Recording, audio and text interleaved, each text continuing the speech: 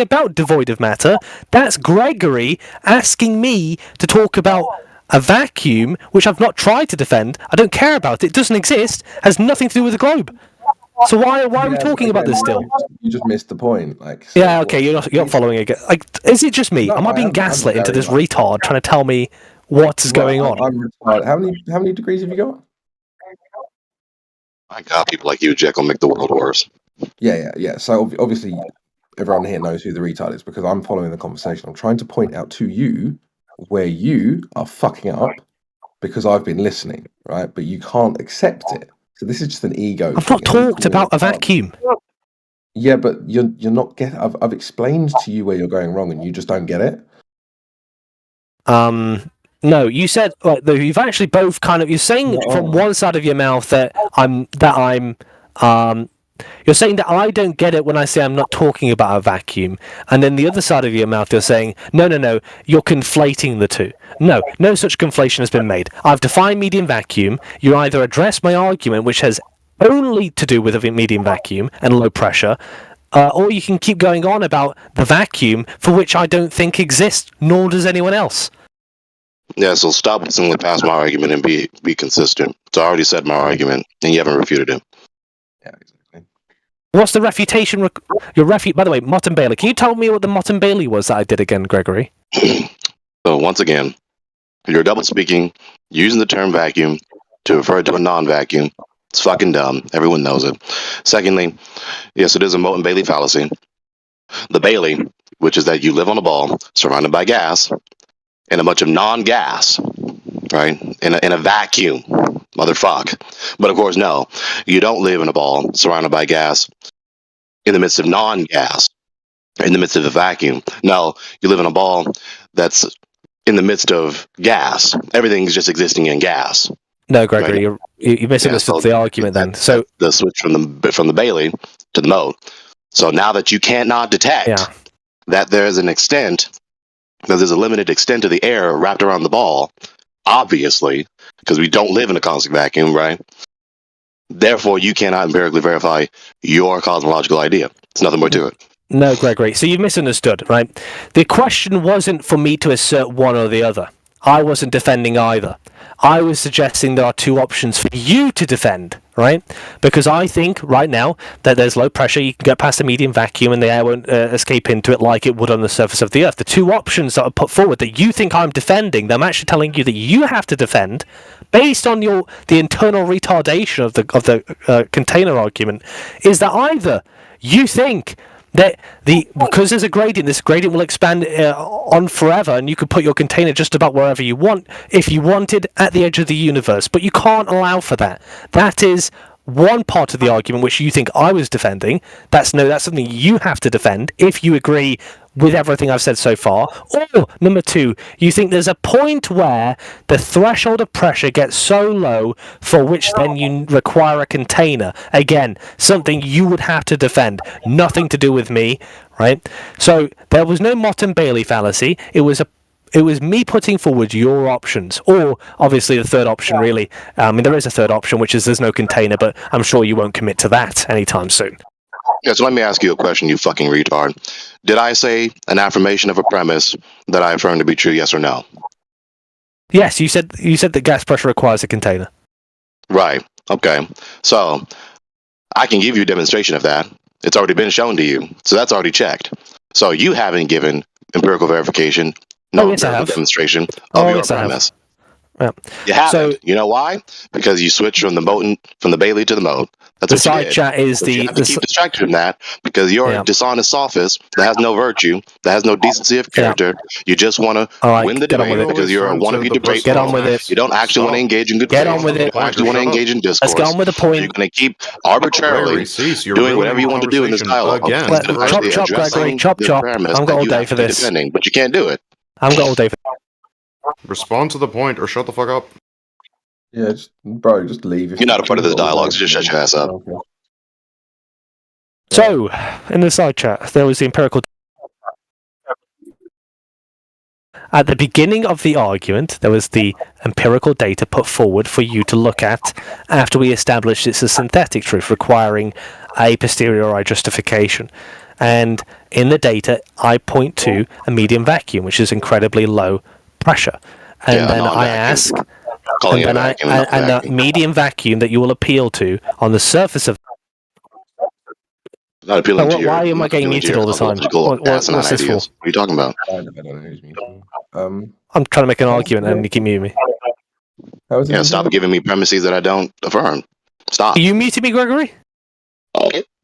He doesn't have the ability to. Oh, okay, I was going to check. I was checking that. Either way, Jerry or Crit, right? one of them are trolling me. Either way, so the case is that there is empirical data. There is a low threshold that gas doesn't seem to be interested in expanding into.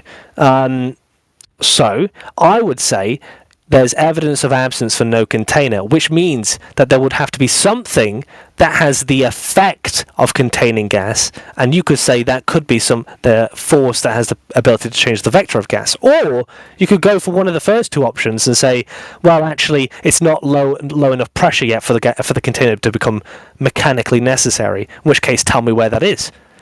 Or you could go for, well, as long as there's gas, all you need is a container to facilitate a gradient, in which case it can go to the edge of the universe. Gregory, you'll have three options here, and you can pick from any of those three. Yeah, you have a premise you need to defend, but you won't defend it because you know it's not tenable. So here's your options.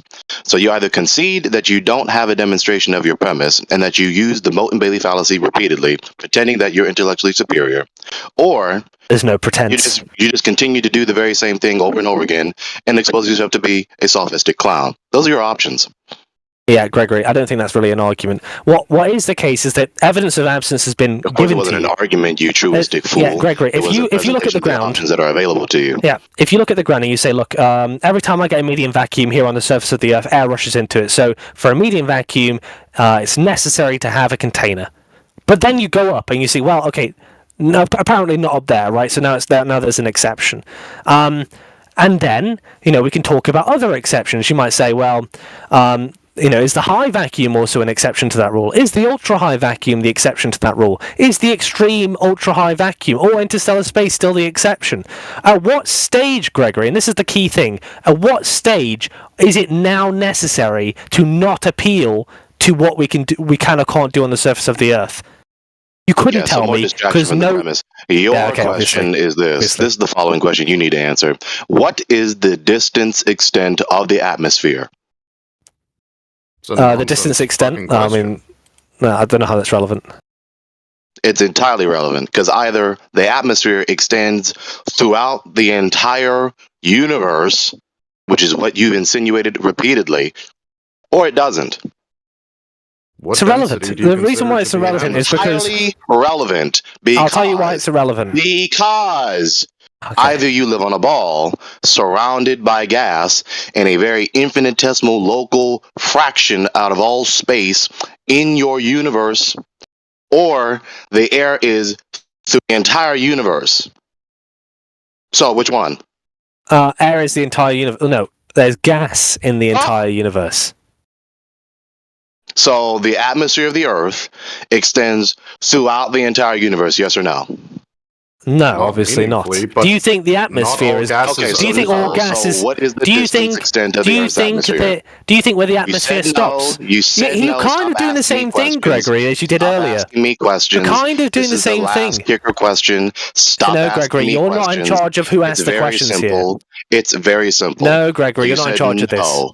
So you said no, right? You're not in charge, So you said no, right? Because you're implying that outside the atmosphere there's no gas. Stop persevering to dodge this question. You're equivocating Everyone knows vacuum you're squirming away with from this medium question. vacuum. You're not going to get from it.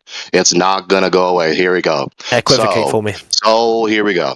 So if you say no, which you did, then what is the distance extent? What is the quantity of the distance of the extent of the Earth's atmosphere? What is it?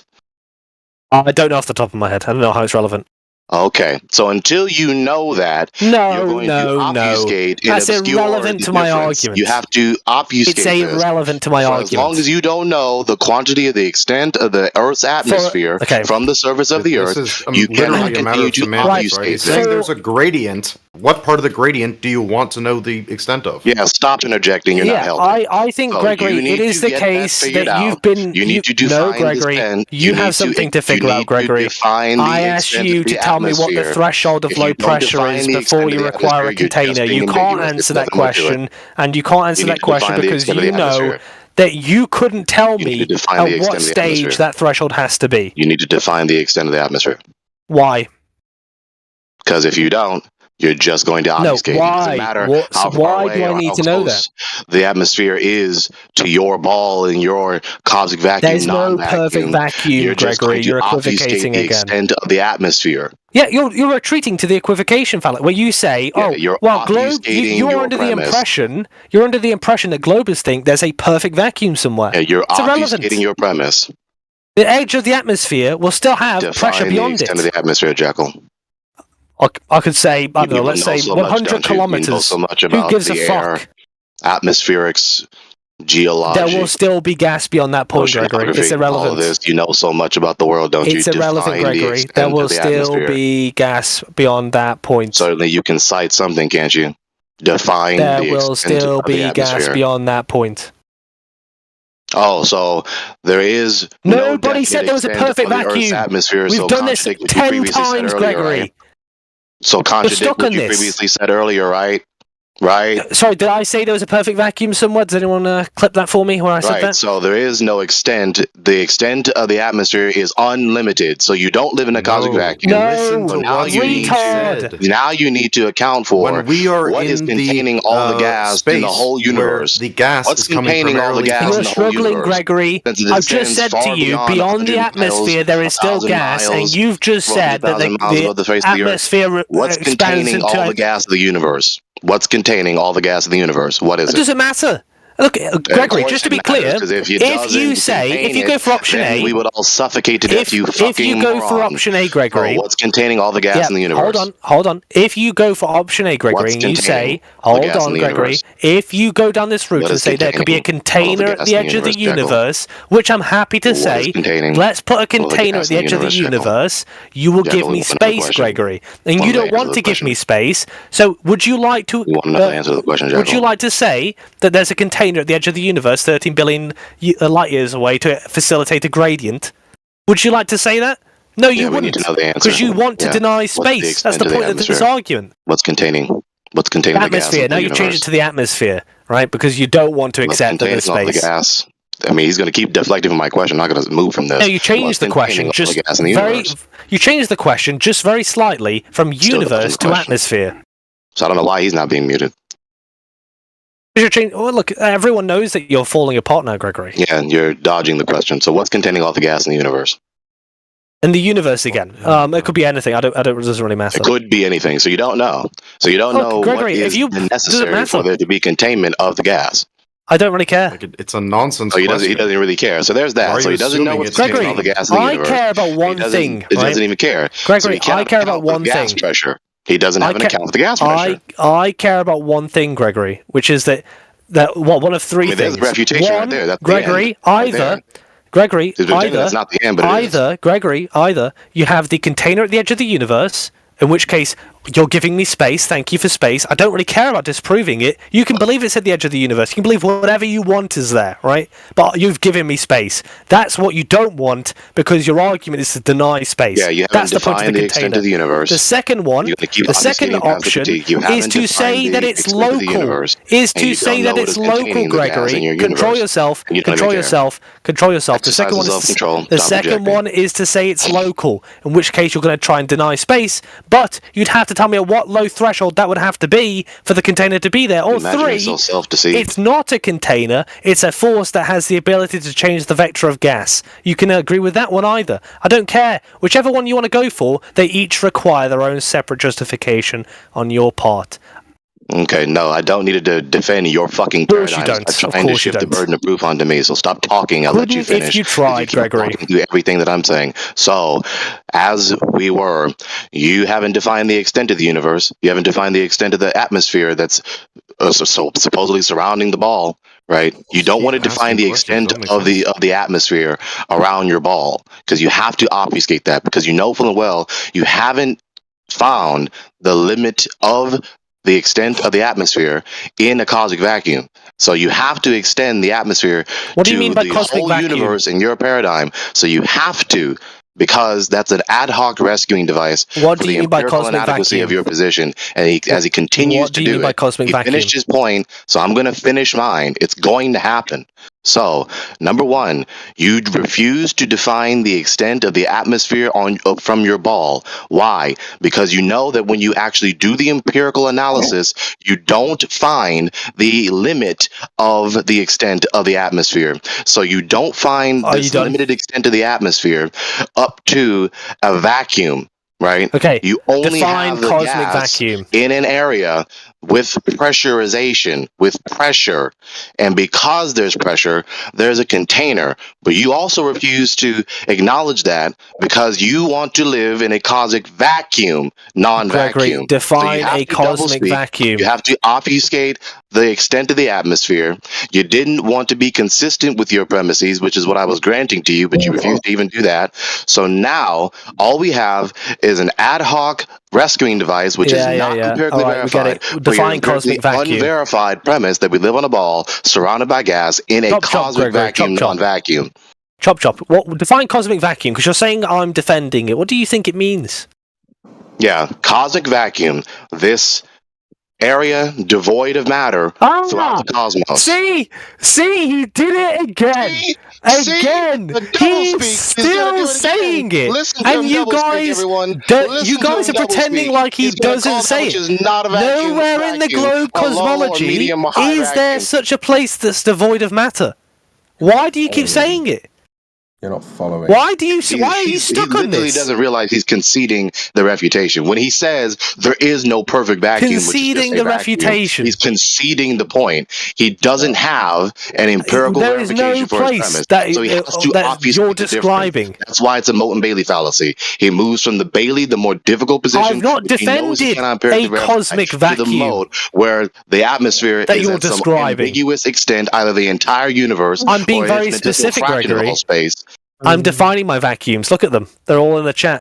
Those are the vacuums I'm defending. Whatever you think about Let's try a this again. place Watch that this. is devoid of matter, I Have don't some give a moderation, fuck. It's because irrelevant. he's just obfuscating again. You're struggling, Gregory. You're making up an argument that doesn't exist. How about we just simmer down, just get some moderation, exercise some self-control. Okay, here we go. Here's the question. What's the quantity of the extent of the atmosphere? I don't know. Irrelevant. Yeah, he has to make it irrelevant, given that he doesn't know, because he cannot define the extent of the atmosphere. He doesn't He even know why it's knows that he will not even know why find it's the limit relevant. of the extent of the atmosphere in his paradigm. Gregory, So he tell has me to why it's relevant. ambiguate the extent of the atmosphere. That's Tell why me he's why it's doing relevant, that. Gregory. My argument. Why is it relevant to my argument, Gregory? Definitions matter. To know that location. So if I was to define this as a medium Porsche, would you accept that? It's irrelevant. That's just the stupidest analogy I've ever heard. Anyway, Utterly arbitrary. Gregory, He has no justification to say it's they're relevant. defined. It's just arbitrary. You don't understand Defined my as question. certain thresholds of low pressure, as you can see there. 1.33 times 10 to the negative 1 to 1.33 times 10 to the negative 3 pascals. You've got the definition. I'm going to ask this question again, and you're going to answer it. So I'm going to stick you on mute for a second till you stop talking, and then you're going to answer my question. So, do you think it would be fair that I defined that as a medium Porsche? If you want to define it that as a medium Porsche, I don't really care. Sure, whatever. Right. That's the issue here, right? Is that you think you can just throw definitions that have defined terminology. Yeah, like medium vacuum's defined, yeah. And just misuse them. No, it's sourced. You've got the source there. You're not misusing them. There's a source there. Look at the source. Yeah, it's sourced, and the definition's there for you. You're having. And that Gregory's repeatedly pointing You're out. making up. You're equivocating definitions. Look, there is a set defined term. There's a defined term called medium vacuum, as sourced in the graph. There is a link to that definition, right? And you keep saying cosmic vacuum, and you mean by that, by the way, devoid of matter. No fucking body is defending that. We're talking about the definitions in the graph that I've provided. And it has nothing to do with anything devoid of matter. So why do you keep saying it, both of you? Yeah, but I so mean, like, calling that which is not a vacuum a vacuum, you're a define this fucking car as a sophist. medium Porsche. It's the same thing. Doesn't matter if you. It's defined. Yeah, You're I a mean, I can define sophist. that as a medium Porsche, right? The perfect vacuum Why is not anywhere in globe cosmology, so why am I defending it? Why can't I define this as a medium Porsche? You can do whatever the fuck you want. You're crazy. Look, you think that's an analogy to anything. It's not. Well, I mean, maybe He's Gregory never can refuted the critique. He's double speaking. Yeah. It's not even a worthy analogy because he's saying, It is. look, this particular car of this kind of broken sort of aesthetic, I'm going to call that a medium Porsche. Sure, go on. But at least with my definition, it's sourced and it's established. Whatever you decide to do, Yeah, the bloody well professional said feel the double free. speaking sophistry, therefore it's valid. No. Yeah, I mean, obviously Now, this has that's been not an a argument medium- over the size You're of the pointing word at like medium in a front of lighter than air something. chassis and saying You this is a guys are Porsche. arguing No, over that, whose that can't even containers- exist. Amish, what What are was you that talking again? about? Yeah, you Amish, what can't was just that? put the word medium in front of something and then use the word It's medium an argument about whose container is. to completely change the meaning of the second word. This is what you're doing. But No, you you're can't do equivocating. You're doing the equivocation No, fallacy, I'm- where I have defined a term. You're doing. I've You're set the one I've set the. equivocating, you double speaking. No, sir, I'm not. This is established. Yes, you are, bro. I'm telling you the word, the term, Just saying the one word in two different senses, you're vacuum, double speaking. and that word comes with a definition, which is, as you know, I'm not going to say it again, but you know what it is, right? And then you guys come back at me and say, "Aha! Well, I'm going to ignore that." Right, I'm going to ignore that low threshold. That threshold, by the way, which is the only kind of vacuums we can put on Earth, the only kind of vacuums you'll appeal to for why there must be a container are these kinds of vacuums where there is still low pressure in them, right? You'll appeal to those and say, we can't reproduce that here on the ground, but for some reason you want to equivocate. You want to equivocate No, and say, we're not aha, equivocating. You're but ignoring the there is no place devoid of matter, so such a definition, such a term, cannot be used. Yeah, So so what are stop you doing? calling it a vacuum. You're double speaking. It's irrelevant what I call it. Mad. Yeah, more It's arbitrary. defined. It's directly Is relevant. sufficiently low pressure. That's it. Yeah, which is not a vacuum, so stop calling it a vacuum. That You're is a double vacuum. speaking. It's That called is a Not medium vacuum. Stop calling it a vacuum. It's You're called a double medium speaking. vacuum. Why we have the term like perfect vacuum or true Yeah, vacuum. that's a to redundancy. describe the It's just a concept vacuum. that you're This is the talking about. worst attempt at Yeah, I'm that's defeating a my sorry argument that redundancy. I've you're ever That's seen. triggered by words, but like you should be able to respond to Yeah, the you're being concepts triggered by the instead of critique having because to you can't refute contend it. with the words that people are using and repeatedly You're just persevering showing to that talk you're to the incredibly critique. triggered because you continue to try to Thinking that's speak going to over me. refute the critique. It's just a massive fat waste of time when you can't even argue against me. You have to argue against. Well, I actually prefer this And now you word for pretend that vacuum. we're not arguing against you, even though it's It's not an directly argument. relevant to what It's you a said. waste of time, Gregory. This is the worst kind of counter argument I've ever heard Yeah, in my because life. you don't want to concede to the shit. refutation. It's shit, Gregory. It's not a Because you refutation. don't want to concede. No, it's Concede to what? That you want to equivocate Refutation. between two words of vacuum. Yeah, because Look, you're for double speaking. instance, Gregory. That's not equivocation. Let's take the word door, That's right? not equivocation. That word door has several meanings, and they can apply to different Yeah, things you're depending on right. the It's not concept equivocating. But he the doesn't want to concede concept that that we're either. describing. Yeah, that's not equivocating. And I heard what you said. Yeah, we didn't say the single word in two different or more senses. You're the one saying that which is that which is not a vacuum is a vacuum. You're calling that which is not a vacuum. That's double speaking. Yeah, okay, so there are words that have carried multiple meanings, and in this sense, I'm not even using one word. I'm actually making a qualifier for the word, medium. So it is a term called a medium vacuum, and the concept, the threshold of pressure, which is attached to that word, is the argument. What you will appeal to, Gregory, is to say, look at this vacuum here on the Earth. It's obviously not a perfect vacuum, but when you open this door, the air will rush in. But you have no problem appealing to that. If you want to make that case, Yeah, Gregory, there's no word. Yeah, there's no word where one of its senses is antithetical to one of its other senses. That's fucking do you retarded. think vacuums don't exist here on the surface of the Earth? Yeah, so once What do you again, think a vacuum there's no pump sense of does? any word in the semantic range No, that is Gregory, answer the antithetical to one of question. its other Do you senses. think? That's fucking retarded. do you think that flat earther in this room is lying when he said he has a vacuum in his So once again, house? as you whistle past and ignore my critique, there is no word in any language within its semantic range where it has a sense that is antithetical to another sense. That's fucking dumb.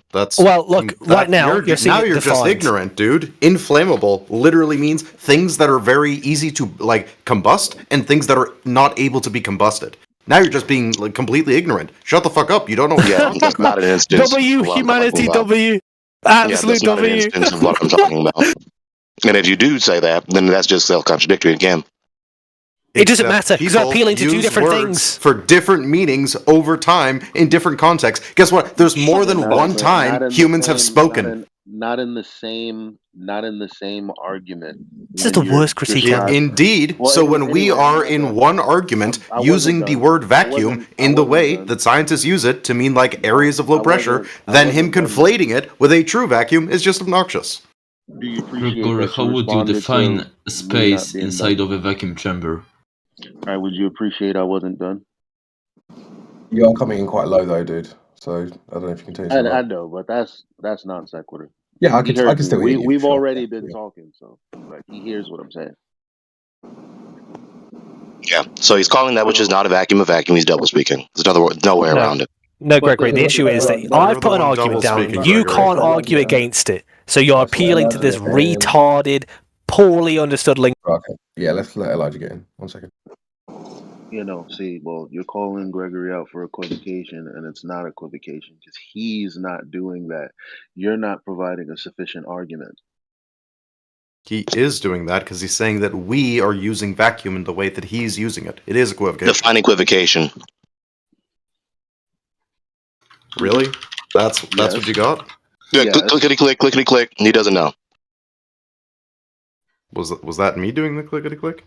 No, different. Might as well, Ben. Is that how that May works? as well. Well, define it because you keep on saying he's committing a fallacy. He's not. So define it. I'm not saying he's committing a fallacy. If you notice, I kept You- saying he's you being did. That's what obnoxious. equivocation He is. is. Oh, so you don't even know what equivocating did is, like I I say said. equivocation fallacy, or did I say that he was Just look at the equivocating? No. chest. But I've what already I'm saying posted this is in the that chat. Jesus Christ. What I'm saying is that he's a bad interlocutor. Gregory, you're I'm saying equivocating. that No, I'm he's not saying he's bad committing for the a fallacy. There you go. conversation. Equivocation. Therefore, he should be quiet. Equivocation, right? A fallacy depending on the double meaning of a word. And there are two different ways that people can equivocate. One is to mistakenly equate two different things, meaning two different meanings of one word, and another one is an argument that uses one word to mean two different things. In this case, Gregory, you're doing the former, where the word vacuum is being put forward and described as I defined it earlier, and you're saying, well, look, you're using that word, but you're defending the cosmic vacuum. You said I was defending it, so you're trying to equivocate the word and that I've set, the terms I've set, with some other sense of the word that I'm not even appealing to, and I've said about 20 times it doesn't fucking exist. Yeah, no. I'm refuting your abuse of the word vacuum. You're calling that was not a vacuum a vacuum. There's another more to it. It's not a counter argument. It's not a critique. It's irrelevant. You're just admitting that you're equivocating. No, I'm just admitting that you are. You just said, "Yep, I'm indeed equivocating." That's what you just told us, man. Yeah, you're equivocating. No, you are, Gregory, because I don't give a fuck about a cosmic vacuum. I'm not appealing. Excuse me. Oh, man, the Bailey, just go to the mouth. I just want to This is the problem with Gregory. He just ruins conversations. No, the thing about it is this. Let me just find like the most beaten up car I can find. Okay, cool. So if I was to tell you that scientists use the term medium Bugatti Veyron to describe this car, would you have questions? Would I have questions? What? Sure. Those scientists seem silly. Well, no. Answer the question, though, dude. Would you be like, oh yeah, I don't think that can be described as a medium Bugatti Veyron? I agree that would not be a thing that you could describe as a median Bugatti Veyron, because we have Bugatti Veyrons and they don't and they do not look like that. But so yeah, of course. So you understand that putting the word medium in front of a word shouldn't necessarily entirely change the meaning of that first word. I agree, and indeed it doesn't, right? As But it we does, though. brought up repeatedly, the kind of vacuum that Gregory's talking about doesn't exist, so there's nothing to It conflate does there in this way. definitionally.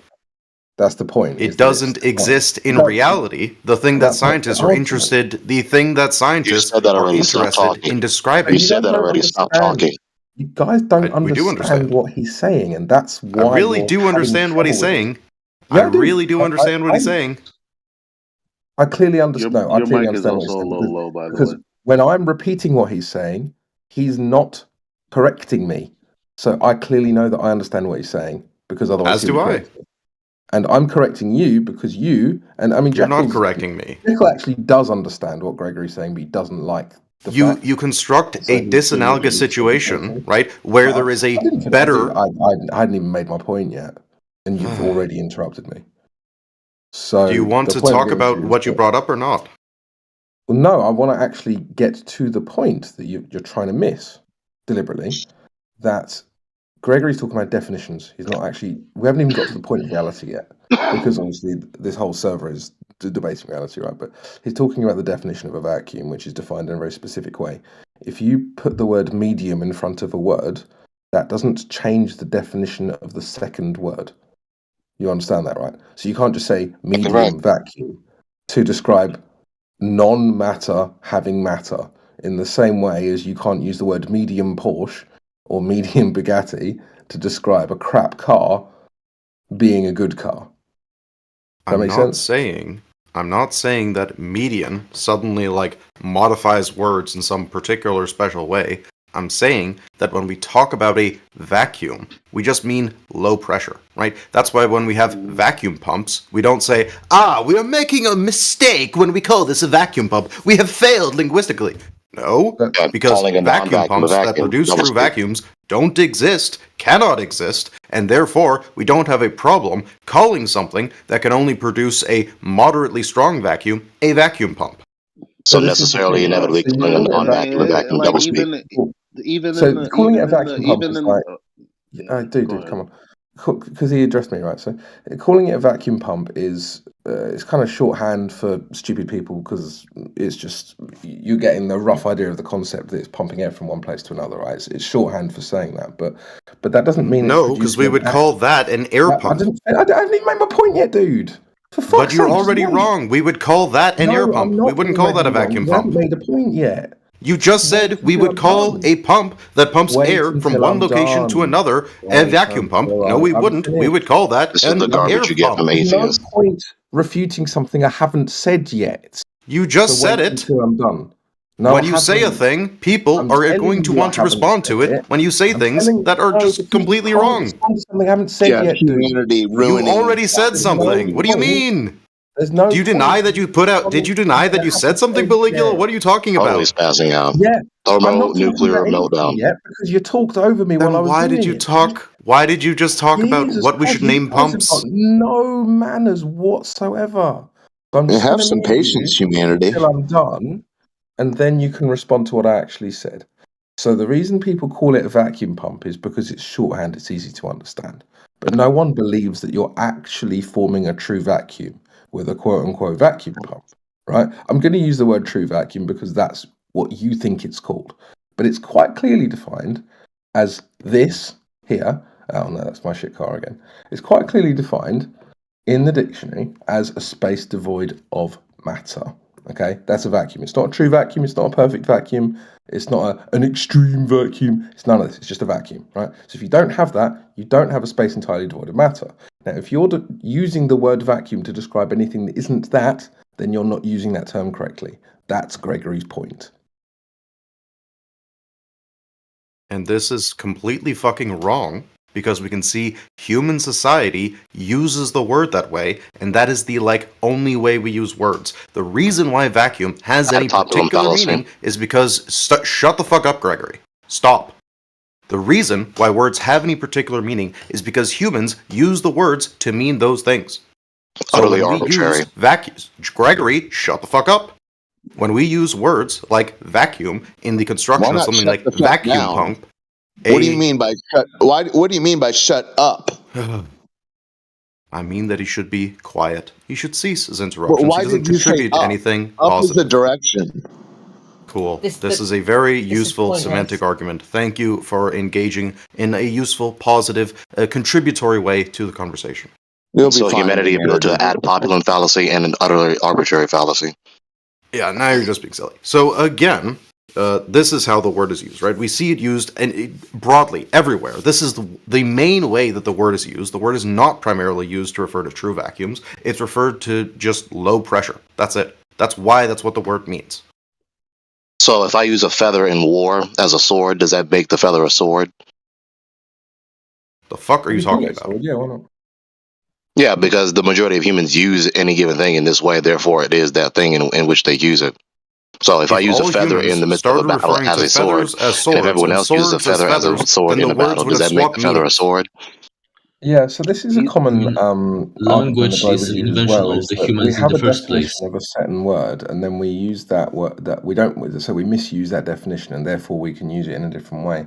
And while that's kind How of, do words have I definitions? mean, yeah, again, you've interrupted me before I've even made a point. Yeah, because So you've already made something that's I worth haven't responding made my to. point yet. You've already Just made a point. wait. Why do I have to mute you to make my point, dude? Nuclear meltdown. So, you've got this idea that obviously, you know, how words are used is then picked up by a dictionary, and the dictionary is literally just mapping the language, right? So surely no one here is stupid enough to think that the dictionary is the language, right? A dictionary is a map of the language. And so what the dictionary's done is it's noticed that the word vacuum is used in this way, and then defined it in that way because that's how it's used. And then they're saying, oh, but we can just redefine it if we want. And that's cool, but I mean, sure, you can redefine anything if you want. You can redefine water as being, you know, a game controller if you want. That's cool. That's Flames. language is fluid in that way. But once you've got a dictionary definition, you can't just like throw it out and pretend it doesn't exist. Which is apparently what these guys want to do, and so that's an issue. That's not what anyone wants to do. That's just reality. You can see that words change over time. Yeah, but once it's put in a dictionary, then the people who have put that in the dictionary have noticed that is how the word is used. In the society at that time. But Right, society so- is not so when like there's a limited to definition of one something- moment of time. It has a future. Things change. Yeah, so here we go. Watch. So we can just take it upon ourselves to redefine any word as we please, right? We don't have to be consistent with the historically established precedent, right? The semantics, the senses of the word. So I'm going to redefine everything that humanity just said right now. And the sentence that you just heard him say, what he meant was, he's wrong, he's refuted, and we're right, the earth is flat.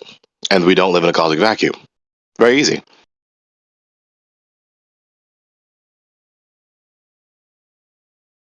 See how easy it is to be arbitrary?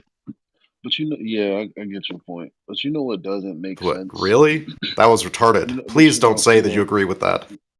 I agree that it was retarded. That's your line of reasoning. That's the logical No, implication Gregory, of your your line of argument reasoning. is retarded. Please don't say shit like that. That was incredibly stupid. Stop.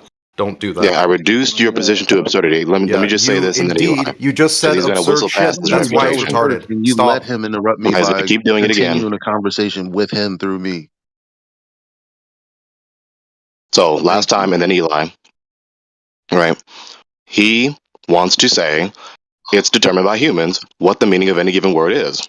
So I can. Are I you mean, it's suggesting not it's as though determined by there's a aliens? timer right now. I can just take it upon myself right now and redefine the words that I want to redefine. So I redefined everything that humanity said to say he is wrong. Humanity said he's wrong. Humanity said we don't live on a ball in a cosmic vacuum. We don't live on a ball whatsoever, and the Earth is flat. And so we are right, and we refuted him. That's what he meant by what he said, given that I redefined the words. Eli. So the whole thing is ridiculous anyway, because in the way that they're trying to redefine something, it doesn't make sense. Because again, why would space be a low pressure vacuum? That's stupid. Now, it's an expanding vacuum. The only thing that gives anything pressure supposedly is gravitational accretion. No. Mm-hmm. That's We're what gives things pressure. Outside of that, you have a perfect vacuum away from the things that are caught in this gravitational well, what have you. no. So it's Thank you. supposed to thought be that Thank a you. perfect giving vacuum. things Why you guys pressure. keep on insisting that no, it's a low pressure vacuum? Like, we're low pressure. Why? How? What you're saying is just It, completely wrong. No, gravity has nothing to do with pressure. Not in the way you're talking about it. So let I me ask thought you a that question, humanity. giving gas pressure is the kinetic energy of the gas itself, but I may be God. wrong. So let Indeed, me ask you a that's question, precisely humanity. true, and that's why, as long as there's some source of kinetic energy, then you can have pressure systems that are stable. Okay, let But me ask you a hell, question, pressure systems humanity. don't need to be stable; they can transform over time. That's fine. Okay, here's the question, humanity. I guess you're dodging it, but anyway. So, what is the quantified distance extent to the atmosphere? How far is it extending above the surface of the Earth? That's a nonsense question. What do you mean by atmosphere? The fuck is so difficult? Shit, How far man, is the man. gas extending above the surface of the Earth? So there is a continuum of gas out to like the entire visible universe. Do you understand? See? So you See? need to The atmosphere define. is You need extending to to the entire define. universe. You need to define what density you consider the atmosphere to be. Like, thermodynamically, that's just dumb. Because that's like What? that's like poor people who believe they can buy like a small space heater and it's going to heat up their whole home. Like, you think that What do it's you okay mean? to say that the tiny, tiny, tiny, tiny, tiny pale blue dot that we live on, and the the the atmosphere on the tiny, tiny, tiny, tiny blue place that we live on, it is a part of a larger continuum in which that air is extended throughout the entire space. That's That For air? ridiculous billions as of No. light fuck. years. But gas is there, right? And this is the problem, right? Because like the density of the gas that like is meaningfully involved with Earth is obviously decreasing the further you get from Earth. But he hasn't given me a Why are you density, here? so there's no way to answer his question. Why are you here?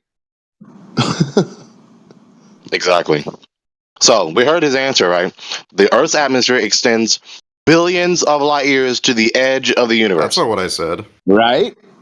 That is That's what he said. literally not what I said. That's So, what you a know, if we just continuum ignore is. what I He say, just we said can it say we can extends to claim the limit whatever, of the you know? universe. We can just give So up now any he kind of has to meaning contradict whatsoever. himself. Gregory apparently is very much a relativist. Who knew? Let's try again. Let's try again very clearly. You ready? Here we go. How far does the atmosphere of the Earth extend? What do you mean by atmosphere? Oh, he So answered you it don't know what an once. atmosphere is? Now You No, he don't know didn't. what the air, No, he the didn't. gas, He how, didn't give me a okay. density, and Let's that is try something again. Let's try required to again. You define an ready? atmosphere. Let's try again. You ready? How far does the How gas dense is around an the Earth atmosphere? extend away from its How dense surface? is an atmosphere? dude, How how did dense you is an So get the let's try this atmosphere? one more answer? time. Let's try this one more time very clearly. You ready? How far does the gas extend from the surface of the Earth? So again, there is gas throughout the entire visible universe. There's gas throughout the entire visible universe. So the visible universe extends how many light years? Obscene amount, but that does not An imply that the gas obscene is a. amount. That So does the not. gas That around the does Earth not imply. I'm in extends the middle away of from its speaking. I'm in surface the an middle of saying a obscene sentence, amount of Gregory. light years Gregory, you from need the to known universe. take It's all that on energy. You need record. to I reiterated drop him it back inside correctly. yourself because you are ruining the conversation. So, Jesus Christ. So that gas existing in the universe does not Your imply prayers that are that gas. noted. I'm in the middle of speaking. That You were gas is praying. So not. was I, you Jesus fucking Christ. hypocrite. I'm in the middle of speaking. I'm almost done. So was That I, gas is you not. fucking hypocrite. Still speaking. I'm still not done. So was That I, you gas fucking is. hypocrite. I'm not finished. You can shut the fuck up, please. That gas is not a part necessarily of the atmosphere. So you I need have a a Yeah. really big question. I have container, a a bigger question one for than Gregory Gregory. suggests. So, like, when I take a shit, how does it go down? No, we're not going to Are you entertain that. asking? So Like, still on what the the fuck are question you of even the asking, atmosphere. dude? What's wrong with you? But, Well, like, if the Earth is round, it goes down. If it's flat, how does it go down? Nope, not digressing to that. Stop. True. it's not. So- You don't sound like someone who has solid shits, Baba. It's, Yeah? it's not true. I think the problem that happened here is that Gregory was interchangeably using two questions as something that means the same. Yep. By asking how far I the gas wasn't. extends. That's not a Can you let me what? explain my point without interruption? No, I wasn't. If- I said the same question several times. No, once you were asking for how far the atmosphere extends, then you were asking how far the gas extends, and the problem Yeah, I here is simplified the that same question because he was struggling. yeah, but this doesn't mean the same in Yeah, reality. so you're because wrong. the So stop trying to say it. The atmosphere isn't defined as the entirety of gas in the entire universe. Okay, so you That's where misunderstood the question. fails. I said it several times. I'm not going to repeat myself as someone who fails and perseveres to fail to interpret things. No, you're wrong. Except, no, you actually did ask different questions. That's why I gave you different No, answers. it's the same question that I rephrased it. It's very simple. You rephrased it to mean something completely different, and that's No, the problem. I rephrased it to There is mean the gas same throughout thing. the You're visible wrong. universe, but saying that gas is necessarily a part of the universe is insane. I don't know why you're doing that. Okay, so that's not what I said. I very clearly articulated the question. You people are sophists. You're despicable. You have to I fail. already You laid persevere out to fail to how interpret things. You have that your to obfuscate question is everything, and now you're going to meaningless. You talk need to to me provide more information because for it you to are be a so meaningful despicable people. You are sophists. You are Oh, liars. You are Gregory, you're the self-deceived. one who thinks It that is it's very like obvious you morally people are perfect to have despicable children be liars. raped You're and shit. You're the self-deceived. one who's Every despicable. time You someone need to tries to not finish a like reply shit to on you, other people you when you're have the to keep worst of all talking of to us. Come them. on. So now you're going to try to admonish me according to your self-righteousness, but you can't justify any moral evaluation in your godless Correct. You cosmic are vacuum. morally Let's get back to bankrupt. the You think it's question. correct. Let's It get is back to the morally question. good that it Let's is get back to the question. like the best This possible obviously is world a time that for moderation, children, but I guess innocent we're just not going to be consistent in this room, where sometimes we're going to have verbal brawling, and then sometimes we're going to have moderation about the activity in the voice channel. So I don't know how to navigate this room sometimes. So here we go. The question, right? So either the atmosphere of your ball, the gas, right, that we exist in, right, the gas that's surrounding the earth, right, either it's extending infinitely or finitely, either extending in an infinitesimal fraction out of all space, or it's extending throughout the entire known universe, like you so put it. So what is the distance extent of the atmosphere in the sense of the gas all around the surface of the earth? How far does it extend away? What's the quantity? The atmosphere is defined as the part of the gas surrounding the Earth up to 100 kilometers from the surface. So is that your answer? You lock it in? Are you locking that answer in? 100 kilometers? Is that it? Yes, informal Okay, definition. just to be clear, because you fail at being clear all the time. So 100 kilometers. So beyond 100 kilometers, that's not gas, yes? It's still gas, but it isn't defined as the atmosphere anymore. Oh, so you arbitrarily stop at 100 kilometers, yes or no? Yes, exactly. That's what happened. Thank you. So it really does extend beyond 100 kilometers, but we're just going to arbitrarily stop here, just cause. Yes, because it's decreasing gradually, so you have to artificially put some border at some point. Yep, entirely arbitrary. So it really does extend beyond 100 kilometers. So how far does it really extend? Since it doesn't really stop at 100 kilometers, but you just define our atmosphere as 100 kilometers. So how far does it really extend? If you want to define the atmosphere as any pressure really that is higher than zero, then it extends infinitely, as far as we can see. Infinitely. Yes, We heard it here. Are you locking that answer in? Infinitely extend beyond 100 kilometers, yes? I would say that it extends up to the border of the observable universe, which isn't infinite, but is very close to infinite because how big it is. But further, Okay. what is further that we can't see it, so we can make any speculations based on it. Okay. Thank you. So there's Thank a you. cosmic container. Yeah, but if you want to define the atmosphere as a pressure where the pressure is actually significant, then the border wouldn't be above the carbon lines of 100 kilometers, but even way below it. So the border we is heard it still here. higher than it should. Yeah, so we heard it here. The atmosphere of the Earth is arbitrarily defined at 100 kilometers away from the surface, but it really extends to the entire known universe. Yes, because even at the Karman line, you're already basically at the vacuum. It can be approximated So then, as a vacuum for practical purposes. yeah. So then, that's why it's a Motte and Bailey fallacy. The whole time, our entire lives, we were taught that the It's gas Motte and is being Bailey, locally not contained Motte. around the ball. But it's not locally contained around the ball. It extends an obscene quantity of light years, to quote humanity as he so put it, away from the surface. And so you cannot, in principle, verify that the gas, the atmosphere around the Earth is being contained locally around the ball like we were taught the entire time. That's why they have to argue that way. They argue that way because they cannot defend the Bailey. Whoever thinks the Earth is flat is actually like, what the fuck? By the way, it's Motte and Bailey. A moat is a different thing completely. And it's really potato, but you people say potato, so I can teach you English also.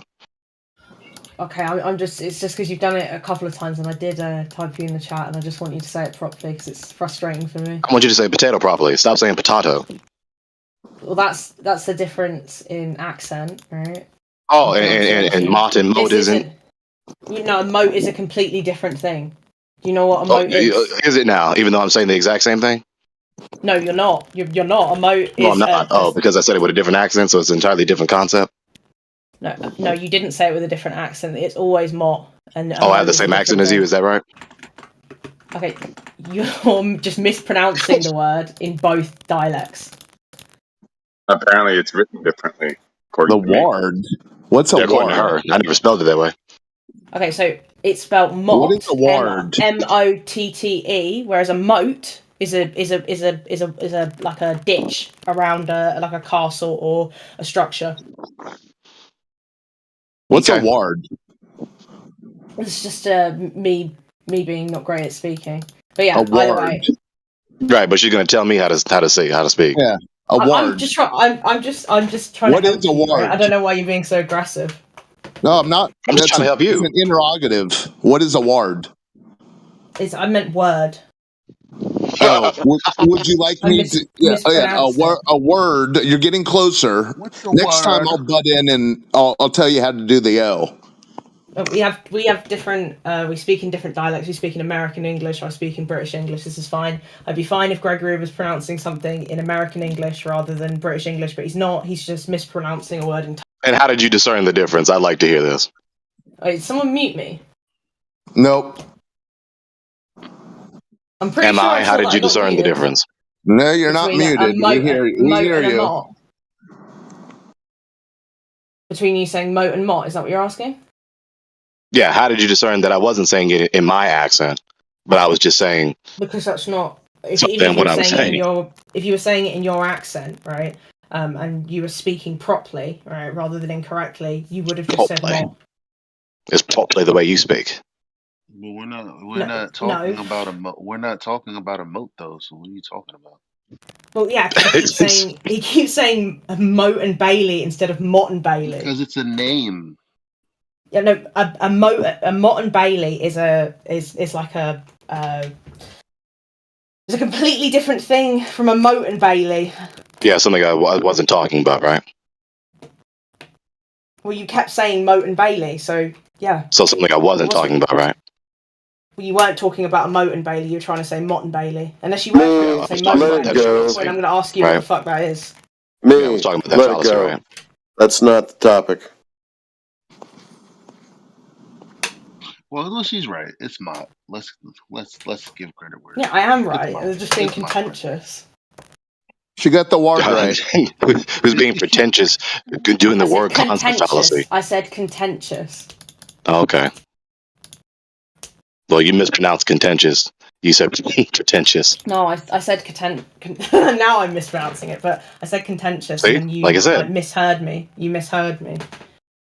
Like you're just being aggressive because you've spent all morning like debating with Globers and you're pissed off, so you're taking it out. You're gonna give me a psychoanalysis. My gosh. Yeah, the debate's over. Yes, I don't know why Gregory's. This is the Cope spiral of the water ball. The water ball ideologists are now telling people they're pronouncing names wrong. So can we move on? Don't forget, Allhorn. Don't forget, it's not ideologists, it's ideologists. Sorry, what? Aluminum. No. Those are all Aluminium. dialect issues. They're all People are going dialect to choke on issues. We don't themselves. speak in the I same do. I dialect. do like their aluminium. I gotta give them that. I need some of that aluminium. And the maths. I love the plural Yeah. maths. Can we move on? I mean- What? Vitamin C. Vitamin C. Damn it. Nuclear. Nuclear. Hell's a damn vitamin. Yeah, this is just retarded childishness. You started it. Yeah, I agree. Your point was retarded childishness. Grow up. No, Get smart. it was just a slight correction. I didn't So say it in an every aggressive time way. you mispronounce a name, Sorry, can you just stop talking, please? I was talking to Gregory, right? I don't know. Can I? You guys are being ridiculous now. I mean, like, yeah. Let's move on.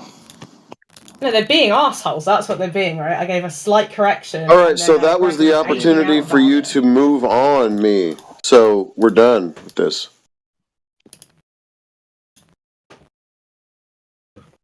all right, so it's Motte and Bailey, great. Now that's what happened. Any Yep. critique on what actually happened? And for the record, just doing a quick look up, I don't see anything available for the term Motte and Bailey, where Motte is pronounced M-O-A-T. So criticizing the pronunciation as if it sounded like the word moat and saying, "Oh, it's a different thing than otherwise." This isn't moving on either. No. Yeah. I'm done. Thank you, Mick. I'm done. But yeah. No, that's incorrect. No, it's No. clearly on Google says to pronounce it as Motte when you have M-O-T-T-E, which is what we're talking about. Like, so just let's move on. Yeah, go for it. It's pronounced moat. I heard it pronounced moat. That's why I said moat. Yeah. Let's. And then you Yes. heard it pronounced That is by another pronounced. retard. Look, you know how many times that I can stop you guys from saying Aristosthenes? Right. I just let it happen.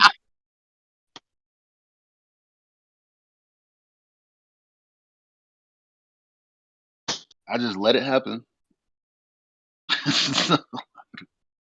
Oh, hilarious. Oh man, how about synonym? Synonym. And then anemone. You know how many the faux pas that we have of people just and they're not making mistakes. They're saying these words. What's another good one from you got Scott Veach, you got Jim Panda, remember all these people, you got Zanuck. How many times have they said something like and genuinely they were saying it that way? It wasn't like deliberately, not a mistake. But I don't pay attention to those things because it's like they digress the conversation enough. I don't need to pick apart their false word use. Yeah, even the pronunciation of Foucault we've all agreed upon isn't. There's no hard T in there. I'm guessing it's Foucault. Yeah. So, anyways, I didn't know that.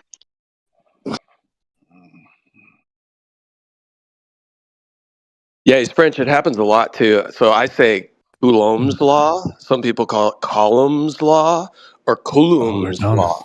So Gollum. But yeah, I think technically it's Foucault's pendulum. But everybody knows what you're talking about. Only people that want to digress the conversation get into, you pronounced the name wrong. So did you have a critique on the fact that the guy committed the Motte and Bailey fallacy? Do you have any thoughts on that, ma'am? Are you Mom. asking me? Yes, you, Mom. Oh no, I don't care about this stuff.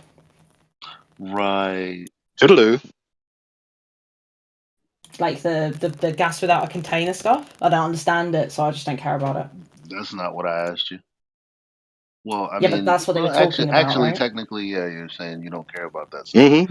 Yeah. So you're just here to nitpick then, because that's Oh, what no, you know. I was waiting for what a nitpick fallacy Obviously. is. It wasn't to say No. that Do you know Gregory what was a wrong. nitpick fallacy is? Like before because it's like I've I know never it's heard like of a nitpick fallacy before, but I know what nitpicking is.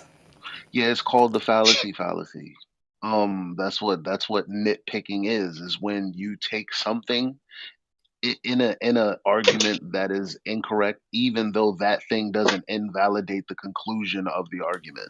So you're just here to nitpick at things that are wholly irrelevant. Is basically what you're saying. Well, the conversation was over, so I just noted it at the end. I wasn't trying to invalidate his argument. So what? Okay, fine. So we're here now. What would you like to engage in? Do you want to talk about geometry? Do you want to talk about history as it relates to this topic? What do you want to do? The topic that I like How the shall we most, tickle we're your not allowed fancy? to. The topic I like the most, we're not allowed to talk about. Well, I just gave you like two options because it has to be within the context of this room, right? Yeah. No, I'm So saying that there's so a conversation if that's you don't within want the to engage context with of this any of room. the There's a conversation that's within the context of this room that we're not allowed to have because of how some people behave when it's brought up. Like what? Religiosity and flat Earth. Oh, what about it? What's it got to do with the other? Well, I feel like this is just like bait for me to get muted, so I don't really want to. I don't know. I don't know. I'm just trying to I'll make get another sense of 2-day ban if I try and argue this, and I know it. So please stop trying to make baiting me. sense of why you're here. If you don't have an argument, I'm just gonna say, "Oh, that's not an argument," and then we'll just move on. Well, I do have an argument, but I'm not allowed to say it, so I'm just here to He listen. seems to be confused. What's the argument? Yeah, say the argument. That's what we want. Do you know what, Elijah? You ring me privately, and I'll have this conversation with you. I'm not being baited into getting banned again for 2 days. I'm not being a bigot, but I'm just saying. Last time I did that, the person said that I didn't deserve to be able to speak, and then they muted me. And then they also said, you know what? He didn't say anything that was incorrect. I just thought that I did this for his well-being. I don't think I'm interested. Well, that's After she fine, was but proven wrong.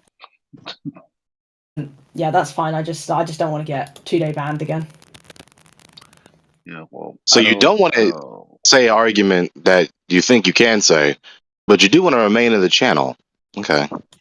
Yeah, I was listening, learning. But because we talk about religion all the time, but like religion is like a system of beliefs.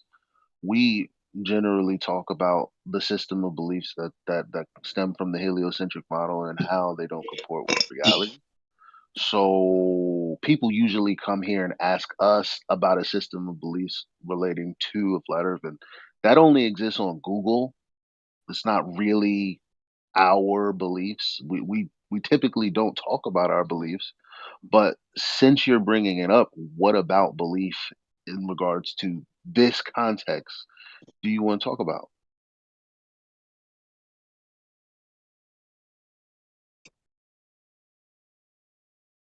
Or not. Up to you. Sorry, I'm on push to talk. I didn't realize. I said I don't want to talk about anything right now. I'm good just listening. Okay, no problem. The Bible, for example, is supposed to describe a flat plane, which is a reason why many of the flat earthers believe in it. This would be an example of religiously motivated flat earth Embo, belief. shut the fuck up. Well, since he mentioned it, this is a fallacy. Yeah, this is the genetic fallacy, which is latent within the vast majority of wannabe atheists, scientists, materialists, those types. You believe, or you come from a theistic worldview with a culture that has a theistic worldview, whether it's or not. Therefore, your belief in a flat Earth is false. It's genetic fallacy. It's nothing more to it. So stop it. No, my argument wasn't about the flat earth being false because of that. It was simply a mentioning of a simple fact that flat earth may be religiously motivated for many people, but that doesn't say anything about if it's true or false. It was a simple statement. Oh, well, in that case, that's a truism about every human. It's the point of mentioning it's a truism about every human. Every single human. Ever. Depends, because I wouldn't agree that it would happen, for example, with atheists who don't believe in God. They don't have a religious book they believe in or a religious doctrine, so Of course they do. don't have any things they have to believe because of it. Of course they do. What do you mean? It's inevitable. Of course they do. What is the doctrine? What is Whatever the they example? value most. Whatever they value above everything else. Yeah, but that wouldn't be a religious belief, because Of course it religious is. belief is, from definition, a belief in a supernatural You want to power. bet? You want to bet? You Yeah. ready? Look in the open chat. You ready? You ready? Yeah. Okay. This from a For a religious doctor. guy, you don't know much, Imbo. Sorry, Gary. Go ahead. This from a doctor, right? He's a university graduate professional, right? I believe he's still teaching. Right. So if anyone knows, his words have weight. He's literally written a book about it. So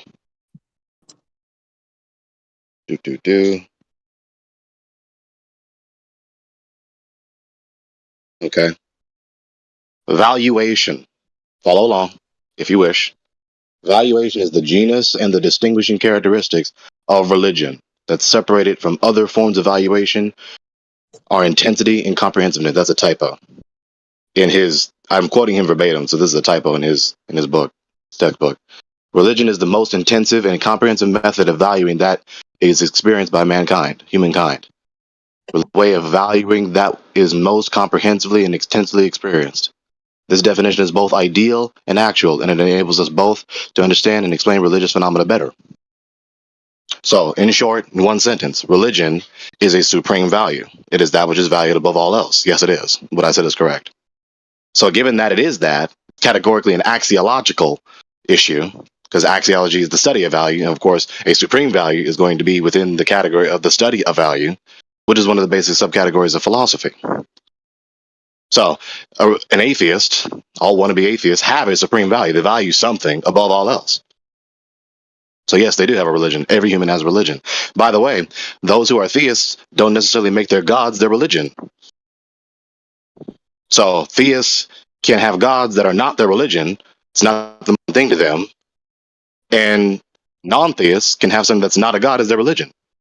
But because the atheist doesn't want to appreciate this nuance, they conflate the categories and they misunderstand.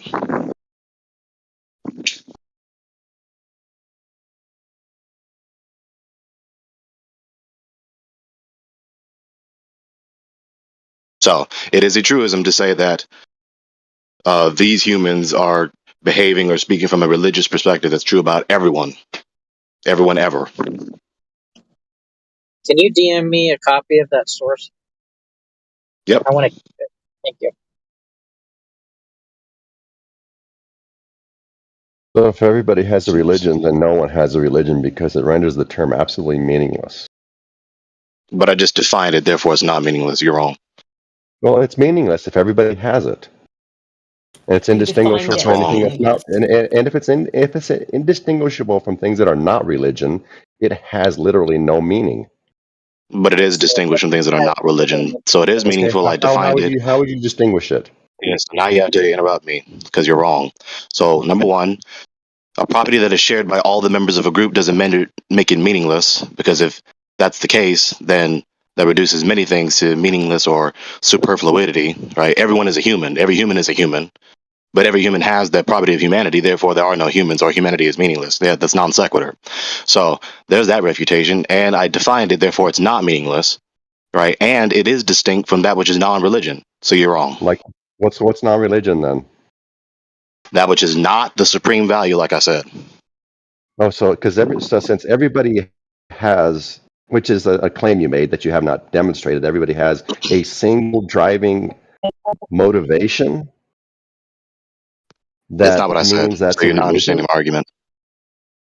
Well, apparently you not, don't understand. because- okay, what did you say religion was then? A single what? Yeah, the supreme value, that which is valued above all else. Okay, so you're saying that everybody has a supreme value that's valued above all else, and it's a singular thing. A. Whatever it is. So person A considers A the religion, the supreme value. Person B doesn't and considers B the supreme value, the religion. Okay, Do you get it now? can we throw some specifics into that and pull it out of the abstract? We don't need to do. You need to grasp the Yeah, concept. no, we kind of do. No, we kind of do. No, we don't. You need This to is your grasp the problem all the concept if you time. actually want to engage in good faith. You live in the abstract and you have no meaning to your words. So you don't want to understand. What is my? What So do you you don't think want to my understand, supreme right? value is? Yeah. So you don't want to What do you understand, think my right? Is that supreme right? value is? Yeah. So you don't want to understand. Is that No, right? you want I already understand. I understand. You know Right. what you're So talking what about. do you understand? What is my supreme value? What do you understand? You say I have one. What is it? What do you understand? Yeah, nice engagement in the Scott, conversation. Scott, Yeah. we So would you actually don't have to understand. ask What is my? you that. You said I have a supreme value. What is it? Scott. Yes. You tell Yes. us that's how this works. He doesn't get to. It's not like a guessing game. Oh, he's you claiming jackass. it for us. What He's is your claiming it supreme for value? us. I don't have one. He's saying Okay. everybody has a So supreme I value. guess I'm you're the saying I anomaly. don't. No, I'm the Okay. norm. You're the norm. Another claim. Yes. So most people don't have a supreme value. I'm saying you can't. I'm saying you can't identify what a supreme value even is. It's just a word that he threw out there, and none of you know what it is. Well, why didn't you just ask the question Yeah, he instead of doesn't coming in here understand. like a jackass? Okay. What's the is an supreme example? value? What's an example of a supreme value? So what part of that which is valued by any given person above all else do you not understand? What part of that don't you understand? Notice you can't name one. What part of that don't you understand? He asked for an example. What part of that don't He asked you for an understand example. also? What part of that don't you understand? This is just you not being able to give an example. Yeah, this is you not engaging with my replies because you just want to veer off into some other direction away from the point. I understand the term is meaningless because you can't give an example of one. Okay, so obviously I can give an example of one if that's your do it. criteria. If that's your criterion, Go ahead, Gregory. We're if that's waiting. your criterion for verifying the meaningfulness of the term. So here's an example of a religion. No, a supreme value. Yahweh, the A God. supreme value So is there's what an I asked example. for. Supreme There's an value, example. So Gregory, there's an come ex- on. so there's an ex- so there so it, yeah. So there's an example of what I'm talking about. Therefore, it's meaningful given your premises. So No, that's that's met. not a supreme So value. now here's the Tell me a question to supreme you. value. So now here's the question to you. So here's the question, right? What part of that which is valued above all else do you not understand? I'm not understanding it. I'm saying it does not apply to everybody. Not everybody has a value that they value And above all how do else. you know that? Because I don't have one. Okay, so you don't I'm one value of something somebody, above all and else. You not value everybody. everything equally. Is that right? No. No, so you don't value everything equally. So that necessarily implies that there's I have a multiple hierarchy values. of values in your belief system, that something is more valuable than another, something is less valuable than another. So what I said is correct. You just keep believing that. Right, so Scott, do a you canard, no argument. value your family above all else? It's way up there. Is there anything above your family? In your family. I think pretty highly of society, and I like to see that everybody has a fair shake in this world. So you believe in society above all else? You value society above all else? No, they might be close to each other, right? So you're going to go ahead and just for technicality's sake or try to win an argument, you're valuing your family the same as society? Is that what you want to do? Why can't you just accept my answer as my honest answer? Well, why don't you just be honest and tell us if you value your family the same as society? I just did. I told you exactly what I Okay, thought. so you have, in this case, you have two things that you value above everything else. But if push came to shove, if society broke down your front door, would you protect the robber or the family? Which one? Well, that question makes no. Society broke down my front That's a door. What does it perfectly good mean? question. What does If it one of the mean? members of society came into your home, which one would you protect? Depends. It He wants depends to on give the what. guy robbing his house a fair shake. On whether my family did something, and whether my family did something.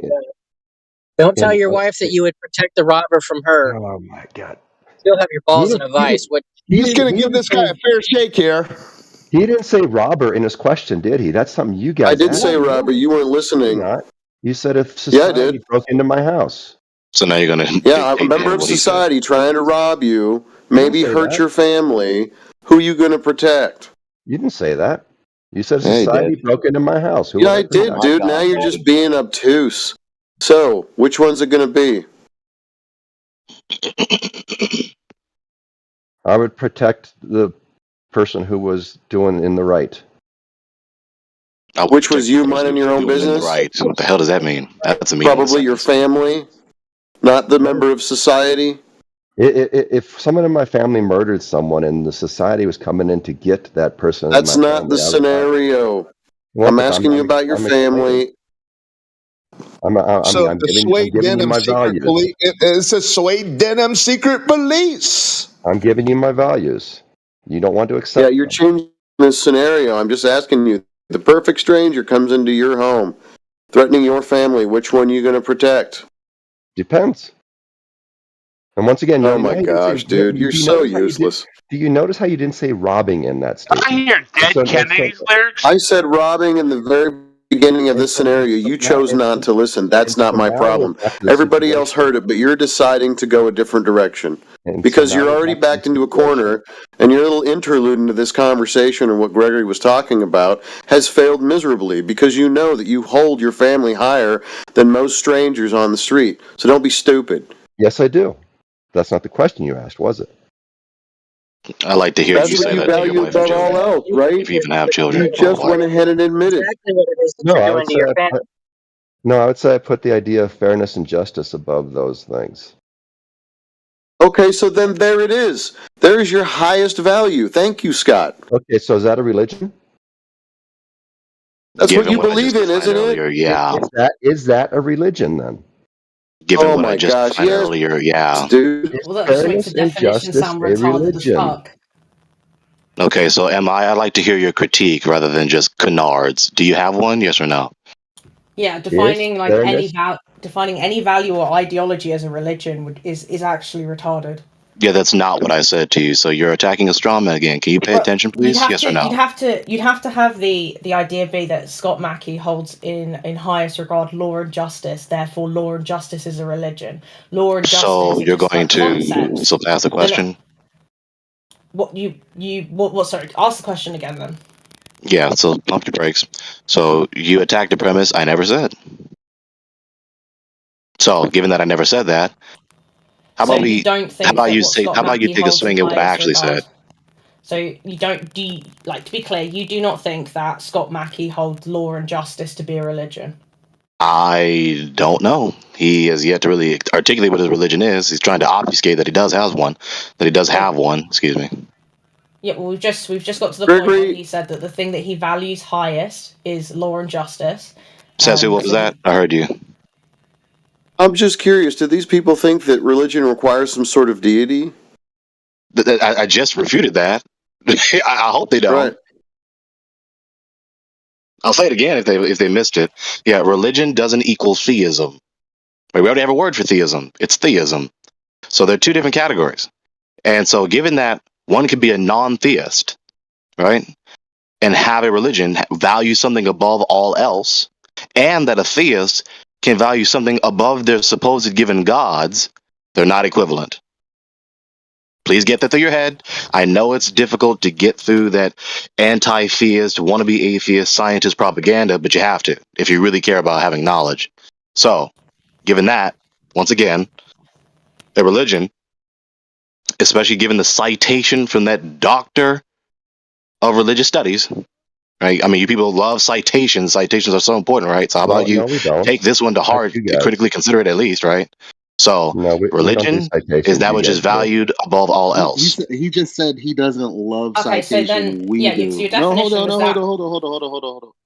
Okay, my bad. Actually, he was interrupting y'all. My bad. I forgot Gregory was talking to you and not Scott. He says dumb things like you don't value citations.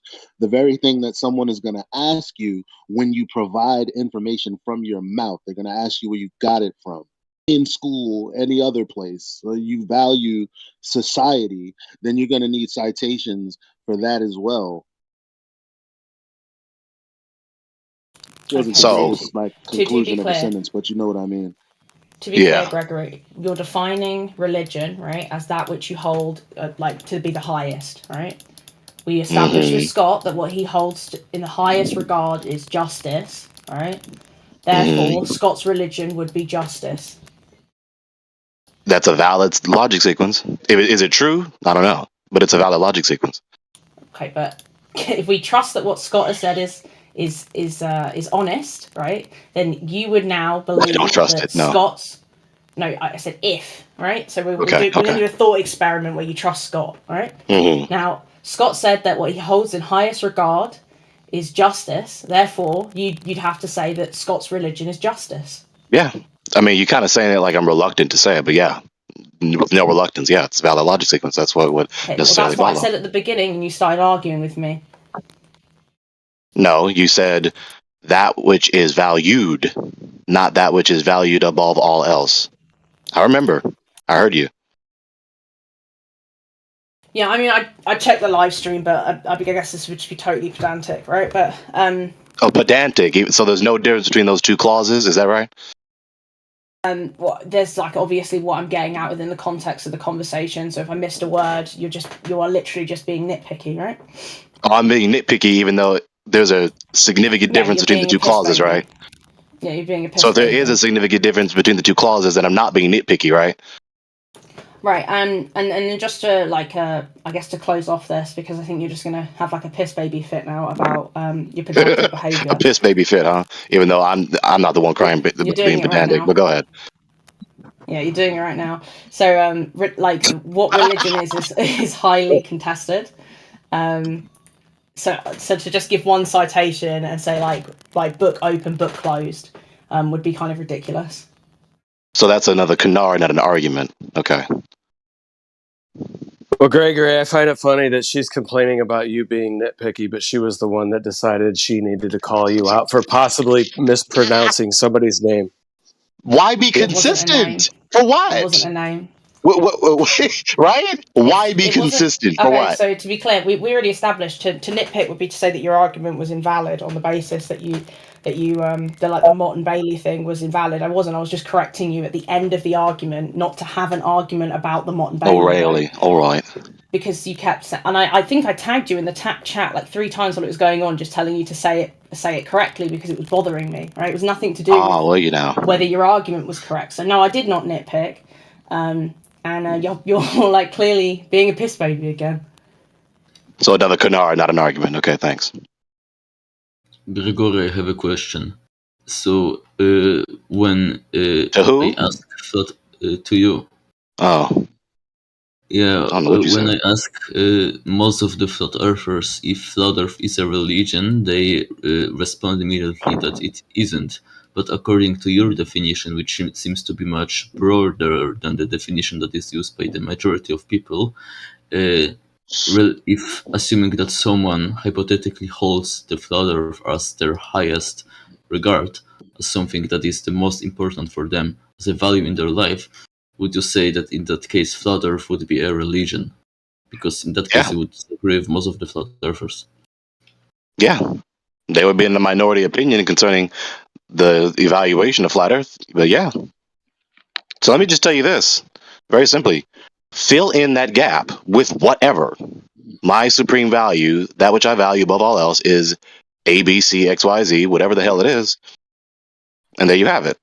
Now, is it true that they do value it above all else? Maybe, maybe not. Is that the true religion? Right? Objectively? Maybe, maybe not. I, of course, say no, and I can defend it. Yeah, thanks for the honest answer. You could say that a mother, her religion is taking care of her children, especially if she holds her children above everything else, right? And it could be the case that her actions would be governed by the thing that would make her children excel the most in life or be the most happy within her eyes, right? It doesn't have to mean that she has to have a rule book that says this is how she should be while being a mother. It just means that she's going to govern her own actions to try and benefit her children to the best of their and her capability. Yep. Well, Kikoho, how does it advance our understanding of anything to call mothers caring for their children a religion? As he just explained, as you just simplistically failed to You reiterate you correctly. don't sound like Kikoho. I know. I was asking But Kikoho a Kikoho question. knows what I said is true. But Kikoho, how does it advance our understanding of anything to call that a religion? Oh, so a mom taking care of her children. Mom taking care of her children does nothing to advance society. Or it has to be limited down to advancement of society in order for it to be valid in whatever your opinion is. But what does it advance our understanding of? What does it advance? Yeah, can you add some specificity to your question? It's a good religion because some mothers don't buy it. Some mothers leave their baby at the police precinct or the hospital. Some mothers just choose not to be what we all religiously believe a good mother should be. Yeah, Scott obviously missed the passage. Not to interrupt you, I'm sorry. But Scott obviously missed the sentence where it very conspicuously and straightforwardly says, this definition is both ideal and actual. It enables us to both understand and explain religious phenomena better. What part of that don't you understand? Well, the part about how it helps us explain religious phenomenon better. How does it do that? Right. So when you define a term, then you can use it to identify what you're using the term to identify, and you can do that consistently, identifying various things to be this type of entity. So now that we have coherently defined religion and then consistently evaluate and identify something to be this type of entity, aka a religion, now we can understand religion better rather than 1,000 different definitions, right? Rather than equivocating the word, rather than using this as a misnomer, law of identity, consistency, logic, but you need to get knowledge, Can I just read a quote from a book that I've got?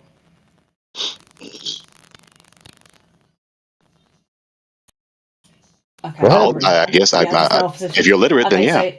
So there are almost as many different definitions of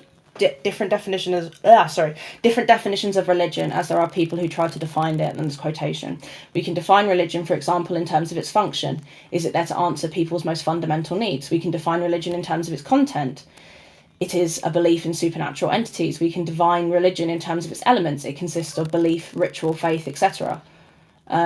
And all of these are quoted in different peoples. We can argue that religion as a concept has no inherent content and it is therefore beyond definition, right? This is what I meant by, within defining religion in itself is a field of study in itself. So just to take one definition of religion and then affirm that this is the definition for religion is kind of retarded.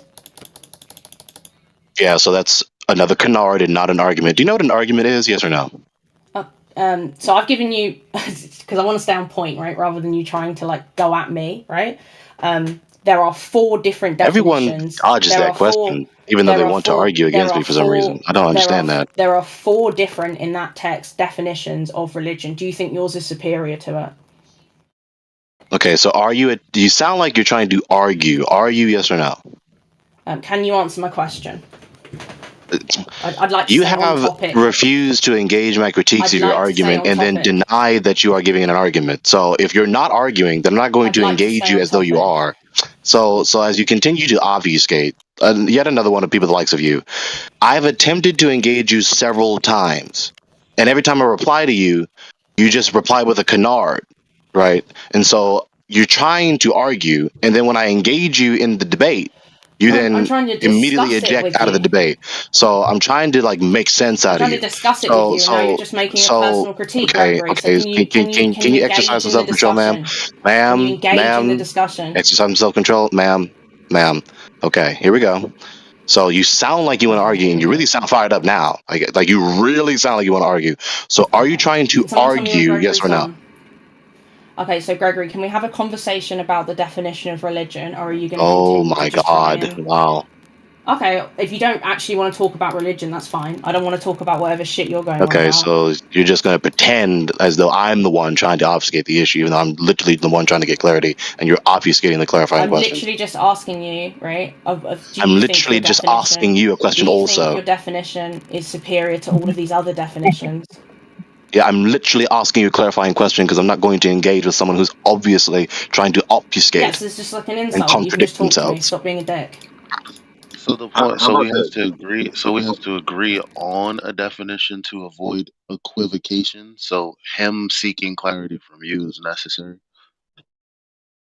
Like I literally just said that, but you know. He's given his definition. I'm asking you a very simple question. Does he think his definition is superior to these other definitions? I don't know why you can't answer it. Superior. I'm not going to answer a question if she's going to refuse to engage my Accurate, argument. superior, but basically getting at the same But idea. my If it's response to correct. you, it's not a. My response to you is it's more about is it Actually contextual. Like, does it have to do with what we're talking about?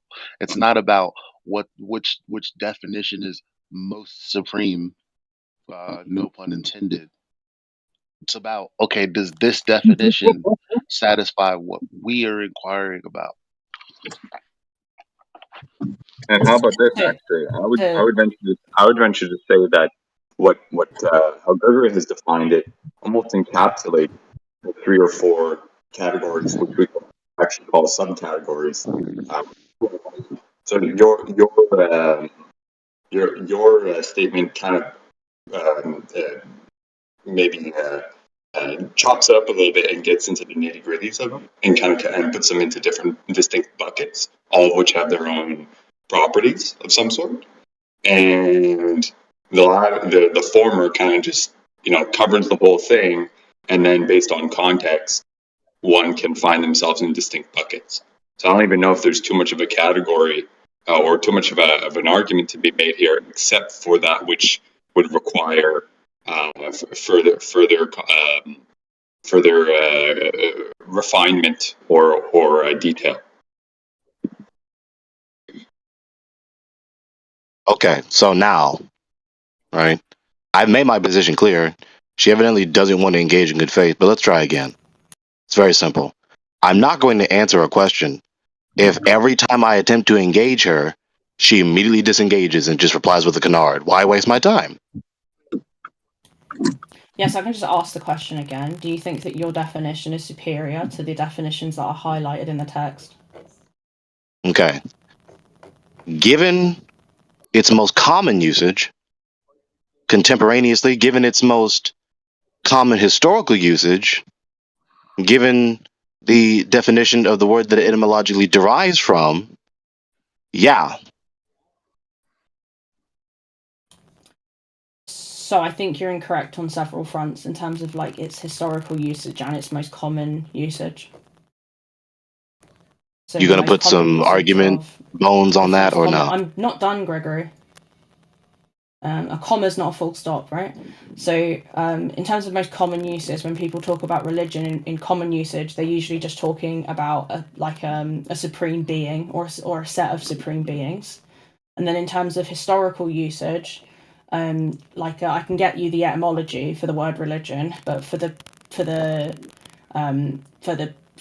vast majority of history where religion has been used, it did have a definition, and it's only when we get to modern religion that we start having this ambiguity. Yeah, the most common sense that it said contemporaneously is a supreme value. People don't only say it in the sense of theism, like I just articulated earlier. So you haven't justified saying that my definition is wrong. You haven't justified saying that my definition is worse than the ones you supposed. You just toss up other supposed definitions. That's all you did. But the idea of pasting what I did was to show that like it's hotly debated. So what the definition what? of religion is, right? So what? So for you to assert that your definition is superior based on one quote, right, ignores the vast amount of literature that says otherwise. So what? People disagree. So what? So yeah, so your definition doesn't have to be the working definition of people here. Who said it was necessarily the best? No one. So that's a straw man. I had you say that yours was more superior. No, I never said it was necessarily the best. You said it was superior. I directly asked you a question. Which is not the same as saying necessarily the best. Okay, so when you say something is superior, you're not saying that it's superior? Which is not the same as saying it's necessarily the best. Do you understand the difference, yes or no? Okay, so what does necessarily the best mean versus this is superior? Oh, so you don't know. Yeah, right? No, I'm saying go ahead, explain. Okay. So when something is necessarily the case, that means it cannot be otherwise. So I didn't say that. I never said you just that. Said it was superior. Thank you. Okay, so you think your definition is superior, and I'm saying that your definition isn't. Well, it's superior. not my definition, just to be clear, right? It's hotly. Well, it's not my definition, to be clear. I don't know why you're interrupting me. Yeah, so stop saying that. Obviously, this interruption is justified. Stop saying it's mine. As a working definition. Yeah, stop saying it's mine. It's what that's you a think. valid, that's a justified interruption. Stop saying it's mine. That's a quote from Dr. Philip A. Pecorino, not Gregory. And you agree with it, so it is yours. Yeah, so it's not mine, just to be clear. It's not from me. You know it.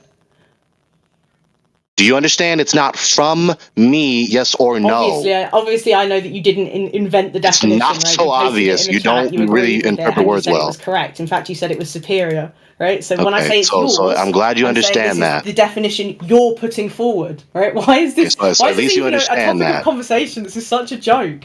Okay, so at least you understand that, okay? Because you're not the best at interpreting. I understood that to begin with. You're just being a baby again.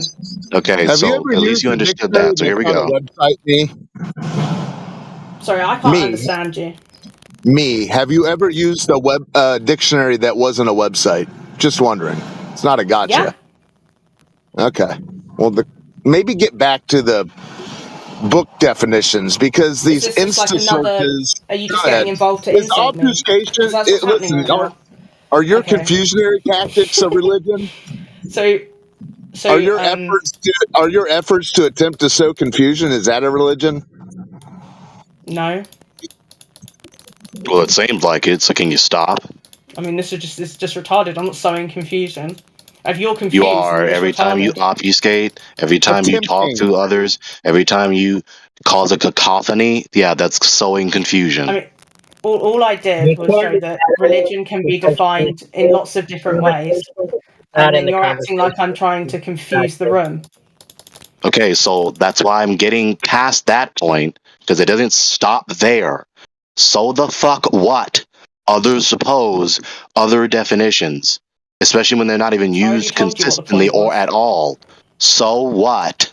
Yeah, so I told you it's to say that this room doesn't have to operate on your definition as the working definition. Okay, so from this point forward, we're going to say the word religion in several different senses simultaneously, right? Right?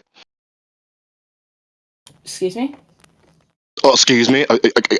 Yeah, so in this room, we're going to say the word religion in several different senses simultaneously, right?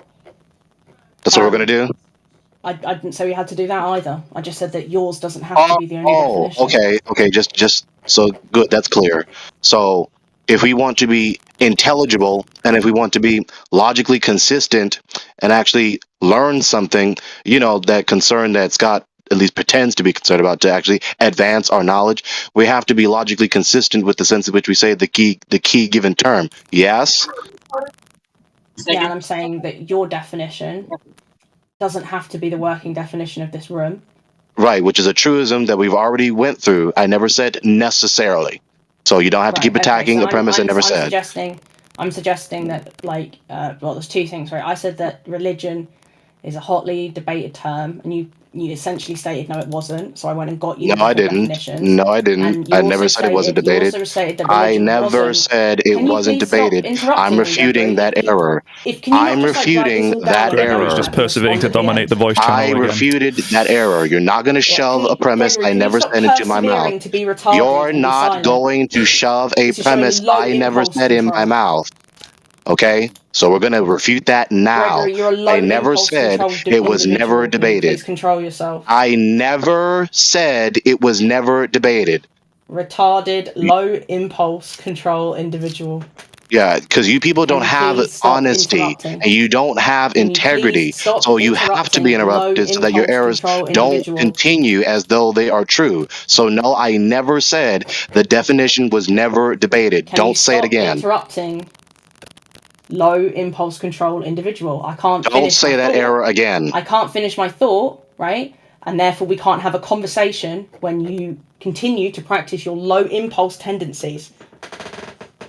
So don't say that error again. Finish your sentence.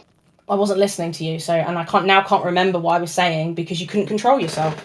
No, you couldn't control yourself in the sense that you refused to actually engage what I did say and continually attack what I didn't say. Stop that. Okay, so Gregory, I don't know, like if you have a bit of paper with you, or maybe you can open up Notepad, right? But when you're upset with something I say, what you can do is write it down on Notepad or write it down in real life, and then after I'm finished speaking, you can correct me so that we can have a conversation. Thank you for your advice that was not solicited. Continue, please. Well, if you're just going to continue to interrupt me every time you have a slight suggest disagreement that with the whenever things that I you're having a say, it's going to be conversation with someone, impossible to you have don't a have a conversation. distracted conversation and continue playing video games, and then be upset when you're not understanding what the person's saying, and then be upset whenever What? they correct you on what it was that they said. Your mic's really poor, and I couldn't understand what you were saying. Say one more time, Kiko. I suggest that whenever you have a discussion with somebody, don't have a distracted conversation where you're halfway in and halfway out. Don't play a video game while you're having a conversation with somebody and then be upset whenever they tell you that you misquoted what I said or you're misunderstanding what I said. Okay, so I'm not playing a video game. Don't know what you're talking about. And I didn't Thanks struggle for the to remember what you contribution, though, I said, guess. so what are you talking about? Sorry? Sorry? That means I didn't hear you. No, I wonder why. That was an apology. Well, because I have you turned down to 20%. Oh. So you're going to make it more difficult to hear the very person that you're pretending to engage in an argument with. Okay, Well, no, it's that's because wise. you keep interrupting me, so I need to persevere over your low impulse tendencies to try and finish my sentences. So turning you down is important to being able to persevere in this sense. A lot of perseverance to not engage thoroughly with the person you're attempting to engage. The problem is we can't have a proper engagement, Gregory, because every time I talk, within the first 10 seconds, you interrupt me. Yeah, that's also false. So I do have to persevere to finish a point. Yeah, that's also false. So are we moving on or no? You're going to continue to listen to you whine? Yeah, I'm the one whining here. I'm glad you conceded that point. So let's move forward, right? Right, so to be clear, right? You stated your definition of religion as if it was the only definition of religion. I simply said that there are several... People keep okay, doing look, that. see, 10 seconds. 10 seconds. He couldn't take 10 seconds. Low impulse control individual. Yet again. I don't understand. 10 seconds. Why does she keep attacking premises I never said? Jesus I don't fucking understand Christ. it. You were supposed to persevere me. Yeah, I'm supposed to persevere, but it would be What a great. It hypocrite! would be If you great would if have like did it this six smoothly, that in would this have been 6 okay. months. But I mean, you do the same thing. I don't get why you're so up in If arms any now about something if that if you. any one As a of the matter of 6 fact, the other people in the room that probably were on your side of things, like that other guy that was incessantly jumping in on me, jumping in on Gregory, jumping in on everyone else. You didn't say shit about that, hypocrite. I wasn't part of the conversation if when like and I'm also not a mod, so it's not my responsibility to mod these discussions in this room. If you want to go to one of the other rooms like philosophy or politics, I am actually a helper on politics, and then I can mute people for acting in this manner. But we'd actually have to call upon the real mods of this channel to get people to shut the fuck up. It would be great if they could get Gregory to shut the fuck up. I'd be really happy. Where's Crit? Where's Crit, who's always fucking telling me that when someone's talking like you, namely me, that I have to either have the conversation or do something else? 'Cause that's what he would tell you, I assume, if he was here, because that's what he tells me. I'm trying to have If you don't want to engage with Gregory, then just do something else. Like your video game. I think she does want to engage with Gregory, but Gregory can't shut the fuck up for 5 minutes. Well, see, she's choosing to engage with him. She knows how he is. That's what Crit would say to me. So, either she engages with him or she just doesn't. Yeah, I'm persevering. I keep trying. Right. This we're on the off track because he started interrupting me again. We can try again. I can try and make one point again. Right. We can begin again. You ready, Gregory? The little sophist that could. Go ahead. Are you ready though? Did you not hear me when I said the phrase, go ahead? Well, I'm asking you if you think this time you can be silent.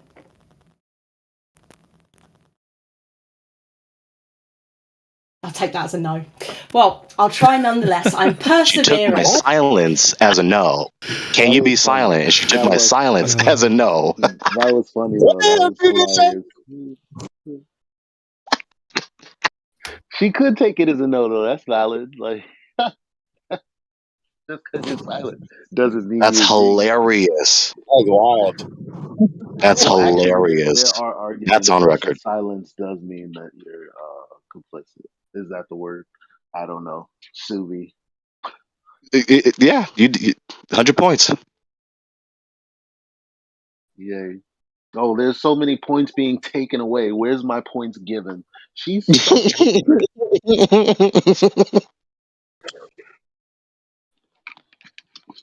Jeez, nothing. I didn't expect it to get muted also, but I don't disagree with it. No, Fucking hell, you're a clown, Jerry. Unmute her though. Make her let her. I mean, because granted, like. Yeah, like, this is ridiculous. Who's muting me? Can I know what I'm doing wrong so that I can not repeat it, or she's on me? This is going to be phantom mutes with no explanation. You've been told many times what you're fumbling on, but you persevere, as we keep saying. Yeah, I'm trying to persevere, but I'd like to know what I'm doing wrong so I can correct my behaviour, right? So that I can not get muted again mid-flow. Well, here's my suggestion. Stop attacking premises I never said. Gregory, you're not a mod. Flagrantly misinterpreting what I'm saying. Can I have a mod, particularly the mod that keeps muting me, answer the question? What am I doing wrong so that I can correct my behaviour and not get muted again, please? She didn't want to hear that answer, did she? No, I don't want to hear from you because I'm asking a mod. Specifically, she doesn't want to hear from me, even though she wants to talk to me. Can you please stop talking when you're not being addressed? I also suggest stop contradicting yourself. Okay, so can the mod who muted me please tell me why they muted me? Because you're complaining. That's a done right there. A concerned trolling is an automatic mute. You're not supposed to talk about moderation inside the voice channel. This has been explained over and over ad nauseum. It's just a way to try to dominate the voice channel, try to get their gripes out. Enough of this shit. Let's move the conversation forward. There you go. The real Crit has walked into the room. Will the real Crit please stand up? Yeah, I was like just sitting back. I'm like, how much longer am I going to put up with this bullshit? I was trying to annoy you to get you to do something. You said what I do, Eli. I'm not gonna provoke moderation in this mother. You had plenty of chances, me. You blew it. The little sophist that could didn't, I suppose.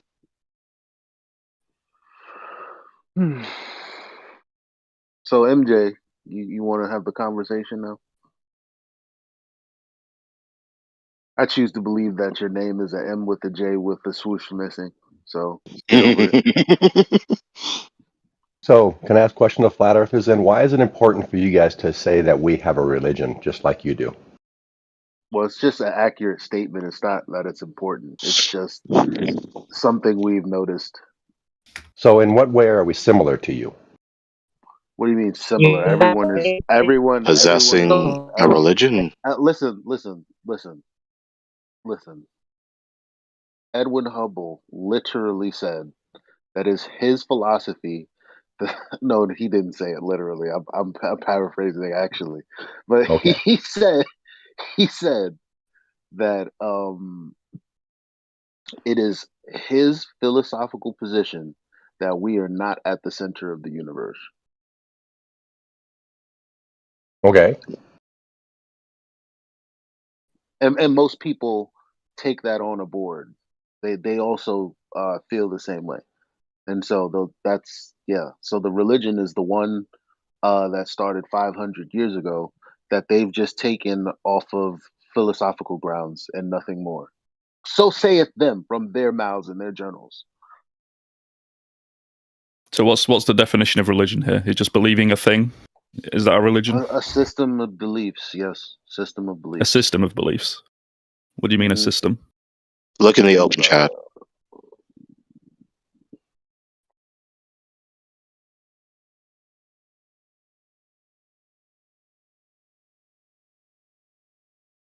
Can you answer that? You see in the open chat what I posted? Oh, can't you just tell me instead of sending me links of shit? Valuation is the genus and the distinguishing characteristics of religion that separate it from other forms of valuation are intensity and comprehensiveness. Religion is the most intensive and comprehensive method of valuing that is experienced by humankind. Religion is a way of valuing that is most comprehensively and intensively experienced. This definition is from Frederick Fair in his Basic Modern Philosophy of Religion. So, how does what you just said about Hubble fit into that? Does this just mean valuing things as a religion? No, not quite. How about I explain? Because they're not getting Please do. Please do. Very simple. Religion is that which is valued above all else, or a supreme value. Okay, so how does let's for real Because instead of fit into that? because Hubble specifically said he didn't have a scientific hypothesis to validate what he believed, but based off of his what did I say? What the word I used before? Don't know. Based off of his philosophy, and based on the current paradigm that is academia, he chose to put that above all else. What did he put above all? I'm sorry, I missed that last part. You seemed to jump. His philosophy, Which carried is what? on by his predecessors, which were the Roman Catholics. So, which value did he put above all else? Heliocentrism. You think that's a value? That's what he called it when he said it I was didn't hear. his philosophy above actual scientific experimentation. And he said it's just something I believe. Yeah, I don't think he said that though. I think you made that up. Well, he did say it was his philosophy and he chose it. Yeah, but I don't think he said anything about absent scientific validation, right? No, that's what he said specifically. He said there's no hypothesis to prove or disprove. So he chose which one he would rather, is what he said. And so, where's the value in there? This is, I mean, speaking to him is like so stupid. No, Well, I know. You Do it didn't at say your where the own risk. value was. Just go mow the lawn, Scott. Come on. Where's the value? Do words have no meaning to you guys?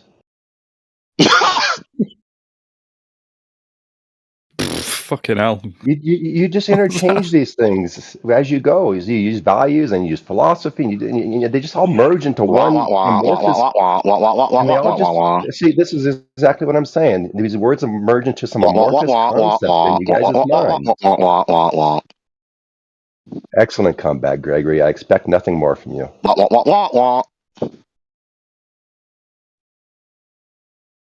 Okay, he's done. Anyone else?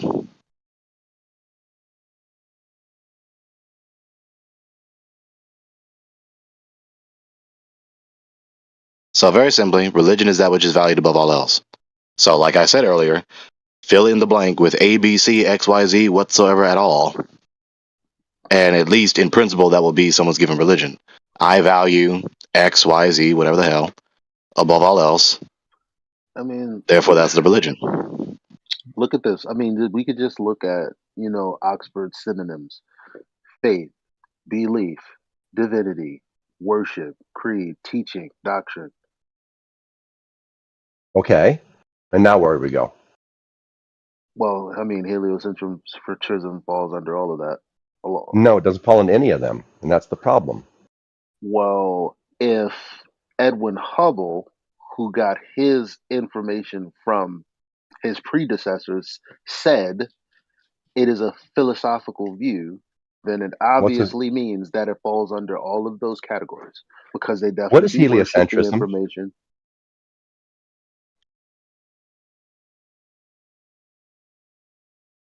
You know, you just contradicted yourself right there. Heliocentrism has nothing to do with whether we are at the center of the universe. Two completely different concepts. You get that, right? This is what I'm talking about when your mind just it just merges into this one amorphous blob of concept. So a truism that's distracted from his point, right? No. He has no point, is my Even though point. it is. No, my point is he has no point because he can't keep any of these concepts straight in his head. Which is false. Heliocentrism is the idea that the planets revolve around the sun. Yeah. Right? And that's an observation. It has nothing to do with religion. It's nothing to do with faith. No, it's not. No, it's not. It's a philosophical meaning. I just told you that. I know you said it and you're wrong. Okay, well, whatever. It matters. I'm wrong. Shouldn't Whatever. It matter? Shouldn't it matter whether you're right or wrong? No, you're saying it's wrong, and it does matter whether a person is right or wrong. I'm not wrong. I'm talking about Edwin Hubble. But Eli, fix your microphone position. But the thing you paraphrased about Edwin Hubble said nothing about heliocentrism, though. Well, that's what they're talking about. He's literally talking about whether or not he is at the center of all things or not. And his teachings come from his predecessors. They're very clear on what views they hold. No, I think Edwin Hubble came up with a few of these things himself. That's why we know. That's why we know who Edwin Hubble Do is. you know that, or are you just saying your opinion? Well, there's a reason we know who Edwin Hubble is. No. Everything you just said is a red herring, because I'm not telling you about what he made up. I'm telling you about what I'm telling you about, which is his premises from his predecessors. That's what I'm talking about. You talking about the other things he made up subsequent to that. And what were his premises? I just told you. Heliocentrism. And is that a true premise or a false premise? Well, I mean, it's not the truthfulness of his premise was just a philosophical one. So what difference does it make? What I think. Why do you say it's just philosophical? He said. Why do you keep asking me what I think? I'm just telling you what he said. Scott, you got to keep up, pal. So what's Eli's point? I have no idea. I don't think Eli knows. Okay. Well, just because you don't know his point doesn't mean he doesn't know his point. So that's also non sequitur. So I'm going to say it again. So I'm going to say it again. Anybody in this room. I'm going to say it one more time. Because you keep talking to the answer. I'm going to say it one more time. Because I wasn't done speaking I'm going to yet, say it again. You have low impulse control, so I'm going to say it one more time. For just 5 seconds. I'm going to say it one more time. Complete their sentence. I'm going to say it one more time. Okay. Okay, you say it one more time. I bet you'll say it 10 more So I'm times. going to say it one more Go time ahead. until I you bet it's stop. 10. There we go. But let's go ahead. So your failure to interpret him does not necessarily indicate, nor even strongly indicate, that Eli doesn't know his point. You just failed to interpret. That's it, full stop. Eli, please say your point. Yeah. Basically, again, heliocentrism is a religion. It's a belief system. Why? Well, specifically, they said on the grounds of philosophy, this is what I believe. But none of them did that. So, do you understand what I'm saying or not? Before you go to refuting what I'm saying. Yes, you said they made the statement based on some kind of philosophy. Okay. And you're saying And that's that's not not, then true. that's incorrect. Yes, I'm saying that's incorrect. Oh, okay. That's So just they you were not wrong about what understanding. they said about themselves. That's just you not understanding the work they put in. So just to be clear, they were wrong about what they said about themselves, right? No. Oh, so they were Eli, right about what they said about themselves. So what Eli said no, is correct. no. Eli is incorrect about his interpretation of what they said. Okay, Eli, cite exactly what they said. I'm looking for it right Yeah, that'd be now. great. And make sure you cite the entire thing, the entire context, so we can understand the way they used the phrase that you're going to quote mine. Oh, context. Okay. Yeah, So remember context that when you matters. start trying to exegete the Bible. I never You talk can't. about the Bible. You can't tell I've me never I'm read the quote book. my. You can't tell me I'm quote mining until we come to that point. I've been doing this a long time. It always ends up in a quote mind. Every time, it's always a quote mine. Well, And so I'm making a prediction. It's going to be a quote mine again. I'm pretty sure that like for example, mentally retarded patients only have a very small experience with the world. I'm sure they don't experience things that most of us experience, right? So your experience with the Oh, people so that you're you've not in the mentally experienced retarded has group. Okay.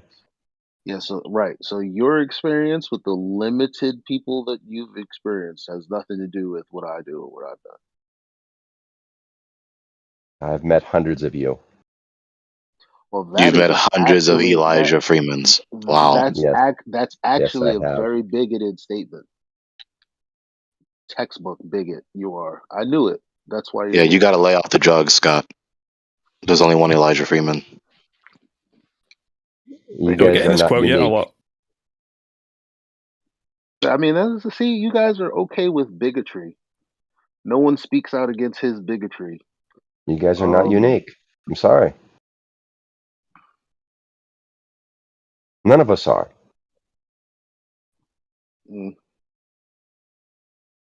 Interesting. And if you get out in the world, you can meet hundreds of people like me.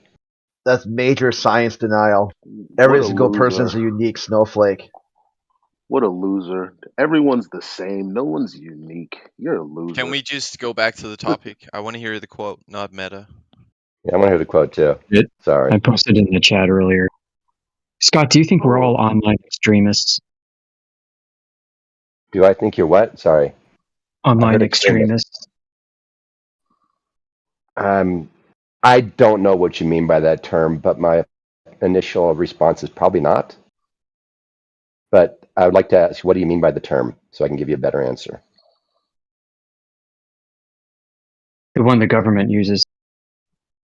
I think we need to go over presentation What is? style. I've never heard the government This, use that term. I think we should go over presentation style. This quotes that tell us we've been lied to video.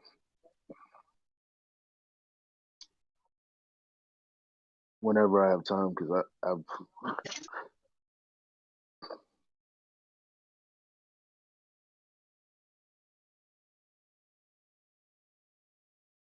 But Amish, okay, my guess is that the government. okay, Oh, sorry, go ahead. direct quote. Yep, direct quote. Such a You're condition gonna would post it? imply that such a condition would imply that we occupy a unique position in the universe, analogous, in a sense, to the ancient conception of a central Earth. This hypothesis cannot be disproved, but it is unwelcome. It would only be accepted as a last resort in order to save the phenomena. Therefore, we disregard this possibility. The unwelcome position of a favored location must be avoided at all costs. Such a favored position is intolerable. Therefore, in order to restore homogeneity and escape the horror of a unique position, must be compensated by spatial curvature. There seems to be no other escape. Edwin Hubble, The Observation Approach to Cosmology, 1937. Okay, now you need to post what he said before and after that so we can understand what he actually meant. No, I'm actually going to keep going so I can find what I was talking about, but I'm just going to kind of. Okay, so you're going to quote mine. Thank you. My streak is consistent. Well, actually, I just gave you. You the quote mine. citation. Well, You quote mine. I just gave you the citation. So in order for me to let's look up the definition of quote mining to see if it fits what I've It'll be up until exactly this. what you just did. Pulling Okay, a quote see. out of context to try to make a point that the person saying it was not making. We'll see.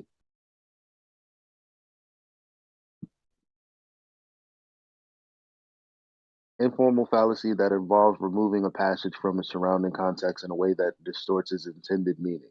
So now, if we were to pull this up and it didn't distort their intended meaning based on the citation that I pulled up for the purpose of this conversation, then it wouldn't be quote mining, right? You can't tell me I quote mined yet, can you? Correct. But first, damn, that was close to what I said. It was almost a quote. Damn, I'm good. But nevertheless, yes, So you have to put in the rest of yes, you have to put in the rest of the quote. Yes. So you should understand that I did not quote mine because it is not determined that what I quoted isn't in the context of the argument I'm trying to make, because that would be quote mining. Yes, and then that will be determined when you post the rest of the. No, it'll be determined when. It'll be determined when it happens, not before, like you tried to make it seem.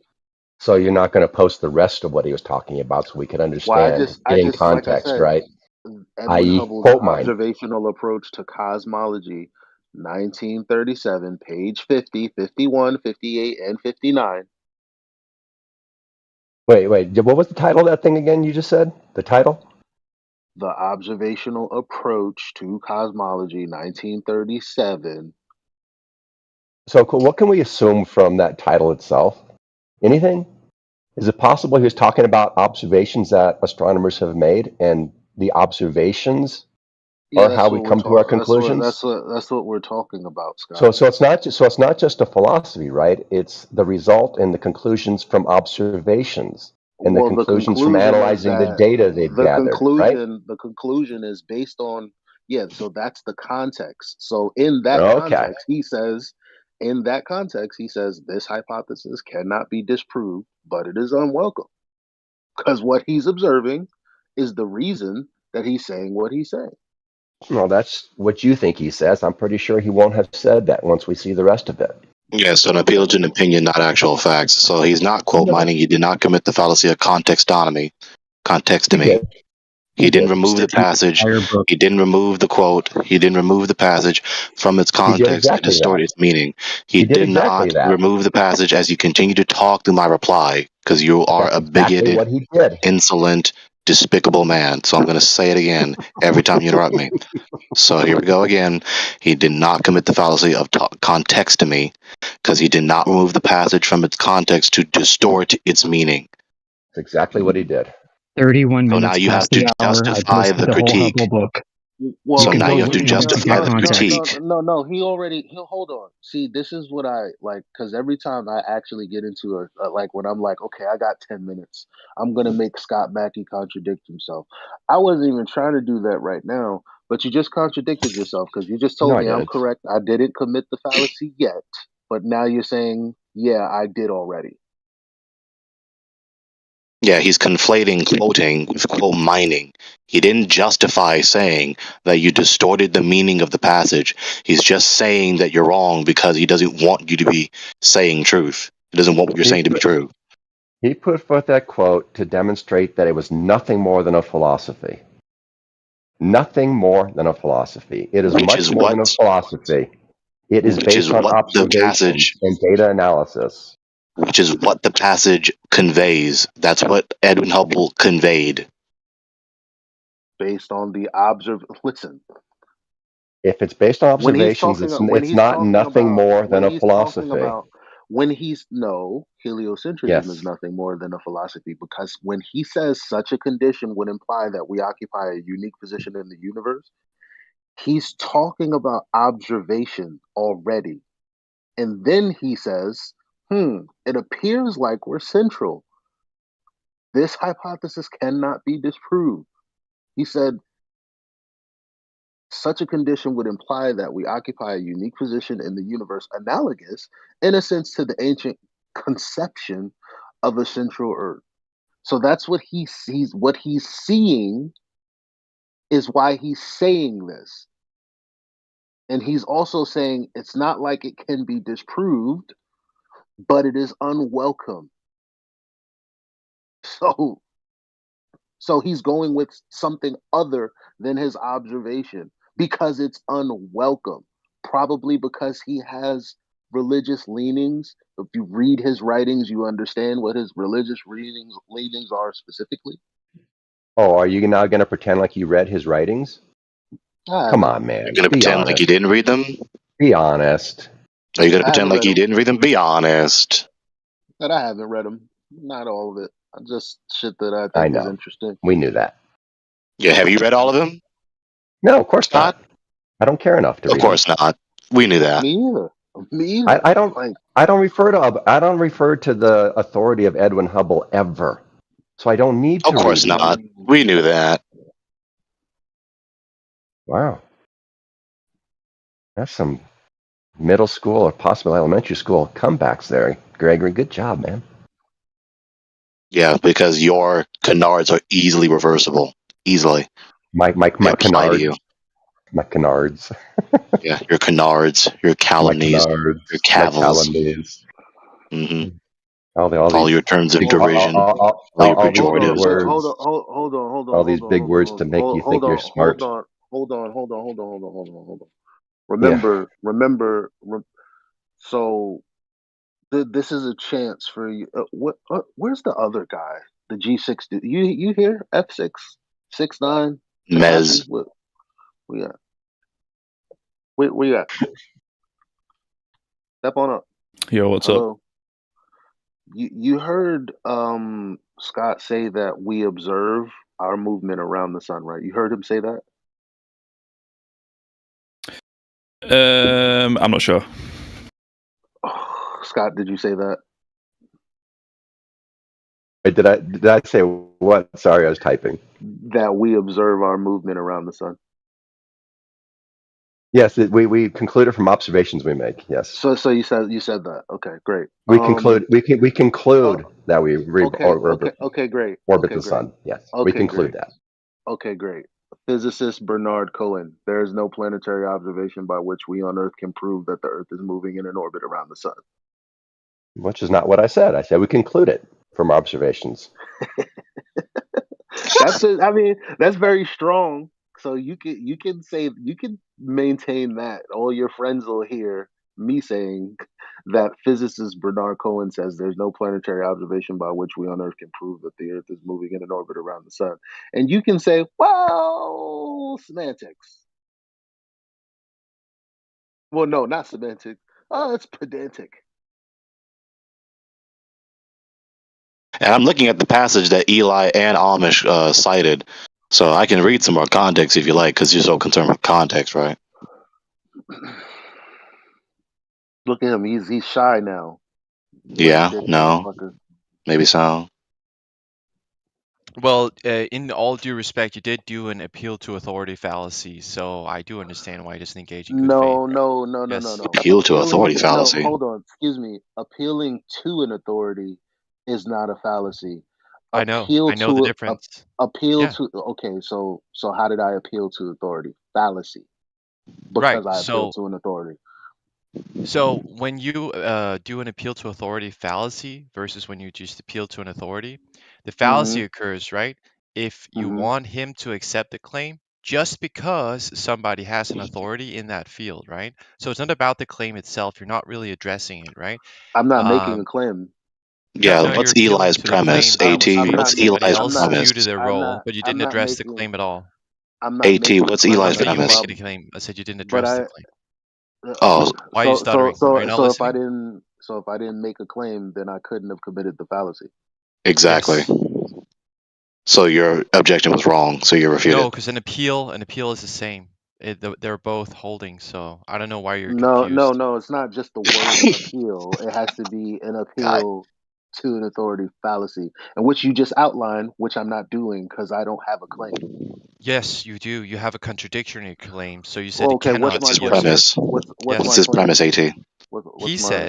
He said, right, and I'm paraphrasing. He said that you can sort of like guess, or you can logic your way into thinking No, that the okay. things that we Let me stop observe. you. Let me stop you here. Let me stop you here. You're taking the conversation like in a vacuum, as if this is the point and the only no. This isn't my argument. This stems from me bringing up the fact that what was it specifically when I brought up Hubble? We Yeah, were let's talking all about pause for you to remember. so we were so Right, my right. argument was that heliocentrism is religious. And so me appealing to the people who are religious is not an appeal to authority fallacy. It's just me pointing out, like, look, I said they were religious. You said no, they weren't. Here's their words that they're telling you from their own mouths that they're religious. That's my point. Maybe you Again, missed you that. didn't address at all what I said. So good What white it did, salad. you accused him right. of No, doing an I appeal didn't. to authority fallacy.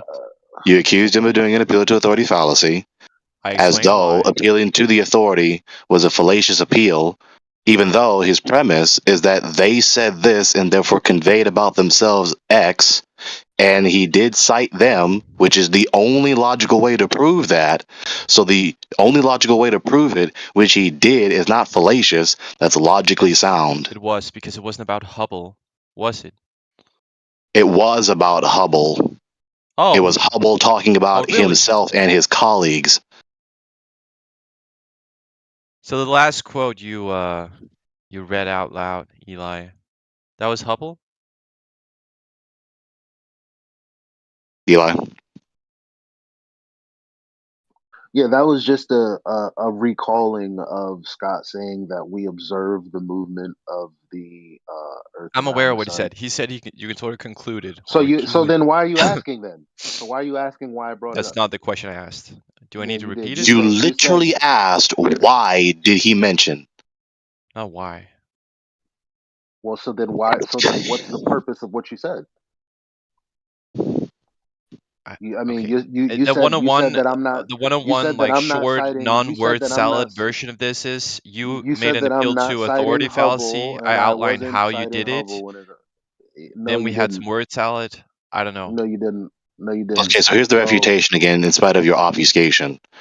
Eli's Positive premise obfuscation, is which is true. so here. Eli's premise, in spite of your obfuscation, Eli's premise You is still didn't answer. that Edwin Hubble conveyed about himself and his colleagues in his field of profession that they did not empirically verify the premise they want to believe, and No, that you the premise couldn't. that they did observe is what they don't want to believe. And he cited Edwin Hubble conveying that.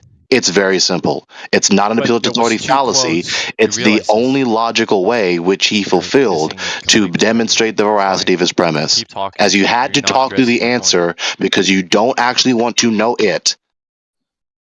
So again, I mean, you're not addressing my critique, so it's great Yeah, I that you did. But I Yeah, I literally did. just Yeah, I did. explicitly Yeah, I did. refuted his Yeah, I critique. did. Yeah, I did. I told what I was gonna tell him was that that's because what you're asking about is an entire red herring to my premise, which is I don't why it care had about the nothing, premise. I which only is cared why about it the has last part.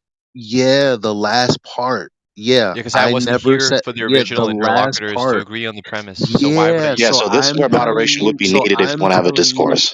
no, we don't need moderation. We're just gonna talk to each other. It doesn't don't Right, right. please don't even mention them. We're just gonna do whatever the fuck we want. And if we get muted, it just is what it is. So the bottom line is that you came in on the tail end of something. You asked me why I posted it. And I said, well, because Scott said that you observe the movement of the earth around the sun. So I gave him a direct quote from a physicist that says, no, we don't. Yeah, was that That's Hubble? that had nothing to Was do that with Hubble. Hubble? It had nothing Exactly. to do Case in with point. That is no. exactly what I said the That's whole time. no Yes. yeah, and I'm saying Holy shit. yeah. So yeah, and I said you came in late. What I you're know. asking about I is a said as red, much. It's and not a I red said herring. it's a That's red. not what a red herring is. That's No. what. Yes, it is. It's Explain to the room what a red herring is. something that seems to follow the premise but does not.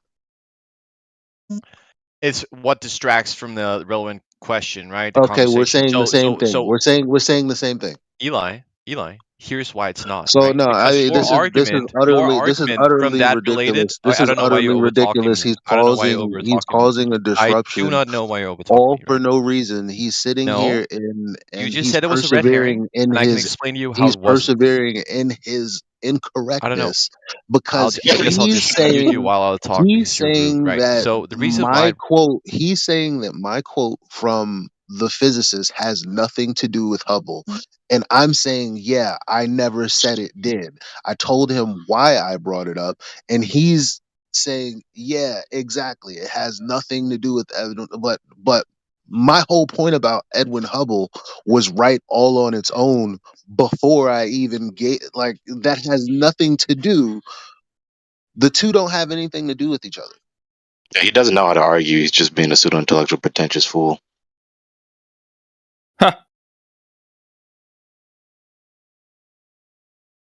So your objection is refuted. It wasn't an appeal to authority fallacy. He appealed to Edwin Hubble's words to prove that Edwin Hubble said about himself what he said about himself. Very simple.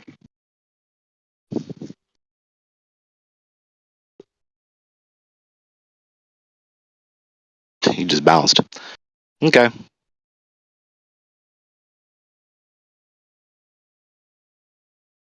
See, that's why Isn't there it's any good. value in? I was going to just say, isn't there any value in highlighting how the experts in these fields seem to be less cocksure about things than the amateurs that come in? Oh, yep. Yeah, for sure. Yep. That's why you get a lot of these people like. Go ahead, Elijah. No, I was just saying, Amish, thanks for posting there. I just got two things. You're real very quick. welcome. When you get the people, the experts, they're fascinated to talk with flat earthers to get a different interpretation. That Sabine Holzfeather has a whole video about how it's interesting that she seeks out flat earthers to talk to. Meanwhile, she blocks these sort of anti-flat earth globalists as just toxic trolls that she wants nothing to do with. She Really? she did a diss track where she made fun of them about don't slide up in my DMs, don't contact me, I don't care what you have to say. It's quite funny that the scientific communicators are looking for flat earthers. They're not looking for these consumers, these scientific communication consumers. They don't care. They just want you to click the video and watch it and shut Send up. me that content. Send me that and post it in the server. Yeah, I will. And then, and yes, another thing too, how she's theistic too. So it tells you a lot of these people who are presenting scientific news. And the last thing too, like I like the way you guys handled AT. That's why I tried to dial back moderation because I think you guys can do it without having to mute somebody. You'll put him in his place. You'll show him he's a fool, and he'll just bounce. Yep. Yeah, that's why I don't want you to mute Scott Mackey when he's in here. The same reason. You let him speak long enough, he's gonna sound like a fool. Yeah, Scott, he contradicts himself very fast. Only when he's mowing the lawn and the lawn is always being in the way, right? Well, the lawn is mowing him. Or when he's getting groceries, but he's not. Y'all remember that? Or working out late. And the We weights was in get the dropped. middle. We was in the middle of a. Oh no, wait, was it him? I don't know. You guys go to get groceries a lot. Eli, were you here yesterday when I was debating RTH?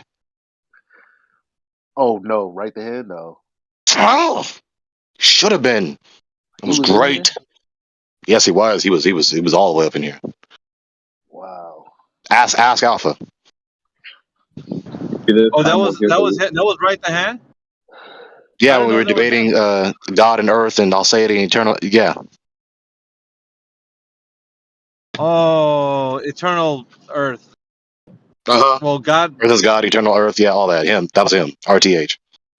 So Oh my God. whenever there's a valid critique of what's going on, it's funny because people like me, they never pipe up for when shit just sounds like it makes sense. Like what? Where have you been? Oh, she's. Can somebody unmute server mute her, please? Is it me or am I? I call her MI. Because if I say me, it sounds like I'm saying ME. Her name is MJ. The swoosh is gone for some Well, reason. damn. How about that for misspelling? I don't know why the swoosh is gone in her J, but whatever. Her name is MJ. You know, before the 1600s, you know, before the J was made, where the hook was added to the bottom of the I. MJ has got to be the greatest freaking what are those called? Initials.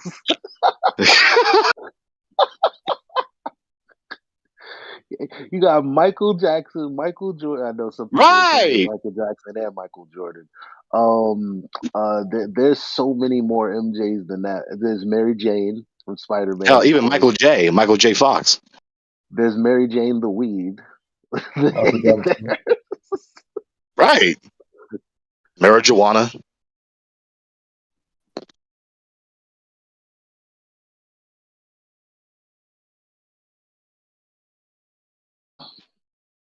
So is this I wish they would Saturday?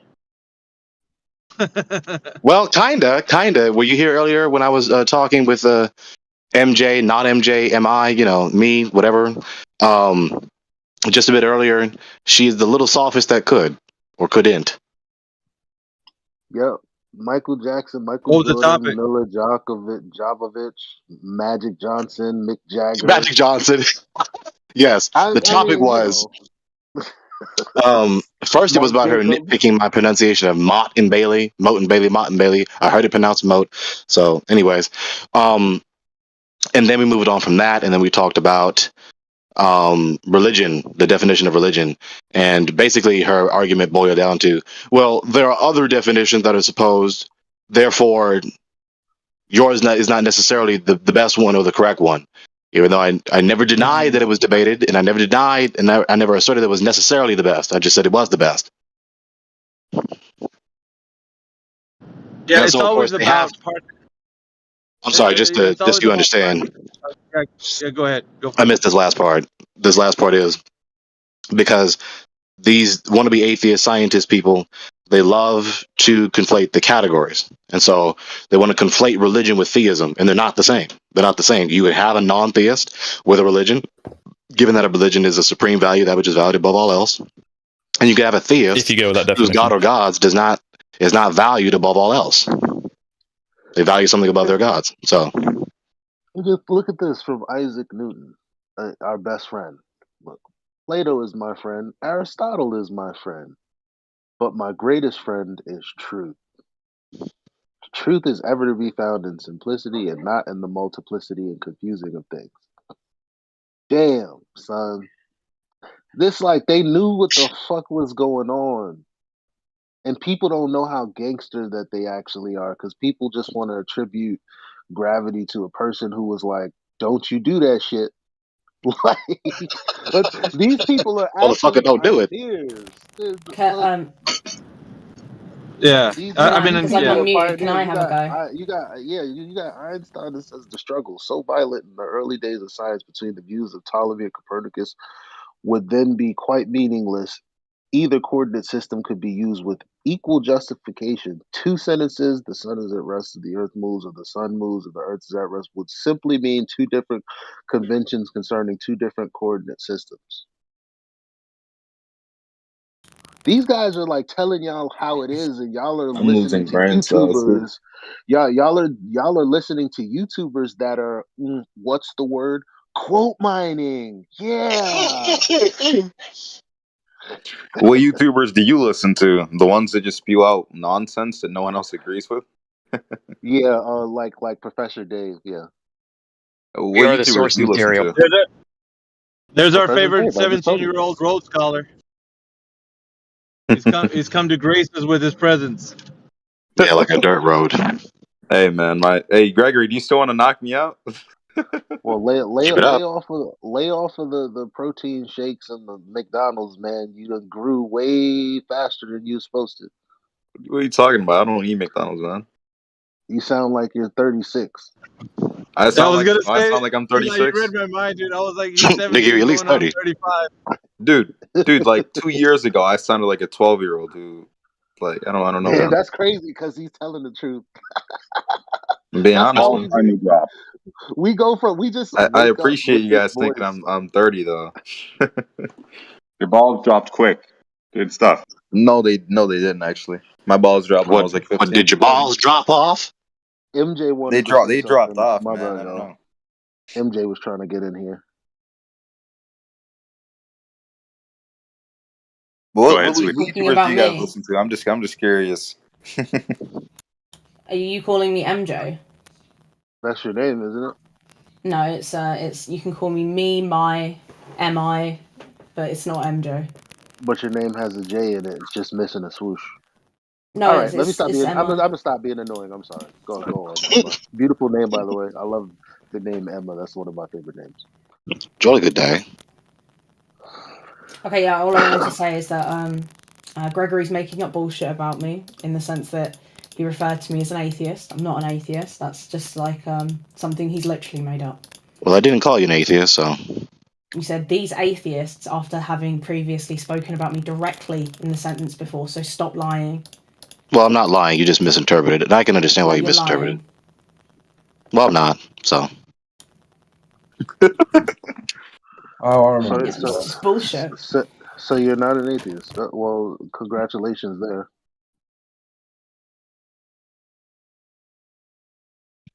Is that all you wanted to address? You nitpicker. I mean, we could try and have the conversation we were having before, but I doubt Gregory's ability to shut the fuck up. So I don't know whether it's even worth it. Well, I doubt her ability to correctly reiterate what is actually said to her, so. Sorry, what was that? Oh, See? get married, guys. Get married. Come on. That was actually amazing. Because, like you just said, I doubt her ability to listen properly, basically. And Thank you. what? What did you say? He said a word that sounded like reiterate, right? Which Reiterate. Reiterate. There, okay, fine. That's great. And then the response to not listening properly was to ask what he'd said. That was good. What, should I just like That was pretty assume good. what he's saying? To be fair, I still do have him turned down to 20%. So You know what's crazy? I was making a valid point at some point to which Scott Mackey became a distraction and said I was wrong. Now, I think I pretty much proved my point, You and did. it's like, but guess what happened? What I was trying to say initially was fucking lost because we had to spend time on this idiot. Yep. That's what You happened. exposed it because he said he didn't know what you're saying, and he adjudicated that what you said was wrong. That contradicts. If to know it was right or wrong, you'd have to at least Thank know you, what Craig. you're saying to begin with. Thank you, Craig. It's one of those Yeah, things but where everything a that's flat earther says is wrong. That's his go-to. Well, he admitted that's his he shtick, was a though, isn't bigot. it?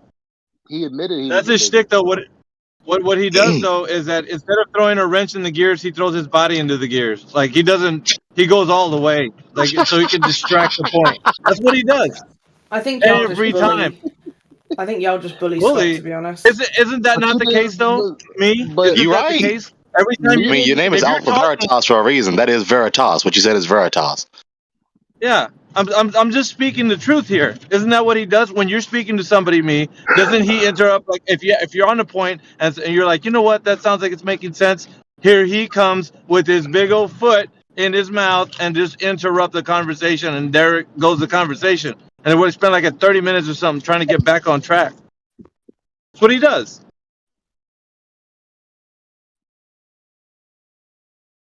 Now, honest question: Why is MI muted right now? He wants to hear his crush's voice, guys. Come on.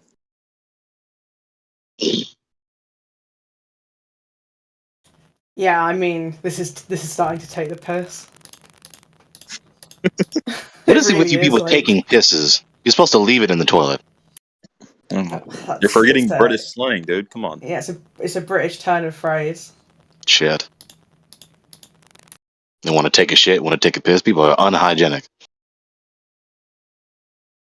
That's like the ISS. That's what they do. They turn their shit into coffee. Shit. Hell extra now. That's that good old chugga chugga. It is. You know, Mr. Giggles Gambino, like, he's the one that helped me find that video. Because it was just the first part I had of that was just him drinking the coffee, and it's somehow like A-listed like artifact where he stopped drinking it and the cup stopped moving, but the coffee still moved off screen. So I'm like, look at that. Look at the coffee moves just off the screen, but the cup's still right there in front of him. And then he's like, well, that's not a real source. A flat earther doctored that. And I'm like, well, maybe, I guess. Let me see. I'll try to find it. So I found some source that wasn't NASA. He's like, nope, doesn't count. I'm like, why? Because it's a NASA. You have to find it from the source, the original source.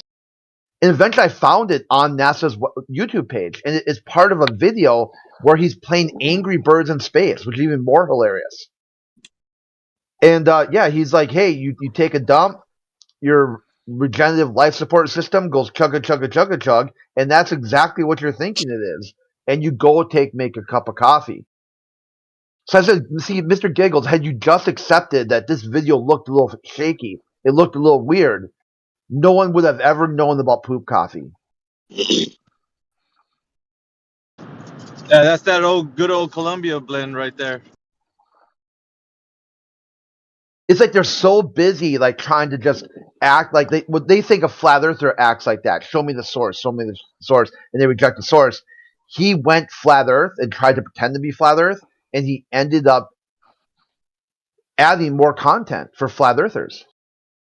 And now he's pissed by it. Now he's pissed about it. He goes like, hang on. Is this the one where the guy's drinking coffee out of the bag and then the color kind of slips out of the bag? Yeah, that one. That's all. Yeah. Originally, I had just presented that as, hey, maybe this is ISS videos are kind of hokey, kind of fake. And then he just wouldn't accept that. Like, somehow this is a fake. The video's fake. That didn't really happen. The best part of waking up is Folgers in your cup. Yeah, if you're lucky, you get the little green peanuts variety too.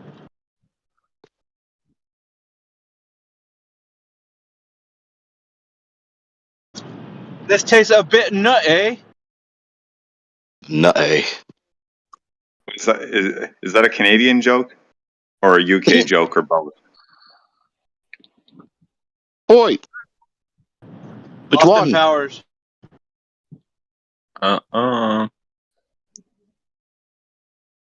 Y'all wanted to be astronauts when you were younger? Is that what you guys wanted to do? Hell, astronaut. When I was younger, I wanted to read quotes from Johannes Kepler, such as this one. I demonstrate by means of philosophy that the earth is round and is inhabited on all sides, that it is insignificantly small and is borne through the stars. Johannes Kepler.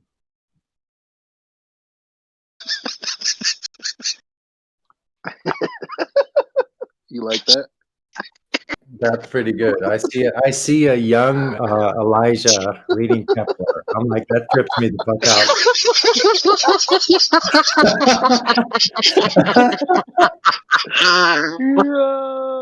What the fuck? I'm the best kind of asshole. Come on, you guys gotta agree. Yeah, man. Yeah, man. I love it.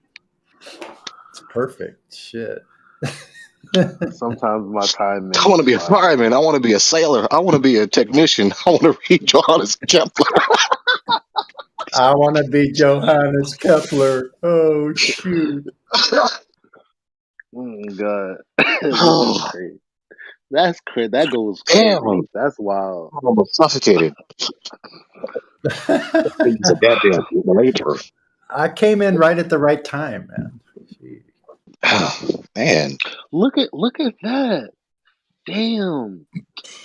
That's like that's like, you know how I'm always referencing 500 years. It's like, oh, I don't know if guys like, maybe you guys think I pulled that out of my ass, but see, back when they were just getting out of the stable, right? Like, so it's not now where you people have like deluded yourselves into thinking that like we've always thought this way. Nah, back then, my man's had to Euro step. He had to do a couple. Eurostep. Look, Oh, shit. look. He said, look, Johannes Kepler was a German astronomer, mathematician, astrologer, natural philosopher, and writer on music as well. So December 27th, 1571 to 1630 is his lifespan. So right after, the church decided to change the calendar and bring about heliocentrism and all that. And during this time, man's he didn't have the fluffy made up and hijack words that we use today. Science, technology, physics. He he said, I demonstrate by means of philosophy, because that was their basketball at the time. He just said it straight up. I demonstrate through philosophy, my G, that the earth is round and it is inhabited on all sides, that it is insignificantly small and born through the star. Like when you read it like that, it's like, come on, bro. Yeah. It's insignificant. Like you're like, no, it's not. But you're like, well, that's what Scott said. He said we're not special. So yeah, I mean, shit. You got like you was reading Johannes too. You up on that Kepler? Yeah, of course. Yeah. Scott was reading Johannes too. He thinks we're significant, just insignificant, just like Johannes. Oh man, I got Scott Mackey all wrong. Scott Mackey, the He didn't beat him after all.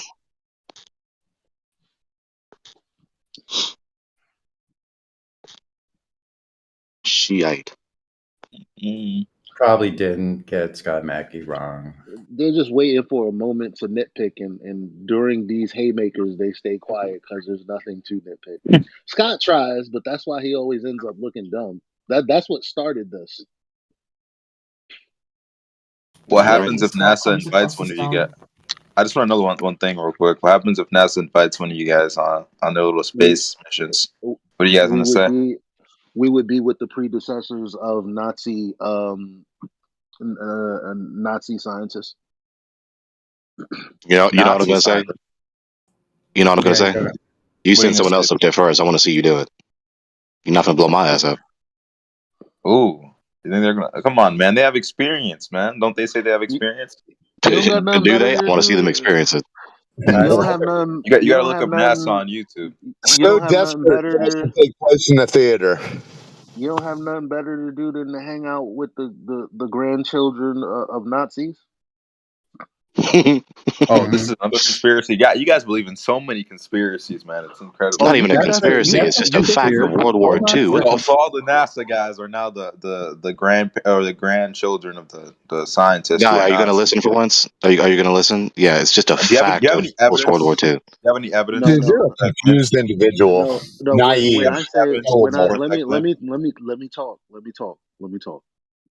So when I say the grandchildren of Nazis, I'm talking about the fact that the space program was taken over by Nazis, and so their predecessors at that workspace, right? That's what they are. Whoever works there now. Like they're chilled. Like Fuck. you, What you kind of can you can analogy is have. that? It's the analogy I'm giving. I don't give a shit if you don't like it. That I shit don't give sounds a shit if retarded. it's not retarded because it makes sense. It's not No, it cute. doesn't. Well, you Okay, why understand what I'm doesn't it make saying, sense? which means that why Wow. doesn't it make sense? Why doesn't it make sense? Because you're like, well, This is the same garbage every time he interacts in the channel. He does not ever oh give my arguments. god, He just says he's trying to canards. stop me because even Gregory So knows now that we're makes going no to get sense. the But I'm canard gonna hour. respond Ladies to and what you gentlemen, said. I Why present is to you Gregory NASA's interrupting? son. He's going to give every canard he can think of to every Here argument we Gregory say. comes with this bullshit, dude. All right, like I was saying though, wow. So the Nazi scientists or whatever, they had a space program, whatever the fuck you're saying. So therefore, NASA and all the other space programs are Nazi descendants. Like that shit just sounds stupid as fuck. Hey, NASA son, ever heard of Operation Paperclip? Wow, what about it? What about it? Yeah, that's what he's referring to. Okay, Look it what up. about it? What about it? Look Drop it it in up. the chat. That's what he's Drop it in the talking chat. about. If you want to Do you provide some know who sources von about it Braun is? yourself, I'm not going to look up your sources for you. This is like basic history. This is like one of those things that it was like a conspiracy theory. You're calling It's so the people retarded. that This guy is actually a work in NASA rank right now, idiot. Nazi, dude. You're crazy. Like, where are you getting that from? You guys are just After crazy more people. than after more You are than two just you're the one. after more than 2 decades of service and leadership in NASA, 4 Nazi members from Operation Paperclip were awarded the NASA Distinguished Service Medal in 1969. Kurt Debus, Eberhard Rees, Arthur Rudolph, and Werner von Braun. That's just one example. Okay, that's in 1945, then the 59. That's fine. What about it? That's fine. You're okay with that? Yeah, that's fine, dude. I'm gonna be honest, if I was the United States and there were some smart ass Nazi scientists, I'd bring him in. The fuck. So why are you saying it's stupid then? I'm So saying they it's are stupid that you're Nazis. claiming everyone basically at Look, NASA that's is a Nazi now, or they're part of the Nazis. No, they brought some smart people in. Everyone did that. Listen to this guy. Yeah, Why do all you of a think sudden he Albert just knows Einstein got all a the free facts pass to about come to the Operation United Paperclip. States? He didn't even know what the But fuck a it bunch of was. other Jews were denied access to the United States during the Holocaust because Albert Einstein smart as fuck. To be That's fair, the I did difference. Smart imply as that fuck, dude. Smart as fuck. You sound like an imbecile. He's a rank You sound idiot. like a dumbass. I did imply that everyone working at NASA, the grandchildren are Nazis. Like you guys Yeah, don't you have did to say that, which go is very, very further dumb, into right? Which is idiocy very, very to dumb to say. defend.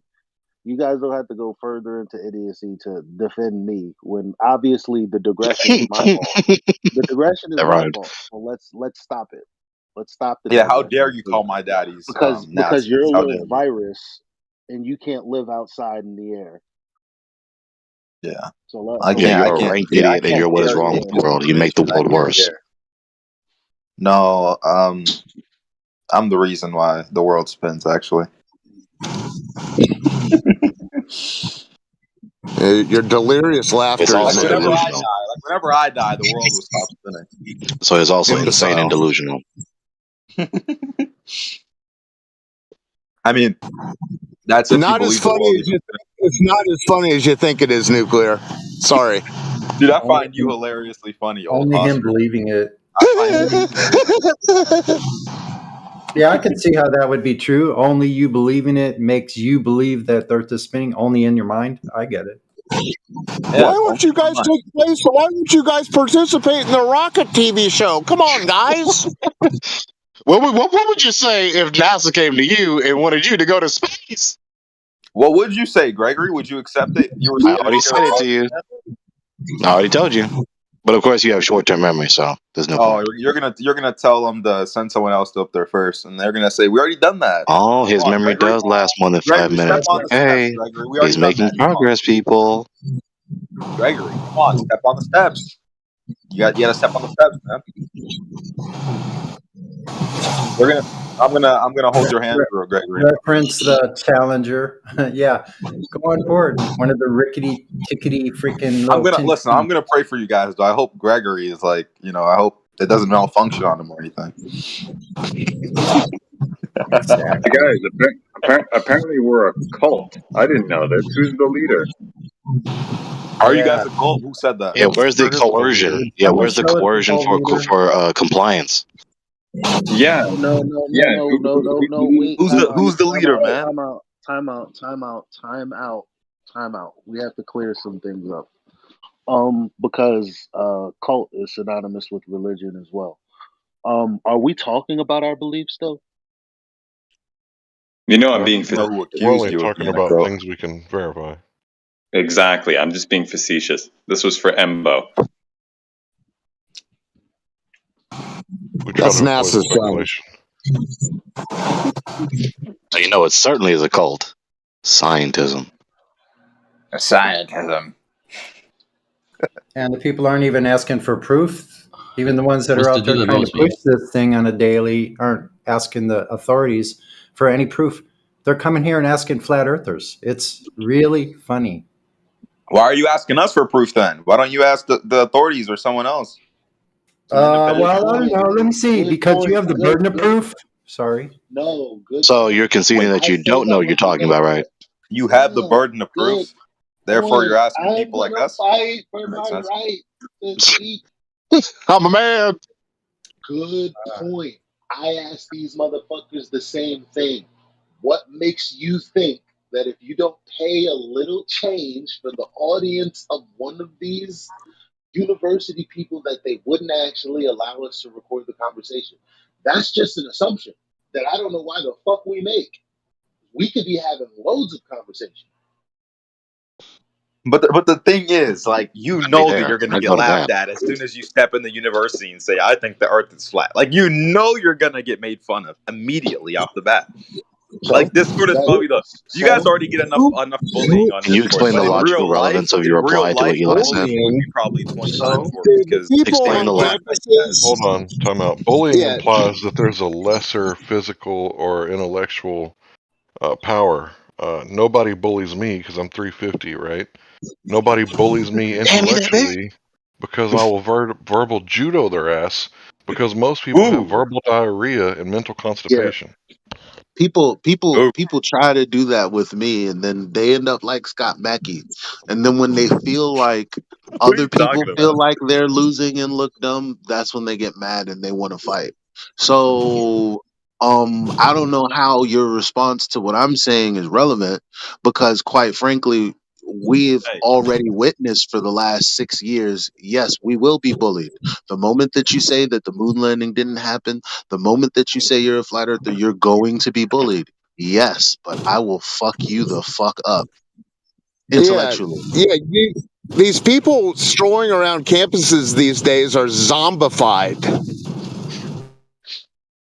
hey, I'm just saying, man, it'd be You've heard funny. me debate, Have you so I not don't need to realized? say much. You know,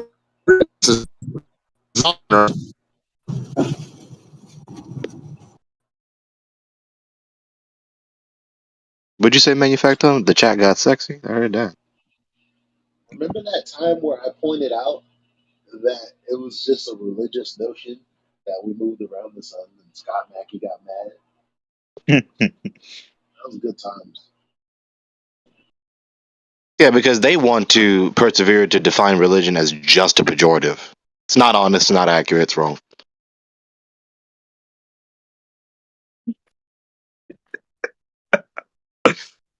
You guys are Well, like cartoon characters because to me. because your like laughter they, is they're trying to desperate. conflate.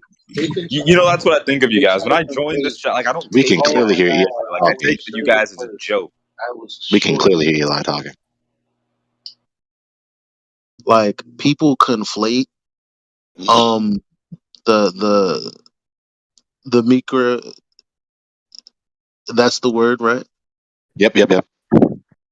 Um with flat earth, and they say, well, you guys are religious because you believe like like well, for some reason when you guys say we're religious, you tie it to the Bible, like that, like, so it, flat earth in itself isn't religious. That's why you're trying to tie it to a deity, because you think that, well, I need to logically link these two things together to dismiss it all. but that doesn't make any sense, because if you're not going to define it as something with a God, and you're going to define it as something with a set of beliefs, then that's what you guys have. But if you're going to try to tie it to a deity, well, there are a bunch of geocentrists and a bunch of heliocentrists that go to church on Sunday. That's why I said earlier, it's a genetic fallacy. They're trying to build their way up to it. So either they commit it or they're trying to get to it eventually. So they want to link it to something that they believe and presume that is not knowable and or is false, and therefore say flat Earth is false or not known or cannot be known. They're just trying to find some way to invalidate the topic or the premise. Once again, it's by secondary means, though, because they can't primarily, in the first instance, prove that any of those claims that we talk about all the time here are true at all on any sort of basis. None whatsoever. So it is a conundrum. I understand the yawn. I totally do, because that must be frustrating as hell to think that you have science and have nothing but pseudo-neosis. My bad, scientist. We didn't know that. Okay, so here's another physicist. Maybe you'll say my bad after this. Physicist James Coleman. The easiest explanation was that the Earth was fixed in the ether, that everything else in the universe moved with respect to the Earth and the ether. Such an idea was not. Wait, start again. Bring your mouth closer. Bring your mouth closer. I had to turn off the bathroom fan. Can you hear me now? I mean, we can hear you. I just wanted to hear you more clearly. But if that's what you got, then go ahead. It's on the low side compared to your speakerphone or whatever you're using. Right. Like, yeah, the way you sound before. You come in really clear. Yeah, but when I do this, people can hear you guys speaking also when I'm trying to be quiet. So it's like I'm trying to be quiet, but then when I switch to this, it's like, well, now you can be heard. And it's like, I'm not trying to. So anyway, right now you sound very good. I just explained Gregory about being That's quiet. what you're saying. It doesn't want Very to. good. I know. I just explained my pain in needing to go with the lesser of the two. And you're going to say, oh, it sounds so beautiful when you do it like this. I know, Don't get mad at me. Don't get mad at me. It was a compliment. You guys crack. All right, so that's like me, like I'm going vegan, y'all. But the steak you make is so amazing. The steak you make, though, man, wow. But I'm going vegan. Like, but that steak, though. I'm sorry. I apologize for my actions. So physicist James Coleman, right? He says the easiest explanation that the Earth was fixed in the ether and that everything else in the universe moved with respect to the Earth and the ether. Such an idea was not considered seriously, since it would mean, now here's why they said that, because that would mean, in effect, that our Earth occupied the omnipotent position in the universe with all the other heavenly bodies paying homage by moving around it. So again, this is definitely a religious leaning when they're saying, well, I'm not going to go with the former because it means that the latter is incorrect. Wait, or is that how I read it? Or did we just advance? Oh, wait. I refuse to believe the former because then it would validate the latter. If you were listening, then you know what I'm saying. I think it would be. Yeah, you said it right the first time. Religio-philosophical view. You could either say it was religious or philosophical. But under this case, the way that they treat it, because philosophy is the pursuit of knowledge of the natural world, I don't think that these people are pursuing knowledge, some of them at least. And for those people who aren't pursuing it, like, oh, this is what you're saying? Let me look into that argument. Let me sit here and listen for a few months while I do research on the side. Those people are philosophical. But the people that are just like, nuh-uh, you're retarded, drink bleach, don't breed. Those people are absolutely religiotards. Yeah, let's define the terms and use them succinctly, because these terms don't need to be slandered as pejoratives. So you have philosophy, you have religion. So with these two terms, I'll cite it in just a moment, but just succinctly, philosophy is a specific area of knowledge in that sense. So you have philosophy in the sense of an area of study, an area of knowledge. This area of knowledge is answering the most fundamental questions, which are um, not intrinsic. I'm trying to look for the right word, which are logically necessary and relevant to all other delineated areas of knowledge. I'm articulating what Dr. Greg L. Bonson articulates. He's a well-studied. Eli knows who he is. You heard me mention him before. Okay, so that's what philosophy is. It's the area of knowledge that asks the basic fundamental questions about the nature of the world, which are related and underpinning all other delineated areas of knowledge. Religion is a supreme value, and so given that religion is a supreme value, it's a concern with the study of value, which is axiology, and axiology is a basic subcategory of philosophy. So religion is a category of philosophy. So do you think who can I any of you GF6 butt boys could one of you guys answer whether or not so do you think that the fact, quote unquote, do you think it's a fact that and it's been scientifically derived that we are in motion around the sun?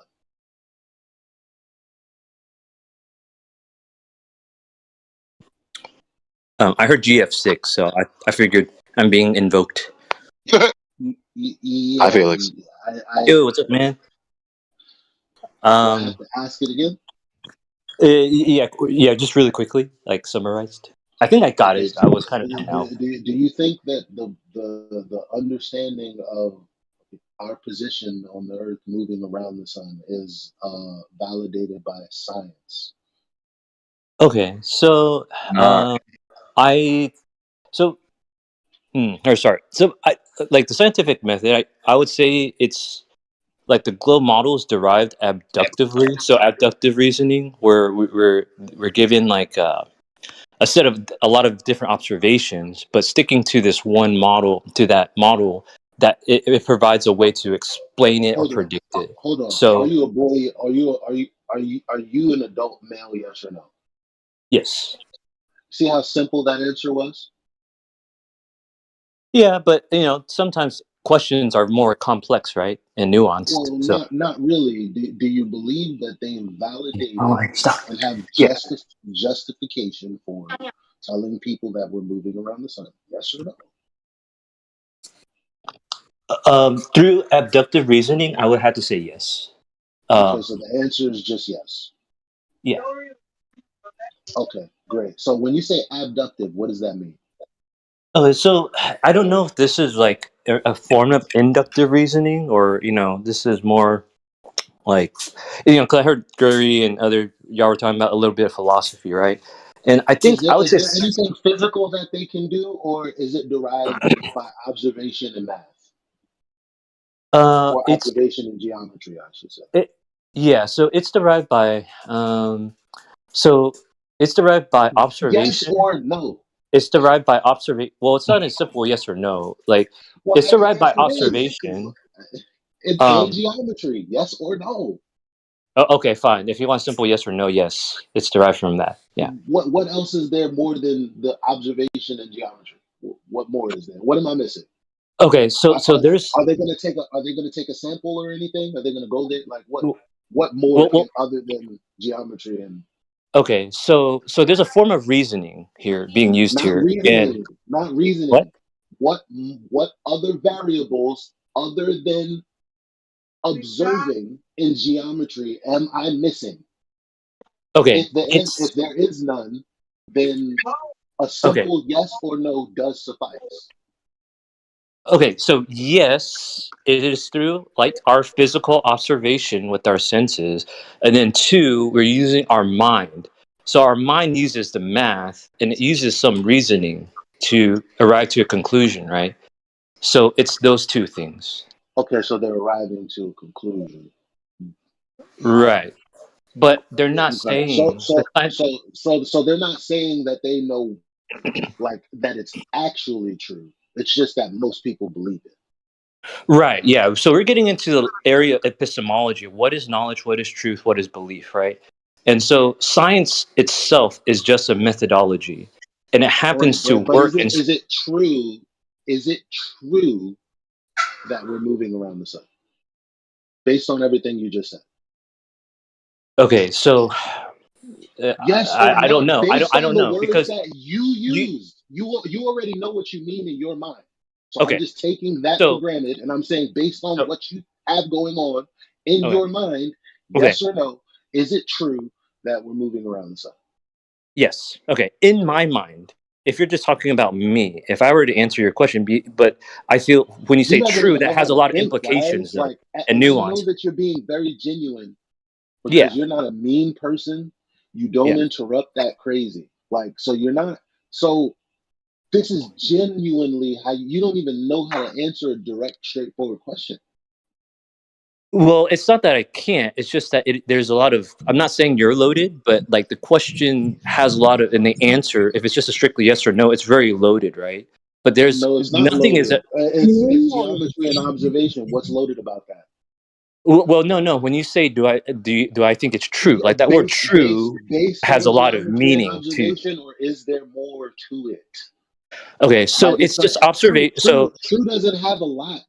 No. okay, If okay, someone makes a truth claim, right, human A makes a truth claim, human B can either validate it or invalidate it, okay, or it is unfalsifiable. Those are the okay, three options. Is there any other?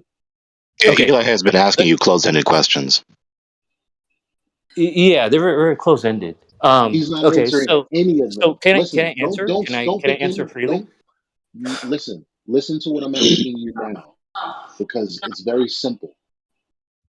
Person, forget everything that I said before for now. All right, Person all right. A makes Mhm. a truth claim.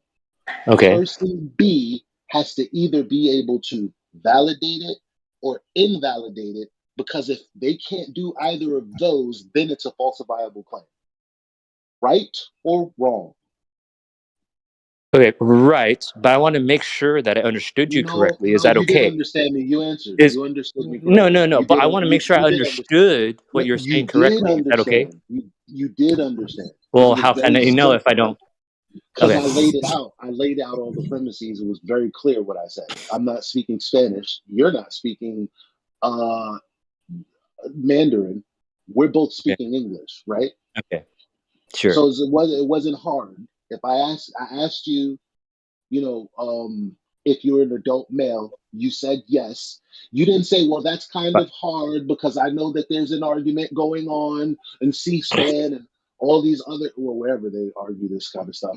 Oh, I know there's something going on in the government and these YouTube people, and so I, yes, an adult male, but there's a nuance to that truth. No, you're not saying any of that because that is a very simple question. It's very direct. You're like, yes. So I'm just asking you, well, one body rotating around another body. You have the sun and you have the earth rotating around it. That's a Mhm. claim. Is it true or not true? That's all I'm asking you. You either believe it or you don't. I don't care if it's valid at this point. I'm not going to ask you to validate Yeah. it. That's Okay. not the reason that I'm asking you. Okay. So, like, can I expound on that? So, You asked me to clarify. I don't need you to no, no, expound. no. I'm not going to I clarify. I'm don't going to need clarify my answer. I don't need you to expand Okay. because you said you wanted to make sure you understood me, and I expanded so that you can answer with a simple yes or no so that I could move on. Because I have a follow up. All right. Hold on. Is there any other G6 person that believes that we're moving around the sun and that that's the truth? Is there anyone else? It would seem to me at the very least that Embo would sympathize with that, given he thinks we're in a cult. He thinks we're using terms that have been redefined by our cult leader, and apparently has a definition for science that does not involve necessarily trying to discover cause and effect relationships. I didn't even bring that up, so Yeah, but it would. These are tangents. I know for a fact that the people that I'm talking about and the physicists that I'm talking about aren't talking about the scientific method. I'm not bringing it up, so why is he? Eli, have you seen Alexander the movie with Brad Pitt? You did an excellent impression of him. Is that new?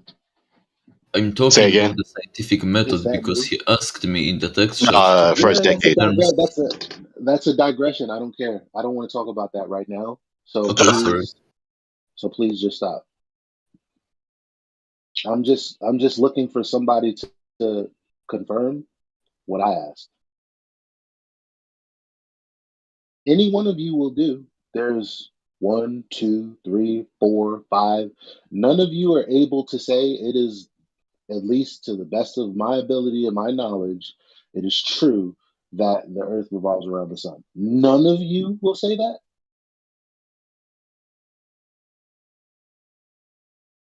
This is the type of shit that I want on a YouTube channel and shown to people in the middle of Times Square as I'm getting their reactions as well. Well, maybe these people are a little more educated and they understand that if all motion is relative, you can't, in good faith, teach children that the earth goes around the sun. But it's like if and what's crazy is if you guys didn't know that, and if you guys didn't know that that's what I was getting at, you would have said, "Yeah, of course it's true." But I feel like deep down, you guys all know that I actually have a valid answer, and there's no way in hell any 5 of you, I don't know where the 6th one is going to hear me say what I'm about to say, and you're not going to be around for it because you don't want to be held accountable for the shit that you hear.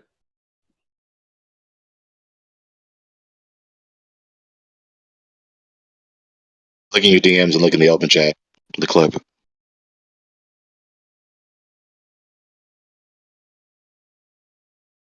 They hear me pulling citations from real physicists and scientists, and they're like, I'm going to shut the fuck up. I'm going to come back when y'all are talking about the vacuum and the container with the. The vacuum, non-vacuum, container without a container. I'm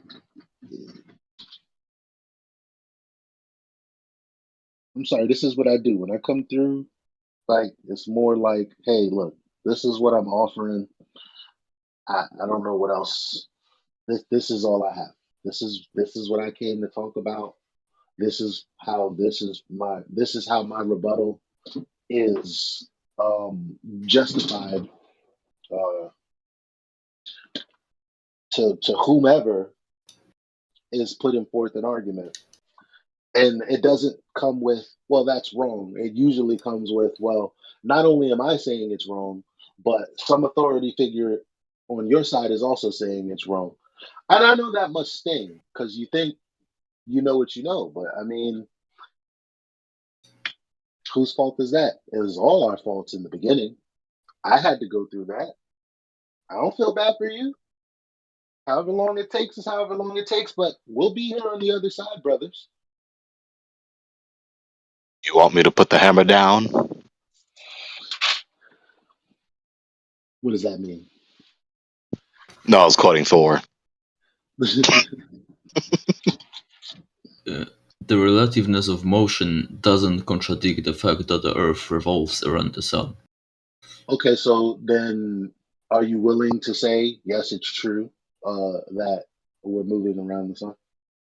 Yeah, because even though you can describe that motion using 2 kinds of reference frames, which is an inertial reference frame and a non-inertial reference frame, to describe that motion in a non-inertial reference frame and account for all of the forces that happen there, you would have to add these fictitious forces that would be dependent on the rotation of the Earth around the Sun. So even though you can still describe the same motion from different kinds of reference frames, it doesn't contradict the motion around the Sun. In fact, it affirms it, because in order to properly describe it, you have to add these fictitious forces to account for that rotation. Another argument we didn't say to you. No, but his long-winded version of yes is yes. So I'll take it because it took forever. All right. So according to Ernst Mach, by the way, it's not like you disagreed with what I'm about to read. So I'm not saying that you disagree. You're just saying that what you're saying is still true, regardless of your understanding that it can't be true. So I quote Ernst Mach: all masses, all motion, indeed, all forces are relative. There is no way to discern relative from absolute motion when we encounter them. Whenever modern writers infer an imaginary distinction between relative and absolute motion from a Newtonian framework, they do not stop to think that the Ptolemaic and Copernican are both equally true.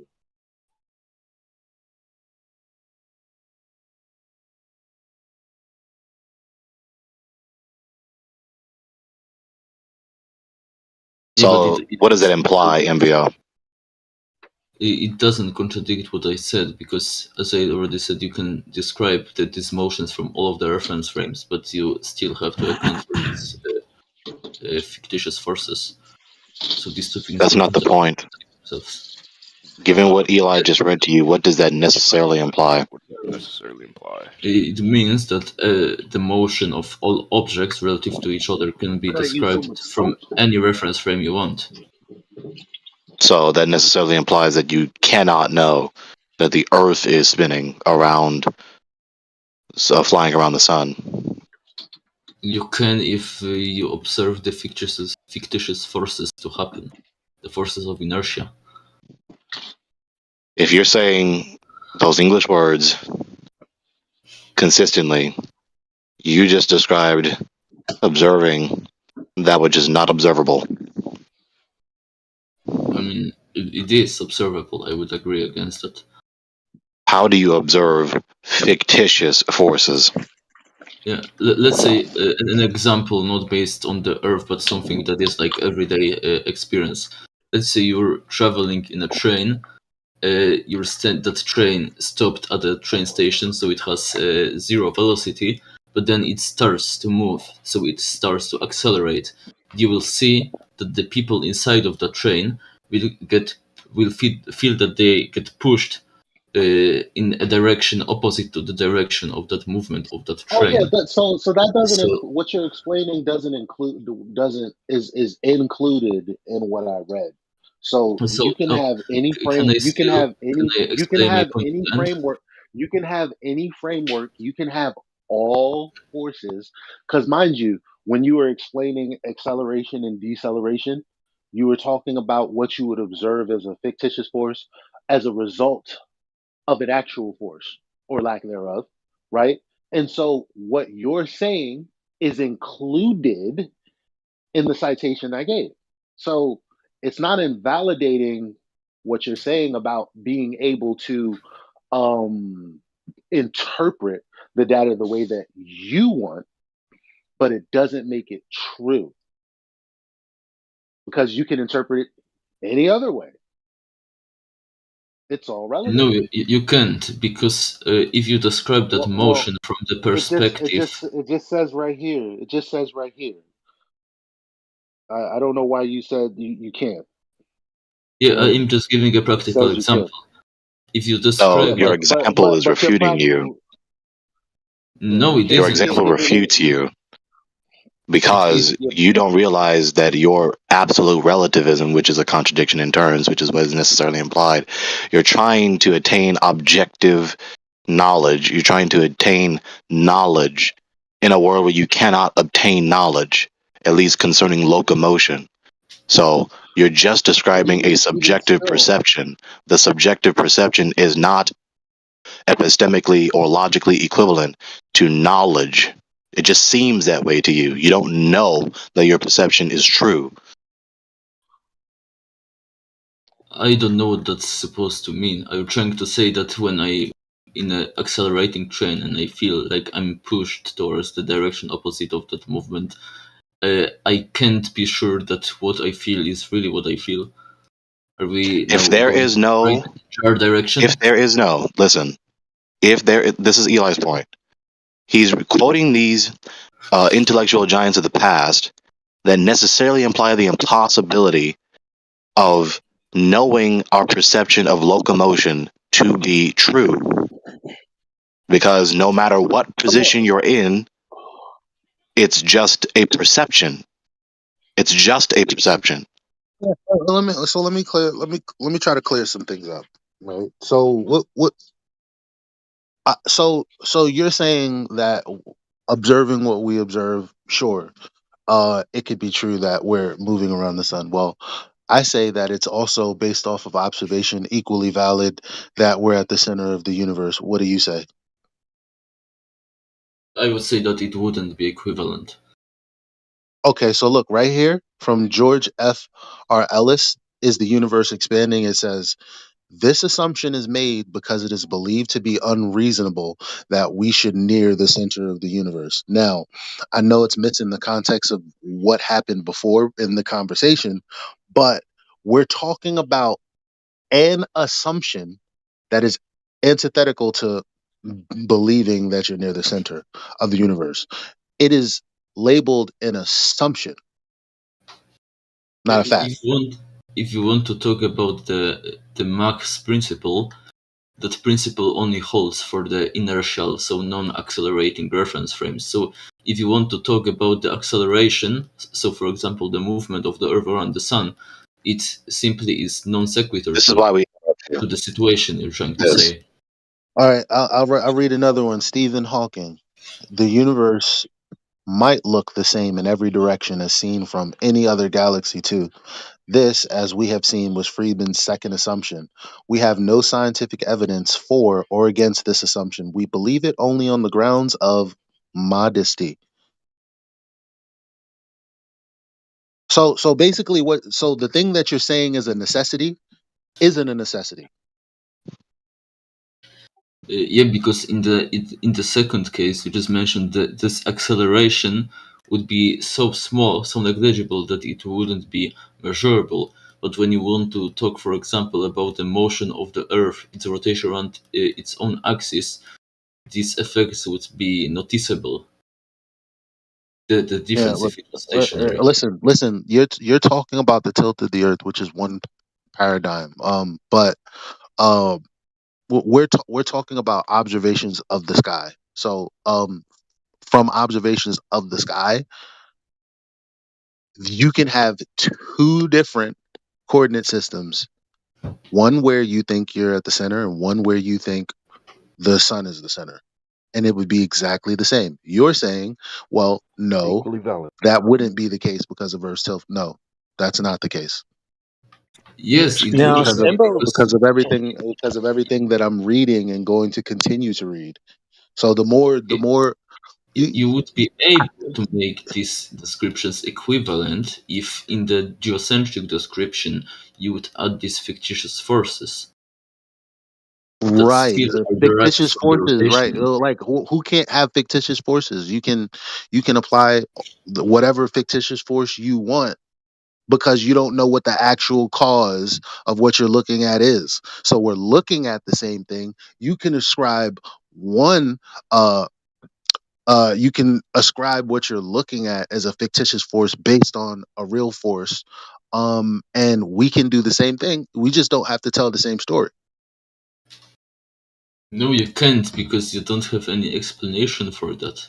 No, I do have an explanation. It's hoo-has and wahoos. But we're What looking is at the same thing. explanation? I can apply the math the same exact way.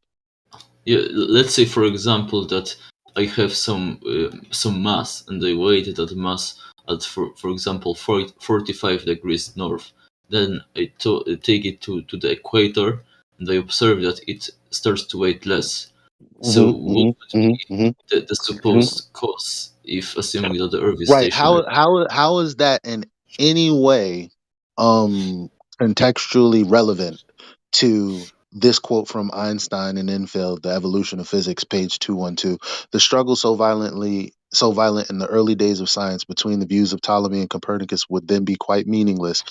Either coordinate system could be used with equal justification. The two sentences, the sun is at rest and the earth moves, or the sun moves and the earth is at rest, would simply mean two different conventions concerning two different coordinate systems. So what does what you said have to do with what I just read? Because that's ultimately what I've been talking about this entire time.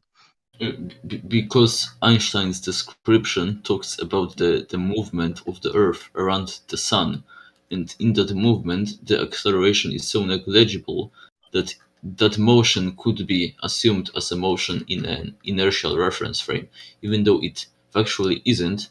It can be assumed for practical purposes like that because that acceleration derived from that Yeah, rotation is so what's the small. justification for saying it actually isn't? That's what we're looking for. Because remember, I had read right here from Bernard Cohen, there is no planetary observation by which we on Earth can prove that the Earth is moving in an orbit around the sun. So what's your justification for saying that it is true Older outside pieces of of the explanation? evidence. Other pieces of evidence. Well, For yeah, but the example, evidence is no better than just assuming that you're at the center. So saith Einstein. no, it is definitely. Like, for example, let's say No, it's stellar exactly the same. parallax. We're not talking It about a isn't. belief system. We're talking about a coordinate system, which we read the sky, some whatever they're doing, astronomers. Like, you, it's the same thing. You can use two different coordinate systems, get the same outcomes. You're saying Yes, no, you I can't. agree with that. If So you if want you to do agree, coordinate observation, so if you agree, you can't hold above. You can't hold in favor one notion over the other, lest you just be religious about it because you don't have any justification for it. I can based on other external evidence that My were God, derived from the Embo, these prediction of guys the that he's Heliocentrism reading model. out to you and quoting to you are admitting what he just said. You're the one Yes. struggling with it. For So fuck's what sake. he's trying to say is that these motions would be equivalent mechanically, and I agree with that approximately. But there are other external pieces of evidence that are observations that make the heliocentric model more plausible. Like what? Like I'm the gonna I'm gonna stellar read it. parallax, for example. I'm gonna read this again. There is no planetary observation by which we on Earth can prove that the Earth is moving in an orbit around the sun. That physicist Bernard Cohen's quote is in direct contradiction with what you just said. Can you explain that? Yes, it describes the mechanics. So if It's you agree with what he just read, then you cannot justifiably say that there's evidence to indicate stronger above every other theory of heliocentrism being true. If you there disagree with it, then of course you need to give an argument. there Those are is your an options. evidence, but it isn't based on mechanics. Those are your options. If you agree with what he just read, then Yes, I there agree is with it. no justification to You say can that just the evidence strongly indicates heliocentrism to be true. If you you can disagree with it, then you need to give an argument. you can describe the same motion using these two different coordinate systems, but the predictive power So of another one why of your the irrelevant replies, he never engages what is said to him. He just gives a reply that's not logically relevant to what was said to him. it is He just completely wants to relevant. persevere to lecture everyone. I agree that these motions can be equivalently described using these two coordinate systems. I agree with Okay, that. so if you agree with him, then you concede that there is no appeal, no argument you can give to indicate heliocentrism being true. No, I disagree with that because that's a leap So of you're logic. not being logically consistent. So if you disagree, then you need to give an argument. And you don't agree with him. If you agree with him, you cannot argue that heliocentrism is true. So if you want to argue that heliocentrism is true, then you disagree with the man he quoted. The argument is the fact that even though you can describe these motions using two different options, the predict the explanatory power, so the explanation why these motions happen, is stronger on the heliocentric side. This is my argument. Can I read his quote real fast? Just super So quick. you don't agree with the man he quoted, correct? No, I agree with him because Logically this inconsistent. what You're just I'm contradicting speaking yourself. what I'm speaking about now. He was Can I ask a speaking about question? the coordinate What you gonna transformations. read, Hank? No, Hank wants to say something. Yeah, this is just real quick. This is from NASA.gov. I'll post the link. Astronomers derive distance to the nearest star closer than about 100 light years by a method called stellar parallax. This method that relies on no assumption other than the geometry of the Earth's orbit around the sun. Is that an assumption according to NASA? It's right there on the website. Yes, yes, it's an assumption. So Yeah, so if essentially, what NASA says they don't know, how can you sit up here and say you do know? I can explain that if you only let me to. What you essentially observe is that some of the closest stars that are enough close to observe that effect throughout a year will appear to shift from left to right relative to the parallel to the plane of the ecliptic, so the plane of the Earth's orbit around the Sun. And you could equally model that phenomenon from a geocentric coordinate system. But in that case, if you want to talk about the physical explanation why that happens, you would basically have to invoke magic that would involve these stars perfectly replicating a heliocentric prediction, because that's what exactly is supposed to happen according to the heliocentric model, because a parallax is a phenomenon where you have two bodies, one closer to the observer and another further away. Hold on. The details, the details inside are kind of talking past the main premise, because you're like, well, my religion has this explanation instead, and it's like, but we're looking at the same thing, and you're like, yeah, but my explanation is different. Like it Yes, has because stronger the explanatory explanation, power. Like yeah, it's not it's there's stronger no, because that there's no explanation, it predicted that this phenomenon will happen before it was even observed. So did the geocentrists and flat earthers of antiquity. No, they didn't expect that. Oh, so the Chinese and the Aztecs and all those ancient astronomers, they didn't predict. he's incorrect. No, they didn't Because he's predict incorrect. solar parallax. He's incorrect because when you make an assumption about a perfect sphere and you make assumption about perfectly circular orbits, and then you make other observations that are like, oh, they can't be perfectly circular, then the problem is from your outlook in the first place, because you had a model and then you made more observations that didn't represent the previous model. So when you say we discovered this thing,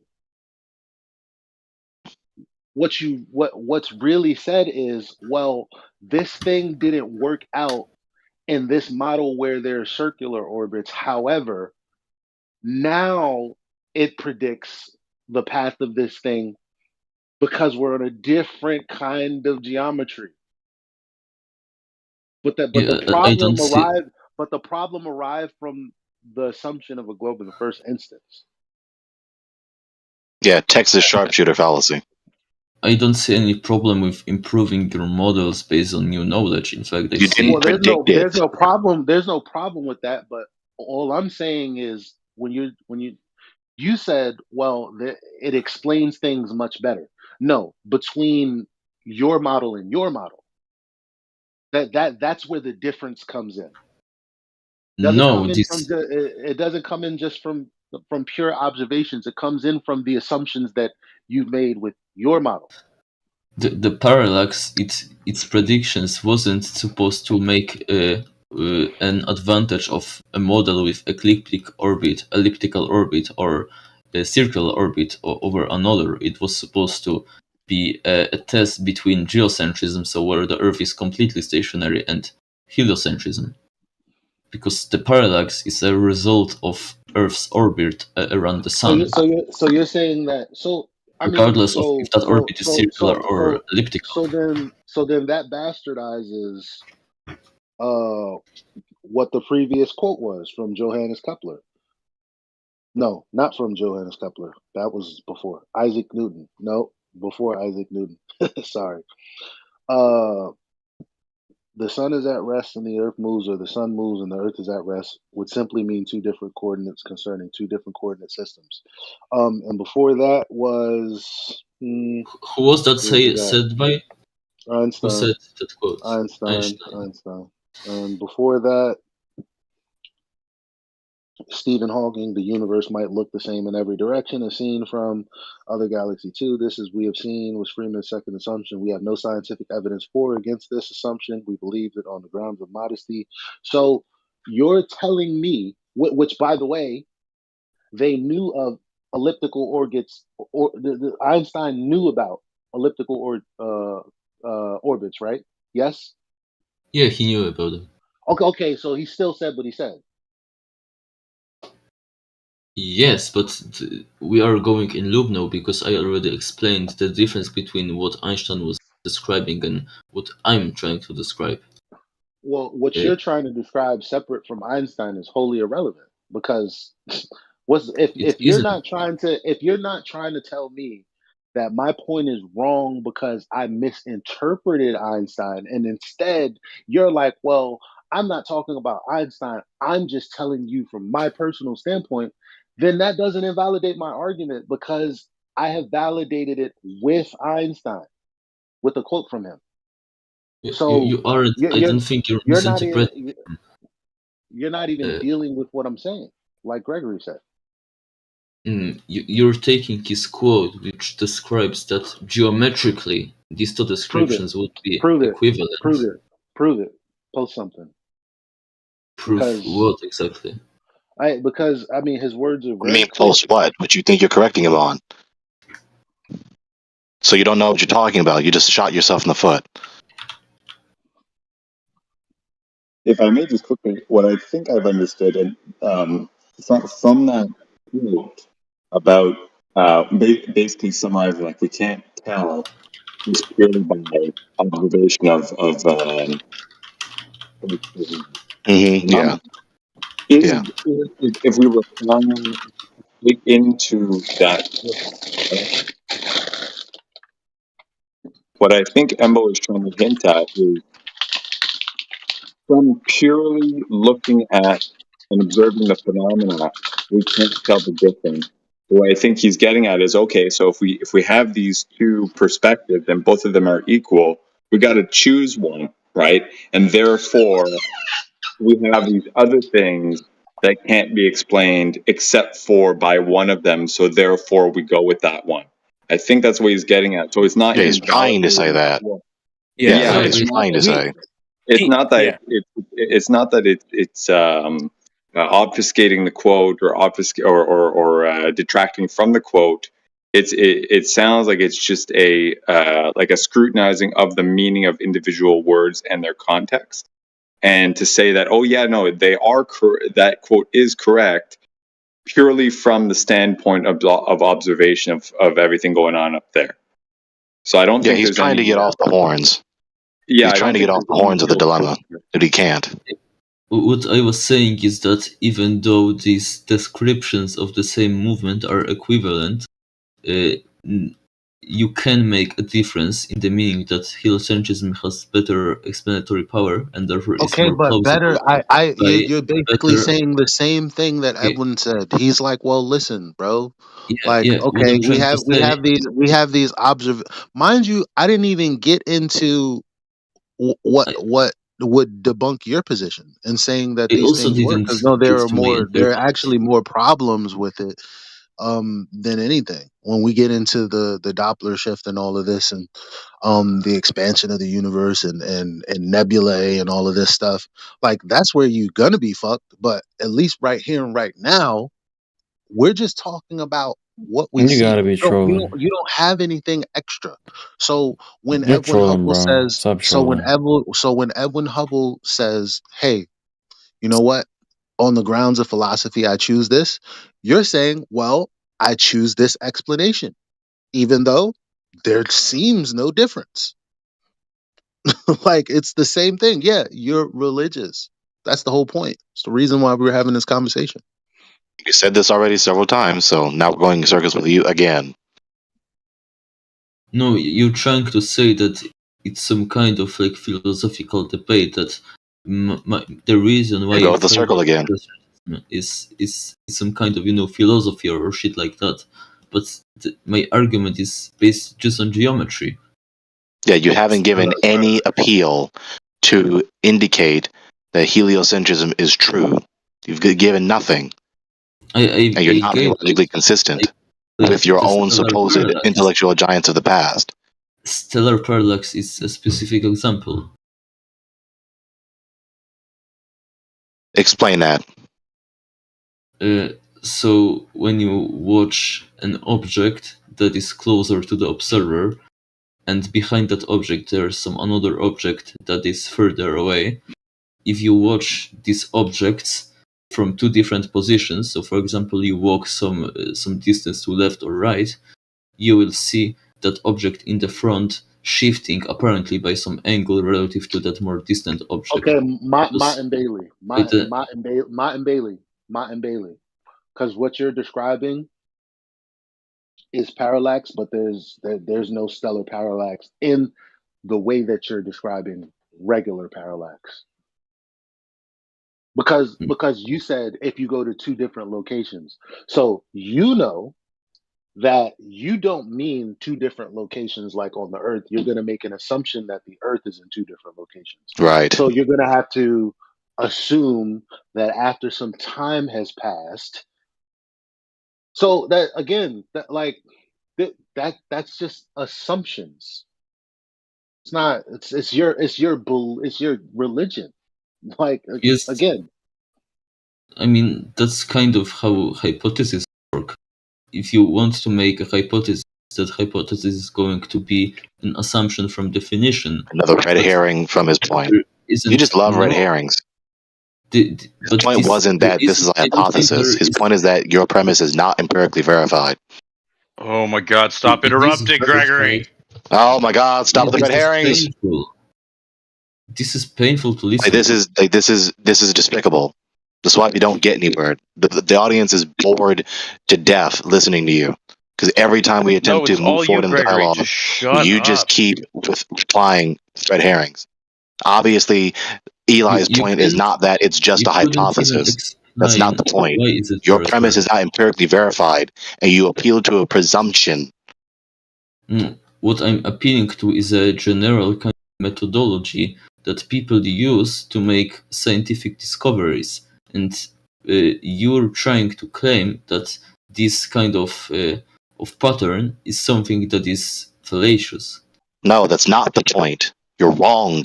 You misinterpreted what he said to you.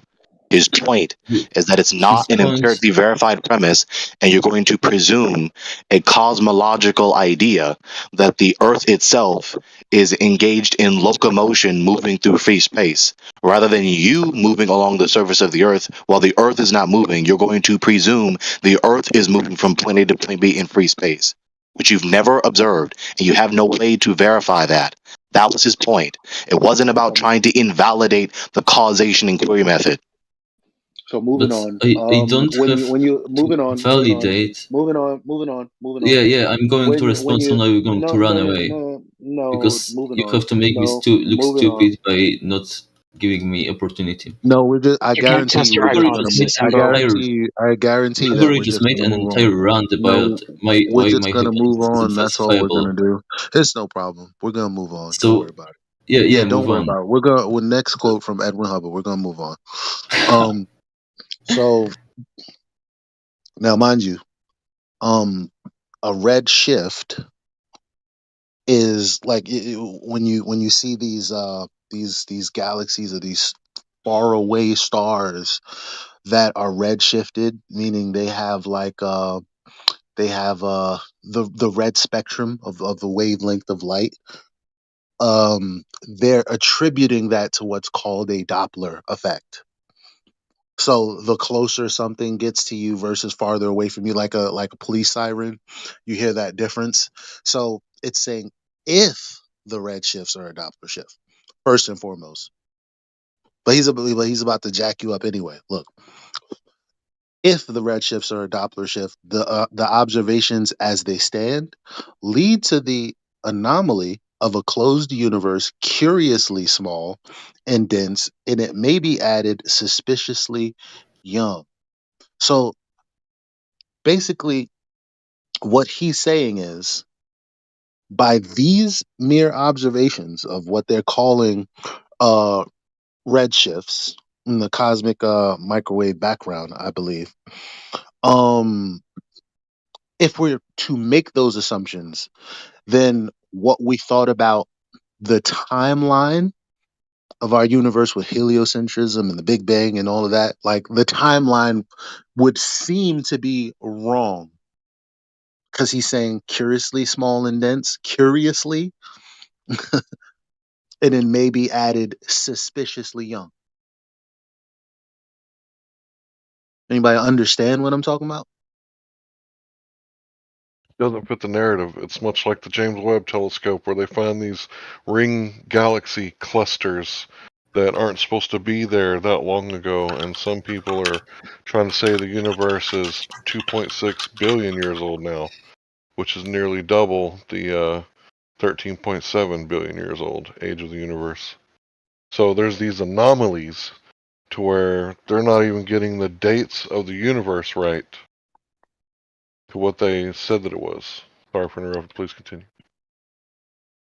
Look, speaking of forced interpretations, let's go with another Edwin Hubble. Forced interpret like this guy. When you say, well, what I'm saying is true because we're going to make these assumptions about what we see. That's what we call forced interpretation there, if you ask me. But thus, the theory might be valid provided the universe were packed with matter to the very threshold of perception. Are they talking about dark matter? They are, right, Larry? I'm assuming. I don't know. I couldn't tell you. Because you okay. I'll finish reading it. Nevertheless, the ever expanding model of the first kind seems rather dubious. It cannot be ruled out by the observations, but it suggests a forced interpretation of the data. The disturbing features are all introduced by the recession factors, by the assumption that redshifts are velocity shifts. That's what I said. The departure from a linear law of redshifts, the departure from uniform distribution, the curvature necessary to restore homogeneity, the excess material demanded by the curvature. Each of these is merely the recession factor in another form. If the recession factor is dropped, if redshifts are not primary velocity shifts, the picture is simple and plausible. There is no evidence of expansion and no restriction of the timescale, no trace of spatial curvature, and no limitation of spatial dimensions. Moreover, there is no problem of internebular material. I guess this is trying to validate that the space between us and all other matter is also full. Because if it wasn't full and everything was expanding, then they don't know how to explain what they're seeing.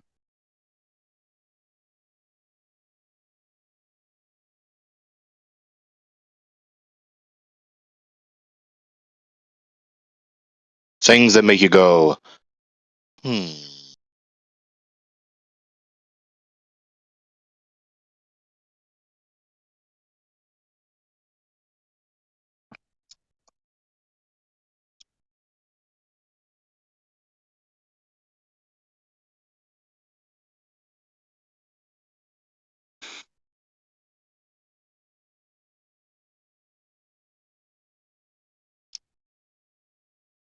All masses, all motion, indeed all forces are relative. There is no way to discern relative from absolute. So the other guy should have just been like, yeah, okay. From right there. He's like, oh, that they're talking about a mechanical. Look, listen. Regardless of what you do, there's no way to discern relative from absolute motion when we encounter them. Whenever modern writers infer an imaginary distinction between relative and absolute motion from a Newtonian framework, they do not stop to think that the Ptolemaic and Copernican are both equally true. Ernst Mach. And also, when they say the word relative, they're saying it in the sense of not objectively discernible. And the reason I mention that is because it's a truism to say that this is related to that this is relative. Everything is relative because everything is related to one another. But they're saying it in the sense of not objectively discernible. And so if they do that, then they have reduced themselves to subjectivism. That is always a refutation when someone is trying to demonstrate that they know something to be true. So they cannot sit up here and tell us that they know any facts about locomotion of anything if it is the case that there's only subjective perception and that objective discernment of the locomotion or the apparent locomotion of whatever we're observing is not discernible. It's a self-defeating premise and a self-refutation.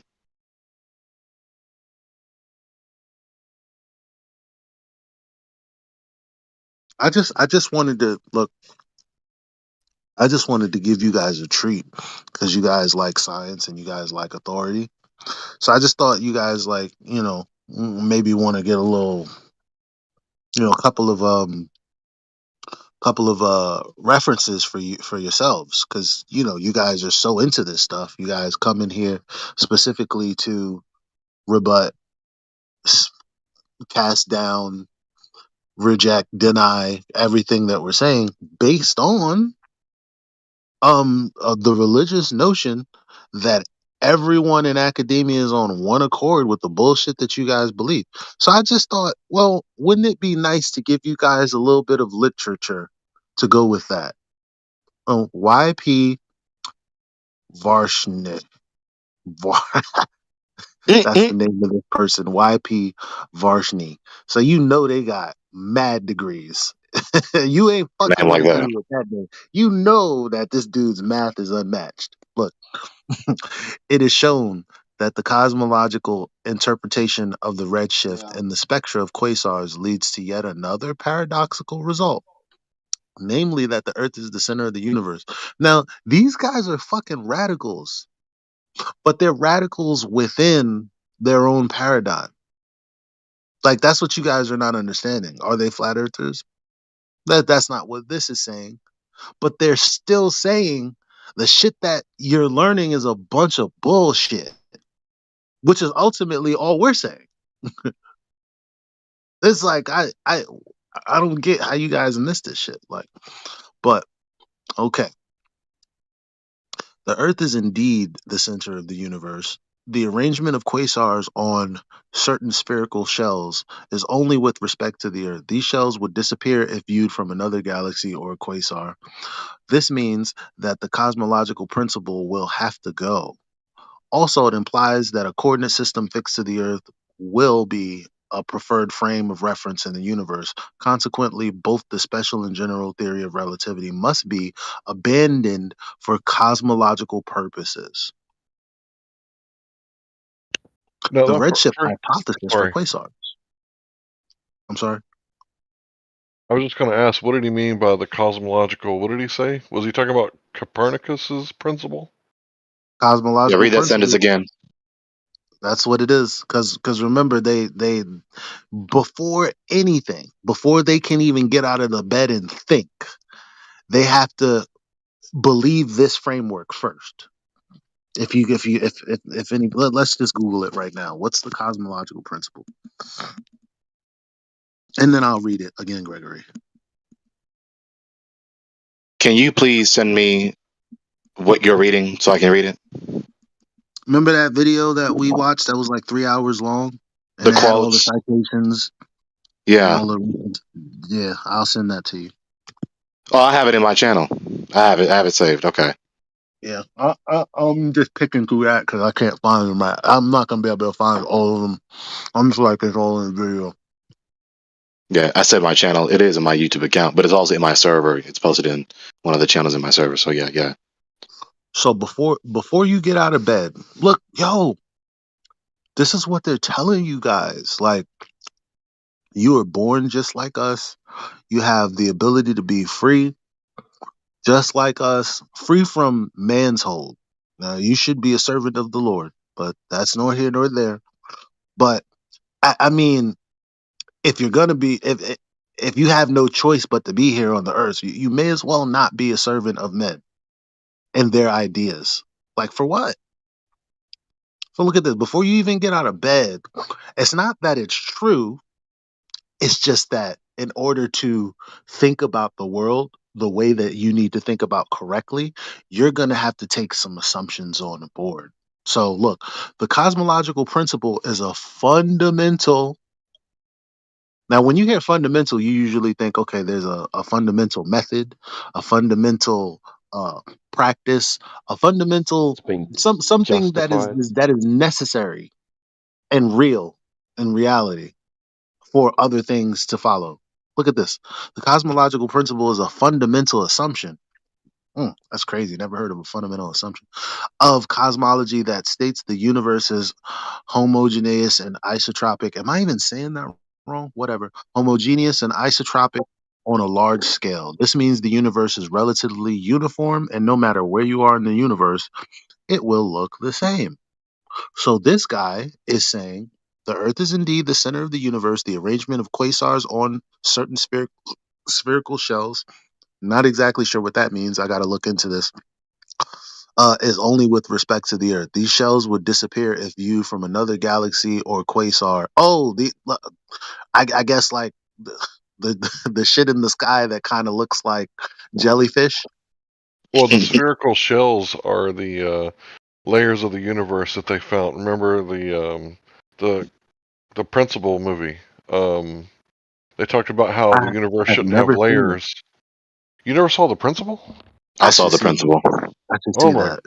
People Oh my keep talking goodness! about it, and I've never seen it. Oh Yeah. man, I would love to watch that with you, bro. That's when you hear me argue like If about if dark we could matter do and it dark right now energy and before anything else pops up, because I'm supposed to talk to Gregory as well, and we're not getting anywhere with these stiff necks. So if you guys want to do that, I do a watch party if you're watching The Principal. I love that movie too, Hank. oh man, when you hear me argue and you watch this movie, you're gonna be like, "Oh, that's what Hank has been studying." Mm-hmm. Yeah, because for real, that's where I get them with that movie. Thank you, Robert Sangenis, for giving me something to bash these fools over the head with. If only he was more consistent. Should have agreed with Rob. look at this. So let me read one more time. The Earth is indeed the center of the universe. Now I know that's a positive claim. The arrangement of quasars on certain spherical shells is only with respect to the Earth. These shells would disappear if viewed from another galaxy or quasar. This means that the cosmological principle will have to go. Why?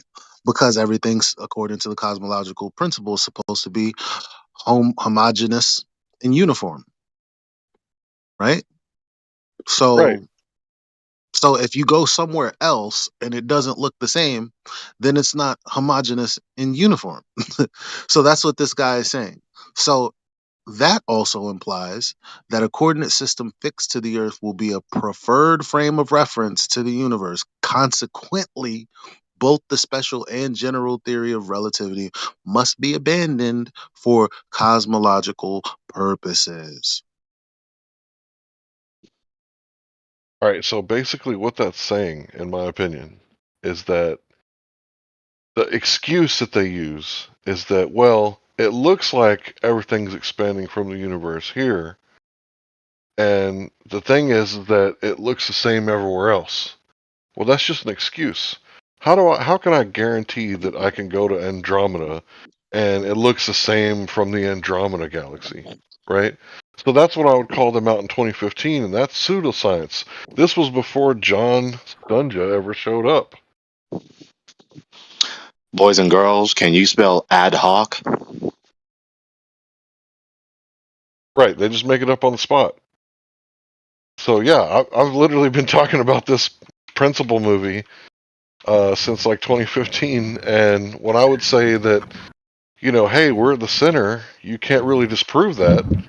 And they would go, well, it looks like the center from everywhere. Well, the lambda-CDM model, the first part, lambda, that's the homogeneity of the universe. Everything looks the same. We're not in a special location. That's like the foundation of, you know, like you were saying earlier, the fundamental parts of the Copernicus principle, that we're not the center.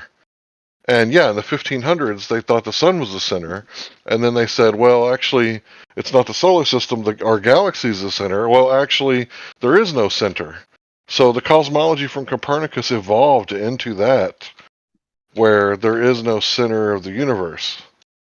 So this whole time, they're not heliocentrists, even though these people are innately sun worshippers. They're acentrists. There is no center. Except the great attractor nowadays, which is similar to Pythagoras' cosmology. Yeah, I posted the full movie in the text lobby for anybody that wants to watch it. Here's another critique also. This is metaphysically absurd for them to say that. If it is the case that everything is expanding or moving away omnidirectionally from one another, they began from a point in free space. So everything began at this point and is now moving to another point, or at least in a given vector. Right? Yeah, you can't move in all directions simultaneously. You can only move in one vector at a time. Yeah, that's a good point, Greg. What if the Look how point was this moving? reads. Look at how this reads.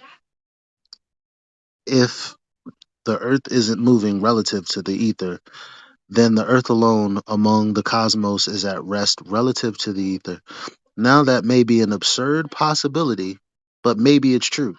So this is Richard Wolfson, right? So he's a heliocentrist.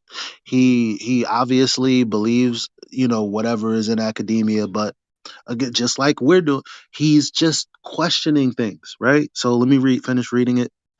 Uh If the Earth isn't moving relative to the ether, then the Earth alone among the cosmos is at rest relative to the ether.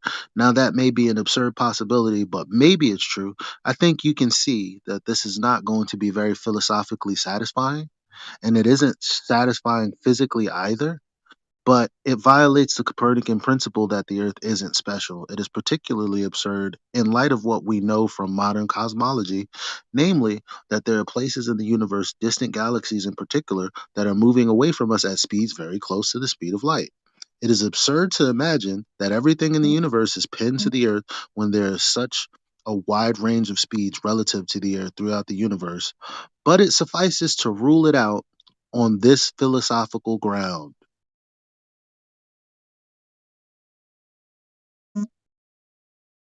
On this a priori presumption, not an empirically verified fact.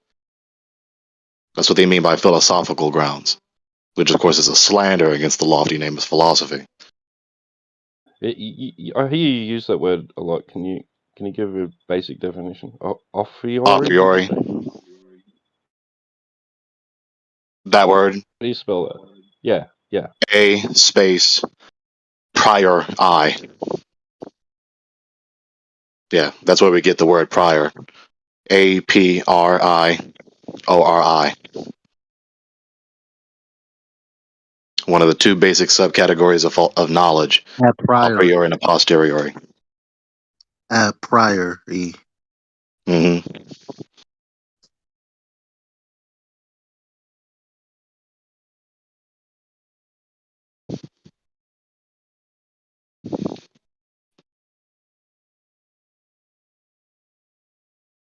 Yeah, Elijah, I'm really excited that you haven't seen the Principal movie because it's all about the BS in cosmology.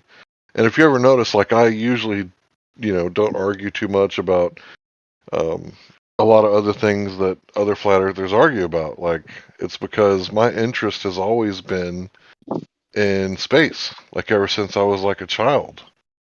And to think that I get to have that wonder when I look at a star and go, what is that? I wonder what that is. What could that be? Whereas a majority of the population lose that when they go to school. Yep.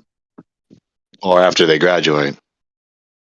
Look at that burning ball of gas. How interesting. Like you've reduced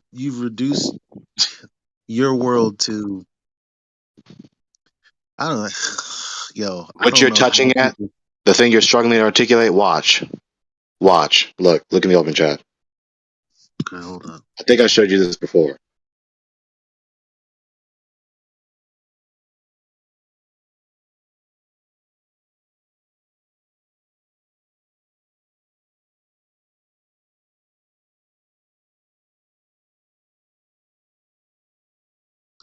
How can you go somewhere else and it look exact? I mean, I get it, but I don't. The redshift is happening in all directions. So if you could hypothetically rewind time, it would go from a redshift to a blue shift. And the universe would be contracting and heading towards Earth. That showing that even in their own worldview, if they take the redshift at face value, that makes us the center of the universe. So when they say, oh, well, it actually looks like that everywhere, it's expanding everywhere in all directions. How do you verify that scientifically? You couldn't. How do you It necessarily even implies that you verify? couldn't. How do you even verify that these things are moving away from you? Well, that's where I step into their worldview to smack them around a bit. Oh, I see what you're. Yeah, I get what you're saying. Yeah, internal critique. Type it in. Internal critique as opposed to external critique. Right. That's what Dr. Bonson does. So when you hear me debate, when you hear Dr. Bonson debate, yeah. And I posted it. Well, that's amazing. That's amazing that everything that they've put forth, in the last 100 years, has basically shown that Earth is the center of like all of the motion or whatever. It has to start from a horizontal plane, elevation angles, and such. See, Spur Schemo, he used to ask me like in 2015, Hank, why do you do that? Why do you jump into their worldview to wreck them? You don't believe in this stuff. And I'm like, yeah, it doesn't matter if I believe in the redshift or not. Like, I'm still going to step into their worldview and use hostile witnesses against them because that's how I debate. He was like, oh, I get it. So he didn't understand when I did it back then either. Internal critique, or like you've heard me say before, reductio ad absurdum argumentum, reduction to absurdity argument, exposing the false implications or implied impossibilities of their own premises, given their own premises. Yeah, another real good one of those that I remember hearing not too long ago. I forget the numbers, but it was something to the effect of, okay, if we're looking up and we're observing, billions of balls of gas that are burning up, right? Well, I mean, if you look at the sun and it's a burning ball of gas, well, one of the numbers I heard put forth about how that's operating is that it's burning trillions and trillions of, tons of hydrogen or whatever the gas supposedly is, right? Well, if you're burning up gas to that amount, you would think, well, the mass should reduce gradually. If the mass reduces gradually, then the so-called gravitational effects on the surrounding environment would be implicated, right? If that's so, well, how is it that things are not being thrown off orbit to any degree or whatever to such an extent that we've had, similar or the same patterns of quote unquote orbit for going back thousands of years, right? Or how come the sun isn't shrinking, or how come it's not reducing in luminosity, given that it's burning up such vast amounts of its own construct, right? Shit like that kind of boggles my mind. I don't know how they don't see it. I've never heard any explanation to why that's the case, but I rest my case. So let me read this for you.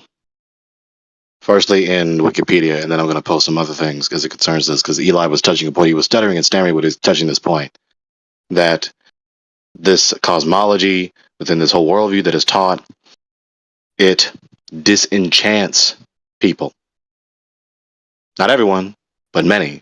That's why so many people result to suicide after they result to nihilism after examining the consistency, the logical consistency of this premise. From nothing, everything came for no purpose and no value in a godless cosmic vacuum. Everything's just matter and motion, sound and fury, signifying nothing in a world that is red in tooth and nail and claw. Okay? Disenchantment.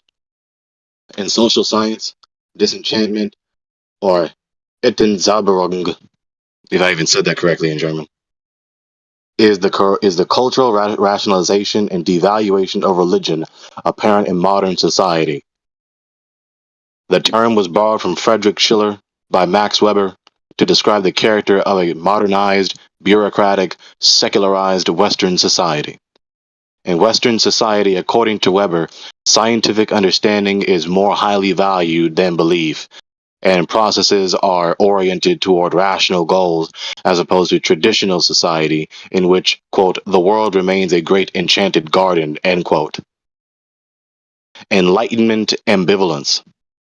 Weber's ambivalent appraisal of the process of enchantment, as both positive and negative, was taken up by Frankfurt School in their examination of the self-destructive elements in Enlightenment rationalism. And then it continues. At Frankfurt School. Oh my god. It's quite hypocritical, though, isn't it? Because what they're claiming to be science is actually just like a religious belief in itself. Yeah, it's just it will lead to a hypocrisy. Yeah, it's just a misnomer at that point, but then it's going to lead up to hypocrisy, where they supposedly value science, quote unquote, above traditional antiquity, right, before the modern era.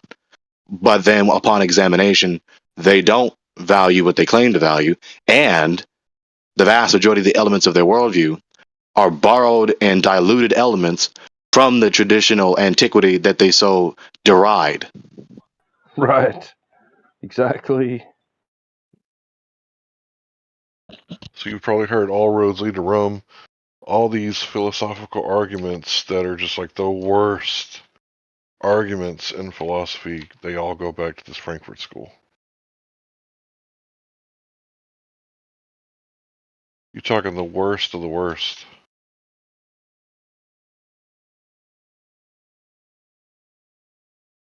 If I ever go to Germany, I'm going to piss on that school.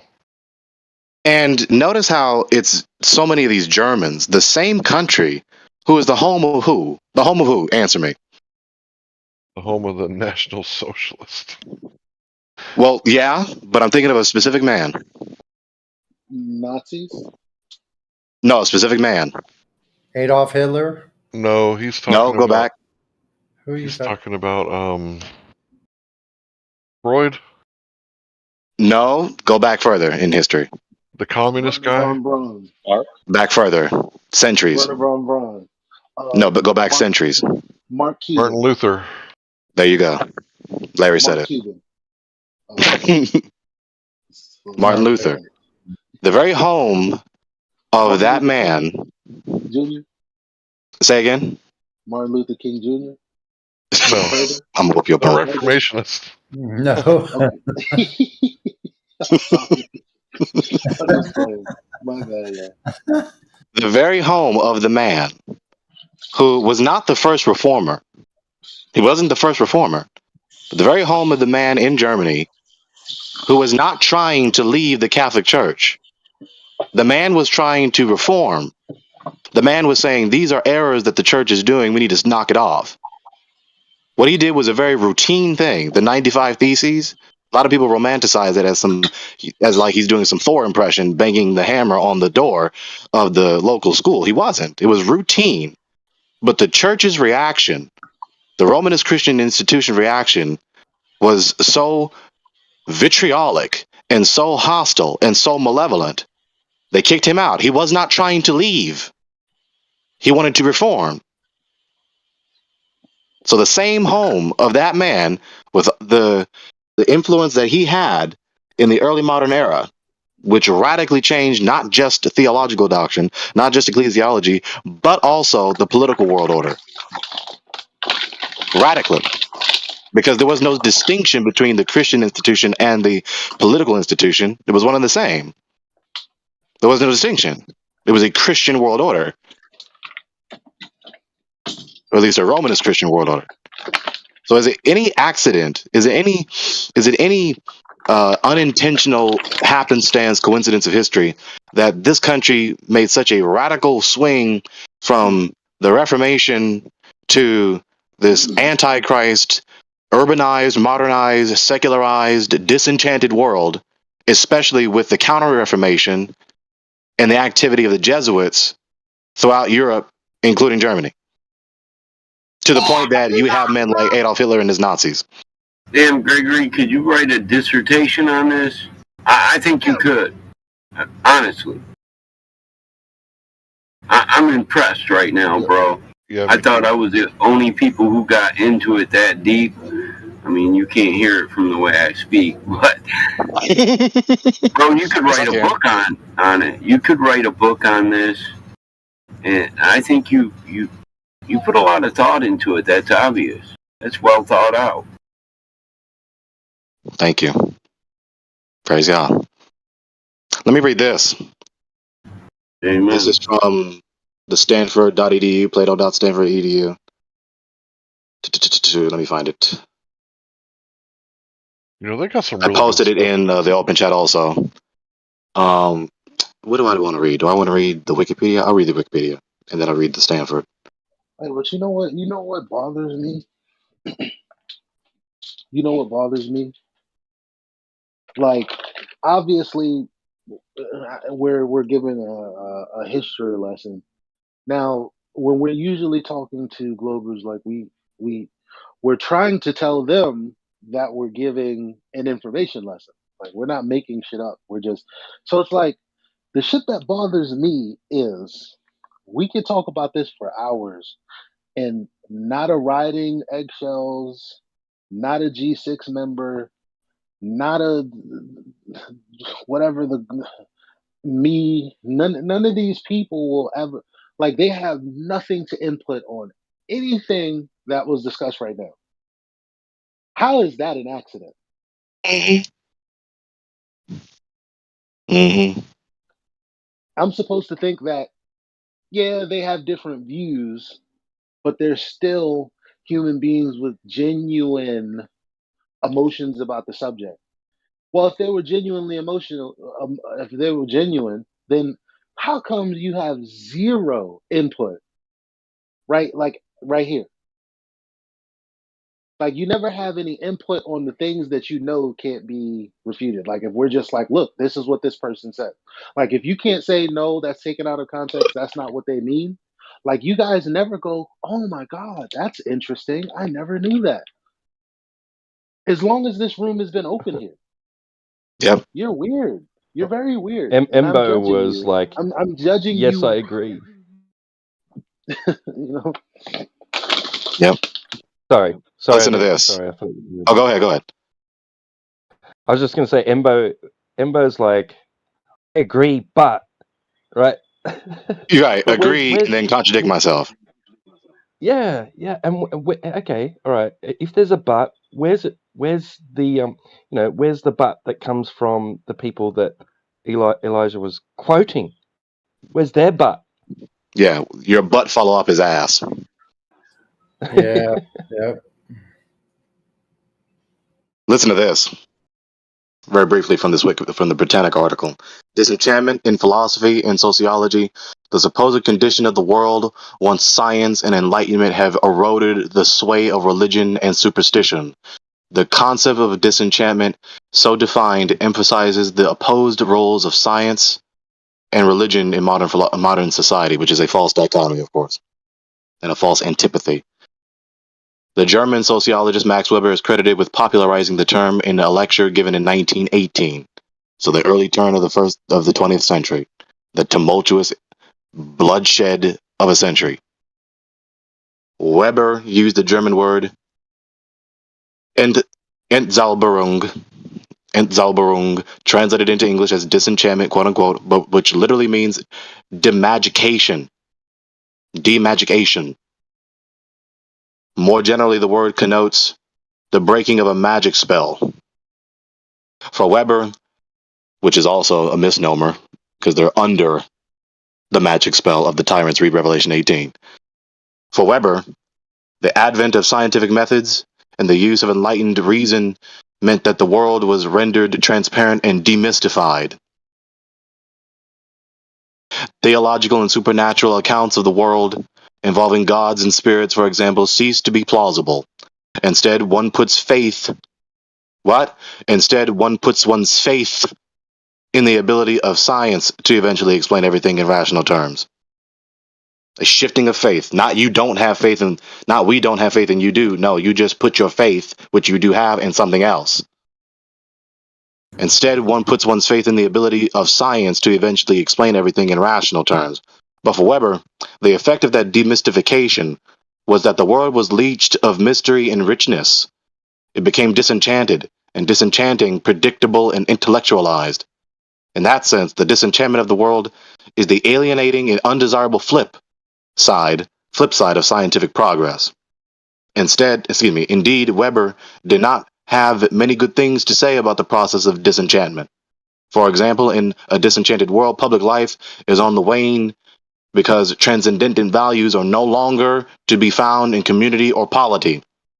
Rather, people seek emotional fulfillment in private relations. According to Weber, such undesirable consequences of disenchantment can be attributed above all to the fact that science inadequately fills the vacuum left by the diminishment of religion. Science may be able to clarify questions of values and morals, but it is ultimately incapable of answering them. However, a return to old-style religion is also an inferior solution, so the author says. However, a return to old-style religion is also an inferior solution, for that would represent a withdrawal into the obsolete and unfounded beliefs of the past. The inadequacy of both science and religion produces a fundamental impasse in the modern world, Weber thought. During World War II, the philosophers Max Horkheimer and Theodor Adorno drew on Weber to point out that science's attempts to disenchant the world resulted only in a kind of return of the repressed, the irrationality that had been squelched by enlightened reason returned in the form of violence and barbarism. Later, political theorists and philosophers such as Jane Bennett and Charles Taylor sought to question the very premises of Weber's thesis that science serves only to disenchant the world and dispel spiritual feeling.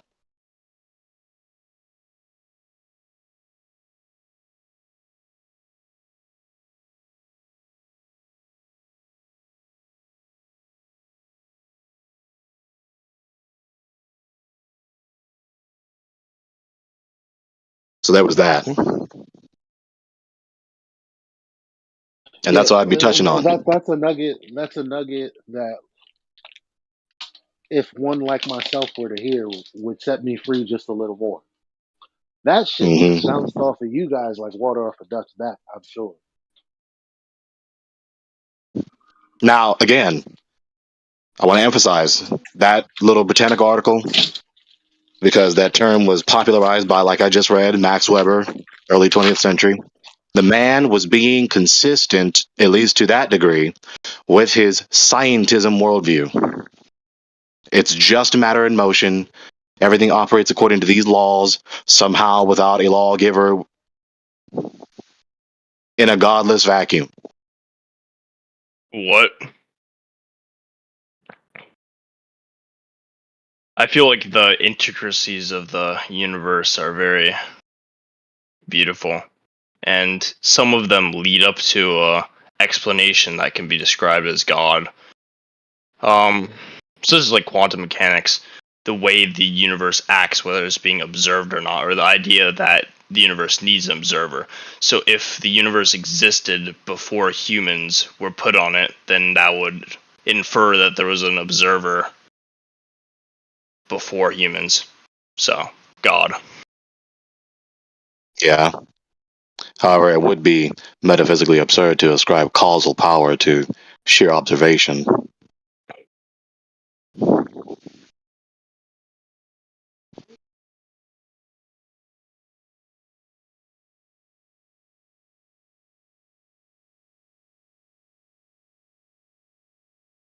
The giants whose shoulders that these modern people are standing on, supposedly, they had no problem like resolving that. Well, sometimes what they claim that their understandings or their theories or whatever came from theological basis, you know, like Yeah, they were thinking theists, right? in theological. Yeah, right. They were theists. Yeah, and philosophizing in you know in respect to the universe that their creator had created.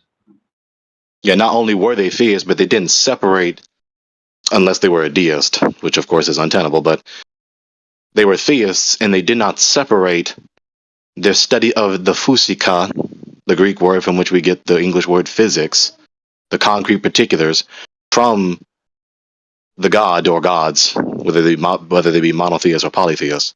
But they didn't separate it from the deity.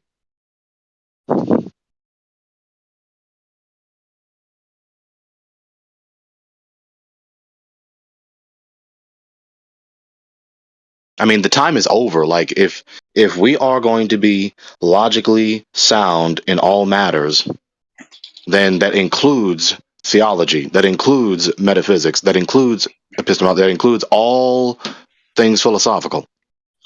It is only atheist propaganda that God, that theology cannot be known, and that is not rigorous, just like the so-called hard sciences, like they like to call it. It's just Here's a question for Matthew. Well, maybe not for Matthew. Here's a question in general. If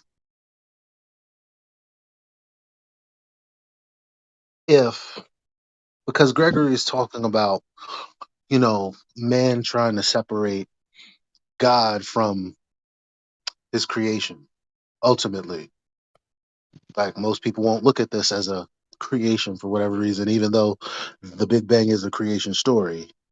The bottom line is, if you think that you can separate what you know the world to be from faith, in other words, you're not religious, demonstrate it right now. Separate reality from faith right now in your explanation of how the earth is a globe. Go on. Yeah, that's a great question. We would say that all truth is God's truth. So understanding truth from God's words in His revelation, or God's creation, God's world, That's you. worldviews, That's all why I part said of maybe not Matthew, because you're Oh, sorry. totally nowhere near addressing what I just asked. Like you're not even in the same. You're not even in the same galaxy, bro.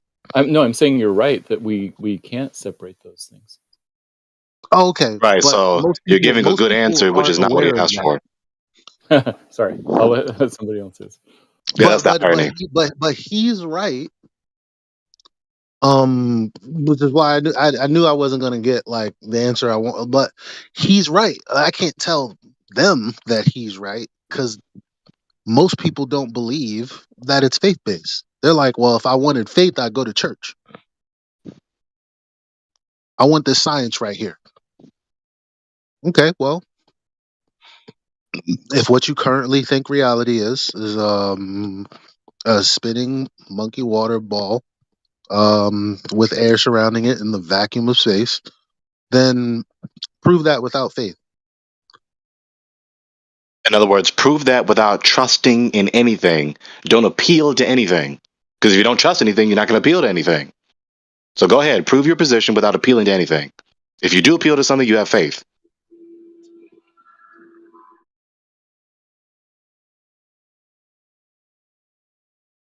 Say, how about this? They never want to get to this subject about how they can justify what they do accept to be valid appeals to justify any proposition to be true or false, to believe any given proposition to be true or false. David Hume has exploded them for the past more than 300 years. They've never been able to address him. See, just as Max Weber was being consistent with this scientism worldview there in the turn of the 20th century, David Hume was being consistent during the turn of the era with the Enlightenment era.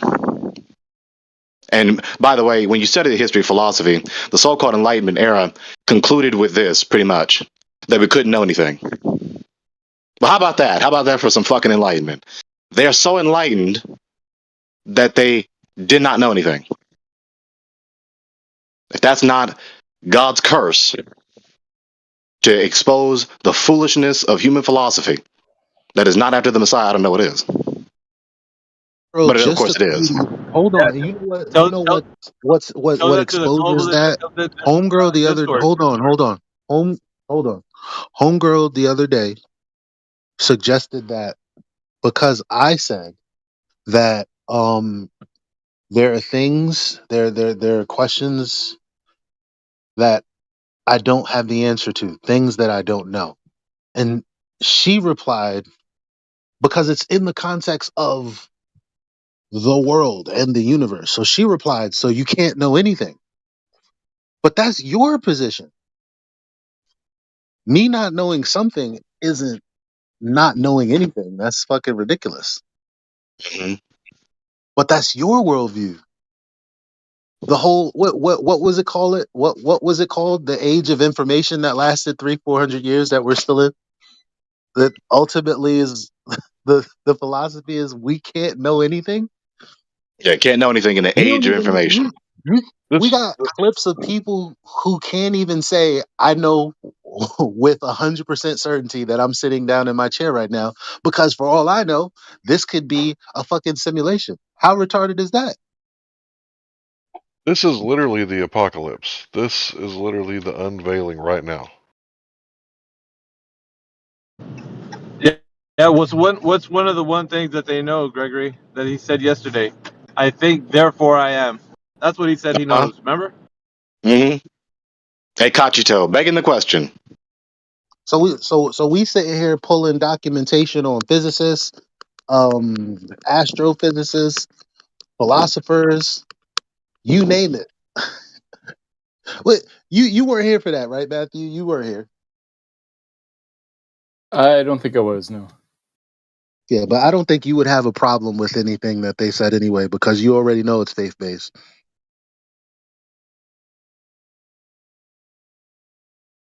How about this? So with David Hume, he was a strictly devout empiricist. Now, he didn't do any sacred rituals, of course, unless, wink wink. But he was a strictly consistent empiricist.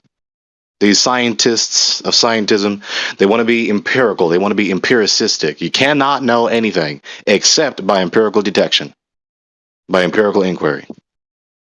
Now, there's an epistemic standard. Now, if an epistemic standard cannot withstand its own standard, it's self-defeating. It's immediate refutation, so that couldn't be true. So the premise is that you cannot know anything except by empirical detection. Question. Here's the question. Did they empirically verify that? Specifically, did they empirically detect the premise? If they did, then show me the matter that you empirically detected, sight, scent, taste, touch, hearing. Show me the matter that is the premise itself. If they didn't, then they could not know it to be true. So they couldn't know that epistemic standard to be true. So it is not the case that we In only know other things by empirical words, detection. in other words,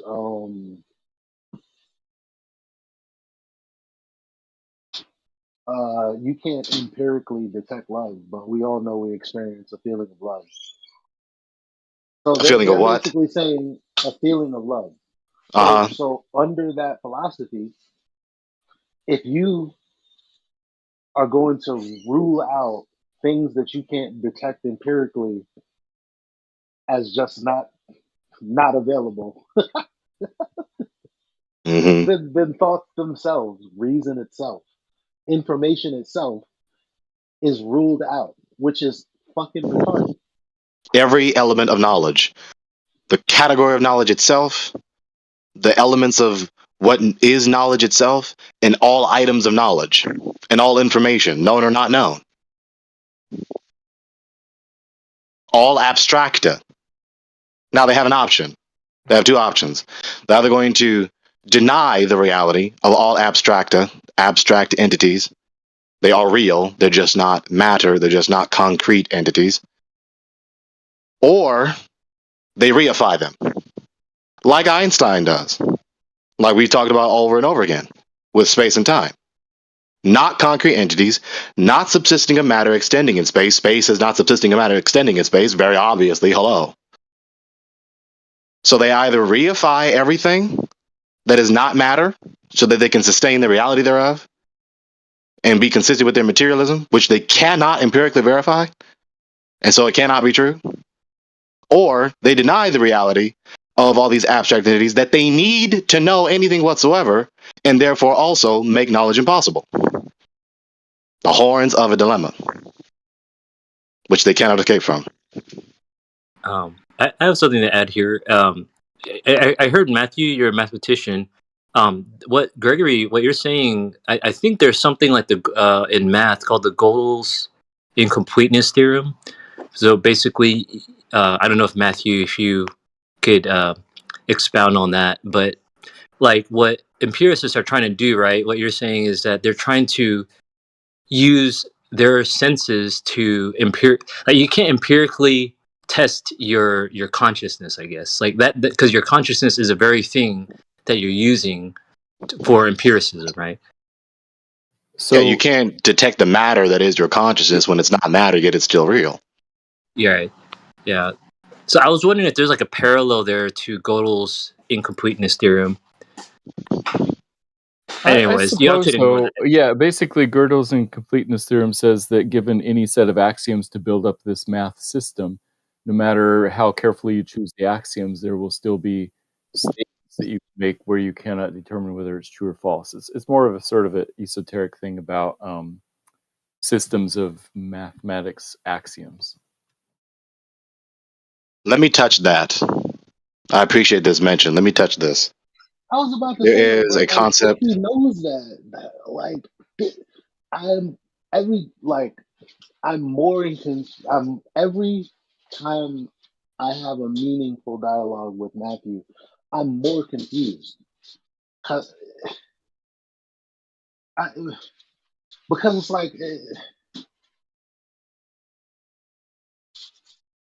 why do you hold on to something that you know isn't valid? Well, I wouldn't. I don't hold on to things I know aren't valid. Okay, but you know that there are things that are supposedly mathematically valid that you just based on what you just explained, there are axioms mathematically that are taken as true, regardless of if they're true or not. It's not whether they're true or not, it's whether you can prove them or not. So the incompleteness theorem says you cannot prove it. It doesn't say whether it's true or not. So okay, so if you can't prove something, then you can't speak to the truthfulness of the claim then, right? No, I think there are things that are true that can't be proven. Yeah, that's true. But how do you come to understand something is true that you can't prove? Like what in what instance? Looking at the evidence, and even if there's strong evidence for it, there's other criteria No, that's you could very use. vague. So that's very vague. Right. So Yeah. That's why what I I'm like the math talking stuff about, better. but what I'm talking about is when you say evidence, or you're talking about math, though. In mathematics, everything that is considered to be true is proven to be true. But in other areas, things can be true even if nobody has a proof for it. Like what? I would say things like the fact that Mount Everest exists. I think there's strong evidence for that, even if I can't mathematically prove it. That kind of stuff. Like anything in the physical world, statements about the physical world always have kind of like slight doubt to them in a way that mathematics doesn't. Wait, your example All right, digresses go from on, his Gregory. question. Sorry. No, yeah, it does. That's why I said go on, Gregory, because I get it has nothing to do with what we're talking. I'm like, okay, so I'm like, Okay, it's no yeah. point in even. Let me give you a It's math no point in example. even. Almost all mathematicians think that there's an infinite number of twin primes. Twin primes are like 11, 12, 13, where 11 and 13 are prime that are right next to each other, but nobody has a proof for it. So mathematicians think it's true without a proof. Yeah, but at the same time, infinite is in mathematics doesn't exist. So how do you even qualify what you just said? Like You the could put it in the problem, negative. You could say mathematicians don't think that there's a maximum twin prime. yeah, but it's still a meaningless statement. No, it's a very well-defined idea. It's saying here's what twin primes are, and mathematicians think there is no such thing as a maximum twin prime. That given a twin prime, you can always find Well, one there's a bigger than it. finite number of twin primes. They don't believe that. Yeah, that's a good way to put it. Hmm. But they don't have a proof. But they're Finite working on it. quantity. All right, moving on. So concerning this, that's why this Gödel's incompleteness theorem. I don't know, but I'm inferring that it very well may be somehow related, either precedented, either preceding or subsequently following this so-called Mucausin trilemma. I really want people to grasp this because someone mentioned it to me when I was debating in a text channel, and I refuted it very easily.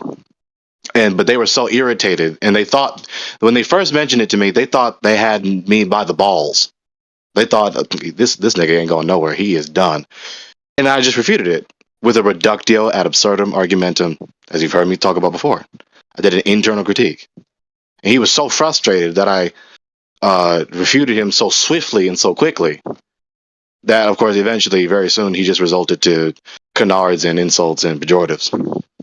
And then I had to censor him because I'm a mod in that server also. So wink, wink. But here it is. If you want to tap the link, this Wikipedia article, it reads, not there. Let's go down. Let's go down. Nope, not that. Not that. There we go. There it is. Mucausin's trilemma. Munchausen's trilemma. In epistemology, it's an epistemological issue. In epistemology, the Munchausen trilemma is a thought experiment intended to demonstrate the theoretical impossibility of proving any truth, even in the fields of logic and mathematics. See, logic and mathematics, without appealing to accepted assumptions, or rather in the sense of presumptions, just premises that are arbitrarily selected without any sound argumentation to justify them. Okay? If it is asked how any given proposition is known to be true, proof in support of that proposition may be provided. Yet the same question can be asked of that supporting proof and any subsequent supporting proof. The Munchausen trilemma is that there are only three ways of completing a proof: the circular argument, in which the proof of some proposition presupposes the truth of that very proposition; the regressive argument, in which each proof requires a further proof ad infinitum to infinity; or the dogmatic argument, which rests on accepted precepts which are merely asserted rather than defended. The trilemma, then, is the decision among the three equally unsatisfying options. Karl Popper's, there he is. Karl Popper's suggestion was to accept the trilemma as unsolvable and work with knowledge by way of conjecture and criticism. Now, what's the point? In other words, this Munchausen man says knowledge is not possible. Knowledge is not possible. So there's the premise. There's the premise. Now, the premise is true or false. And the premise is known to be true or false. So if it's true, then it's false. Or you could know it to be true. Right. See how immediately self-defeating that is? Absolutely. Yeah, the subjective truthers is what I call it, right? Like, you ask someone a simple question, is the sky blue sometimes? Well, I don't know, because, you know, it's like, yes. You can't know See? anything. That's an objective statement. It's very simple. The premise is knowledge is impossible. The premise is true or false. The premise is known to be true or known to be false. If it is true, then it couldn't be known to be true. And if it's false, then it can't be known to be true. And And they're it's teaching false. this shit in the colleges. Like, the college kids are coming out with this shit, right? Because of Descartes had a brain fart. Mm-hmm. Mm-hmm. So there are people who self-consciously believe, deliberately, accept or affirm the proposition, knowledge is impossible to be true, and they think that they know that to be true. They think that they know the premise, knowledge is impossible to be true. And that's what they're teaching as philosophy, like higher learning. I just and they're charging people for it. And they're charging people, and people are ruining themselves, falling into abject poverty, trying to pay these debts to these people that taught them this. It's sad, bro. Well, they got to put it to use somehow. They couldn't do it out there, so they had to come on a Discord server where they could actually put what they thought they knew in practice. But then they come here and they get slapped down, and they're like, "Yo, my mom's paid hundreds of thousands of dollars to send me to school, and God damn it, I'm not gonna have you besmirch her good name." Yep. Now consider this also. Consider this when you study the history of philosophy. This is an ancient premise. This is an ancient school of thought. It's not new. It's the premise that was distinctive of the ancient Greek sophists. The sophists who were paid teachers, they were paid tutors, and they taught no one knows anything, just argue. Just argue to get your way. Now, who does that sound like? Not just the anti-flat earthers in the world, but who does that sound like concerning professions in society? Sounds like the lawyers, don't they? Politicians. Oh. Politicians who start out as lawyers, who are taught that. Right. Right. I forgot about that. See? So is it any wonder why Law there's so much enforcement or disagreement? any of this kind of super hyper hierarchical structure where you can't really question anything and they just go right on up the line to one of these political seats and people wonder I mean, if you're paying attention, it's very simple. You just got to zoom out. So it is any wonder why there's so much disagreement and conflict and unresolved issues and issues multiplied exponentially over time and nothing is getting really resolved and improved, and why it is so difficult to find justice in the halls of justice. Is it any wonder? Because the very politicians who occupy these offices already believe that knowledge is impossible, and that you just argue to get your way, and you just join the stronger party, the strongest party, and get what you want. You know, because of course everyone wants to be Machiavelli. Everyone wants to be a Machiavellian. Everyone wants to be a Marquis de Sade. Sex, drugs, and rock and roll. Just do what you want to do. Hedonism, autonomy, all of this. All of that is what logically flows from the denial of the possibility of knowledge. Didn't we go from, go into a gas station and they serve you to now a self-serving society since like the 1960s when they took the Bible out of schools? So now everything is self-service. Serve yourself. Be the master of your own fate. When we know full and well that calamity can strike us at any given moment, and we're utterly powerless. You can listen to me. You can pretend that you are self-sufficient, that you're all-seatus, that you're self-made, that you are the master of your own fate, that you are autonomous, you're a law unto yourself, you're not under anyone's jurisdiction, that you just have the right to do whatever you please and not suffer any repercussions. You can go ahead and believe that. Many before you have believed that, and they perished in very humiliating ways. Friedrich Nietzsche died insane. Most prideful man you could ever find in the 19th century, in the 19th century. Died insane. You could argue he lived insane. Lived insane. Died insane and lived insane. There's a book There's a book. It's called Intellectuals. I've yet to read it. I want to. I forget the name of the author. Type in Intellectuals, biographies of philosophers.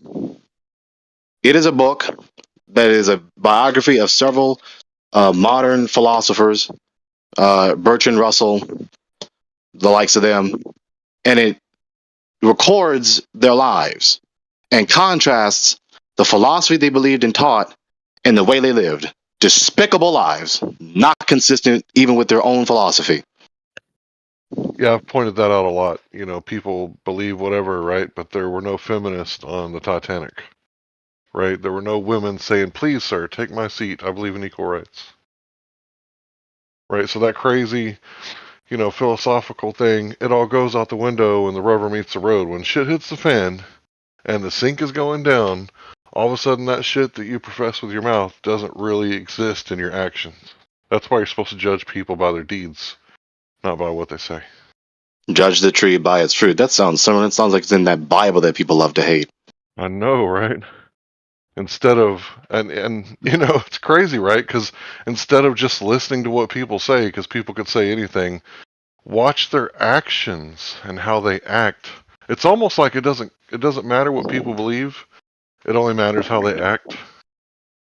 These people worship me with their lips, but their heart is far from me. That sounds familiar also. It sounds like it's in that Bible people love to hate. Well, that Bible was written by men, but science books, they're divinely inspired. Exactly. We can believe the scientists, but that Bible was written by men. Exactly. Precisely. Yeah, the science books, in their own worldview, there are no gods. And when's the last time you saw a book written by a non-human? No, it's still only a bunch of books written by humans. So the Bible's written by humans, therefore toss it out. These other books that teach the worldview that I subscribe to are also written by humans, but I don't toss that out. Because why be logically consistent? Munhausen trilemma anyway.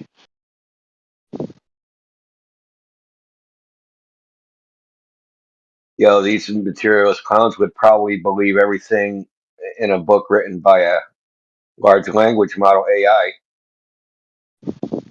I heard a clip. Everything.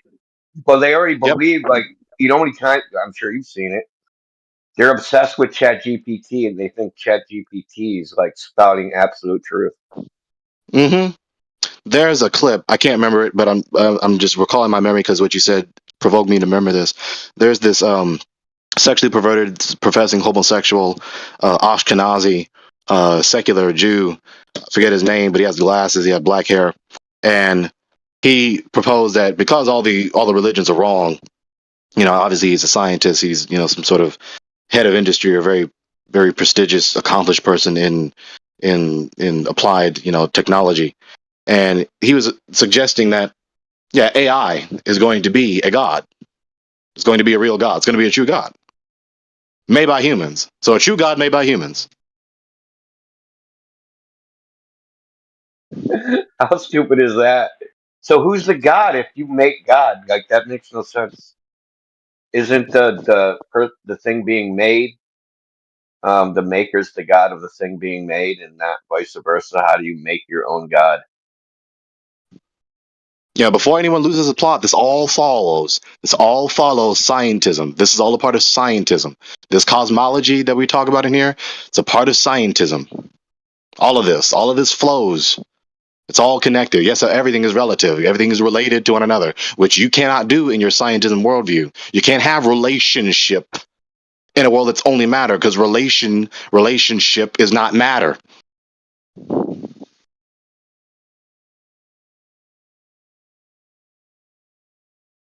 Well, that's actually goes to like the philosophical problem of science generally.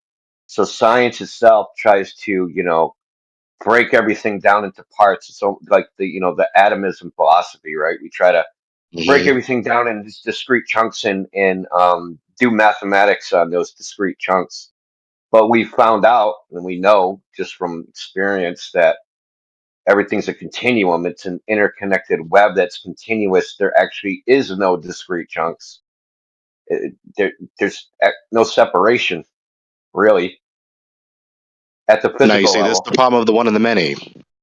It's an ancient philosophical problem. The problem, the one and the many. Now, the problem is, if you go with the one or the other, strictly and exclusively, then the first cannot account for the diversity and multiplicity in the world, and the latter can't account for the unity of the relation between everything. But there is an account for this. Creation is a unity of diversity. Creation is a unity of diversity because the eternal creator is a unity of diversity.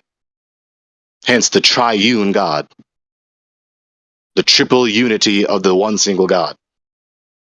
There's a multiplicity in the singular unity of the creation because there's a unity of the multiplicity of the eternal creator thereof.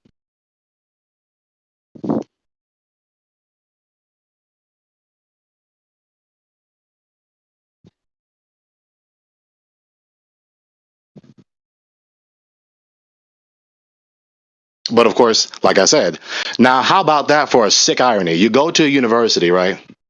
University, unity and diversity, but they cannot give you a worldview that actually cogently coheres all the diversity into a unit. So is that not a sick misnomer?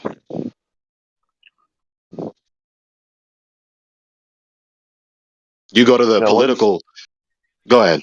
Well, I was just gonna say, like what you said preceding, like makes me think of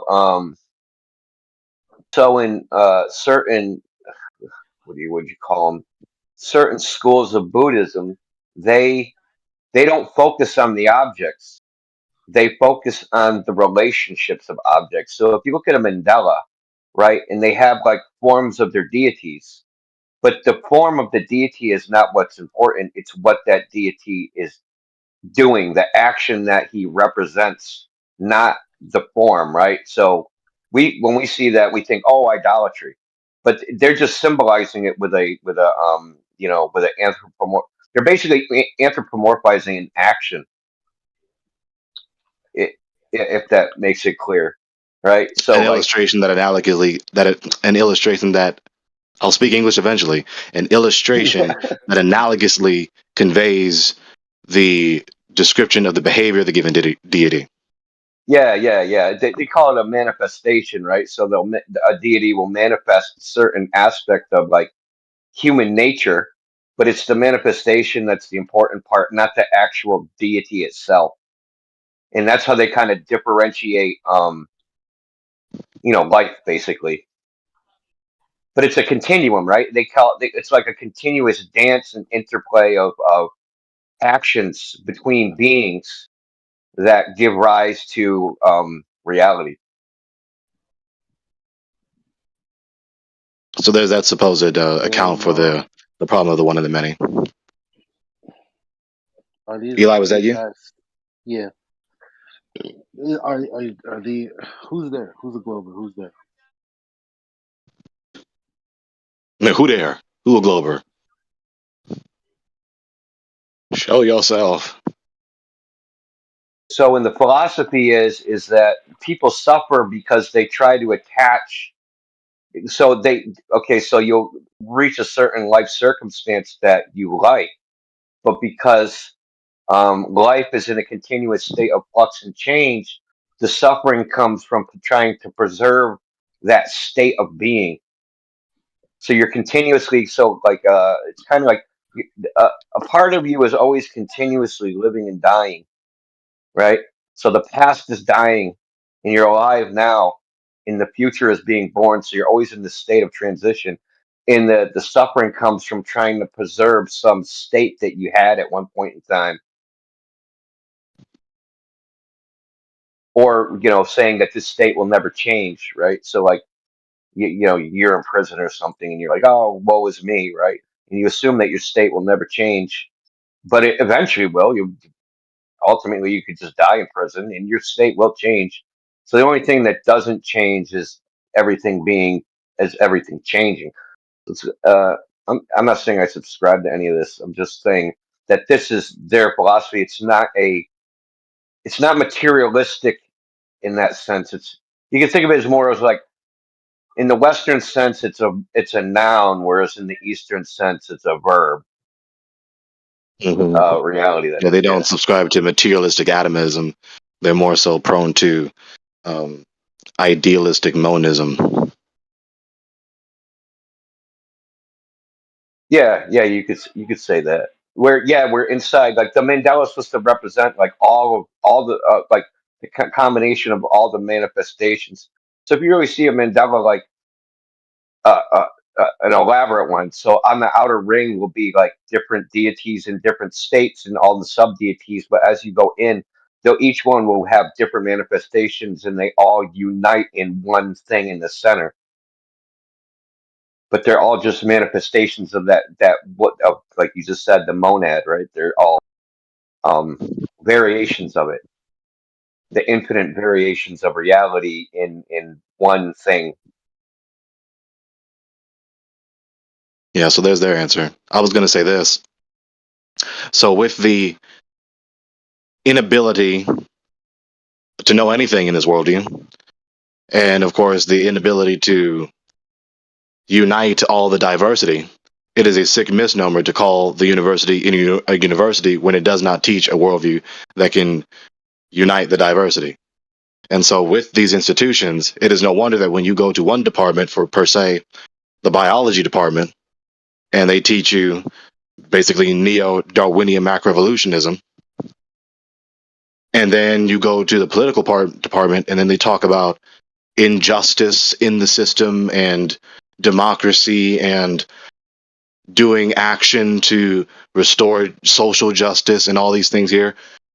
Well, just that alone, what the hell are we talking about justice for when basically what is happening is the stronger surviving and the weaker dying, like you taught us just in the previous class. Have But you that ever heard of rarely occurs to Alexander anyone. Dugin? Say You ever again? heard of Have you ever heard of Alexander Dugin? He's a I haven't heard that Russian name. philosopher.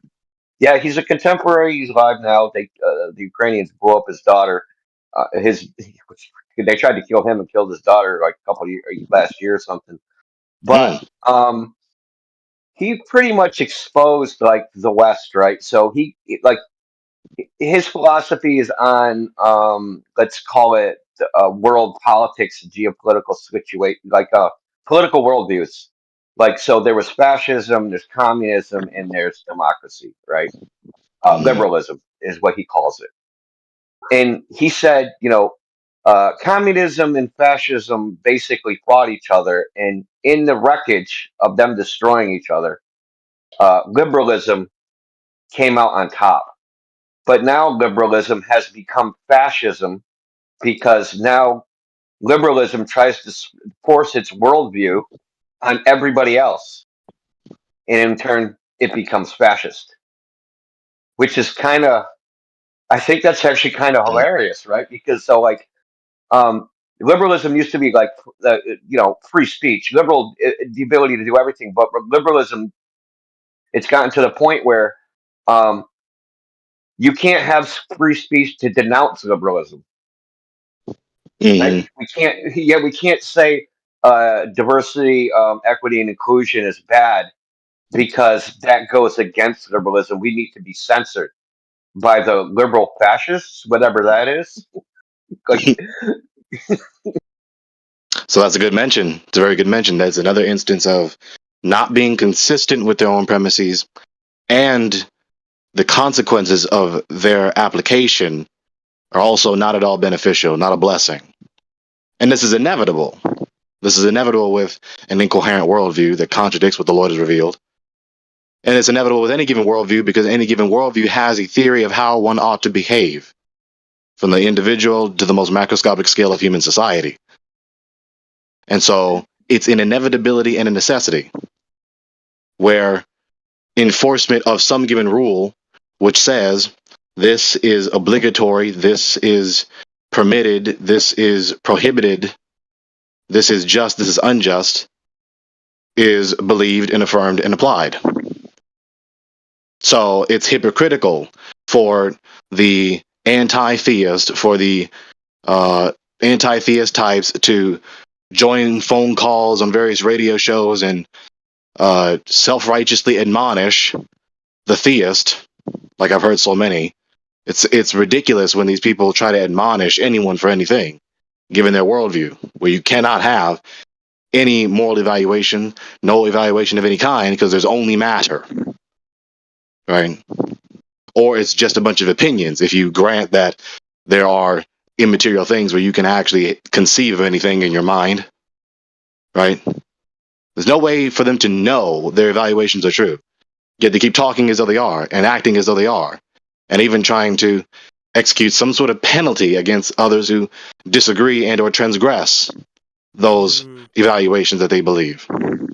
Well, I mean, you're 100% right. But the thing is, in their worldview, a contradiction is no problem. And they just say the law of non-contradiction is just a social construct. I like that you mentioned that. So like you can't even evaluate when you say, well, you're contradicting yourself, and it's like, well, it don't matter because that's just a social construct in the first place. Watch So it's this. okay that I contradict ourselves. Watch this. I love that you mentioned that. I love when they mention that. Because here you go. Here's what I can do. So they said, I don't believe your God is real. And the law of non-contradiction is not valid. I don't accept it. Okay, so you do believe my God is real? No.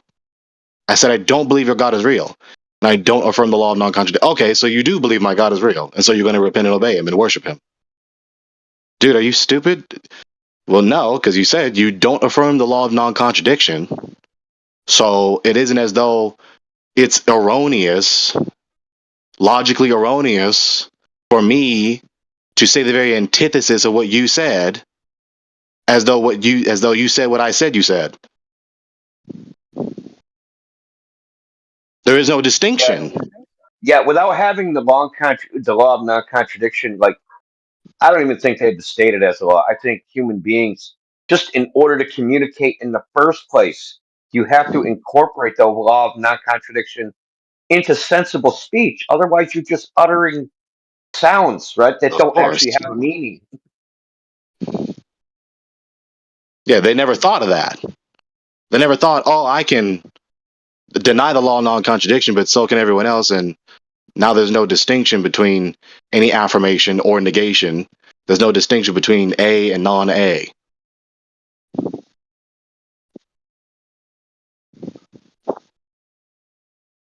Yeah, it's kind of weird, dude. I just like to bring this up because I think it's funny. Is there anything funnier to anybody? I don't know. Maybe it's just funny to me. The walking contradiction that is Antipas. Antipas. Like they're just like we're the anti-fascists, but we're fascists. Like what? Yeah, but you act like the thing you're against. There will be no fascists but us. Like what is that? But again, like you just mentioned, why be consistent? There's no God who's given a law whose wrath I can't escape. It's just sound and fury signifying nothing. Well, I mean, Nietzsche, I think, was right about this particular thing, the will to power, because that's what this abandoning of reason. That's really what it's all about. They just want power. It has nothing. They don't actually believe the things they're saying. They just want to be in charge of stuff for their own. Yeah, they're just lawyers. Very much true. That virulent Antichrist made some key insights. He made some key insights. He was right. You're just lawyers. You're just attorneys for your worldview because you don't have the muscle. Yo, Gregory, can you explain Joshua 6:21 in the Bible for me? Yeah. Hard segue from the subject. Wait, but before that, I'm just saying, you always want to be preaching the Bible and make false claims against other people's beliefs. So I'm just questioning you on the same basis. Yeah. So yeah. So his pride is stung. Yeah. So what I yeah. So you just like to run. You like to run. That's okay. Yeah. So what I wanted to say is that it's funny what you guys are talking about. He obviously threw me off there, but basically the whole why would they lie situation. And it's my answer every time because they want you to do shit that you probably wouldn't do. They want to exploit you for everything that they want from you to their selfish interest. Everything that we've spoken about on the side, Gregory, the things that I've shown you as far as you know what I'm talking about. The only reason people are suffering is because they've let people tell them that they should do other things. Because if they were left alone, they might realize that they could do a little better, right? If just left alone completely. But no, they have to adopt a worldview that puts them in the situation they're in. And then, so it's like, how can people not understand? Like when they're like, why would they lie? And that's after we've proven that they lie. And why would they lie? It doesn't make any sense because they can control how you think. And that's useful for anything.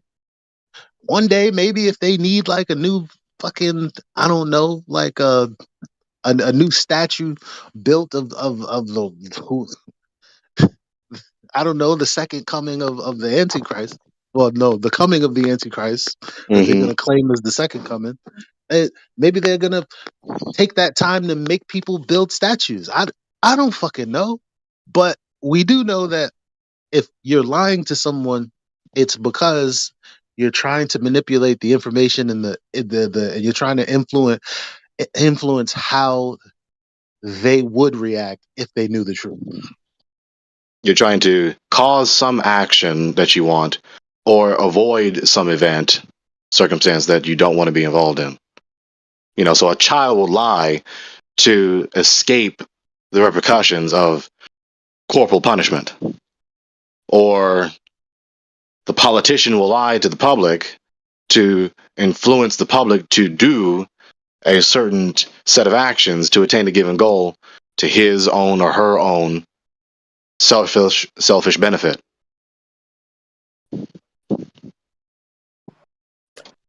I'd like to chime in You there. know, There's another aspect to this is that I don't think it's people are always conscious that they're lying. Like when people ask why would they lie, it's not necessarily the case that they are consciously lying. They could just be deceived, right? And they could believe that That's true. such a deception is true. So someone may be staunchly against, may staunchly say believe in something, but that belief could be based on a deception, but they wouldn't know it. Because if you are a deceived person, you wouldn't know that you yourself are deceived. You would believe that you're being genuine and honest. So there is that aspect, and that thing hasn't changed since beginning of time. And in any ways, like this is what, like for example, China is doing, which is they're pushing this atheistic worldview, but the ones in the communist party, they're actually not materialist at all. A lot of them are like occultists. So, anyways, that's it. Very true. Very true. And in that instance, to be rigorous with our choice of words, there would be an instance of a deceived person conveying what they believe rather than lying. I think the globe goes a little further than just trying to get people to believe it. Because Of course. how many white knights people come in here white knighting for someone else's idea, getting all emotional, saying just the most batshit crazy stuff to protect an idea that isn't even theirs. People ask why would they lie? You're like, you're the reason. Like you're literally doing the reason that they lie. Like Right.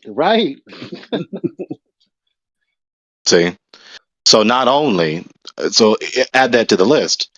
It includes influencing the recipients, the targets of the deception to defend the deception.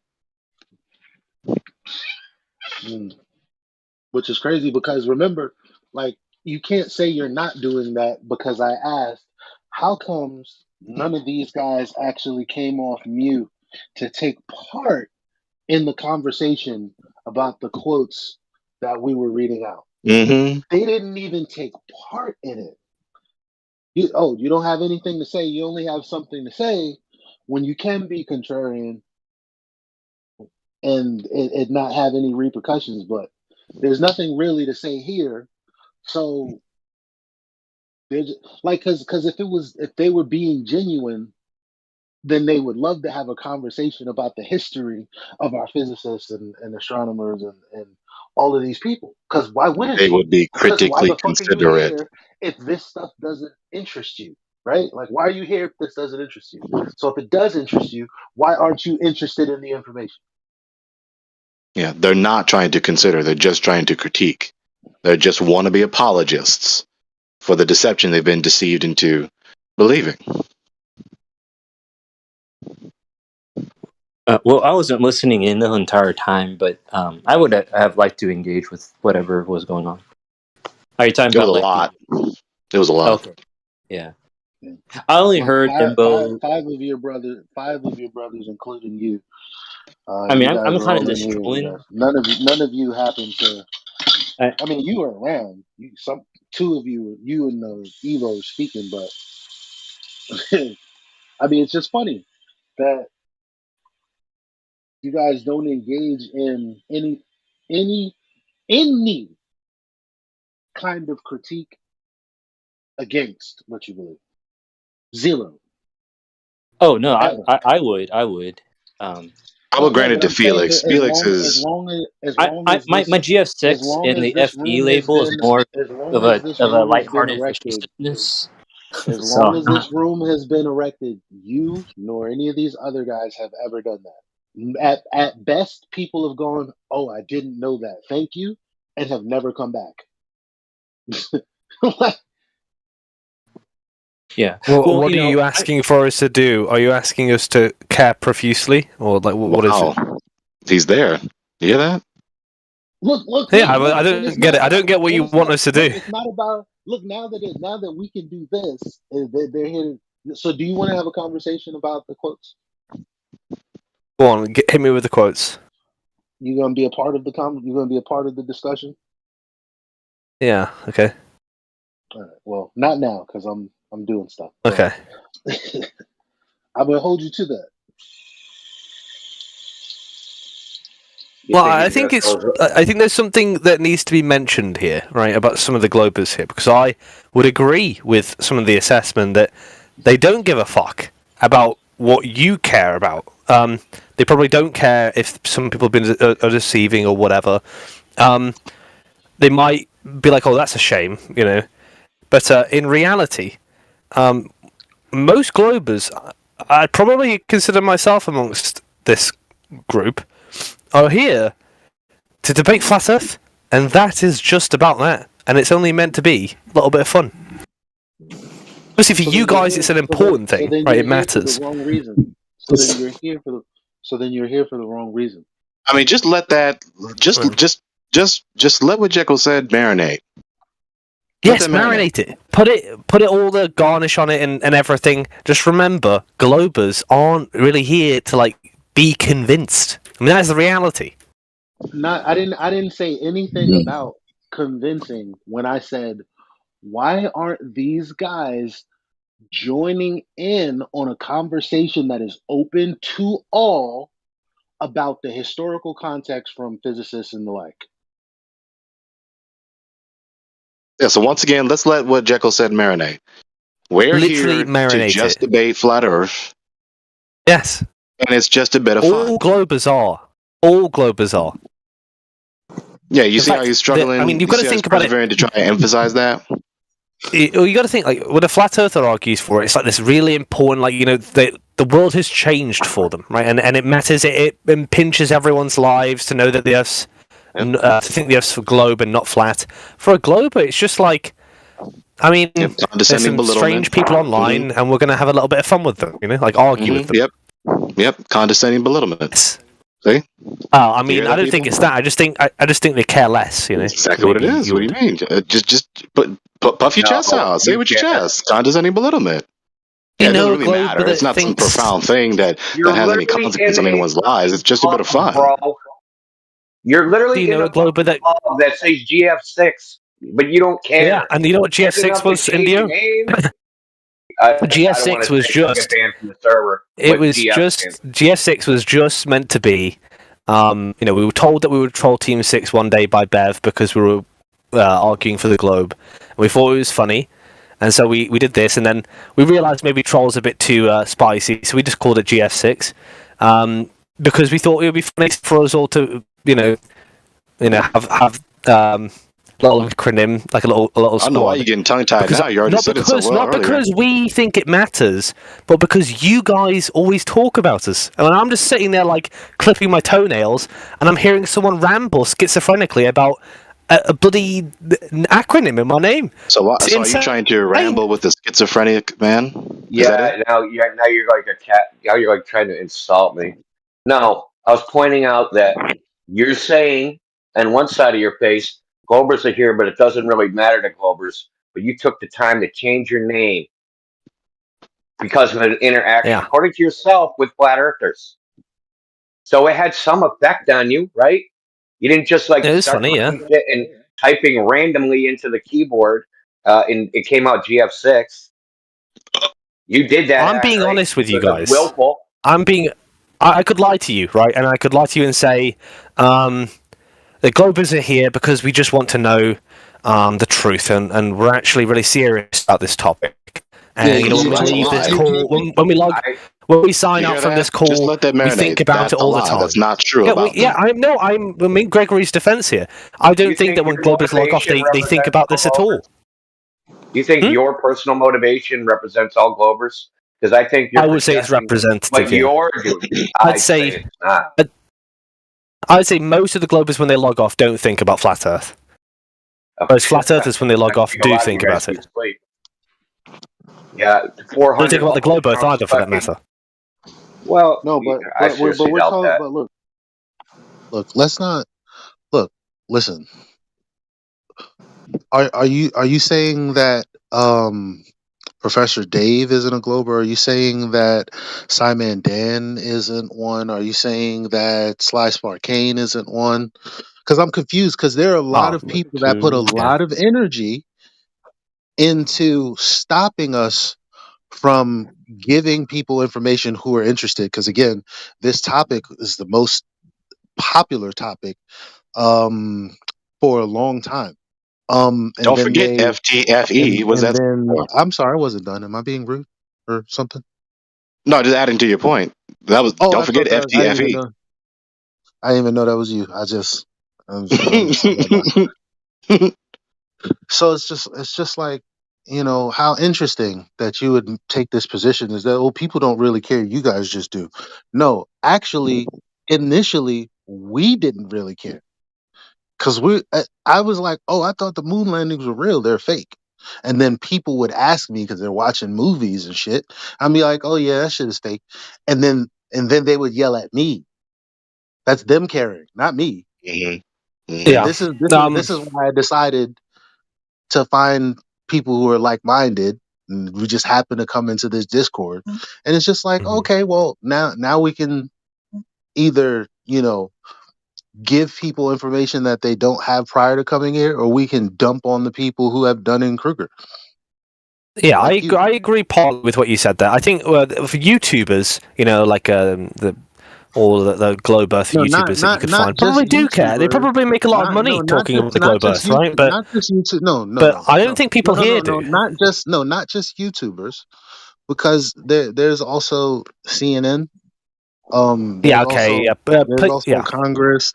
So you saying that people come into this room, yes, this room, they don't care. Yeah, this topic, not caring about this topic is the most retarded thing someone can do with their life. Oh no! You've just appealed to everyone who doesn't turn up into this room, and then you said, "Well, people in this room care."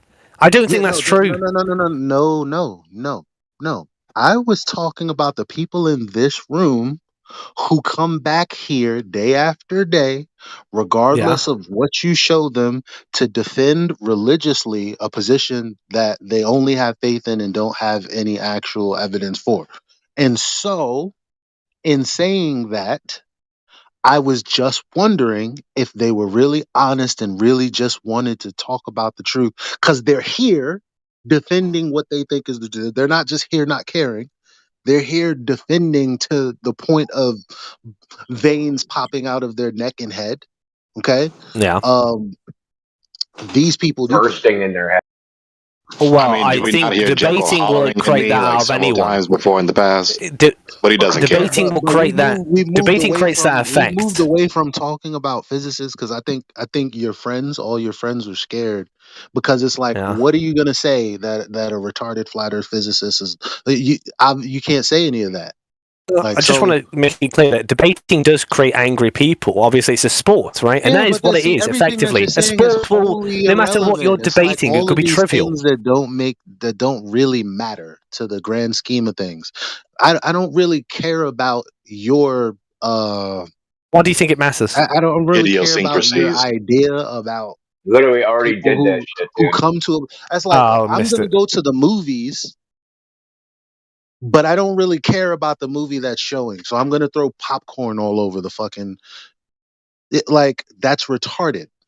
And it's Yeah. Well, when we came up with if globe that's why arguments, you're here, because your experience is that's what you think most. So really, people that you know, people like you, that's what they're like, right? yeah. And I don't Well, understand why well, you would go into a movie theater to not watch a movie. yeah, well, there's a movie, exactly. I mean, you got to think about it this way. When we came up with globe arguments, we did so because it was a sport. It was fun. It was fun to see how you would navigate our arguments. So That's not engaging exciting, good right? faith. For some, but when it comes to ascertaining the truth, if a glober tells you, or a flat earther for that matter, tells you, they're open-minded to being convinced. I don't know if that's true. I'm Yeah, so either you're side. not I don't think that's what engaging we in come good here faith. for.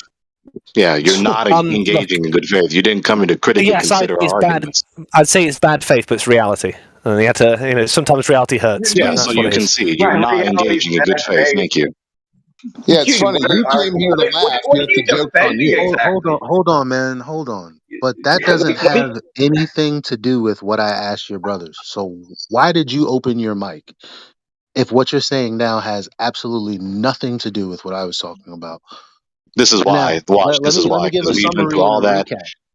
Yeah, this is why he So said it, because I was scorning them and exposing their dishonesty. I just went through all that. We went through all that long dialogue, that worthy dialogue, where it exposes the despicable character of people the likes of Jekyll, and then eventually he opened his mouth to defy and try, I guess, defend himself or vindicate himself against the Affirm. critiques being levied against him. yeah, but all of the but Because now if he's you going to think answer you, that and coming he's into going To the to likes answer of you him. with That wasn't another even really question directed to him and instead of concentrated. I think you're misunderstanding a little bit because I'm yeah. not See what saying you did there, that Gregory. we can't have a Now he's serious going to speak to argument. you when he's about to answer We something that's can have wholly serious irrelevant arguments. We because can put nobody arguments really on the floor, cares but the about chances why. of you How do these convincing people even talk when you're talking? Because the only reason I'm doing this is because I have the volume very low, and the only thing I do know is that you're audible. Is that what the fuck you guys do when you keep talking without any interruption? Because that's the I only way don't I like can it do it. when people give me like 10 or 13 things to Well, respond to, so MI I try did to it, do it so. one by one. All right. So, but you should just respond to what I said, though. Like, why did you open your mic? Because I was asking you guys and anyone else who's listening, why you Okay. guys don't take part in a conversation about information and history like the one we did today. You were all silent. Maybe some of us were away. I was away. I was having a nap at the time. I might have stayed in the VC, but just to advance a point, Hosrad said basically you are saying you take it for granted that the Earth is since the room is came since the room came to be.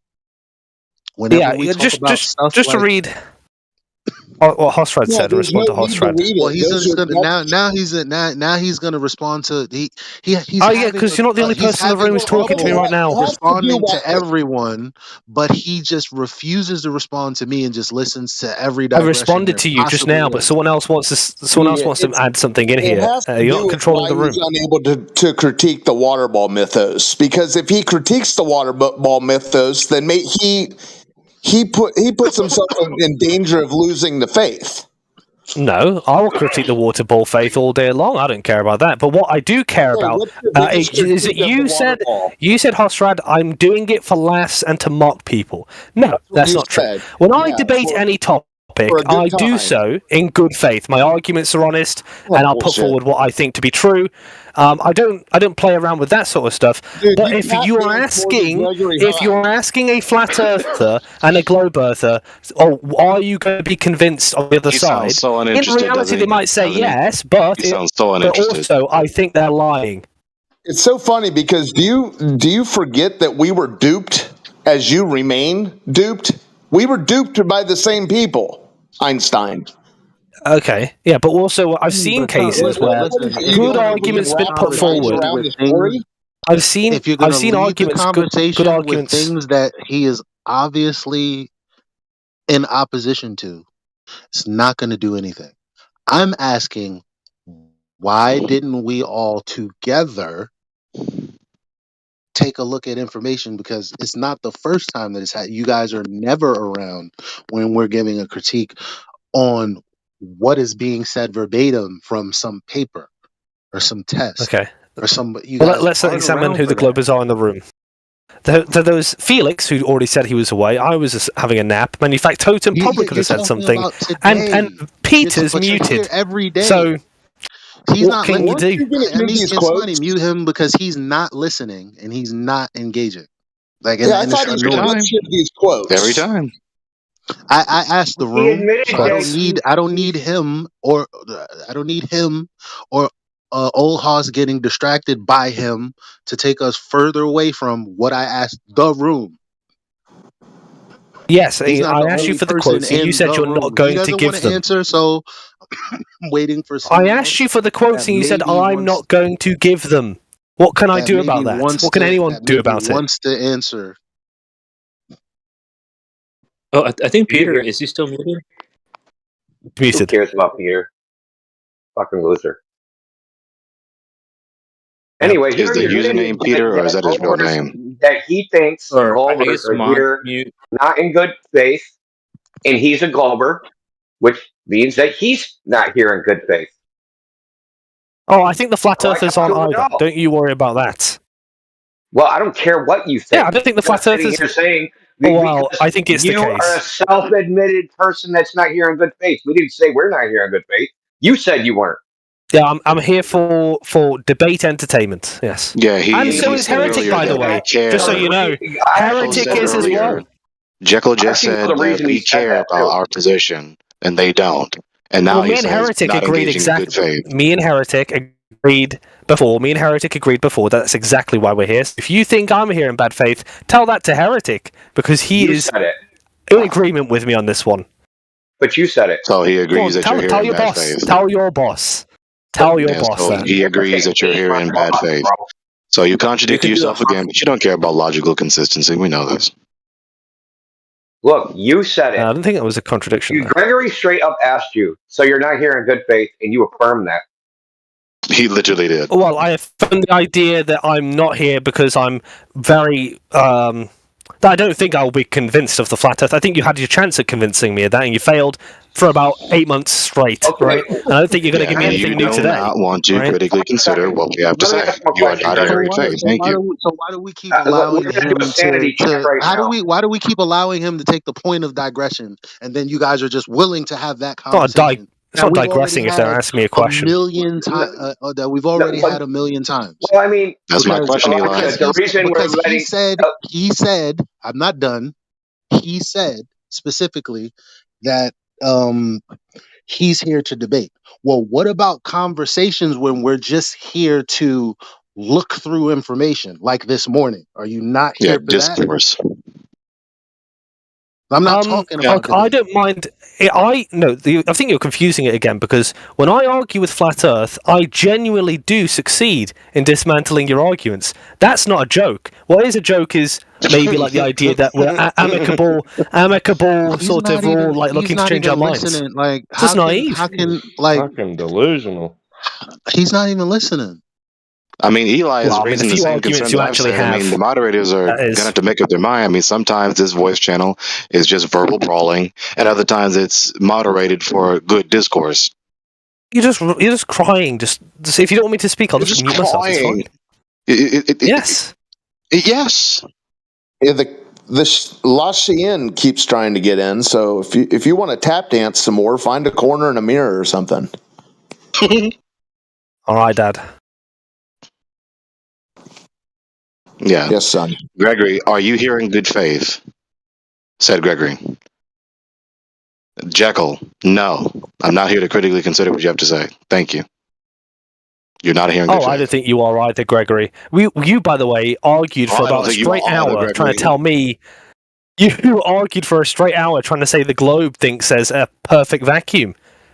That's not like if that is dishonest. There is no, there's nothing more dishonest than that That is argument. dishonest coming from the person who's not here in good faith.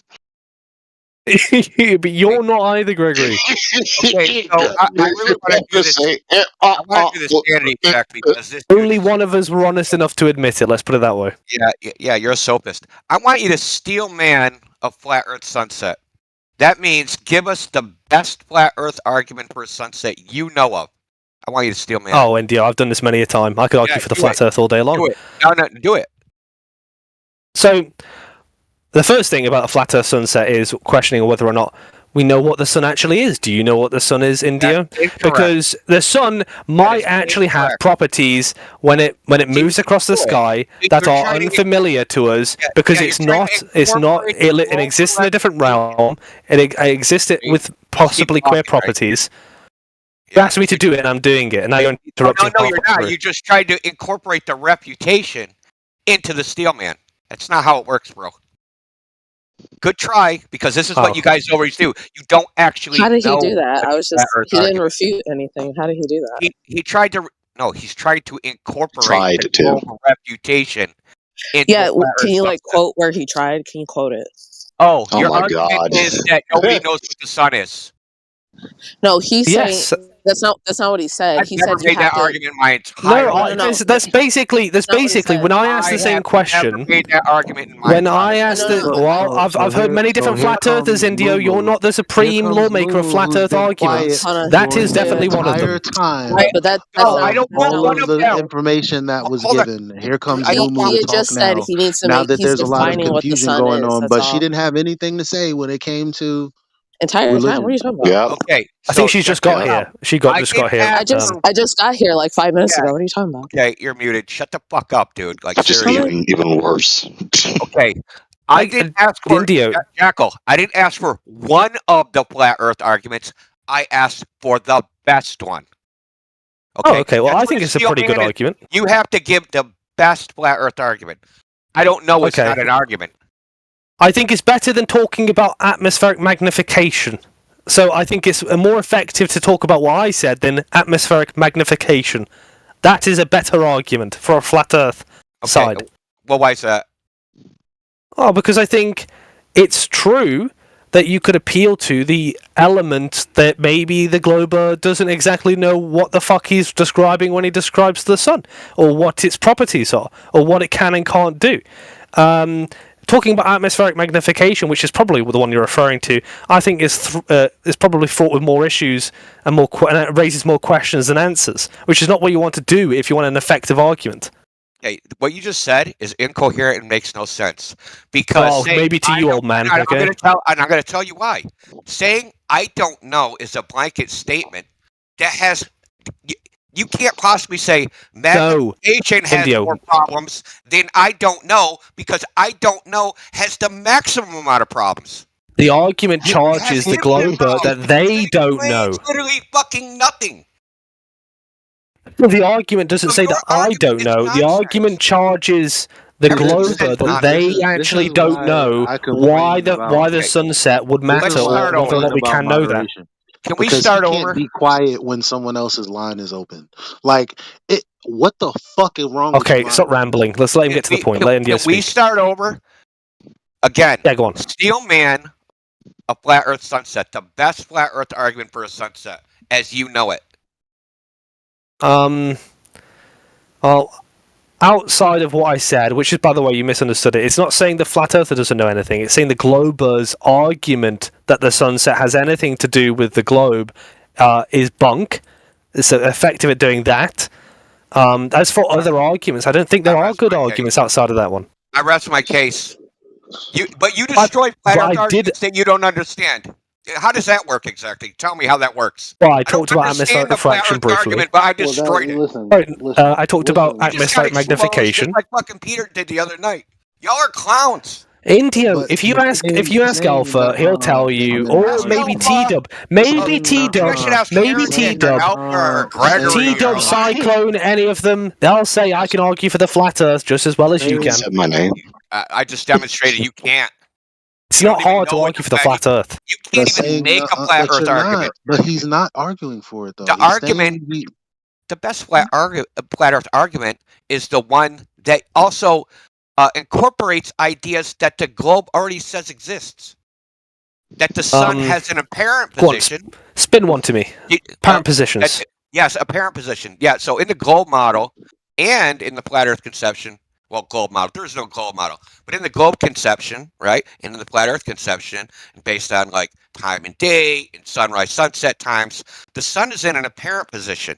It's not in an actual position. Now, the only difference between the flat Earth argument and the globe Earth argument is how much the deviation from the true position and the apparent position actually exists. Indio, if you commit to that point, and I know this is just me maybe being someone who likes to be on the offense rather than the defense, if you make that argument, you know you've got to really actually justify it afterwards. Yeah, what's the justification for the globe apparent position? No, it's your claim. So you have to justify justification, it. I will. So, there's a bunch of justifications. So, right, if go you ahead. go look at time and date, you know what time and date is? Know what time and day is. So time and date doesn't use a globe model, it uses something called the equation of time, right? Contrary to popular belief, there's no globe model in sunset times and sun position times. So if you take azimuth and elevation angles and you map them on a globe or on a flat Earth, those lines of sight do not intersect. They don't intersect at a common spatial position.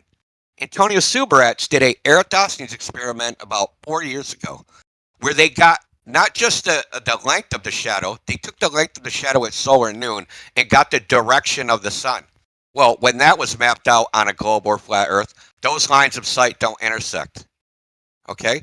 Then we have the variations of sunset times. Then we have the sunrise direction on the equinox on a single longitude. So if you go to Canuck, Greenland, and taking the same time and date thing. So you go to Canuck, Greenland, and Tierra del Fuego, which are nearly on the same latitude. They're I think it's seconds, minutes or seconds difference. So they're nearly on the same latitude. Difference in sunset time is 5 minutes.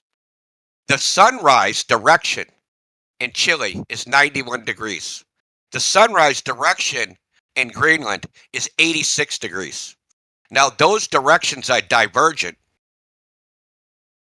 So we're talking about, look on the compass, right? 86 degrees and 91 degrees. Those are the lines of sight to the sun at sunrise, where the sun is coming up on the horizon.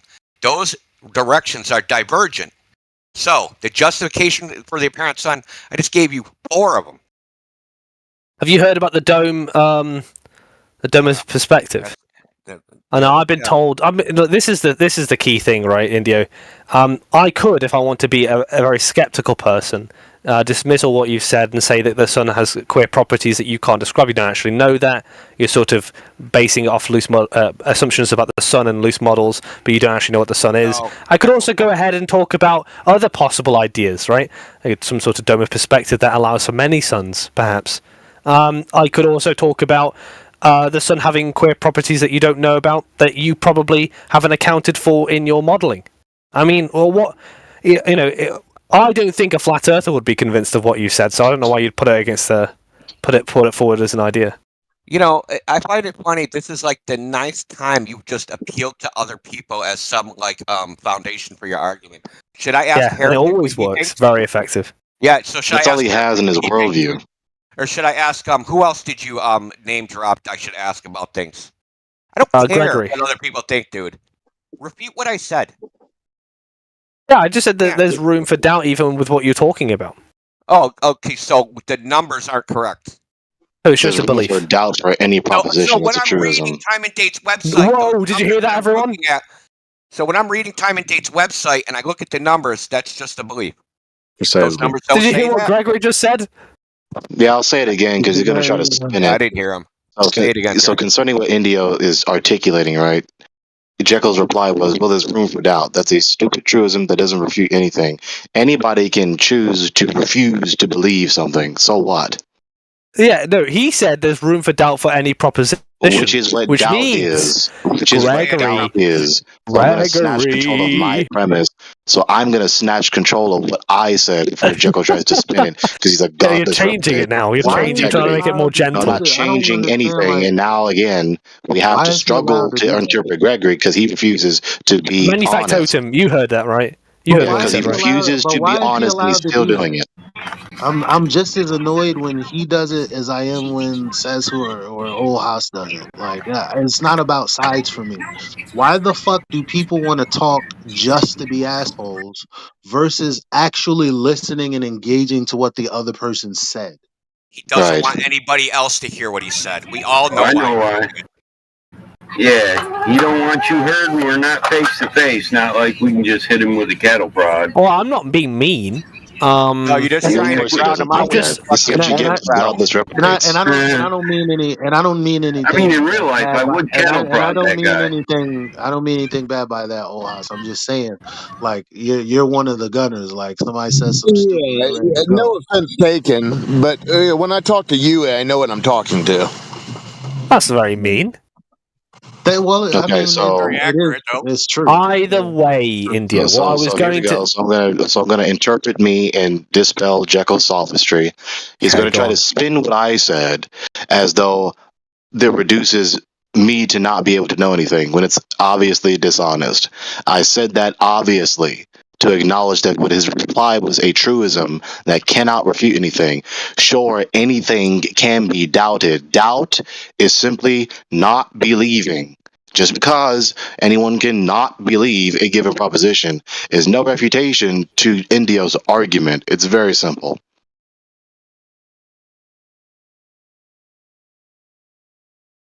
Do you know the globe argument for the apparent sun? Why they say there's an apparent sun there, Jekyll? I have no idea. I didn't really use the argument for the sun.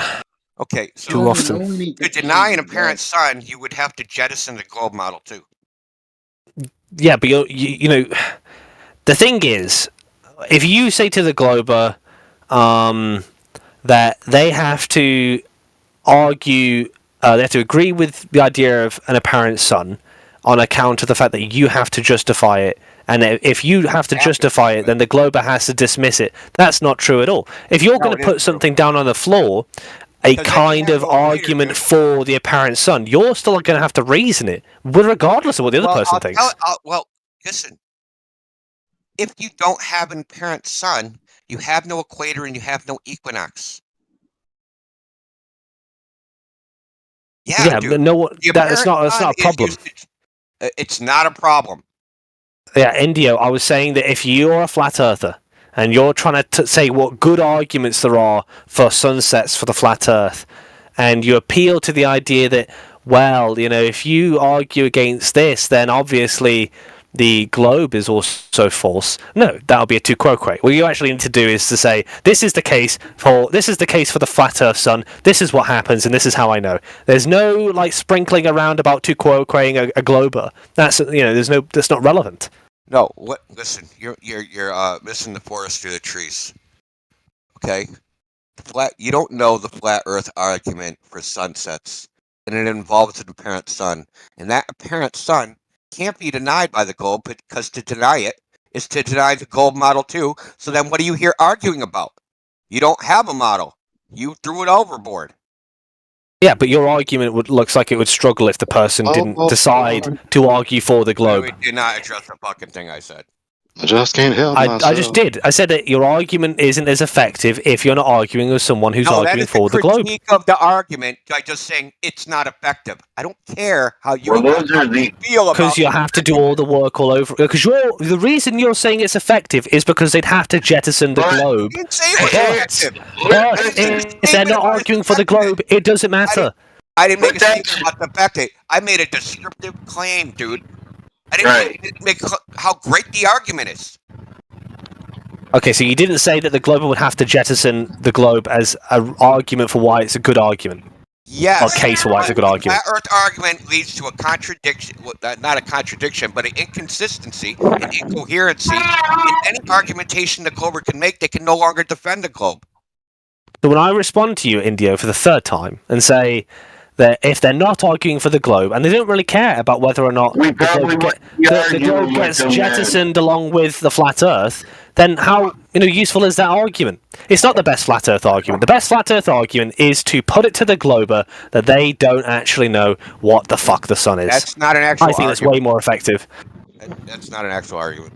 Well, it's not an argument. It's a good line of rhetoric. To say that the glober doesn't know what the sun is. It's a good line of rhetoric. Listen, that's the argument mostly flat earthers would make. That's the argument you like. Because then you could say, well, flat earthers can't explain anything. Or the globe is 93 million miles away. Like, we know your game. You're not good at this. You're a clown. Well, I think that's what flat earthers prefer to talk about, whether or not we know what the sun is. Yeah, that's because you're a glober, an anti-flat earther at that. Do you think I'm lying about what flat earthers argue for in here? It's kind of strange. No, that doesn't matter because most of the people we are arguing with are globers. Yeah, So who cares about the guy who's not promoting the globe model? Because we're probably not arguing with him. Balmod, I don't know if, I don't know what this idea is that I can't argue for flat Earth like anyone else could. The point is that when I speak to flat earthers about sunsets, when I speak to flat earthers about sunsets, that's the most common one that comes up. And I think it's effective. I think it's common. It's effective because it's common because it's effective. What I said. Oh, everyone keeps saying this today, don't they? I keep saying that it's effective because it's common. It's common because it's effective. We only argue with globers. I made no comment. And as far as I'm concerned about whether or not I can argue for the flat Earth, well, just ask Cyclone, Alpha, or whatever. More name dropping, like, dude. Ask him. Tell him. Tell him, man. But I didn't say he couldn't argue for the flat Earth, did I? I made a comment. You're making out that I'm being deceptive by saying that this is the best one that you have. You're obfuscating. That's your best tactic. You're just bad at this. Your best tactic is the way you obfuscate and try to make it somehow connected to what was said.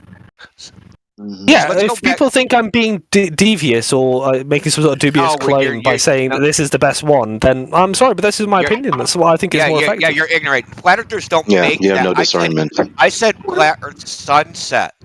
So when people say, hey, how far is the sun? Yeah, flat earthers will say, we don't know what the sun is. Yeah, when that specific question is asked. I've never, even once, heard a flat earther say, we don't know what the sun is in response to a flat earth sunset. Ever. No. Not once. I've never. You haven't? Not in fucking 6 years. Well, I've heard it within probably the last, week, so I don't know where you've been, Mr. India. From who? We record all this. Let me think. Alpha Veritas. Eli, what are you trying to say? Eli? No. I was saying, I named him. No. There's no way in hell Miggy said that. I asked. We were talking about what the sun is with Miggy, and he said we can't this is know. Just fucking inane now. So you were talking about what the sun is, and he said we don't know. We're talking about flat Earth sunsets. I asked you to steel man a flat Earth sunset argument. And he obfuscated again, brother. Oh, I don't know. If you're asking about, you don't know what it is. Why don't you? Yeah, if you're asking. If you're asking about what arguments are available to a flat earther to argue for something that happens on flat Earth, I think it's better off continuing with the tactic, Indio, of just attacking the globe. Oh, he misinterpreted the entire time. Listen, He misinterpreted your question the entire time, Yeah, India. he did. How about we And what's just his ask ass in him? the room as well. So hey, let me just say one thing. Remember what I said before I asked him to Steelman? I said this is a sanity check. I want you to see he exposed himself. Yeah, You Steelman completely exposed yourself. In my defense, right, I do think flat Earth is indefensible, but I think that they can effectively rhetorically argue against the globe by spinning it around, turning it around, and make the globe justify why they think their reality is So true. distracting from the question that was asked to you again. Every time he asked Gregory, I said no. It's not better to defend the idea. It's better to go on the offense and attack the globe. From the question he asked you, as he usually do. Yes, I made it clear, Gregory, what I was doing. I was saying that you turn it around on the globe. So he's going to repeat himself. So it makes a difference. All you're doing is obfuscating the fact Steelman, that the you argument. don't know. As for the apparent sun, you don't even know what the argument is. You haven't been paying attention for all the time. Hold up. Yeah, don't let him out. As for the apparent sun, if you all recall, the basis for India's argument was that Glober has to accept that the sun's apparent. Hold up. But I think that's flawed. I think it's flawed to use that as a basis. At some point, because it's not. I'm not letting him. I'm going to speak next. So if he's okay, so look, it's obviously ridiculous if someone is going to say, "I've refuted all of your arguments. They're pretty dumb," and then in response to that, I say, "Well, Steelman one of my arguments," and then you can't. I never said that. Let's real. I think I said. I dismantle flat Earth regularly.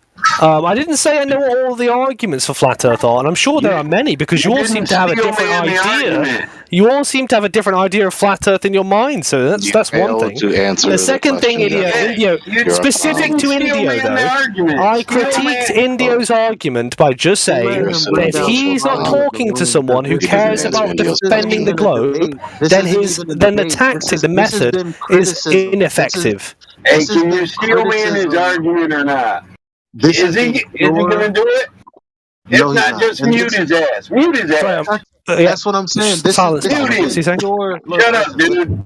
Not you. You're begging for me to be muted today, aren't you? I know you're talking to him. I'm not begging, man. I don't have to beg these guys to mute you. I'm not telling anyone how to do what they do and how to moderate, because I'm not a moderator here. But what I'm saying is, letting people have a debate, even when it's heated, is one thing.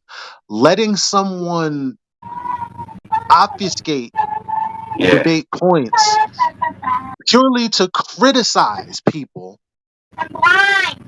is going to bring down the value of the room or any business or any conversation or anything ever. Aren't you best friends with Nathan Oakley? If you're going to have somebody who criticizes rather than actually have the conversation about the information, it's going to bring down.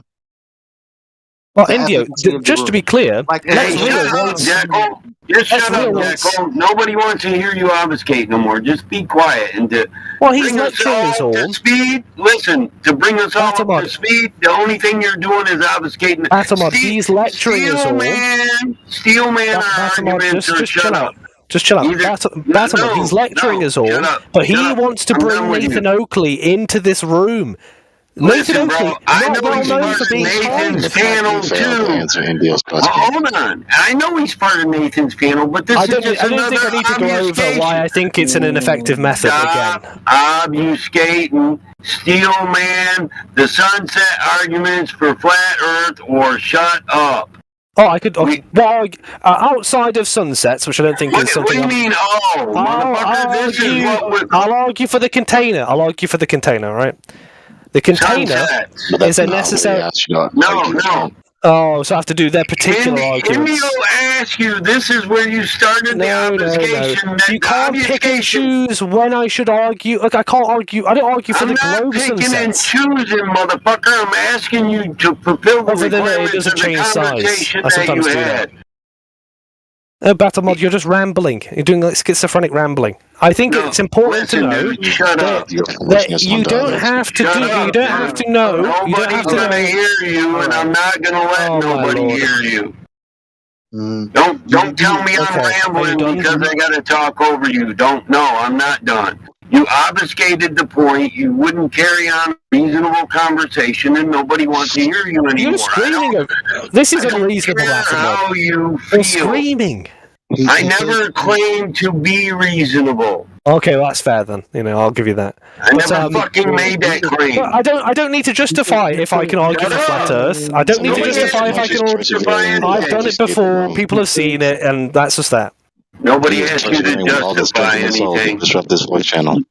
Yeah, we were having a conversation. We were. You weren't here, Battlemod. What are you talking about? Listen, it was so good. I was listening. I wasn't even talking until you got in. Now I'm tired of hearing you. Sorry, confusion after Jekyll began talking. With my complete thought. I'm sorry. Audio.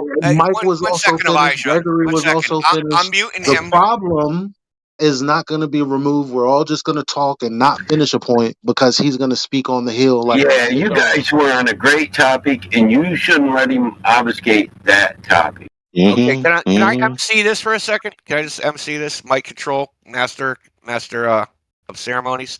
I'm going to mute him for a second. I'm going to let Elijah finish his point. Then I'm going to let Jekyll respond.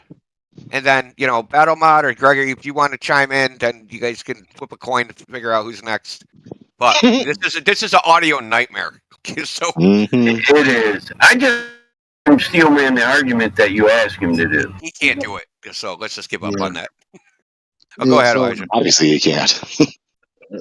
I was just gonna ask him then to Steelman the Black Swan, and then Steelman our response to when people say refraction. That's a good request. Let me unmute him. Yeah, just do that. Like we repeat it every day. Okay, I'm going to ask you. Did you hear what Elijah said, Jack? Yeah, Black Swan. All right. Is it possible for you to do that? Obviously. One second. Oh, you didn't. You said you didn't want us to pick your arguments for you, so make it sure. Yeah, I don't mind this one. I could do this one. All right. Okay. Can someone pretend to be a Glober briefly, so I could talk to someone?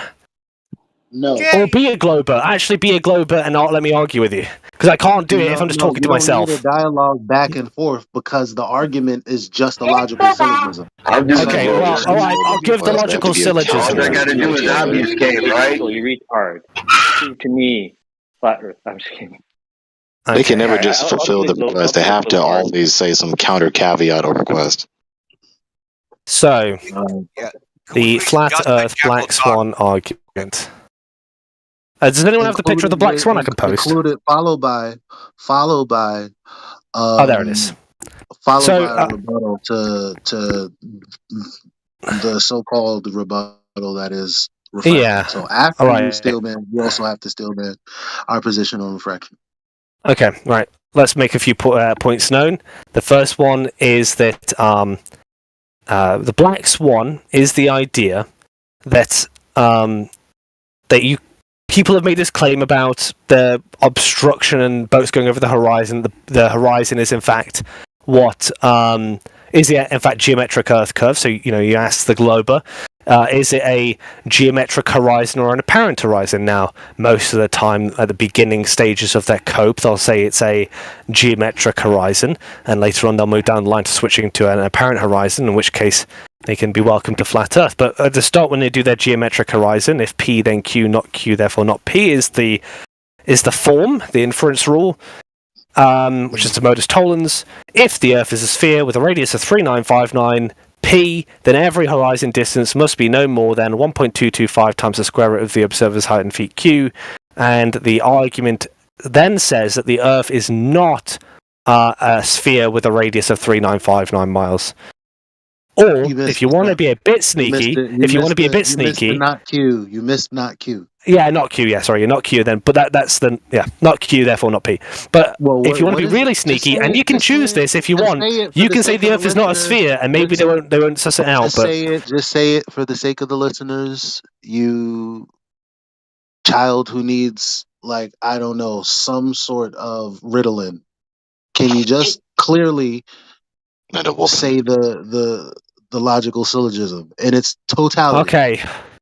If the Earth is a radius, if the Earth is a sphere with a radius of 3959 p, then every horizon distance must be no more than, in red, bold, 1.225 times the square root of the observer's height in feet q.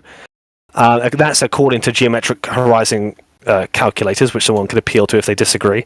Not q, so the horizon distance is greater than 9.41 miles. Therefore, not p, meaning the Earth is not a sphere with the radius of a 3959 miles. So, at that stage, we're talking about the idea that the horizon cannot be geometric, and at which point the globe is going to talk about how it's actually apparent. They're going to change their argument if they're new. And so they're going to refer to refraction. Now, the issue with refraction is that there are several kinds of refraction they can appeal to. Off the top of my head, I can't remember them all, but yeah, you have looming and so on. And they're going to, you could go down two different routes. One, you can have them pick which kind of refraction they want to appeal to, none of which will justify the refraction they want to argue for. Or two, you could ask them to demonstrate refraction going through air, right, refraction in air. And they won't be able to do that without appealing to extreme conditions like temperature or extreme conditions like what's a good word? I don't know what the word would be, like not gases that are immediately present or abundant in the atmosphere when you look across in an ocean, so they're not really one-to-one the same. In which case the globe will probably not be able to demonstrate their claim for refraction, and then you can go on your merry way pushing the black swan forward. They might come up with counter-arguments. For instance, they might say that it's just the effect of Earth curve, in which case they will not be able to tell you that boats go over the horizon because they're kind of demolishing the idea that it's geometric as an argument for the globe, in which case you can remove that side of the argument from the globe side, and they can't appeal to it in the future. That would be the best possible way I could interpret your argument on the black swan, based on my arguments with flat earthers. That is surprisingly pretty good. No, that's surprisingly very good. Well, I'm not good at all flat earth arguments, but I've got a few, right, I can do. He missed one point. He forgot to mention the light going through the air around the ball. He just said light refracting through the air. We don't deny that refraction happens. We deny the super looming that was never empirical. Yeah. That's why I said you'll give them kinds of refraction. Sorry, obviously I didn't make that clear. You give them kinds of refractions that you would say are, you're not going to disagree that all of them exist. Some of them do. I think there's looming. I don't want to say. I don't know if it's stooping or something along those lines. I don't know, or what the other one is. But you appeal to all of those. Looming, sinking, stooping. Yeah. And a few of those, and they obviously, I don't think flat earthers typically argue with Snell's law, but they usually say that Snell's law can't be applied to atmospheric refraction. Or you could do an Indio and ask them to define what atmospheric refraction is. I don't know. It's up to you. Yeah, I like I said, that is surprisingly good. It confuses me. I mean, what would be your response to that argument? What, like my actual global response? Mm-hmm.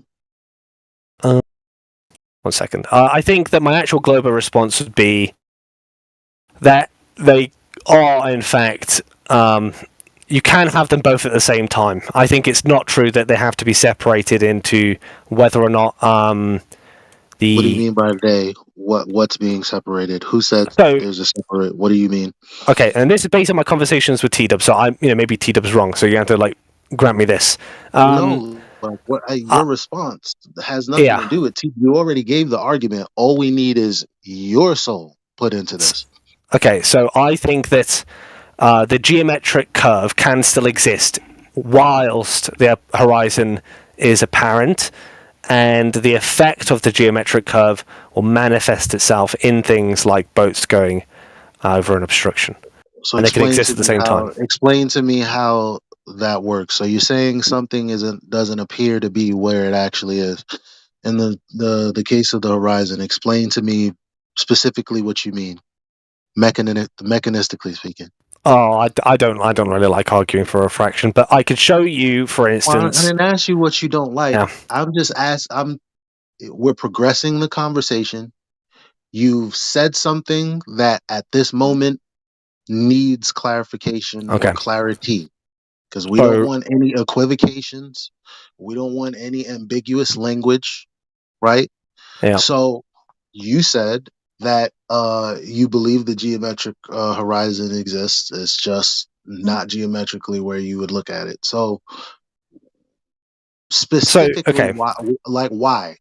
Right. So, first and foremost, I was saying it can still be the case, but the reason why I would think it is the case is based on not being. Okay, there's two parts to it. The first part is, can I show refraction in the way it's being described? Can light bend downwards?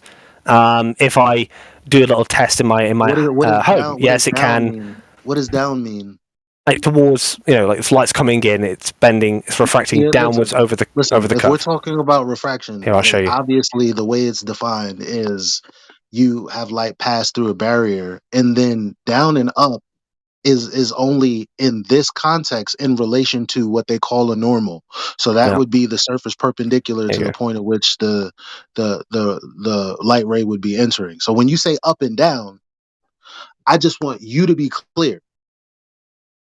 Yeah, because so I need to know what if you look at that, you're saying. If you look at the side chat, this is usually what I use for refraction, right? When people say, "Oh, can you demonstrate it with air?" Now, obviously, this is not with just air. It's like it's been spray. They changed the density with spray, and it's probably not the same composition of the air in the atmosphere. But the principle of light being able to refract in this sort of way is demonstrated in that video. Now, if you wanted to look at light refracting in just air, you'd probably be better off using a change of temperature, which a few people post, like the iron video, or if you've seen the candle video, that's happened a few times. And I think that's just proof of concept to begin with. To say it's actually happening on the atmosphere, that this is where rhetorically I might switch, and then I would ask a flat earther, when you see a boat going below the horizon, what is happening there? Because to me, the most sensible explanation is that there is some effect of Earth curve going on. I thought that wasn't rhetorical, because we're in the mid. We're doing this thing now, like we're in the middle of it, right? So that's completely non sequitur to the argument of the horizon. In this case, with the video you posted, you just have a horizon that's going up and down. We're talking about a horizon that is displaced. So that's not what this is showing. I don't care if you give a diagram. I just need you to tell me specifically what the light is doing as it's traversing the surface. Because clearly it's not coming in straight paths. So you need to describe to me what's actually happening. Well, in the video, the laser is behind an obstruction. Not in the video. I just told you it was non sequitur. I think it's sequitur. Well, it's non sequitur because you're talking about the obstruction of boats, and I'm talking about the horizon's displacement. Yeah, well, we're agreeing. Well, first of all, what is a horizon? It's where the sky meets the earth. But on a globe, there's more land beyond that point, right? So if the light was pointing towards the curvature of the earth, and there was refraction causing it to the answer is not? no. Why not? Because the horizon is literally the boundary to which you can see anything on the surface beyond it. Like I'm just the surface itself. Like if we're talking about zero, as in no elevation, the floor itself is not viewable by you. So no, you won't be seeing a horizon in which you can see more floor beyond that. No, I don't agree with that. Right, can someone else re-articulate what he's just said, because I didn't fully grasp it, I don't think. Yeah, I think that Jekyll's not saying that you can see more behind it. He's saying that it's there. Why are you not telling him what I mean? Because that's what he asked for. What did he mean? Well, from what I heard, I don't know if I picked up what you put down. Yeah, what I heard Let's Be For Real say is that the horizon is the edge of where you can see, so you can't see any further past that. And I think what Jekyll was saying is that on a globe, the furthest you can see is going to be not the limit of the ground itself, but there's going to be more ground behind it that's obstructed by what you can see. That's what I got from that exchange. I don't know. Is that true? Let's real. Does that clarify things? Because I'm not following it exactly. That's not clear. Because if you have the sky meeting the ground, and that's the horizon, like you have the backdrop of the wall meeting the sand, or wherever the fuck this is in this video.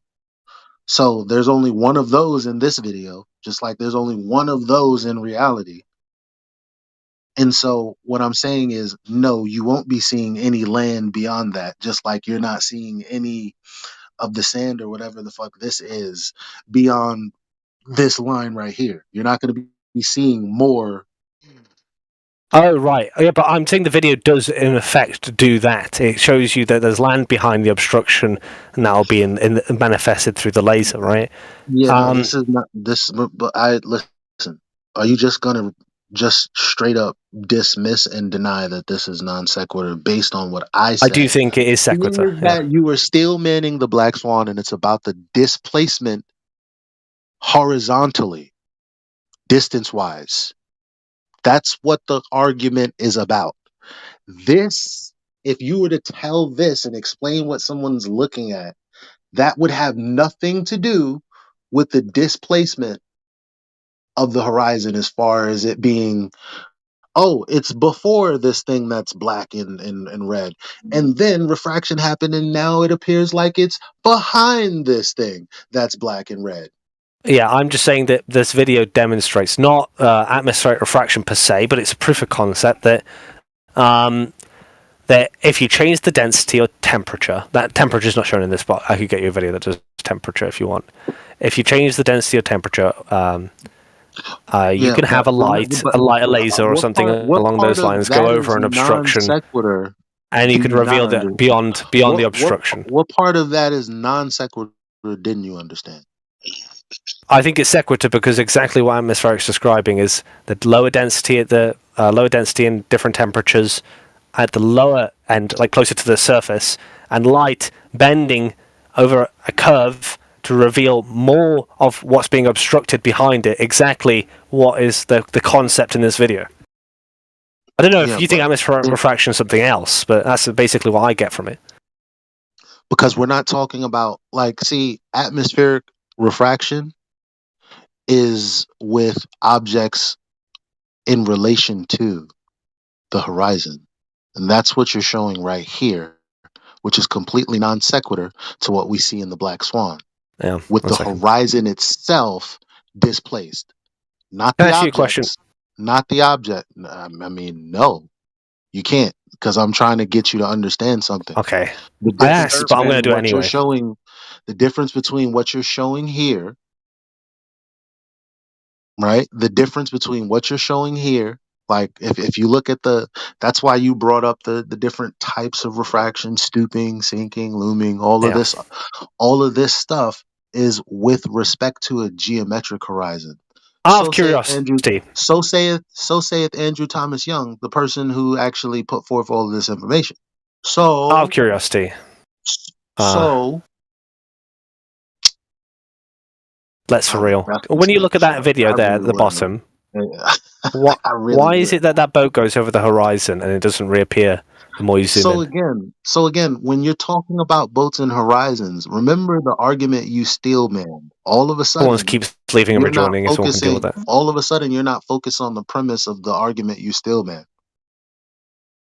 Well, I think there's two parts to that argument that need to be reconciled together. But you're not even speaking. Well, look, there's two parts of the argument that needs to be reconciled to the Black Swan. You could defeat the idea that it's either geometric or apparent. Now, I think that when you look at the video I've just posted, you'll see that the effect remains there, regardless of whether or not you can see further some days.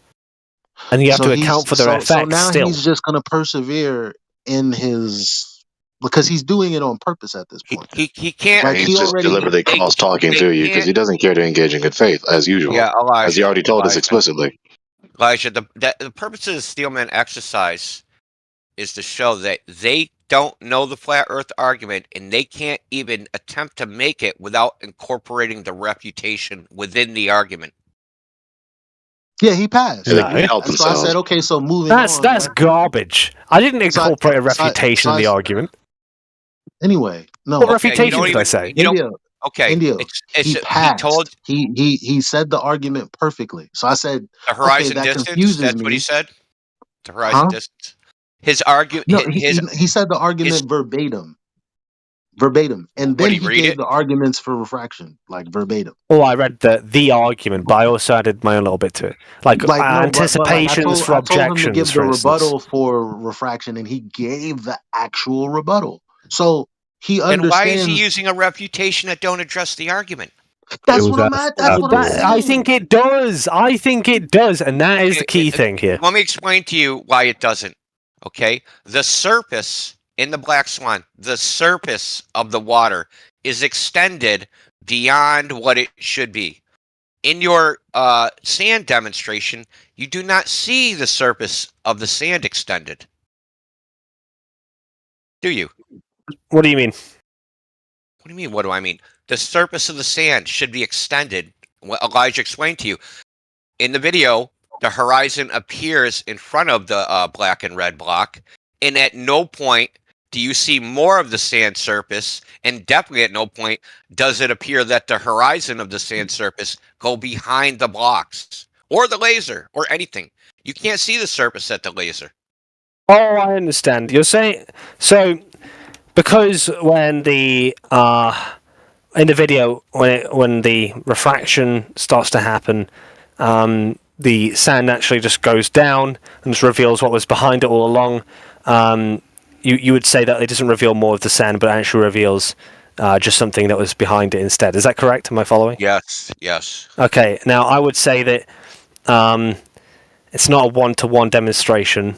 It's meant to prove the concept that the change of density and temperature can cause light to go over an obstruction. Now, whatever is on the other side of that obstruction... So it's a false comparison. Well, I didn't say it was a one-to-one example. I said it was proof of concept. We're not refuting. We're not refuting. Look, hold on. Yeah, go ahead. You can't confuse us with refuting that position, because all you've done is shown a table with a light. We just share people a gif of Skunk Bay, where the light from the things that are otherwise instructed, like the town behind the horizon, when whatever effects are happening, call it refraction, happen, then the horizon goes down and you can see the light from the buildings in the background. But that's not, again, no one's refuting that. Clarify. So despite that, and in understanding that, the argument still stands. Can I try to? If I'm going to ask, right, based on this, that there's going to be two avenues for this, right? The first one is whether or not we're going to address the real effect of a boat going over the horizon, regardless of whether or not. In some examples, there's refraction that you can see further, or we can stick on refraction. In which case, because it doesn't have any Factotum can take over because I don't really know much about it. No, because it doesn't have anything to do with the argument you just stillman. Now, we could talk about it separately, but I'm just trying to crack into the psychology of why the fuck you confuse me so much. You understand the argument, you heard what we said, know exactly what we're saying, and so in that, you also know that you're responding in a non sequitur fashion, but you still persevere. I don't understand. So it's because there's a reconciliation between 2 points here. The first one is that I think boats going over the horizon, regardless of the Black Swan argument, still demonstrate that the Earth is curving away from me. Right now, whether or not the Black Swan emerges as a possible refutation, I think that as long as there is a proof of concept for the refraction. Well, It is a I've already far refuted better the boat. explanation. But I already refuted the and boat. so when you go refuted the boat when then you with go Nat to Geo. just really, I'm going to wrap up You my were point never really there. quickly. When you go to You the were other never side there. and you ask a Was you flat earther never to there do when the I same refuted thing the what other you're way saying around, right they now tend with to not be National able to Geographic? explain the boat Were you going over not the there? horizon. You weren't there, were you? So to directly answer what He wasn't there because no, I hold on. directly I responded to boats with the appearance of the bottom missing using Nat Geo Right. So because in Nat Geo's video with CFI investigators, you have them sending a boat out 3 miles, and then you lose vision on the bottom part of the boat and the stripes that they put on the boat or the flag or whatever they had. But that's not due to the horizon because the horizon is behind the boat. So shit disappears bottom up.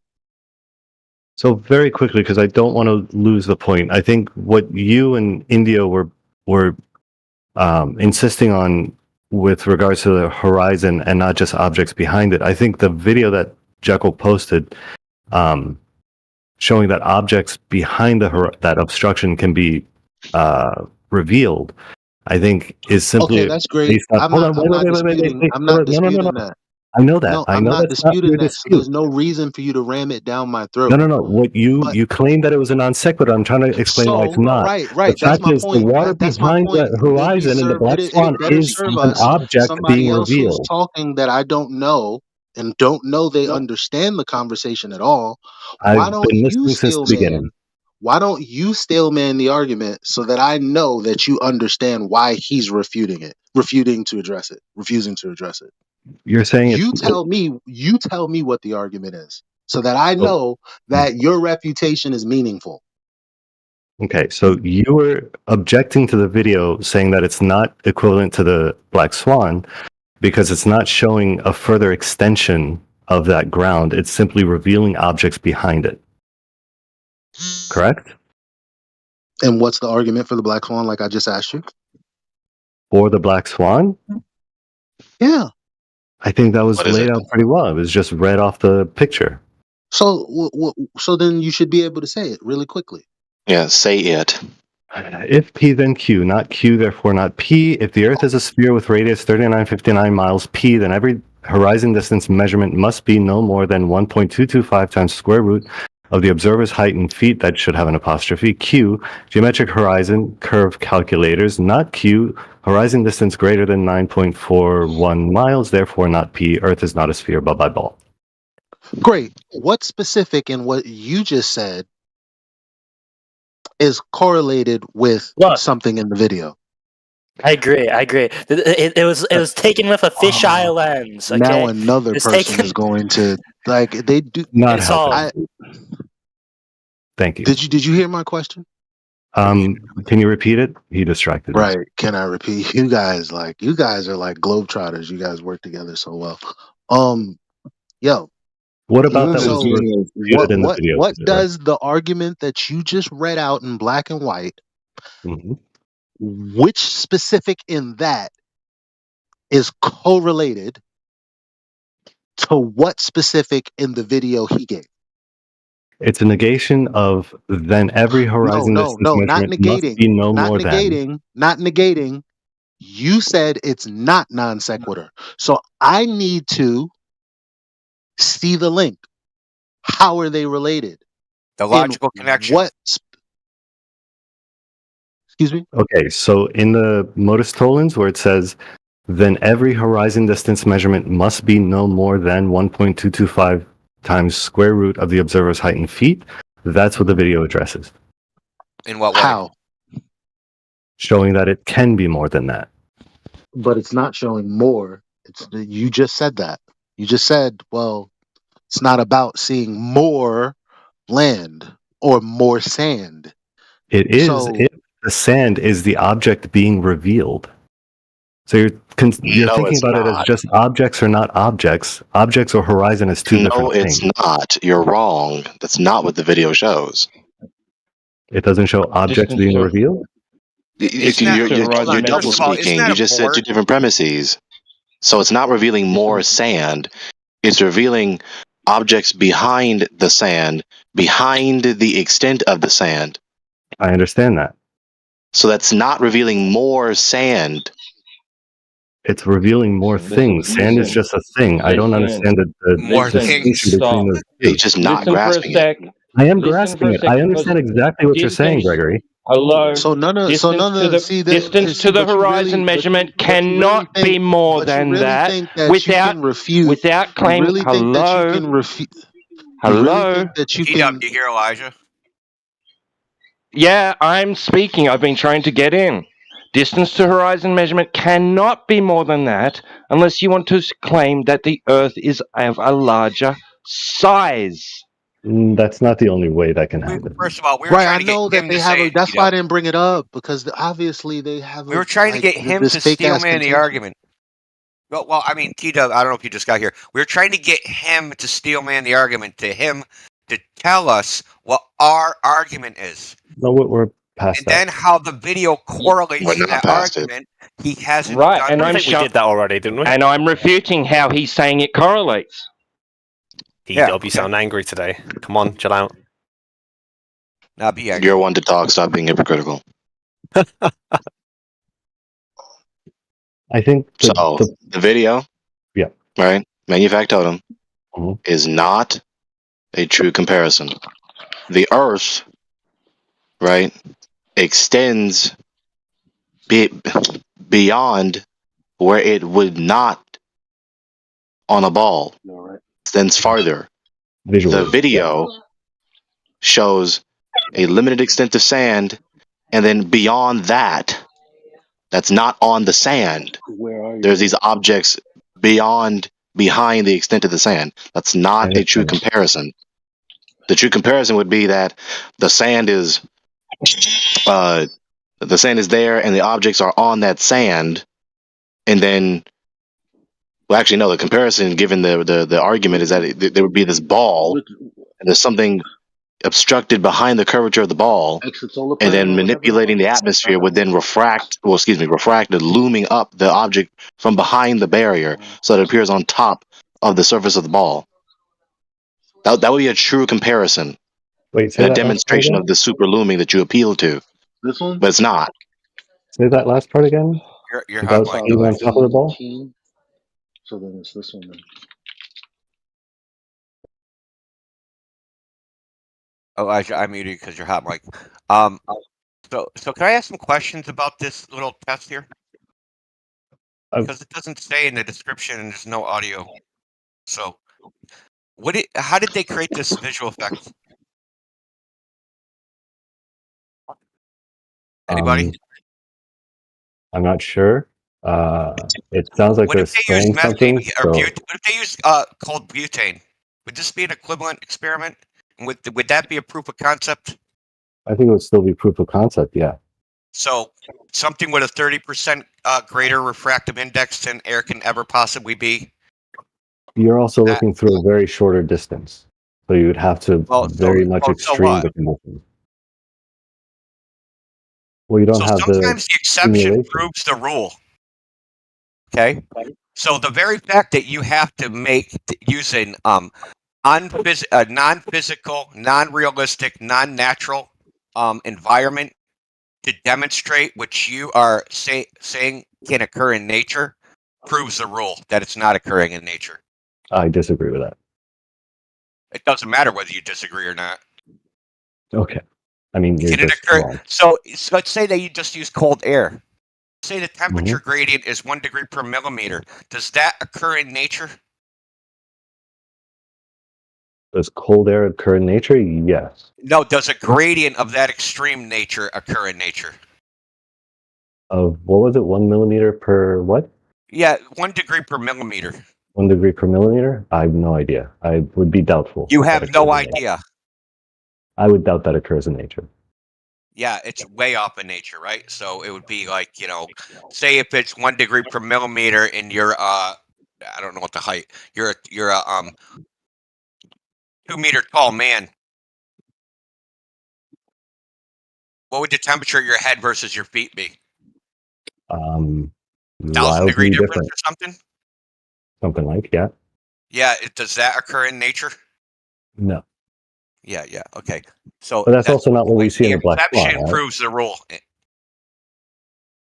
Because you have to use a non-realistic condition to even do your proof of concept. Yeah, proof of concept. If Because there of was the a different scale. environment outside in the world, yeah, it would be possible. But we're trying to deal with what actually happens in nature. Yeah, and we're trying Elijah to is represent requesting that in unmuting. a lab on a tabletop. okay. So those are going to be wildly exaggerated because the scale is wildly exaggerated. Same as if you scaled up an ant, it would collapse under its own weight because those properties don't scale equally. Weight Yeah, but and size. that's a volume surface area problem. That's completely Correct. different. No, it's the same problem that we're trying to resolve in a tabletop scaled model. Those are, by necessity will have to be more extreme than looking 10 kilometers in the distance. Yeah, but we're trying to make equivalent experiments, right? Correct. And to make them equivalent, you have to scale the qualities of those. Exactly. Is that to scale? So nothing about this is equivalent. Right, you didn't do that. No, I understand that. Nobody said it was a one-to-one. It's just a proof of concept. No, it's not. It's a false comparison. But that's what he asked you. He said, so your proof of concept is an unnatural thing that could never happen in the air. That's what. Okay, the reason why it's a proof of concept is just because the concept no one's is. refuting it. It's called Skunk Bay. I already told you. You sit down for a second until we're ready to get back to you. Right. Ruthless, heartless. So bastard. T-Dub gave you the argument, right? T-Dub gave you the clue. The clue is that the horizon's moving around. So making the claim that ships go behind the horizon's moving around, it can't be Earth curve. You can't reach that conclusion because you don't know if the horizon you're seeing is a true horizon. Geometric. What do you mean a true horizon? A geometric horizon. Okay. So what we're seeing is not the geometric horizon, but the apparent horizon is have no way to based know. on geometry. Is it? Well, yeah. Which I mean, it would have to, Yeah, so it would have to be regardless. Flat Earth or round Earth, it would still have to be based on geometry. So I want to deduce the geometric horizon from the apparent horizon. How would I go about doing that? What's the procedure? From the apparent horizon? Choose carefully. What we're looking at, we can never see the geometric horizon according to you guys, right? So because of refraction, so we see the apparent horizon. How do we deduce the geometric horizon from that visual? You probably wouldn't do it from that visual. If you're talking about its distance, okay, then how would we you probably wouldn't do it that way. Well, how would we find the geometric horizon?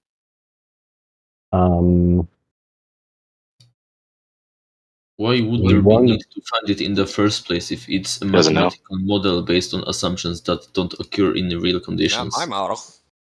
What would be the purpose of doing that even? Another digression.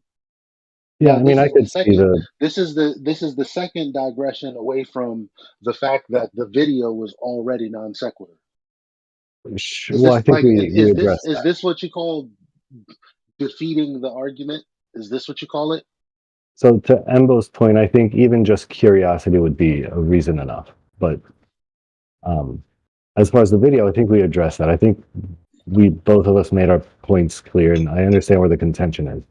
But to Indio's question, understanding where the contention is means that it's you understand that it's non sequitur and isn't actually. It just means I understand that it isn't an address of the argument. It doesn't mean not logically agreeing. relevant to the premise. This is part. Listen, he said this is part one, so he just wants us to accept that this happens. And I said, Skunk Bay. Nobody said it didn't. Now get on to explaining the rest of it. So there's no need to go back and forth about how it's relevant. He already admitted that it's not. It's just to get us to understand what we already understood about Skunk Bay.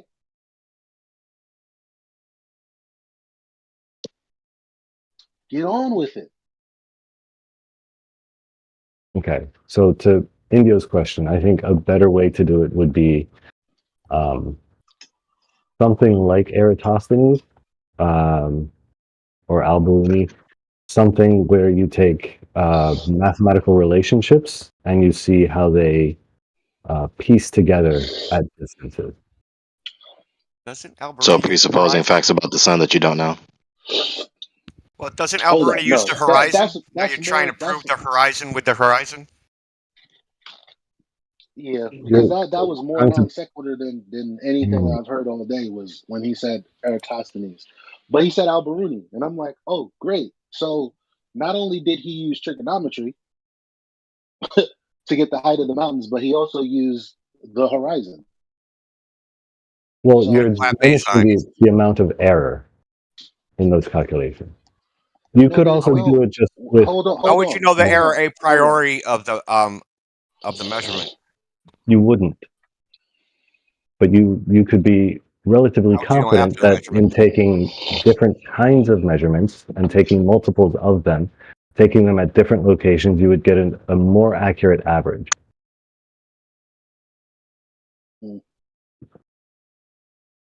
If you've gotten to a point where you understand that refraction is a confounding variable, you would try to eliminate that and take better measurements. It's not until you've justified the geometry. You don't Well, know you don't if have it's a to justify the confounding geometry. You variable. just have to understand that because the horizon's moving around, something's amiss. And if you can Let's clarify this. pinpoint Let's that to clarify this. refraction, you can try and I eliminate know that. you can hear me saying that. I know you can. I was in the middle of a Okay. sentence. I'm sorry. I felt compelled to finish. Go ahead. So, an insufficient appeal to Eratosthenes with his unverifiable presuppositions about the sun. And secondly, what are you appealing to? Well, I said something like Eratosthenes.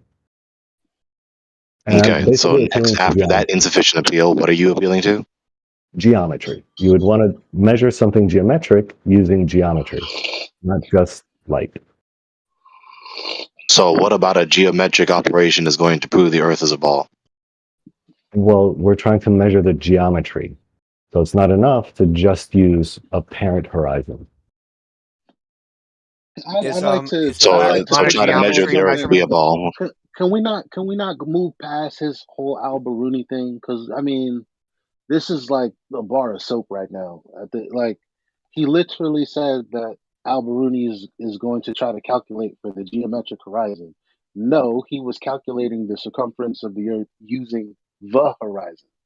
And the only difference that he accounted for was the difference between his true horizontal and the difference between that and where the line of sight to the Earth curve would be, which would be the horizon.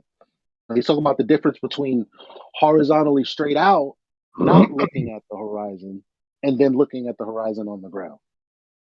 That's the difference he calculated, but he treated the horizon as a geometric horizon to get the calculations that he got. So I don't know what the hell you're talking about. So Indio's point was more about the mismatch between the apparent horizon and the geometric horizon.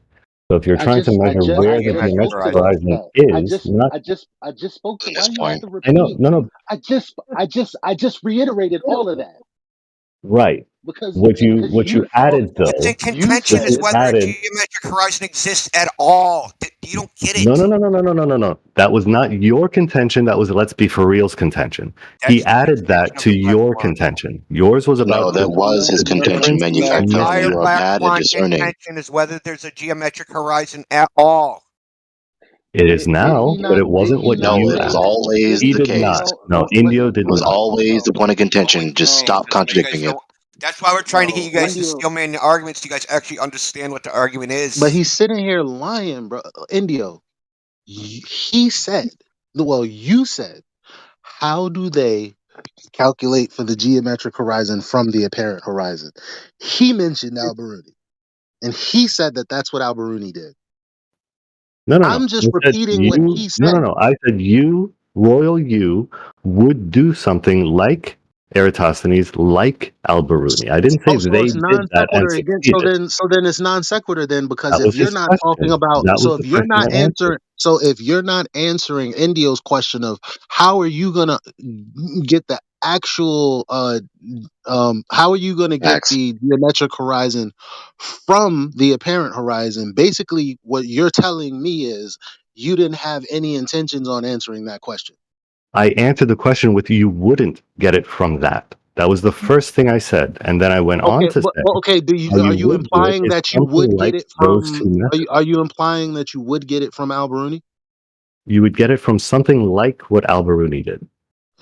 But he But you don't looked know what it at is, the do you? but he looked at the horizon to get it. Yes, he did. Did he The look at the geometric horizon. Yes, there are parts of his method that are faulty to that end. But what you want to dude, do, you have you just said you can't get it from looking. You can't get the geometric horizon from the apparent horizon. But that's what Al-Biruni did. not directly, no, not by saying looked I at the can see the apparent horizon past these two demarcations that are at X distance and X distance. You can't get it from that. Okay. This is what makes me Al-Biruni think measured that the dip these angle guys to the are. horizon. What horizon was he looking at? Your mom's I pussy. don't know specifically. He was on top of a mountain or something. Yeah, and he measured the dip angle from eye level to the horizon. What horizon did he measure to? The geometric or the apparent? Technically, he's measuring to the apparent horizon. Okay, so you just started right back at the beginning. Well, it's a question of how far off are you going to be from 1 foot off the ground as opposed to a mountaintop. How did he get the geometric horizon from the apparent horizon he looked at? You're just right back at the beginning. So what I'm talking about is minimizing the error.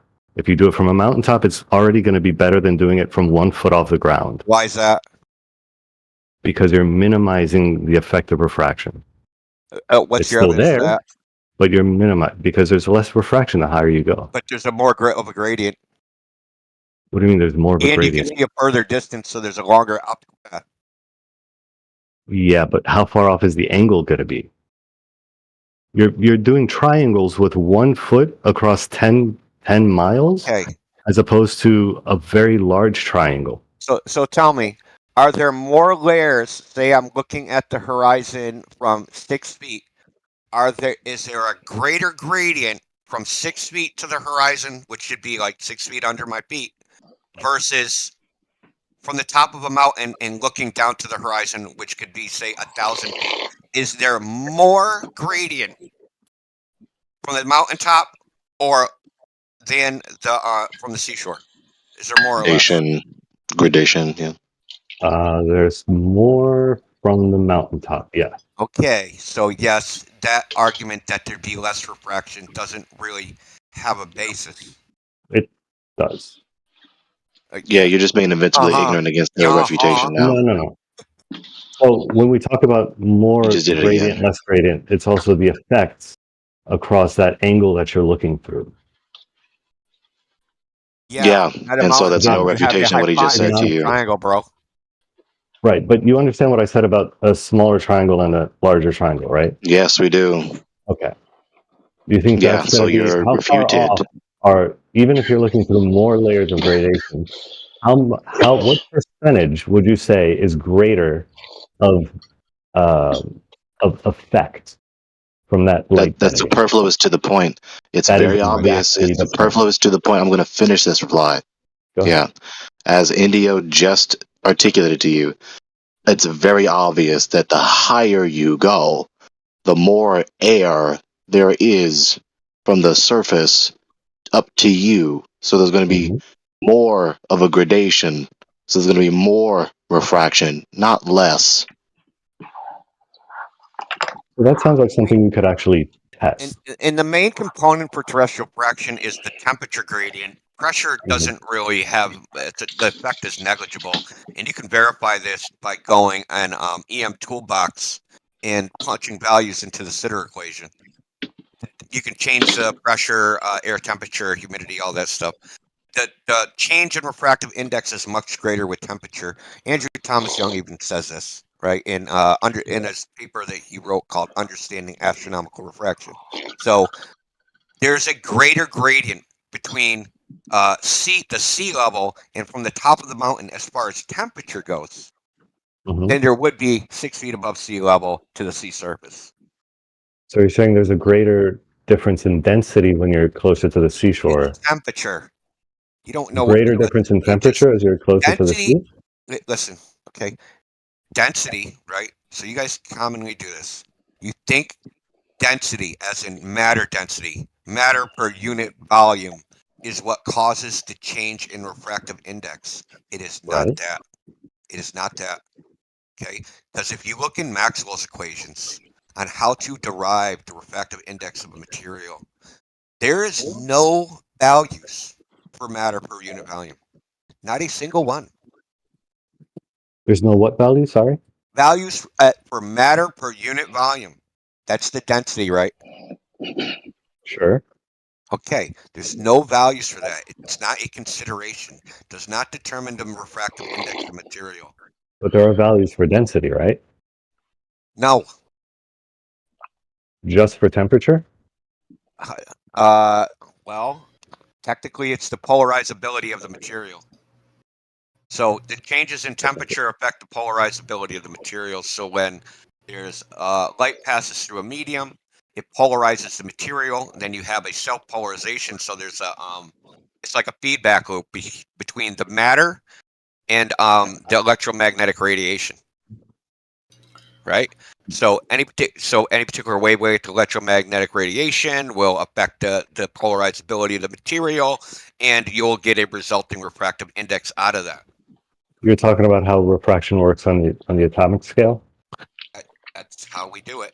The refractive index is a derivation from the relative permittivity and relative permeability of material. And are you saying that's not at all related to how many atoms are in that material?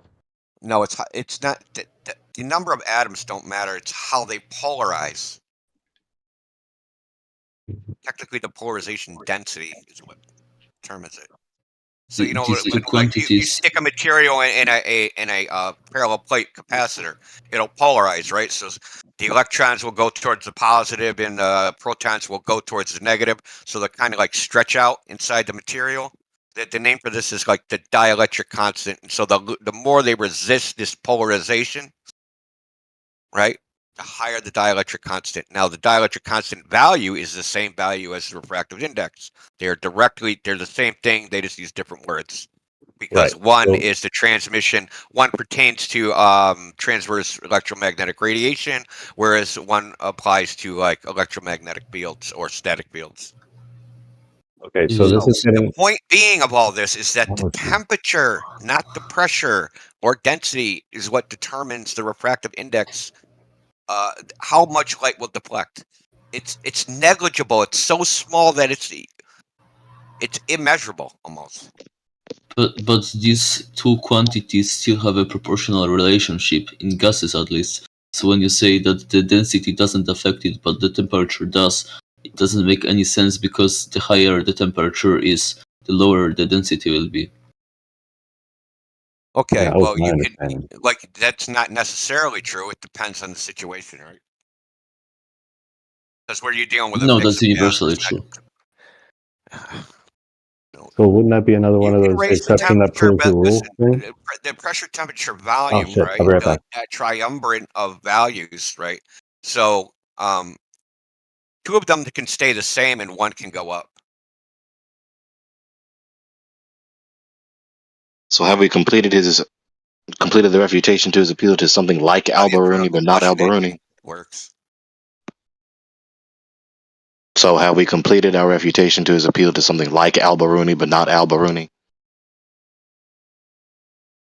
Yeah, I mean, that's really what we're talking about here. The temperature gradient is going to have more of an effect and like I said, you don't even have to believe me. Go read Understanding Astronomical Refraction by Andrew Thomas Young. It's posted on, I think it's NASA server or something. Anyway, go on Google Scholar, just type it in, Understanding Astronomical Refraction, pull it up. Bam. He even says it. He goes through a bunch of different models of refraction. It says the temperature is the only variable that really matters. Yeah, well, temperature causes the pressure gradient and the density differential. So, yeah. But it also causes excitations of the molecules. So that excitation, right, changes the polarizability of the material. Yeah, I like how he said it was universal too. So how would you prove that applied to the entire universe? That is what's implied by universal, right? Well, not a particular. You can't prove that any law Let's is roll it back to the universal for point, the. man, because we're like way in You the couldn't weeds. prove anything was universal either. I wanna wheel this back to the black swan. Our argument, flat Earth argument, is that the horizon moves around, and because the horizon moves around, you can't say that the horizon is a measurement or an indicator of a ball in any situation. Not with sunsets, not with boats, not with whatever. So Jekyll posted a video of a boat, right? Well, how do we know that horizon's not that's an apparent horizon according to you guys? How do we know there isn't subrefraction going on, making the horizon look closer? I would say you could still say that in some sense. Depending on how it makes you feel, is that how you determine it? No, considering what we know about how optics and light works, and considering what we know is possible through refraction and what is beyond the limits of it. So that's funny that you So say this what is you this know, is and this, I just had to like tell you how refraction works, so you don't actually know Yeah, anything. I'm not entirely sold on what you just said. I I'd have don't. to look It into doesn't that. really matter. well, Because Indio, I do there's 2 understand a points bit about that refraction, and some of what you said seems to yeah not be in line with Indio. There's 2 Yeah, points I don't here. care. There's 2 points here. Buddy, I've been Okay. studying this for 2 decades. And you Not can't flat hear Earth Eli? refraction. Yeah, sorry, Eli. I I didn't know really when hear. You're low. You're because low though. when other people are low, I do the same thing. It's like it's a human thing. I can't even fault people for doing it because I do it too. You got to have a good mic. It's just the bottom line. But the so here during that whole, I had to make coffee. You know, I rolled a spliff for my friend. I did a whole I did a whole bunch of stuff waiting for the thing that was most relevant to hit our opponents. And here's the thing. Hey, Larry. So it was a proper critique for Indio to say, well, actually, that gradient that you guys say exists because of the curve of the Earth. So looking out horizontally would be looking out through a gradient on a sphere, right? There's actually a gradient while standing on a mountain, right? Regardless of whether the Earth is flat or curved. Okay. So, but especially because the Earth is curved, the ground is much further, a little further maybe.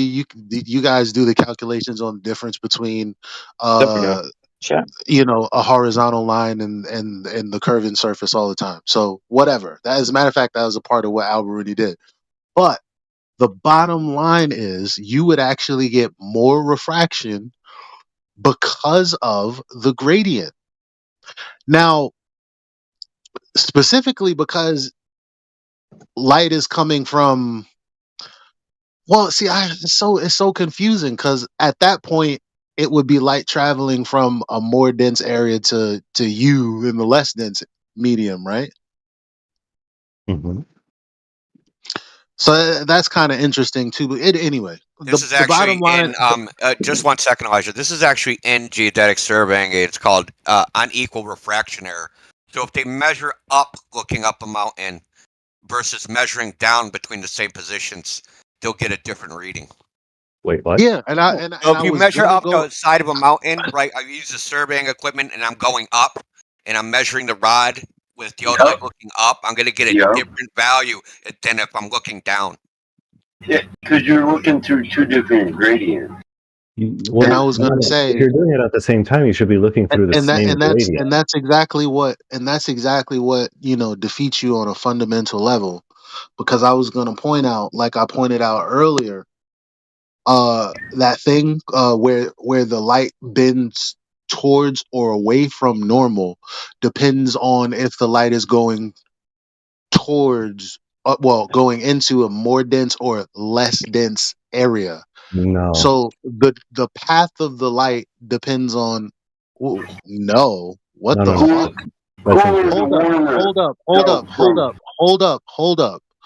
Hold up. First, I'm gonna read something Then I'm going to ask why that person said no. Then I'm going to finish my point. Okay. Okay. Mm-hmm. So where are my files at? My flat Earth files.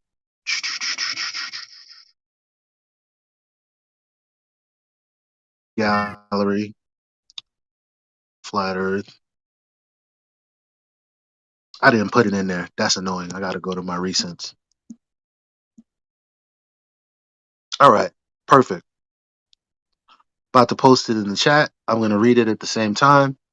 Okay. When light travels from a less dense to a more dense medium, it bends towards the normal. This is called refraction and occurs because light travels more slowly in a denser medium. Okay. Citation number 2. Light is refracted, bent only at the interface between two transparent materials of different density. We're going to forego that because you guys believe that this can happen without the prerequisites for refraction. Light passing from a less dense to a more dense medium bends towards the normal. Light passing from a more dense to less dense medium bends away from the normal. Now, what the fuck did I just say that you responded no to? More than normal. Thank you, sir.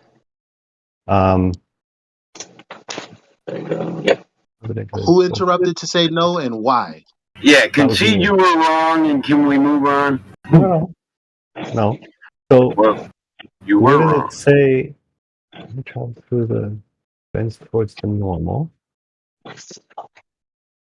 Yeah, I did. I said it bends towards.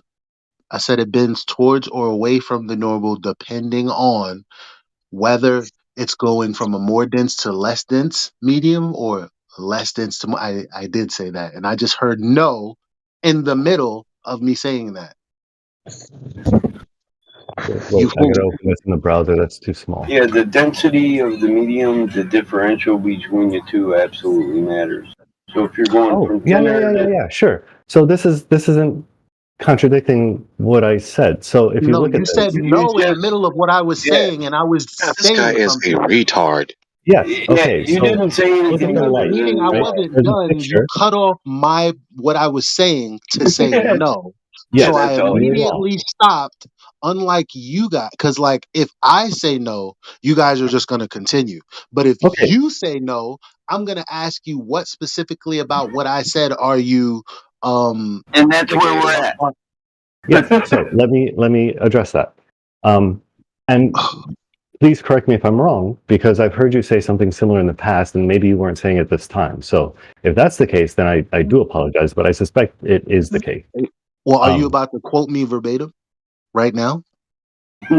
No, I'm trying to clarify your position. No, you could just I read right off of Google. Yes. Very simple stuff. I agree with what it says on Google. There's not I all this does is distract from the overall point that I was trying to make succinctly that would have been a haymaker, but now it's watered down because you bitches know exactly what's coming down the pipe. I agree with what Google says here. My suspicion is you misunderstand what you were reading. Oh my fucking gosh, dude! What is Eli's error? Say it now. I didn't even articulate my argument. So why would you assume that I don't understand what I'm reading before Because you hear my point? Are you a Because bigot I like have Scott heard you Mackey? make the misunderstanding in the past. Okay, so why don't That's you why. go ahead and tell me what my misunderstanding He is? quoted. Hold on, you quoted the meaning, and you said yes, it's correct. Don't ask me a Okay, question. here we go. Don't ask me a question. Tell me what I've gotten wrong. So in the past, you have said you have made the case that light going from dense to not dense will bend in one direction, and going from not dense to dense along that same path will bend differently than if it's going that basically it'll bend differently if it's going one direction or the other direction. Wasn't Did he say that several minutes ago today? No, it's medium. It's density and medium dependent. He already clarified that in his citation. I really can't So hear you, Settlemod. whether thicker or thinner, it depends on which comes first. You sound like you're underwater. Did he say that several minutes ago today? Well, it That's means exactly it. why I was trying to clarify. But it means. But it Really? means. But yo, guys. I mean, I basically say exactly what this thing says. Like, so the logical conclusion is. Possibly. So the logical conclusion obviously is, if you have a path of light that's traversing from a, just for the sake of, I know you needed another medium, but just for the sake of their atmospheric refraction thing, like, either you have the path of light going from less dense to more dense or more dense to less dense. Now, I've heard you guys say that the refraction is happening because you have light traversing from a less dense area to a more dense area. That's what I've heard you guys say. But so the only thing that's left is for a person to actually stand on that case and give a diagram as to exactly what they're talking about, because we're talking about the path of the ray of light I in like the these diagram that you hypothetical posted. theoretical situations. So in the second screenshot that you posted, there is a diagram there, correct? As it relates to two different media and a boundary, which Sure. is like kind of non sequitur to this, but again, I'll Yeah, I allow would it. have accepted that. Right, sure. So there's a little arrow at the top left, right? Mm-hmm. Would you say that the white line would bend any different if that arrow were reversed? Excuse me? It's not about the If the light direction were of the going up light. instead of Yeah, down, would it bend it's the not. same way? Yo, hold on. Time out. The first thing I said about an hour ago, or within the hour, when someone said light bends down, and I said, "What are you talking about? There is no up and down. There is only towards and away from the normal." I didn't say that. No, that's what I said in Oh, okay. response to someone saying bending down. I didn't invoke up or down at the Sure. all. So I don't know I why just you're mean looking at. as it's So I don't know presented why on the you're looking screen. at. I don't know why you're looking at this particular image and asking me about up and down when it's really in relation to the orientation of the boundary. The How does reason I'm that doing that apply is to that there's something density on screen levels? that we can both reference and know what the other person is talking about. This is Yeah. less Right. abstract and it's more Right, but clear. it's not That's up why I'm and referring to down. the So image. this is what, if we're gonna talk about what's on the screen, you have to understand it's not talking about up and down. Like That's it's fine. just okay. As it is oriented on the screen. You can also see where they say less dense to more dense. Yes, I Yeah, see that that. was your point, and he took that and argued it up or down. How does that apply to the citation that he gave, the direction of it, up or down? When it's dictated by the density of the medium it passes through, you went to up or down direction. It's kind of non sequitur. It's not non sequitur. That's I'm all just they've trying to been get doing all clarity. It day. We could have been is. past this already. It's a That's what they've simple been doing question. all day. It's You density you dependent, stop not me direction from dependent. Yeah. Right now, the only person holding up this you stop conversation me is from you. No, talking. I'm not. No, So I'm you just stop me. clarifying where we're at. Yeah, now he's So you carping because he got so refuted. you so you stop me from talking, which is fine to get clarification. You guys hate that. I actually don't, because I want people to understand what I'm saying and where I'm getting it from. I always want that. I appreciate that. More knowledge and more information is better than less. I So agree. so when I asked you, what do you mean when you said no, you said, well, I suspect that you don't know what you're talking about. Well, guess Yeah. what? That's poisoning the well. That's a No. poisoning the well fallacy. It At is. every step of my trying to get clarification, you've made it only more difficult. We could have been done with this by now. It was a Your So simple that's non question. clarification so that's doesn't so All apply of this to is his deleted. point. that's non sequitur again. But actually, what you did was poisoning the well. You did I that was to me. Will you apologize? I was addressing your accusation, which I don't think is a fair one. Actually, you didn't. You're arguing direction when it's about density. I understand it's about density, but to get Period. clarity on the density, there's an image on the screen that we can Nobody reference with brought the simple direction directions of for travel. clarity. Yeah, but he did. It's The been direction of clarified. travel Can we move wasn't in on? his It has comment not when been you clarified. I still don't know his position said on this. no. When you said no, you said it on the simple statement he gives citation on, and now we transverse from there to another media. I Did still we don't get? know what Did we get his thoughts are. refracted? He All has they still can not do, made it clear. all they can do is, you know what's crazy? They Answer the question. It was a don't even simple question. articulate What their question? misunderstand. They don't even articulate your misunderstanding Nobody of cares. the actual point. They misunderstand some smaller, insignificant thing A that you minor barely premise. said, Well, and then they run away with that. he Elijah, applies Yes. it in the to an past, argument. That's a red herring fallacy, by the that way. going in one direction it bends up. You said the word Yeah, up, you and applied in it to another an direction it argument bends you weren't down. in. Listen, you applied it to an argument you weren't in. He made a point about the density of a media affecting No, the we're on way Discord, right? Anyone can listen what to this. the way it affected No, they're doing this Wow. on light Are you purpose. saying Like, travel. that why for your can't own mental Listen, note? guy, why can't I have? you Oh, made that's no right. comment about his citation, period. You haven't even addressed his citation. You did a bunch of I'm other dumb addressing shit. it as we speak. I'm trying No, to get you're his not. look, position. You're look, King. addressing your light bending up or down argument. That's the only thing you're doing. Jesus had 12 disciples. I just want 2 moderators at best. Like that's it. That's it.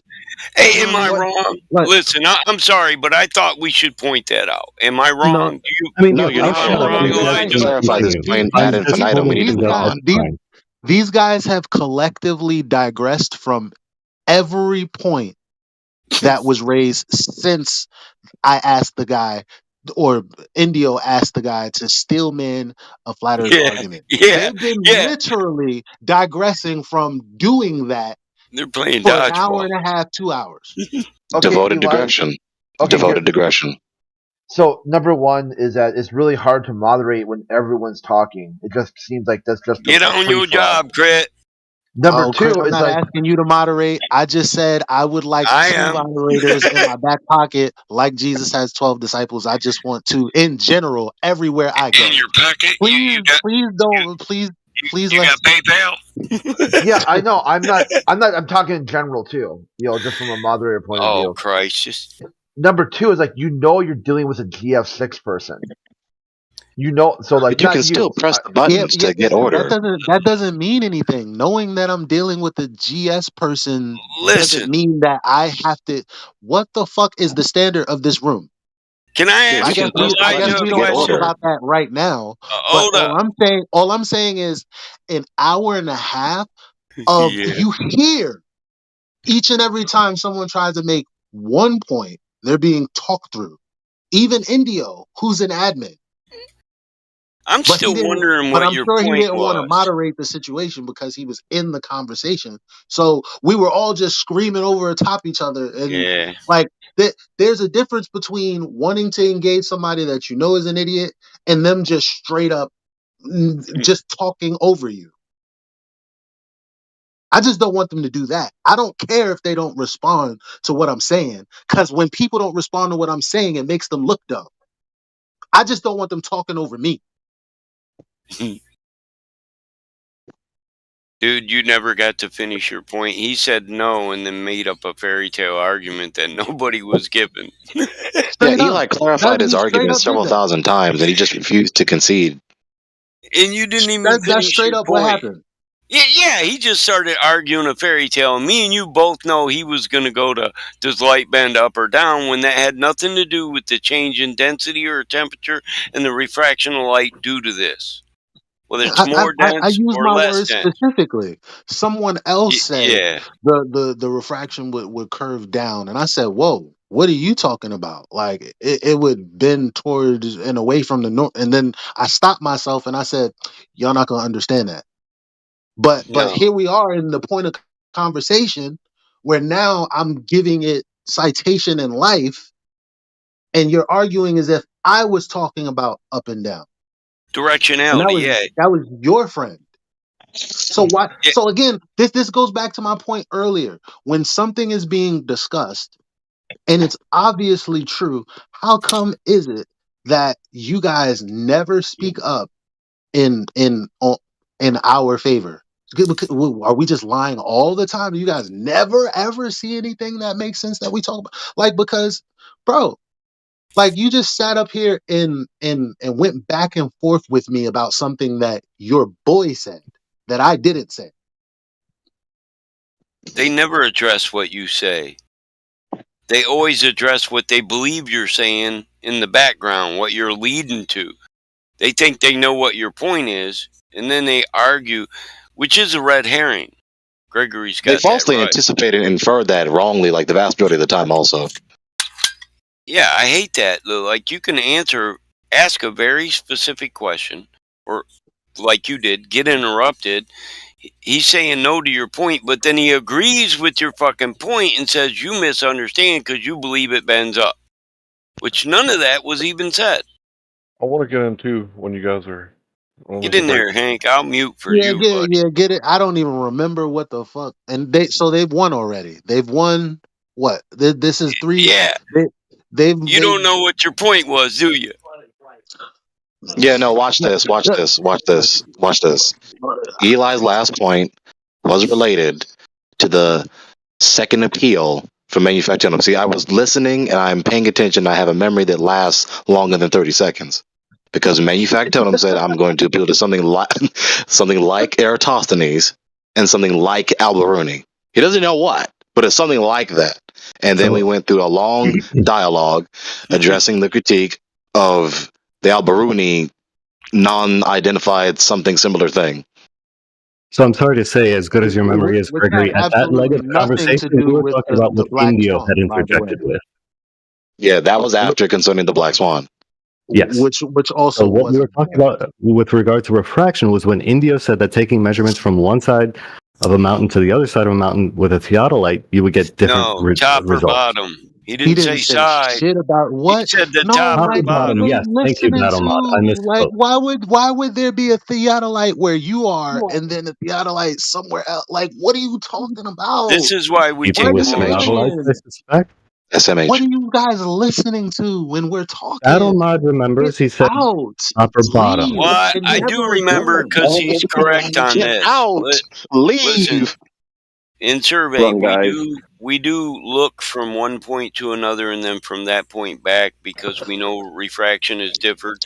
The density layers are Yeah, we stacked in know. a different But that's not manner. what Indio said. Like But Indio was very yeah, clear. so But I because just remember remember that point. But remember, he couldn't have possibly, if he was really listening, he couldn't have possibly thought that because the only reason Indio brought that up is because he was trying to ask, well, are you telling me that there would be less refraction on the ground versus up on a mountain where there would be more of a gradient to the horizon, not to another mountain? How the fuck can you tell me? You guys aren't even in the same conversation. Yo, this shit. You ain't even in the same conversation. They're already not in the same cosmos, so. Larry was wanting to say something. Yeah, I just wanted to point out a tactic that they were using, but now that everything's kind of back on track, I don't want to throw it back off again. No, we're done. Okay, Because they okay. like about three of them have failed at doing. I'm not about to put you guys in pain any longer. We've already demonstrated.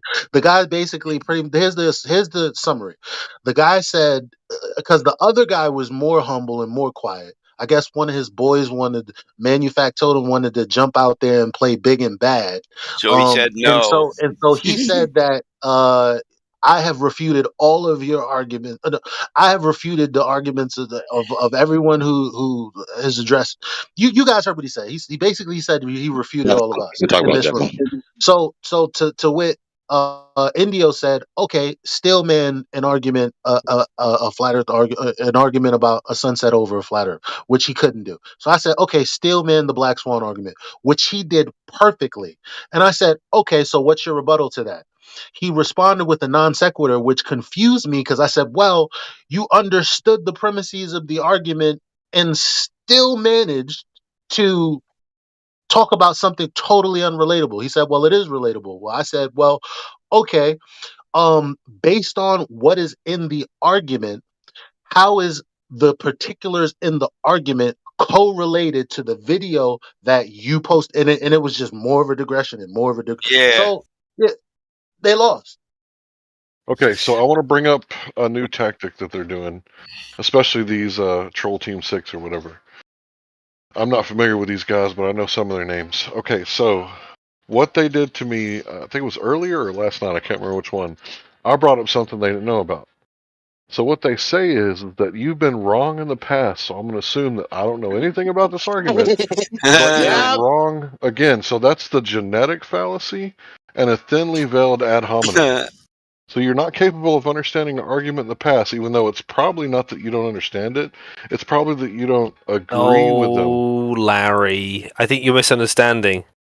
That was said because you were No. Let suggesting him that say you. what he's saying. I think he understands as a grown No, ass because man. I was the one who said it. I think Larry I was the one who understands. said it I think Larry to is a him. grown. I think Larry's a grown ass man and understands the emotions and the words that he's trying to relay without you trying to fucking talk for him. Yeah. So it's He did the really very fallacy Larry's talking about. Yeah, and then he gaslighted and doubled down. Right, so it's really interesting that they do this because it's a genetic fallacy and an ad hominem all wrapped in one. And it's on a subject that they have no idea about. Instead of saying, I don't know anything about this subject, why don't you go ahead and talk and I'll quietly look it up while you talk about it? And then maybe coming back like a day or two later, a week later, after you've done like some thorough research, like, hey, Larry, remember when you brought this up like a week ago? I did my homework. Let's talk about it. Instead, they just automatically like ad hom, gaslight, and dismiss you with a genetic fallacy. Thanks. Yeah, the logic sequence basically boils down to this. I don't understand what you're saying, therefore you don't know what you're talking about.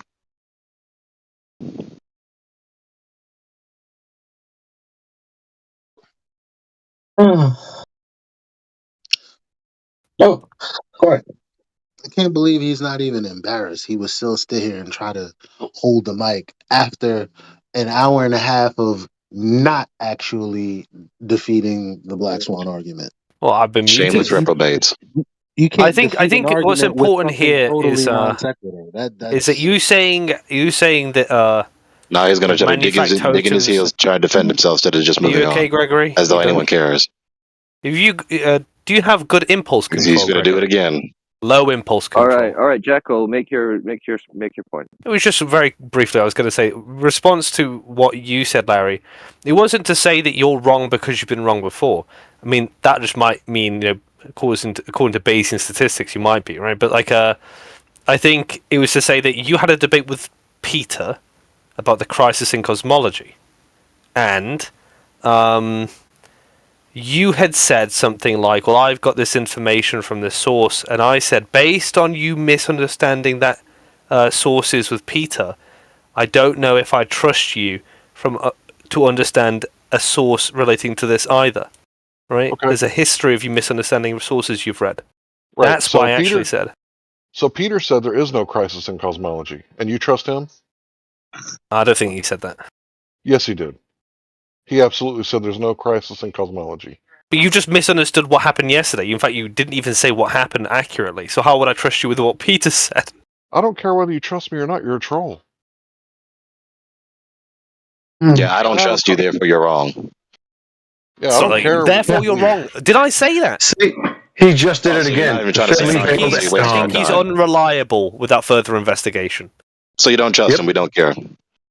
Yeah, unreliable. We don't care. Moving on.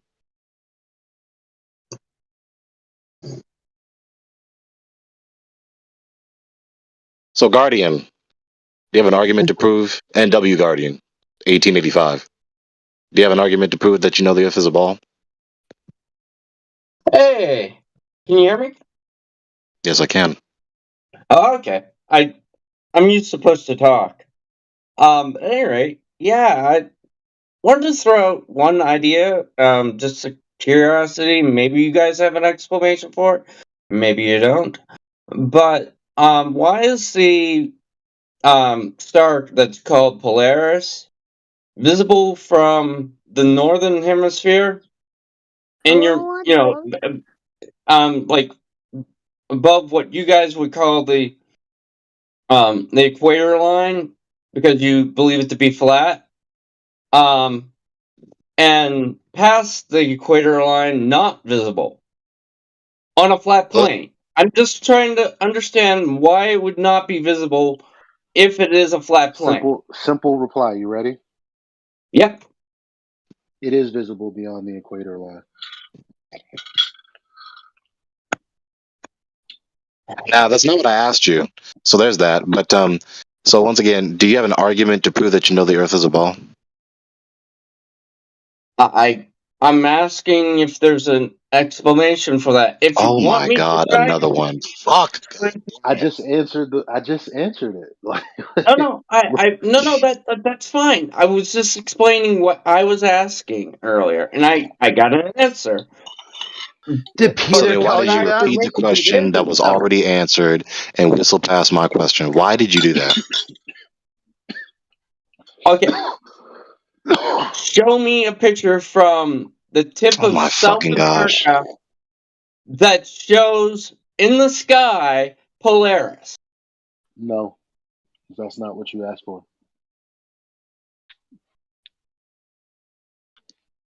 Because Polaris is not visible south of the equator.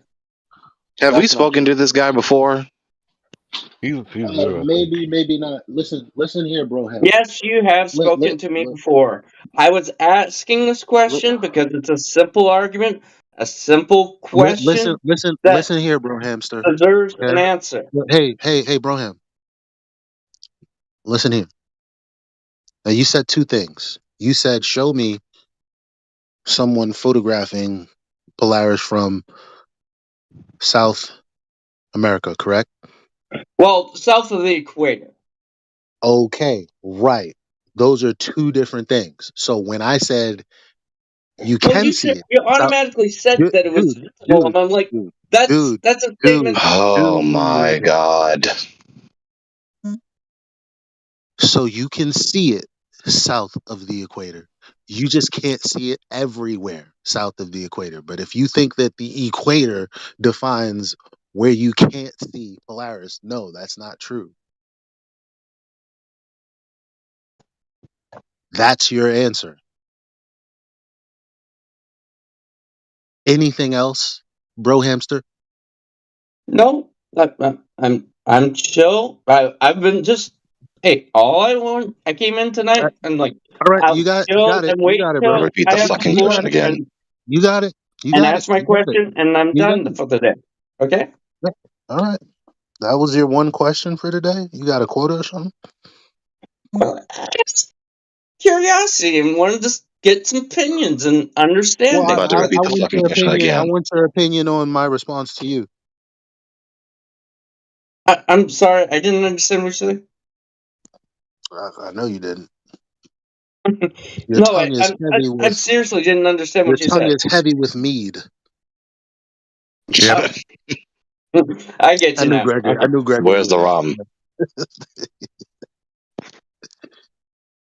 The rum's gone. I'm not drinking anything because I'm on the job right now, guys. So there's Oh no shit. alcohol involved.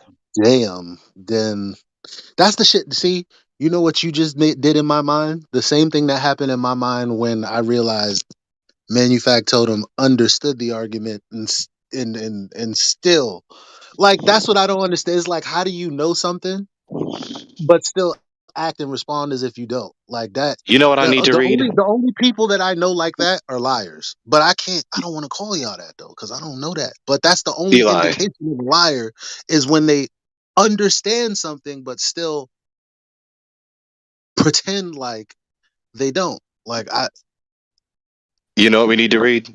You know, you and I need to read? We what? need to read Dr. Bonson's dissertation on self-deception. Damn, that sounds good. That was his doctoral dissertation. That sounds good.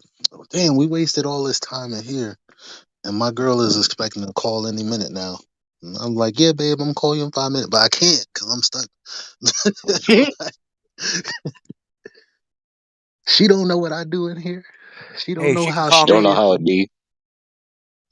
Have her call me instead, Elijah. That's wild. Yeah, baby, Elijah's busy, man. She don't know how it be out this be. I wonder how it's gonna go down when I say, yo, I don't even know how to cause I hate Descriptions. I hate the whole look. I have no problem. It's been years. I'm not ashamed of you guys, and so to say I'm a flat earther is it's just that when you say that, because people are under enchantment and spell casting, that when they hear the word, they don't hear my words for what they are. They have visions of things that I'm not saying. And then they get really upset, and then they argue against things that I've not said. While Have you seen this? Have you seen this? Have you seen the movie The Sum of All Fears with Morgan Freeman and Nope. Oh shit. Ooh, nice What the fuck is his name? correlation. You remember that scene? I love Morgan. Battlemon knows. Remember? They were on the Yeah. plane, and Morgan Freeman playing the CIA director said, "Tell your girlfriend what you do. Tell her she'll be impressed." Told her, and then she said, "Wow, wow, okay, fine, be that way." Then hung up. Didn't she say something like, "So you want to break up with me? Just say it," or something like that? So Elijah, I like the way Jenny, right? So Jenny said, the way to test the waters is to ask them what's the craziest conspiracy theory they've ever heard, right? And then you can figure out like where their head is at, basically. Oh yeah, Whether that's they've a good even one. dipped That's in a their good toe one. into that water, you know what I mean? Yeah, that is good. And then kind of talk to them where they're at, whatever conspiracy, because you know, if we're here, then we probably been down whatever road that they're on. So it's it'd be easy to find some common ground there.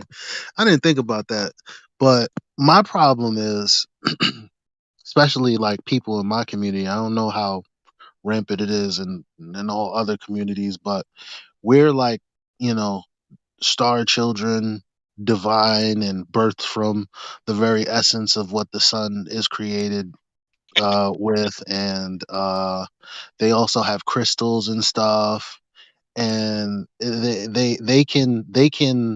uh they can make an argument against you from a dream that they've had or a feeling that they have. They don't need to actually validate it or articulate it in a way.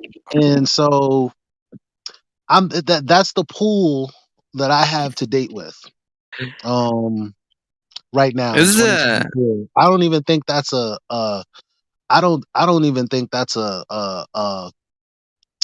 ethnic problem. I think that's the times we're living in problem. Why It's the do you times feel we're the living need in. that you'd have to tell them that you're a flat earther?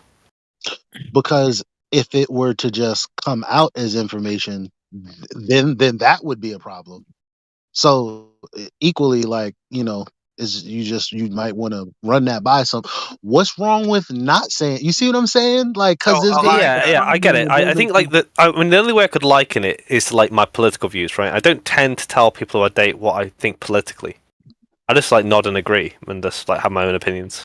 Well, I mean, Then you're not- Elijah, the Yeah, only that feels like lying consideration to me. I think the only consideration a woman would have if you told her you were a flat earther would be how it affects your and her social status. Mm-hmm. That's it. Dude, how's this gonna make me look? You know what I mean? To my girlfriends, when I tell my girlfriends my boyfriend's a flat earther. Yeah. Because you know how girls are, right?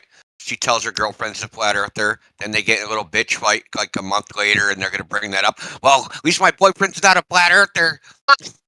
Yeah. I don't think it's really something you have to bring up, though. I don't know why you feel compelled to.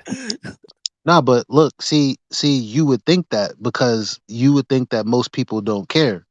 But I'm sitting on the couch as we're looking at the ancient civilizations on the globe shows and Silo and away and all of these other things. And hun, the new moon, the new rocket is going up. You heard about that? And so what you don't understand is because of the inundation of this indoctrination system, you guys are so religious that it's like someone asking me about Jesus Christ every hour on the hour. Somebody somewhere is going to say something to me with the assumption built in that the earth is a spin. Like, it's always going to happen. Like, I couldn't watch Young Sheldon without ignoring it. I couldn't, because people ask questions and they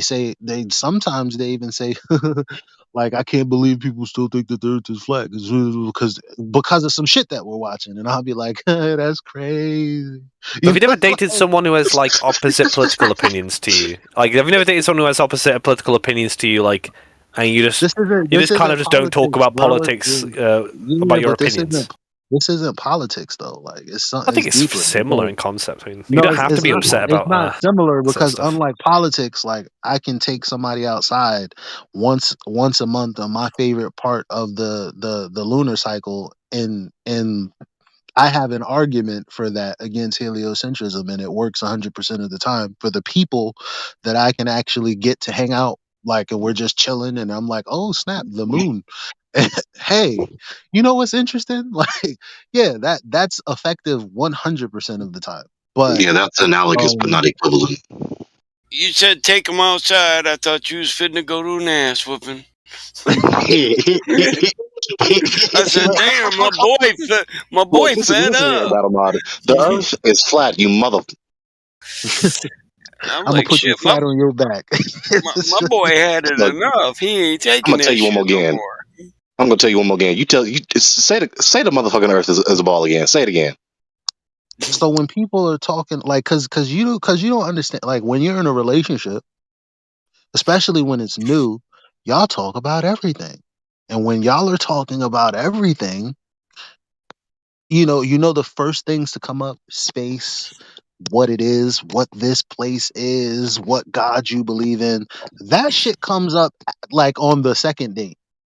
If Sex on y'all a fucked globe after is the first date. anal. You know what I mean? Y'all are, if you fucked after the first date, all that shit is coming up on the second date. So, like, it's not, it's so ultimately Wait, I what? would have to, at best, I would have to obfuscate and kind of answer with non sequiturs or just like you guys do. I would have to, like, kind of lie in a sense by omission, I don't know if I got it and on it the doesn't second feel date. good. On the third date, we ain't talking about shit. We getting dinner and we doing it again. Yeah, you have a choice. Either you mention it or you refrain from mentioning it. And if it is mentioned by someone else, then you engage it or you just don't engage it. I'm good at working on cars. I'm a single father and all. The earth is flat. Second of all, I can't talk about politics to people either because they're just as retarded. Like, Then they'll want to fight. there'll be a person who's like, oh, you should vote for this Democrat, or oh, you should vote for this Republican, and I'll be like, well, were you paying attention in the primary? And they'll be like, what's that? Yeah. Like, Listen, dude. what are we talking about? Like, if They you think don't they're know gonna. what each and every of these people have been doing, the people that are on stage, if you don't know a rundown of what each and every one of them have been doing, what they've been saying in articles that you can juxtapose to other shit that they said 4 years later, if you don't know what went on 4 years prior up until the next election cycle, what the fuck do we have to talk about when you think you know stuff just because you started paying attention when the general came around and you watched a couple of fucking Trevor Noah's or a couple of Colbert Report or whatever the fuck the other dude is, the that looks like Bill Nye. What's his What name? Y'all kills know me, what I'm talking bro? about. Listen, they think they're gonna save the world with politics and or religion, but the quickest way to start a fight and a conversation is to talk about one of those two. So now, if it promotes men to not be reasonable over their disagreements on politics and or religion, then how the hell are we ever going to get peace from either one? True. Yeah, you haven't studied the matter, so how could we possibly talk as though you know what you're talking about? Right. But they're the quickest ways to start a fight in a conversation, or especially in here, religion or politics. Or talk about their mama. Well, guys don't get that mad, but if you cross a religious belief or their political belief, then it's fuck you and your mama, and they really don't get Your that mama mad and your about the cousin mama. too. Yo, Right. you couldn't even, like, so look, and this is what I'm like, oh my God, like the way I see in patterns, I'm just like, why doesn't anyone else see this? Because Oh, I'm we see seeing it. pattern. I'm not seeing rhetoric. I know you guys do. Because look at this parallel right here. Oh, I don't know if we landed on the moon. So you're a flat earther? Yeah. Oh, I don't know Wait, no, if I was just wait. How'd the Earth get flat? I just don't believe Buzz. He looks like a crackhead. What's that got to do with flat Earth? right. So Yeah, then anything that is the remotest scintilla. That's what old boy did to you earlier, dude. You There's a defined second it. part to what I was saying before, if I could. Okay, I'm sorry. Go ahead. So the parallel, the second part of it is okay, so you see all this shit in Biden's history, plus he kind of old, and you just bring up shit that's relevant that actually happened, and they go, oh, so you a Trump supporter? It's the same. What's in It's Biden's the same history that we shit. should know about? I knew that was coming. Tell us about Biden's history. All right. You meant right wing extremists, though, didn't you? That Isn't was a that what voice you meant? activation key term, Biden. Yeah. Yo, he said, Tell us about Biden's history. tell us about Biden's history. Tell us what you know that we his don't. history. Tell us about his history. Okay, about his history. He touches girls in a way that makes me really uncomfortable. You could have mentioned something like his views on busing, like the 90s, but you went for I don't that want instead. nobody that Who sniffs cares? kids. I wasn't there. I don't care. Okay. I saw him touching on girls that I think is very He inappropriate. sniffs them. If you sniff my kid Young like that, little man, girls. it'd be a fight. Don't I'm come not to about to have a Michigan. pedophile for a president. Not if I Yeah. had a Can you say. imagine being that girl's father? Not in Michigan, because he whooped that ass. You just sniff my kid like a Also, steak. he's a globe earther, and that's the worst. That's got nothing to do being with there. morals and ethics, dude. No, My morals and ethics aren't flat earth morals or flat earth ethics. And before I'm a flat earther, remember I'm a man, because you might get your ass whooped. Is there any flat earthers running in the US election? I don't know. No, there are Listen, not. they're running. Marjorie Taylor Greene might They're be, running. and Laura Listen, Boebert might be. I don't know. Listen, I'm answering the question. I would I'm not be answering the surprised. question. Damn. So, if they're running for election, they're still in the part of the matrix that is nowhere near questioning whether or not the shape of the earth is real or is a reality. They're not. Right, They're not thinking about that. I Hey, guarantee you. They're playing a but different. hey, everybody on Earth are flat earthers. Some of y'all just don't know it yet. That's all. So yes, there's a flat earther in the primary and in the stop vote. yapping, little nigga. Excuse me, nigga, you don't know me. This all they got. This all they got. Like Manufactotum thinks that he should still open his mic when he failed miserably. I think you mean Jekyll. After I think you mean boasting, he's Jekyll. defeated every single argument. And No, I've already clarified that you misunderstood what I said. I literally said I dismantle flat Earth all day long. You could have said Betty, what you're you said arguing after I against was people finished. that believe in flat Earth. You're not gonna win. But you could have. You could have said what you said. You can't just misquote me and then say, "Aha!" Well, he said this when he didn't. You know, you can do that all day long if you want. What do you mean? So I said I dismantle flat Earth claims all day long. Oh, False. anybody could do that because there's a bunch of retarded flat earthers. What you think you get a cookie for that? Right. I mean, He doesn't even do that. Well, Gregory got dismantled earlier on. In fact, he said that the globe says that there's a vacuum. Here we go. He said that the globe thinks there's a vacuum that's absolutely devoid of matter. and I had to go over with him several times that that's not what He globalists really say. thinks he's correct. And then he misused a Motte and Bailey by saying that every time I said nobody thinks that, Gregory, he kept saying, well, you keep suggesting it. No, Gregory, nobody thinks that. Debating it again. Listen. That was a big waste of time. Oh my God, dude! Shut up while other people are talking. You Take can't your have meds. Sorry. like if you were to bring the argument to its conclusion, like if it, because again, I don't know how you guys must think in a compartmentalized way, because I open up all the boxes every time I speak, and I'm vigorously putting puzzle pieces together in sequence. So when a conversation happens, I'm running it back as it happened. I'm not remixing it. I'm like, okay, where the fuck? Why are they saying this? Rewind. I have to go all the way through I'm just trying to describe my thought process, and I don't know exactly if everybody does that, because it doesn't seem like it. But you think that the vacuum of space is, listen, obviously, if something is inside a vacuum, technically, is it a vacuum? No, because something is in it.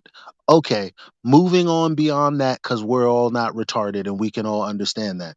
Okay, Can we? Now you have you met Gregory? So now we have this idea that there's the perimeter of our very reality. So the whole of the universe is expanding faster than the speed of light, and supposedly redshift is galaxies expanding almost at the speed of light away from us. So that's consistently happening. So the area is increasing, but the amount of material in said area is not increasing. So the point that I'm making is that this very, very, very, very, very, very, very, very, very, very, very, very, very, very, very, very small, pale, blue, infinitesimal dot that we call the blue marble, in the midst of an ever expanding space, we're just saying, yo, there's mad vacuum between here and wherever the fuck you think shit ends. There's at least mad vacuum between here and the next planet over. Yeah. So that's fine. But Gregory's under the assumption what that you're saying is, so all we're really saying is, and all you can make intelligible, you can't speak about the vacuum at all. Only thing you guys can say is, well, it's not a vacuum here because there's a degree of air that is maintained by the force of gravity. It's the only reason that our air isn't going into the vacuum.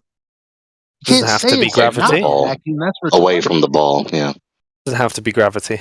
I mean, the only thing that I think was the real sticking point was that every time we talked about a low threshold, a pressure threshold being so low that to require a container, Gregory did one of two things. He asked, here comes where's the edge of the atmosphere? Because according to his understanding of atmosphere, once again, this is another misinterpretation of what Gregory said to him earlier. As long as there's gas in the area, then your atmosphere can go on and on and on and on. Well, which is obviously ridiculous. I got you. Here's the response. Absolute zero is supposedly at the Kármán line. Nobody can evidence that. That's not, well, at the Kármán line, even though they say it's absolute zero, there's still a very low grade. There's a very low pressure. No, fuck off. There's our atmosphere, then there's the Kármán line, and then there's absolute zero, according to them. Like, there's nothing to argue about. It's treated as absolute zero. It isn't actually absolute zero. Okay, but yeah, that's because there are things inside the vacuum. It's not actually a vacuum at all.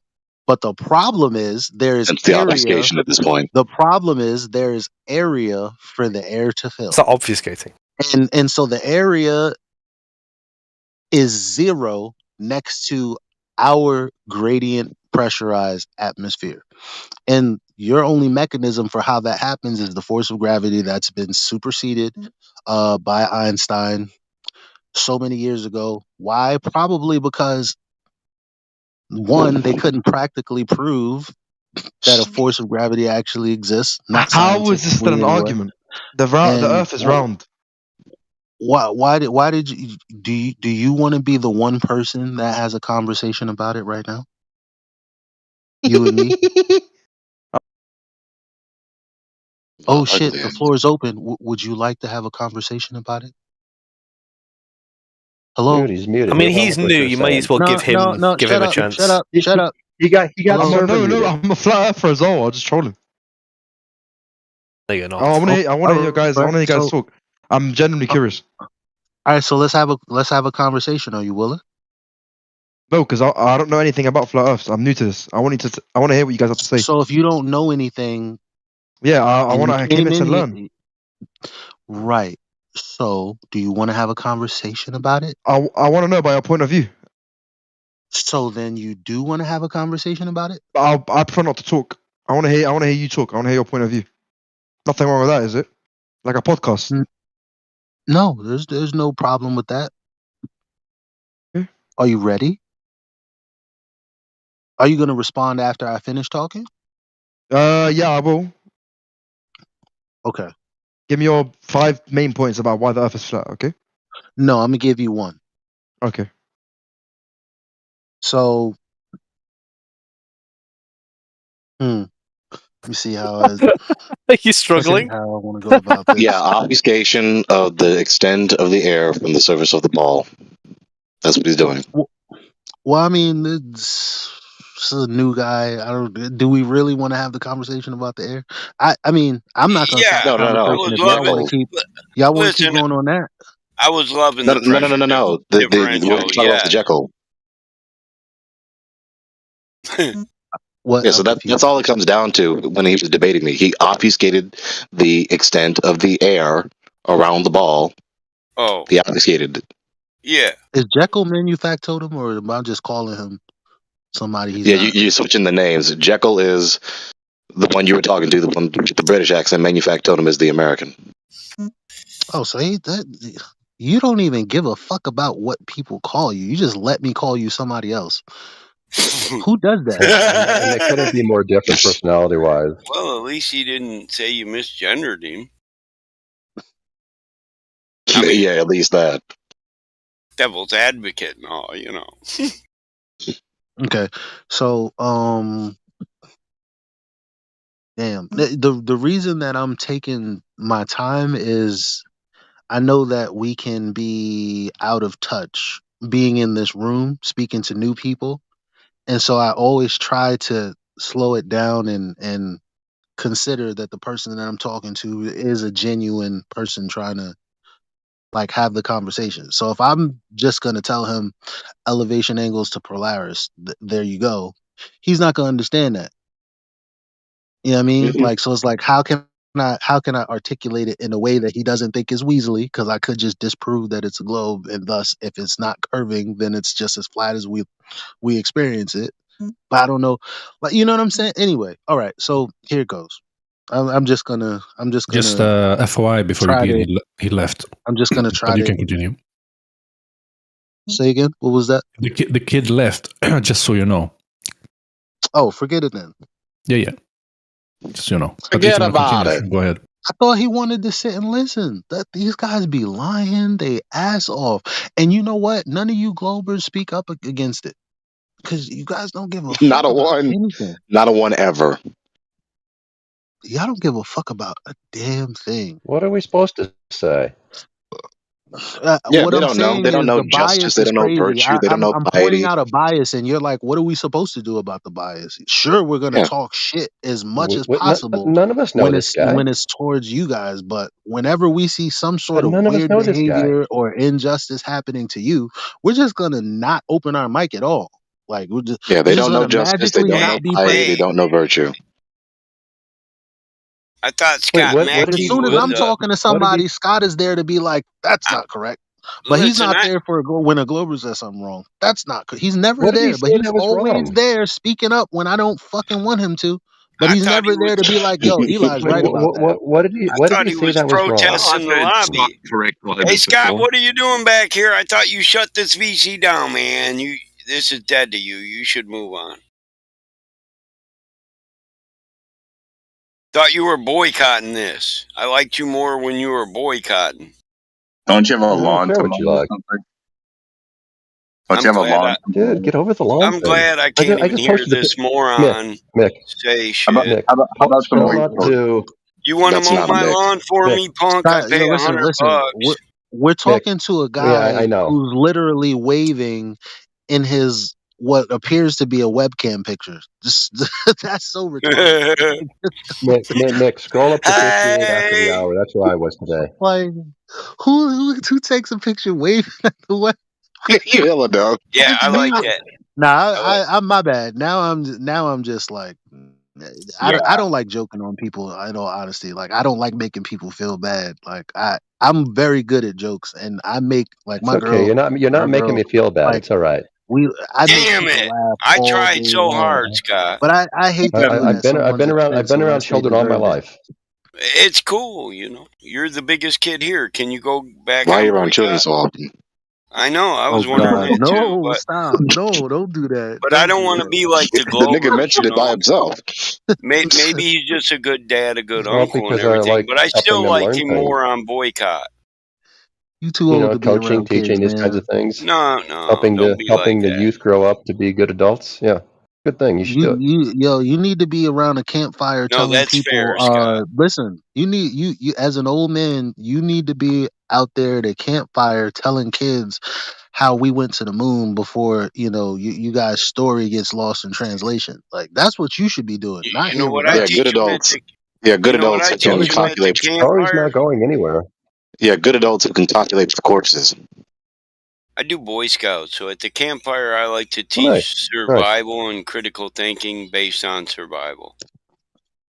But I almost couldn't believe that these boys responded with a complete non sequitur, like all of them. I kind of couldn't believe it because it was so clear that the only thing that would make it not clear is other interruptions. But the room did fairly well. The room did fairly well in like holding it down. So it's like I really didn't think I didn't because we got to actually prove a point today. Sometimes the conversation just goes on and the point really doesn't hit It home. never But concludes. he out of his mouth said that I defeat flat earth arguments all the time, and then Indio says, well, Steelman won. And then he couldn't. He couldn't. Like what? No. He could because He didn't steal man the flat earth the Black sunset. Swan one. He did the Black Swan one, but that's what makes it so much worse. You actually understood the arguments and all of the components of it, and still responded non sequitur. Like Yeah. Still didn't address the point, but you understood the conversation.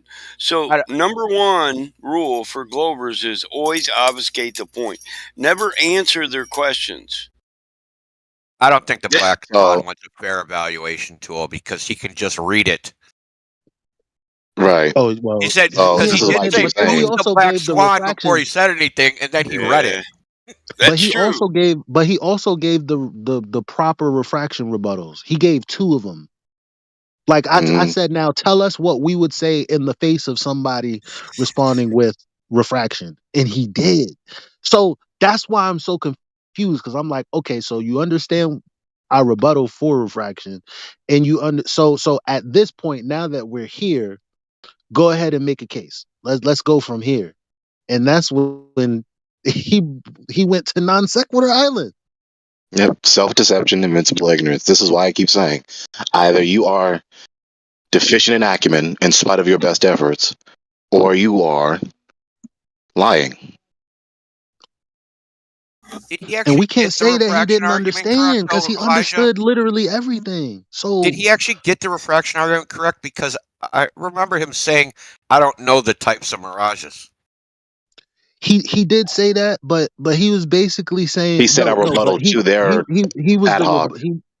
he was saying the rebuttal to using refraction, like why it's not relevant, like the way we would say it. Like, so he wasn't explaining refraction. He would I asked him to explain what we would say against refraction. He actually did. And fuck that, you're grading on a curve. But doesn't that make it worse that he even understood the rebuttal to the rebuttal and still fucked up? Yes.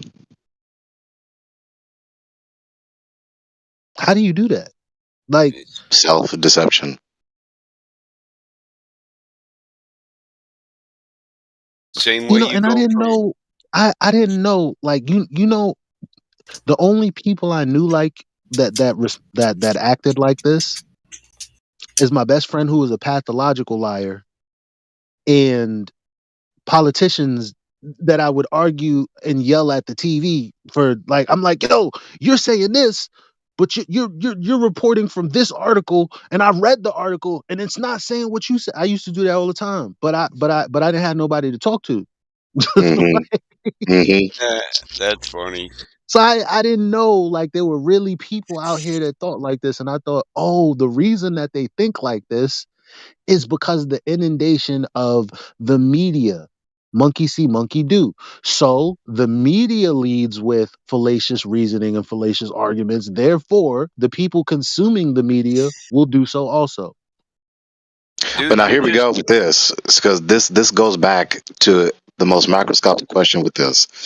There's a history of lying. There's a history of error. Somewhere along the way, error began. We all started, the world started with just truth. It started in perfection.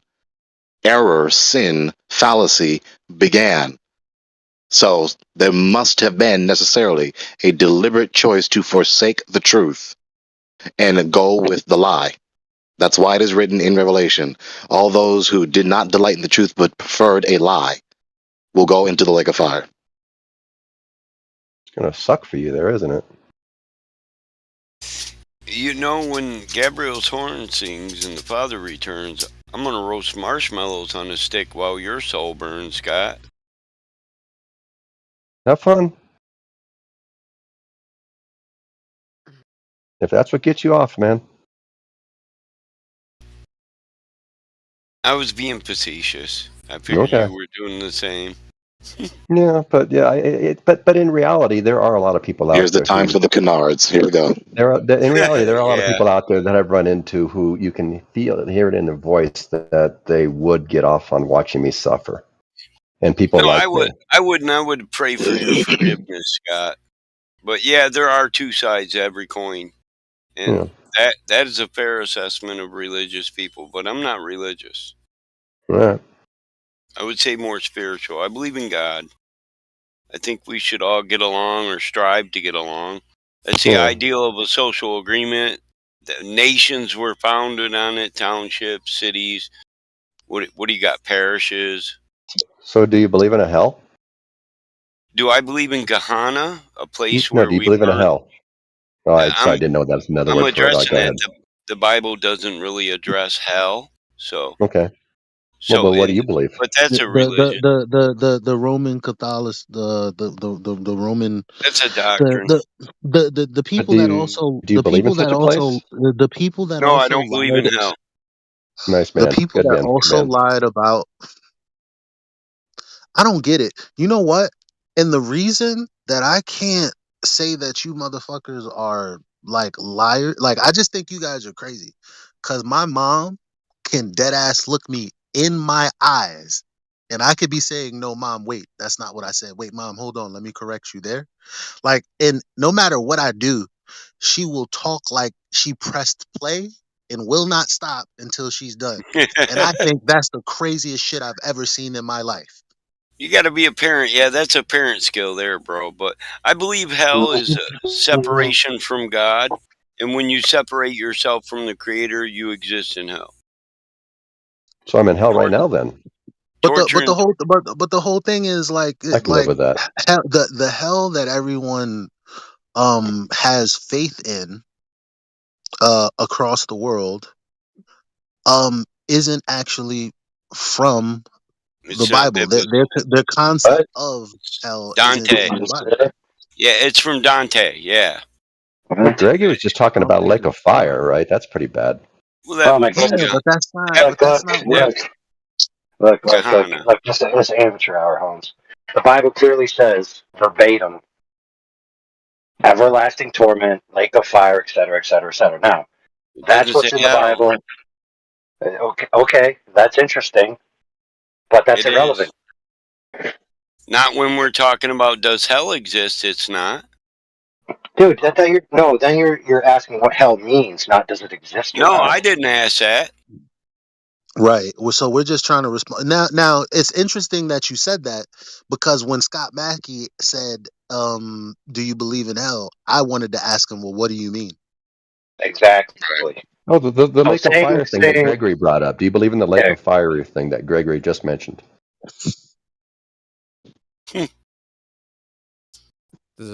Are you talking about Dante's Inferno?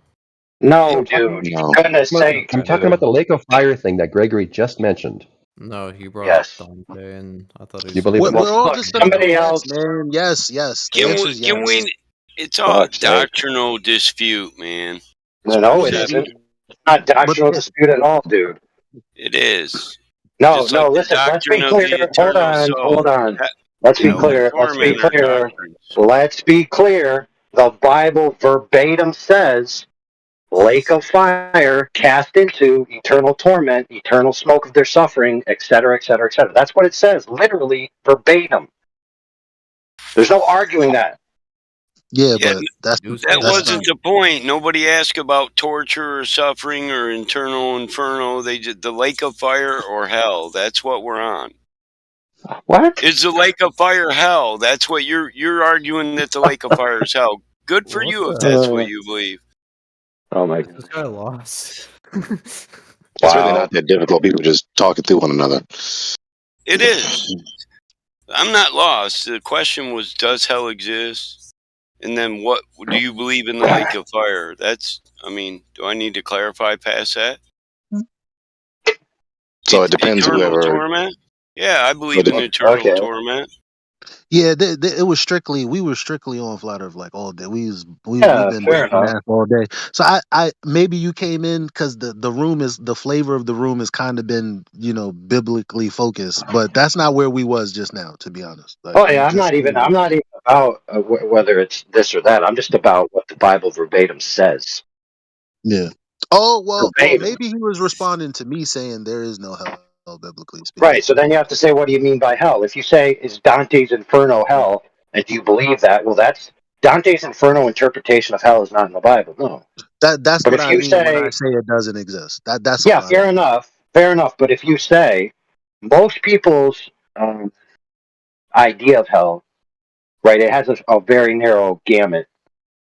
For some people think Dante's Inferno, but most people, when they mention it in this context of eternal, either you have go to heaven or hell, quote unquote. When they speak of hell in that manner, they're speaking of a place of eternal torment in a fiery whatever. And the Bible does seem to indicate that there is a place of what, at least in the words and the language, says an everlasting and eternal place of fire, where the people there are suffering. Yeah, torment, pain, and suffering. Yeah, I agree. That is what it says. And yes, So ultimately, I believe you will be in. When you separate yourself from God, you will exist in eternal torment. Yeah. So there's ultimately possibly a Mott and Bailey that happened where there is this description of the lake of fire and torment forever, and the priest of the time intentionally equivocated that with, if you don't pay these indulgences, you're fucking going to hell. Yeah. Interestingly enough, the Bible says, now of course it's a translation, but it says this towards the end, right, when the end comes, death itself, whatever it means by that, and hell, whatever it means by that, death and hell are both cast into the lake of fire. Yeah. No doubt on That's that. interesting. Yeah, so whatever it means in that context, it's separating the concept of hell in that language from the lake of fire. Well, So whatever the means by definition death of is hell. Go ahead. I'm sorry. Keep in mind. You go ahead. You're on track, man. I fully agree with you. Keep in And death mind is like that. the separation from God. That's what I was Keep going in to say. mind a lake of fire. A lake of fire most definitely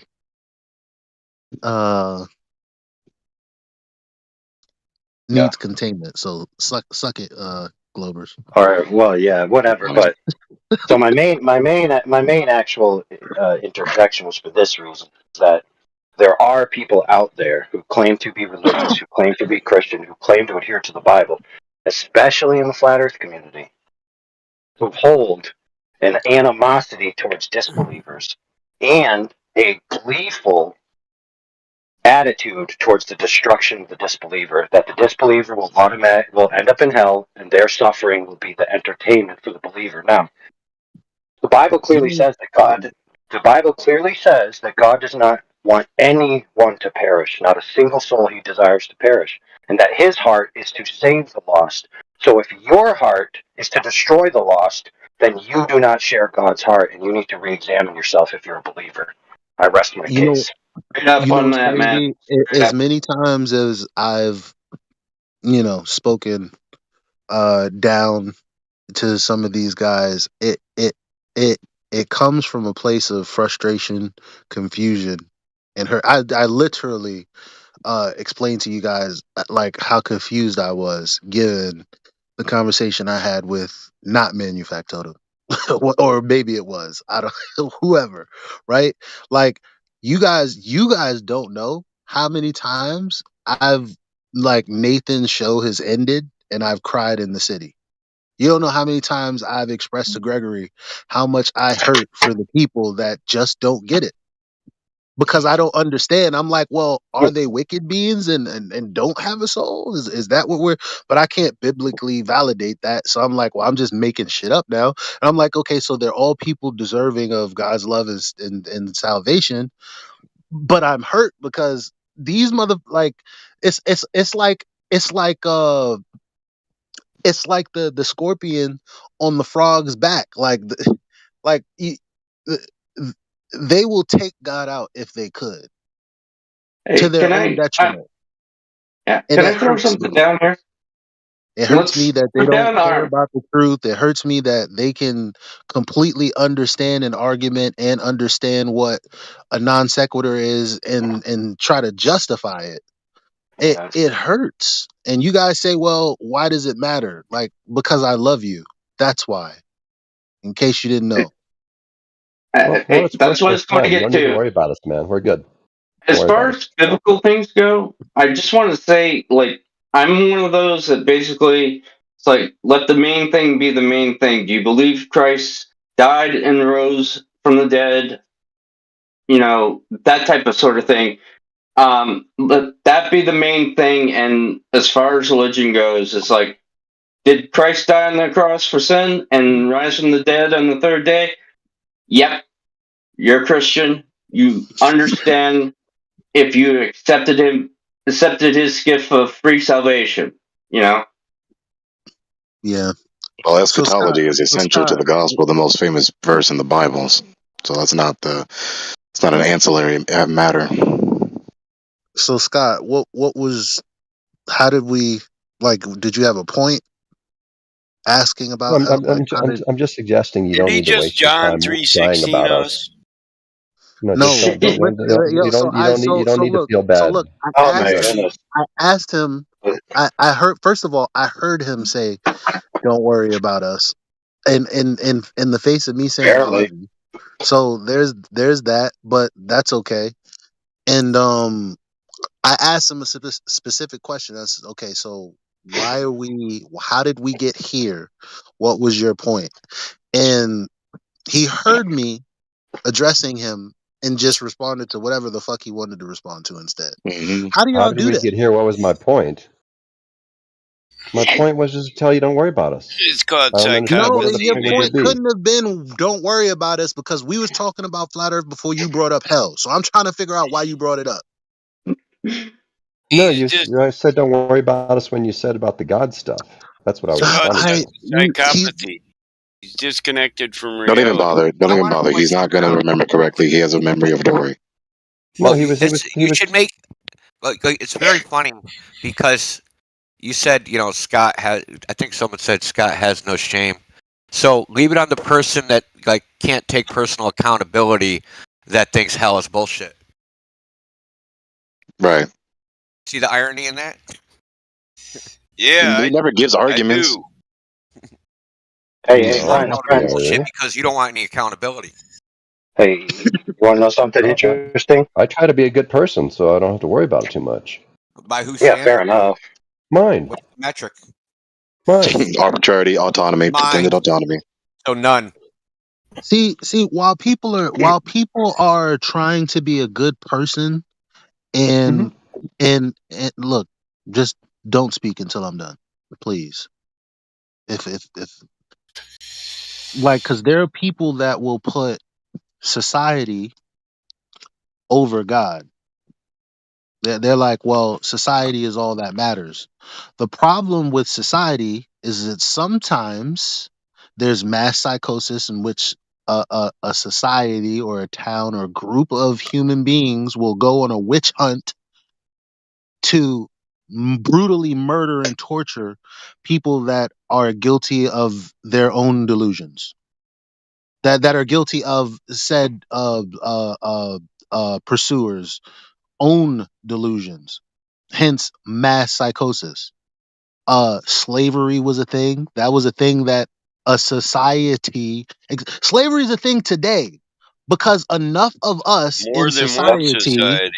don't feel compelled to do anything about it. I'm Oh, yeah. Can I complicit make a in that. comment? Can I I'm make a complicit comment in on that. that? Like whether I like it or not. Yeah, sure. Yeah. So most people in the Western world, when they hear slavery, they immediately think the antebellum South of the United States and the specific black slave trade, which was actually, I want to be clear, that portion of history of slavery was not even a total of 1% of the slavery that existed prior or exists today. Not even 1%. Yet that is all that people bring to mind. Yeah, they go straight to Africa, and there were many nations enslaved. They don't think about the Arab Muslim slave trade. Right, many peoples. Or the Moors in Spain. You ever read that Well, book? no one really gives a shit about the Chinese slaves. No one cares. While we watch movies about it and love them because the people that are enslaved usually they're some type of protagonist to some heroic story, and it's like, yo, like y'all are learning about all the forms of slavery, Indio brought in that and it Chinese goes over slave. your head. Listen, there's some guy out there that's saying right now to Indio's comment, don't talk about my future wife like that. I paid good money for her. What? Now they're too rich in China. You gotta go to Myanmar. Right. With the slave logo, they took kind of like next to that there was servitude, and they said no, children cannot work and do things because that will be slavery. And even like in the past, people will do tasks without charging anybody for it, and that kind of like was labeled like something bad as well. There's something to that as well. Like they remove a whole force of workers just by dude. Empty marriage is now slavery. Did you understand that? Now, this is what they teach women: is that waiting on your husband and doing, wifely duties is being a slave to a man. Yeah. Not all slavery was abolished. Fortunately, But women listen, don't really. A lot of women don't really believe that. It's just like, but because of our program, like I'm attracted to degenerate women. I mean, I already know that. Lazy, but the dude. thing is, majority like Call you out, Elijah. That's because you're lazy. You know it's low effort. Yeah, that's what I was about to say. I was about to say the proposition.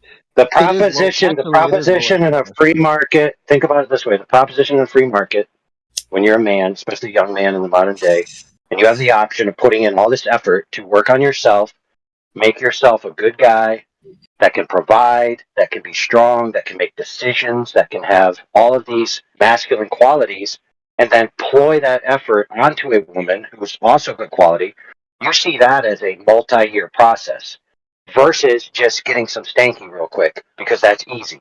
And most men, we all know, usually choose the low effort option because they don't have the integrity of high effort because they haven't been brought up with the value of high effort. For example, they didn't have a job when they were a kid because of child labor laws. But in the past, kids used to have jobs. They used to be successful. They used to be entrepreneuristic in a small amount, and then they slowly built up character qualities. I Whereas need to now, have you we're talk to turning my out, son. like having a paper route, or like because the people, yeah, because the kids I that had a were paper out. entrepreneurial, the kids that were tongue tied entrepreneurial like myself, I sold DVDs in school. yeah, Forgive me, porn as well. That was the hot. Like, yeah, that's what people Listen, wanted. yeah. The I porn would page pay available. AI to come talk that shit to my kid right now, man. I'm trying to tell him about, easy to get versus the woman you actually want, which is hard to work for. And I But think that's the thing too. Like you I like. articulate it well, AI. You do, because hold on, this is a real thing, man, and he's on gold right there. That's where the denigration of family values starts. When the father's not there to direct you on the path AI is trying to put you on towards the family, where to put your energies, where to build your future. Because if you're thinking about that and you're doing You're gonna that, get the easy shit if you're you're not in. doing that. If you're thinking about that and you're doing that, then that falls in line with my profession. Any man who is thinking of those things and and holds those values is already thinking about investment for his future and his family's future. But He's what's the already number one thinking about the reason? wealth and legacy that he's going to leave Yeah, yeah. behind. It, Right, but what's the number it one goes hand in reason hand. why both men and women stutter when it comes to pulling the trigger on an early foundational family, which begins with a relationship with a woman and then proceeds to a marriage and then progenation through children and providing for those children? The number one reason that people don't do that, it's not actually what most people think romantically, which is I haven't found the right person. That's not the real reason. The number one reason given is they don't feel financially ready yet, or they don't have Yes, what is good enough to begin, and they don't expect to have that until they're in their mid 30s. So we're taking exactly. everyone where you used to be able to be married in your early 20s or even earlier and be successful. Now you're essentially a stuttered loser until you're in your 30s. Yeah, That's because true. it's That's 100%. finances. It's finances. Listen, if you're 18 years old and you found the woman you love and you got a couple $1 million, the first thing you do is get her a house, and then you buy her a car. Then you'll get a truck and a job, and you'll be successful. But he hit the nail on the head, and I think it's our failure, the failure of the fathers, the sins of the fathers that get the children here, and that's just my opinion. Hey, I got an I'll interesting. tell you my opinion. We can solve this Go ahead. problem if we ban abortion, and me and Mike have talked about this before, and Yep. bring back shotgun weddings. Yep. You goddamn right. Because, see, why do you think we buy them shotguns, damn it? We're supposed to get to dress up and carry the shotgun once or twice. Well, yes, but how many kids so you what got? is right? So what is the summation of the two of those things together? Is that actions have consequences, and so you don't just go around having free action with no consequence. This idea of liberty and freedom, that I can just do whatever I want sociologically or interpersonally with anyone I want, and I'll never have to face the consequences. That's the problem. Yeah, But see, I then think so. life becomes harder because the system like time is not on your side. That doesn't make life harder. Look, Elijah, the pool. Yeah, fair enough. But listen, the pool of available quality mates is because of the badness of the sociological structure. If you structurize the sociological structure to produce competent adults, that actually have drive, ambition, responsibility, integrity, then your pool of available mates will increase and become much younger. That's why I want to say this. You're Go damn ahead. right. Listen, you're right. All this worthy discourse about ethics, it is, how do I make this metaphor? It is a boat without water and a worldview that cannot justify it. Yeah. It's a house without a foundation. You see, so there is no justification from a Scott Mackey worldview, from a scientism worldview, from an atheistic, materialistic worldview. None of that is of any value to someone who believes they live in a godless vacuum with only matter, and you can't justify it. Okay, so how many of you have had sex with only one woman in your life and been with her for 33 years I and married my raised high 2 school kids? sweetheart, and I And you're was still with her? married to her. No, And I'm you're not still with her? now, but Well, I am. I'm not. So does anyone want to step up and say You you lived a ask moral who? I life as I can't have? finish. I can't Well, finish. Scott, No, you're an I ugly man. said and still with What them. you want a Well, cookie? You're listen, ugly. Scott.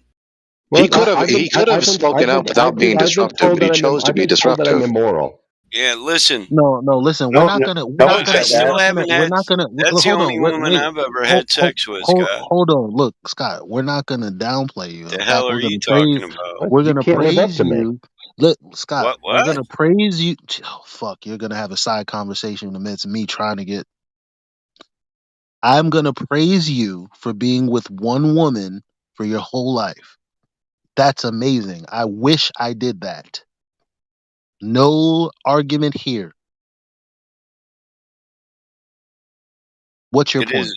It is a task. Well, my point is that Gregory said I'm immoral. I didn't say that. No, he said you have no moral foundation. Apparently, I don't need one, do I?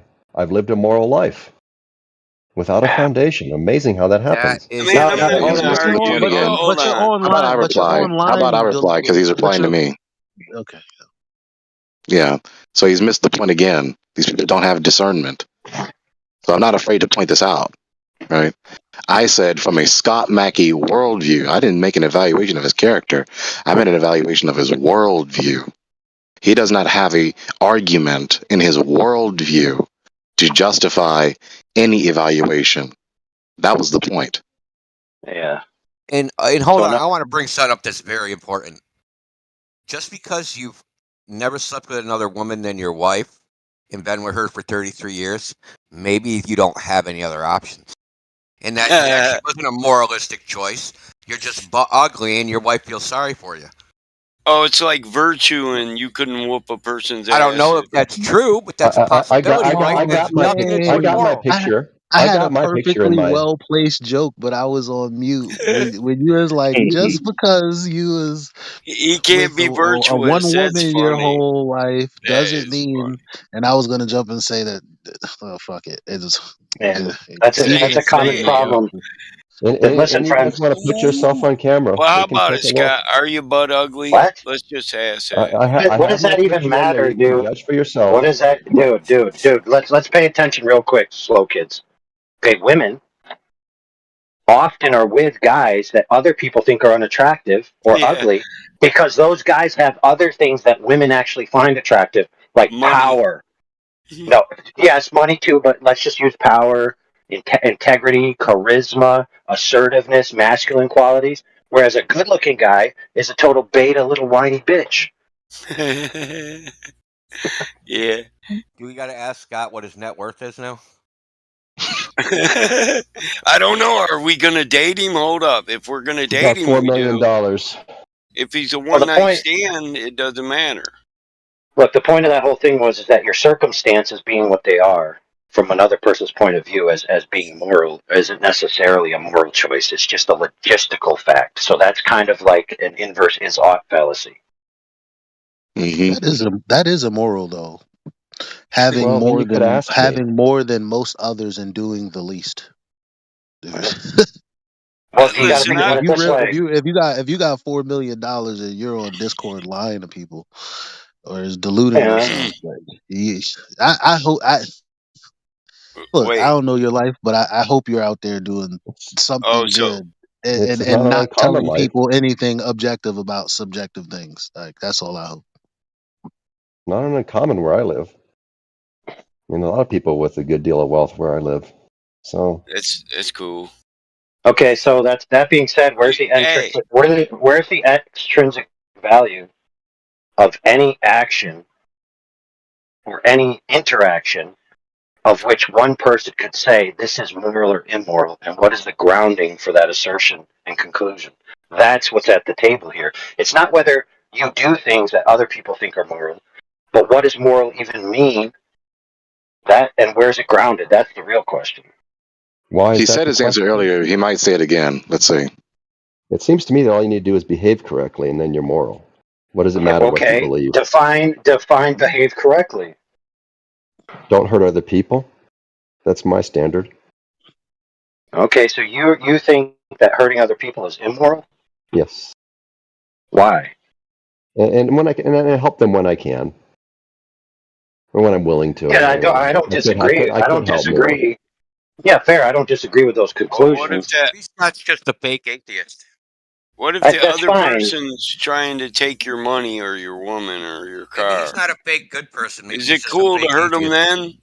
Well, let's let AI continue. Oh, what was I going to ask? I don't remember. Oh, yeah. So I agree with those conclusions that those are good things. So I'm just asking you why they're good things. Like, why are they good? Best I can give is moral intuition. It just feels right to me. Do you want to answer that, or shall I? Sure, it isn't just a social. You could answer if you want. Yeah. So this is arbitrary. It's an appeal to emotion. So? Yeah. So there is no symmetry breaker. There is no difference between you feeling good about A and person B feeling bad about the same thing. There is no way you can know your evaluations are true, but you believe they're true and you act as though they are true. Like I That's kind not a of feel sufficient appeal sorry to know your evaluations are because we're true. picking on you. And? That's the refutation. That's not a sufficient appeal to evaluate, to justify your evaluations. The As refutation being of known to be what, true. though? So now you have amnesia again. I didn't make an Okay, so assertion to let's. refute. I was asked what I think Fair is enough. moral, and I gave it. Yeah, Yes, that's I said fine. evaluations. I'll say it fair. again because it's very clear. Yeah. I'll say it one more time. I never said evaluations of this or that. I said evaluations. It was a general statement. It's an absolute fact, given the logical implications of your premise. I appealed to what feels good, either in the sense of emotion or in the sense of tactile sensation. Either way, whatever sense you mean feel, that is merely a subjective appeal. It is not logically sufficient to indicate the truthfulness of your evaluation. I never said it was true. Okay, so you don't even Fair hold enough. it to be However, that's what true. we're You just asking. do whatever you please. That's what we're asking. No, I Yeah, don't so think moral. I don't think moral claims fall into truth categories. It's not. It's a different Okay, that's thing. fine. So let's say that's the case. We now have on the table person A and person B. You're person A. Yeah. I feel this way. Therefore, I believe these things are moral because I feel bad. If I don't do it, I feel good if I do it. Then person B has a contrary-wise position. So now you both can't have truth claims. So now you're just putting moral intuitions outside of truth claims, which basically breaks down to something like this. I do whatever I feel like.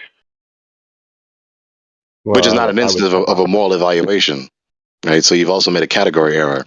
And this is what they have to do. They have to evacuate the objectivity out of morality and redefine it. So they can't play the game of morals because they know they lost. So they have to redefine the game of morals, as it were. It's just like when a little boy is defeated by the own game that he contrived and then takes his ball.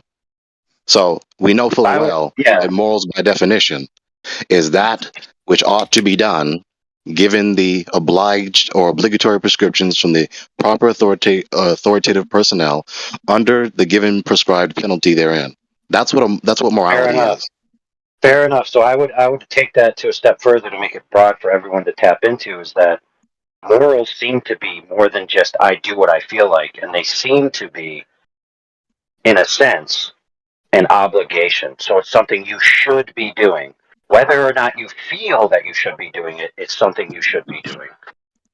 And if they don't transcend to that level, then I would submit to the audience that they're not morals at all.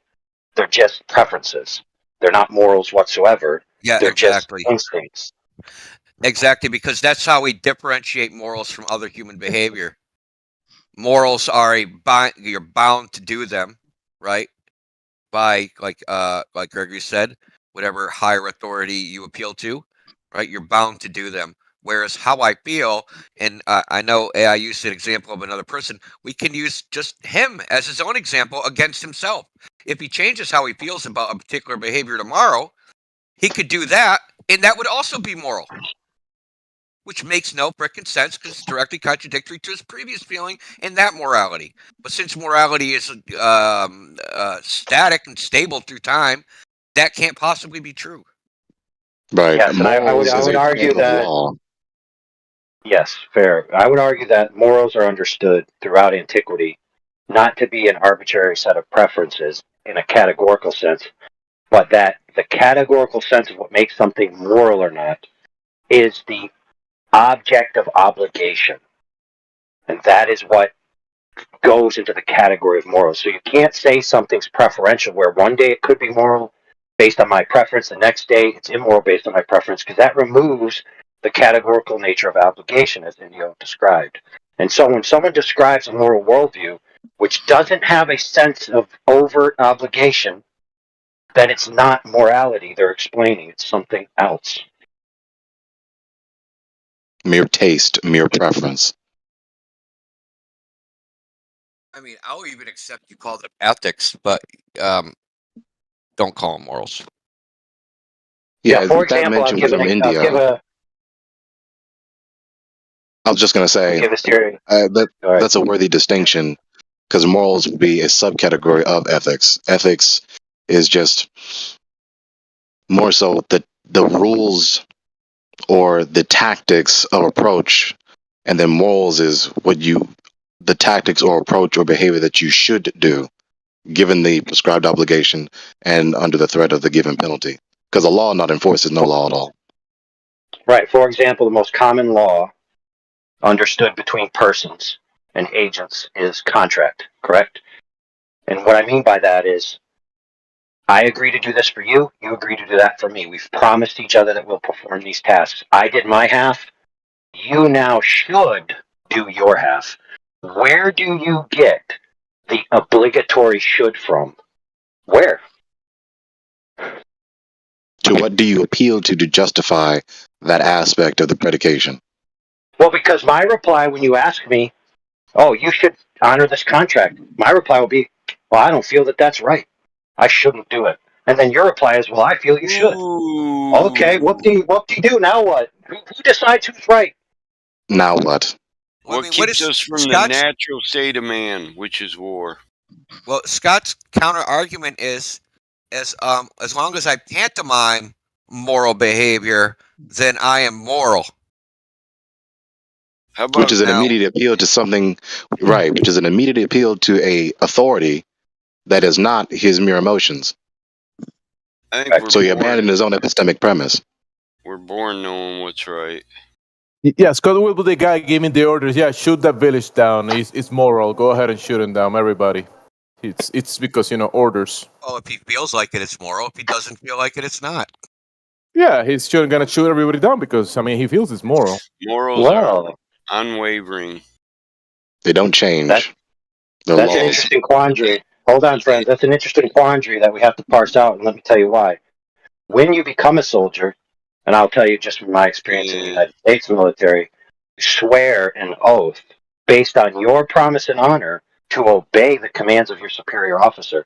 So if you have a moral duty to not destroy innocent lives, right, and then you also have a moral duty based on your own promise to honor your promise to obey your commanding officer, now you have what's known as a moral dilemma. That's right.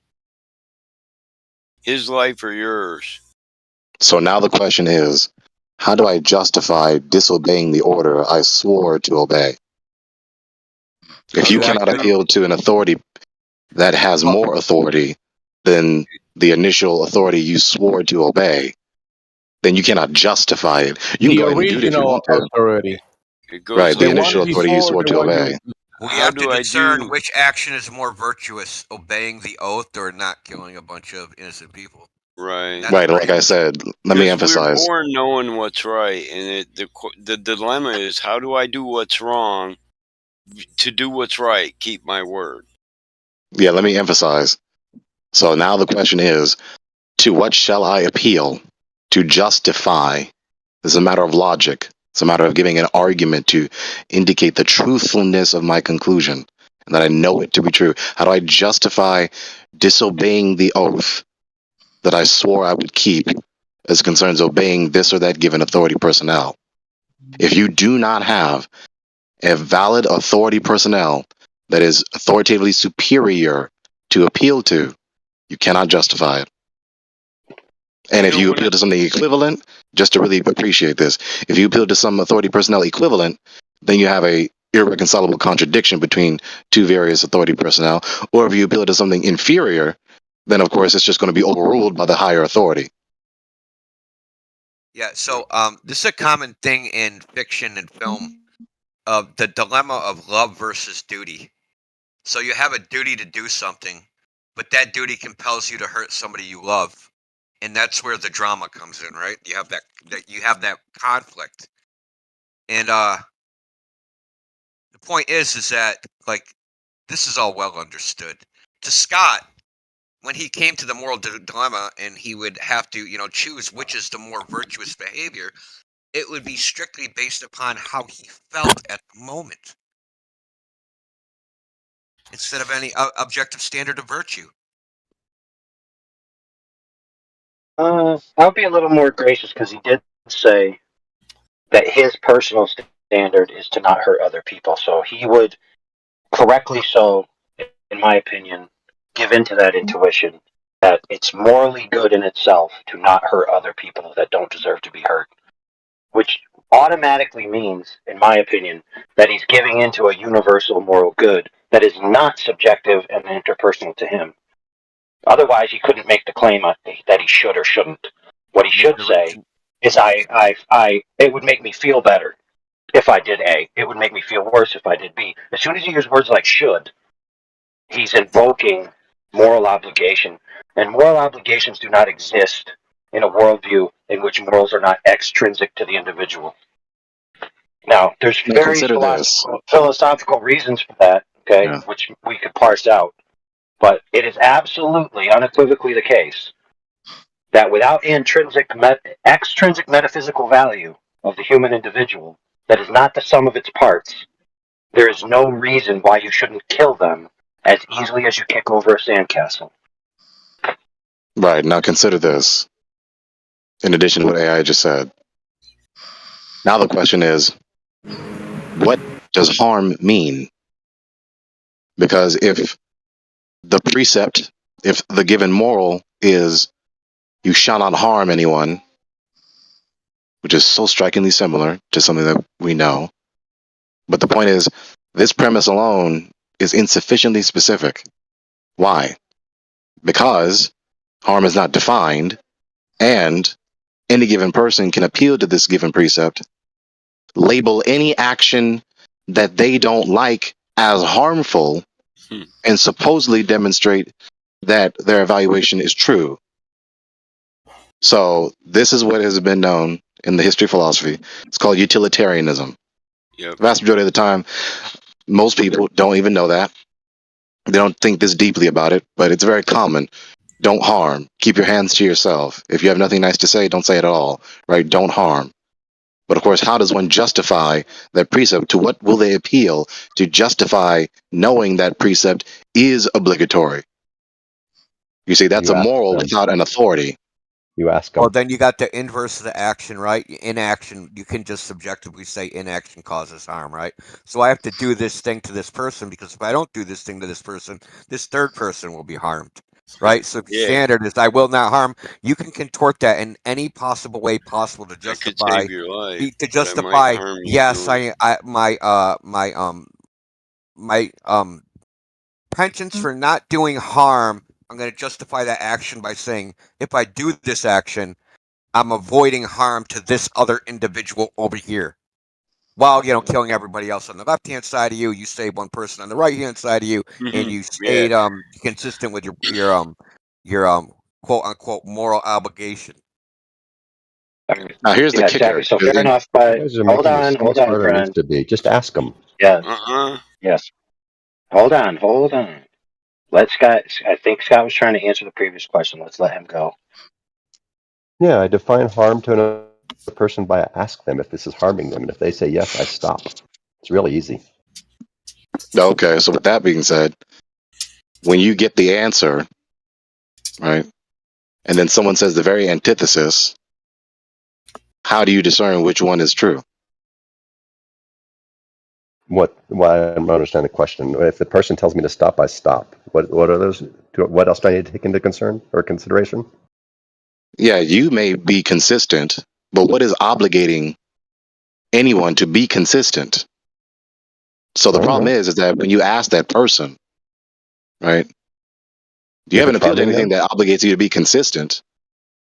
So when someone says, this harms me, stop doing it, then someone else can come along and say, no, it doesn't. I don't care what they say. They're not the one. They don't speak for this other person who I'm Hey, harming. what if they don't speak English and you just ignoring them and you just keep pushing it? No, my moral philosophy is I ask the person who I'm interacting with if this is harming them. If they say yes, I stop. If they don't, and they say yes, please, continue what you were doing, I'll continue what I'm doing. I don't care what a third person What says. if you're doing whether it's something harming that they them. cannot reply? What if they're doing Well, something like let me follow up. So, and Gen Z is touching on the very thing I'm trying to follow up with, so he's on the same page. So we're well aware that you don't care to justify. We're well aware that you don't care to think these things through. You just want to behave how you want to behave. We already heard you. But the critique still stands. It's not logically sufficient for you to ascertain what is known to be true or not. What's the topic? Yeah, I don't care. All I care about is I'm not harming the other person by their own definition of harm. I'm good. Okay, so the refutation still stands. You want to conclude on I don't care. I want to conclude on the refutation stands. Gotcha. I think I have a better moral system than you then. I had Gregory. You haven't given an argument. Do you want to give an argument? Anybody that's ever dealt with a Don't harm someone. sociopath or a psychopath, they aren't normal people, but they can pretend to be normal people and interact in society and do all the machinations of a normal person. They can pretend to be interested. They can pretend to be concerned. They can pretend to have things like empathy, but they don't actually have those things. Those things are tools to manipulate the people around them. This is why you need a moral foundation for your behavior. Because how do we know you're just not a psychopath? And the reason you're doing these things is so you don't get a social stigma or some other selfish reason. And that is Indio appealed to the consequences, which is a worthy appeal. Psychopaths don't care about social stigma, so they do because it has an effect. No, they don't. If you're trying to be in disguise, like Indio just articulated, yes, you are.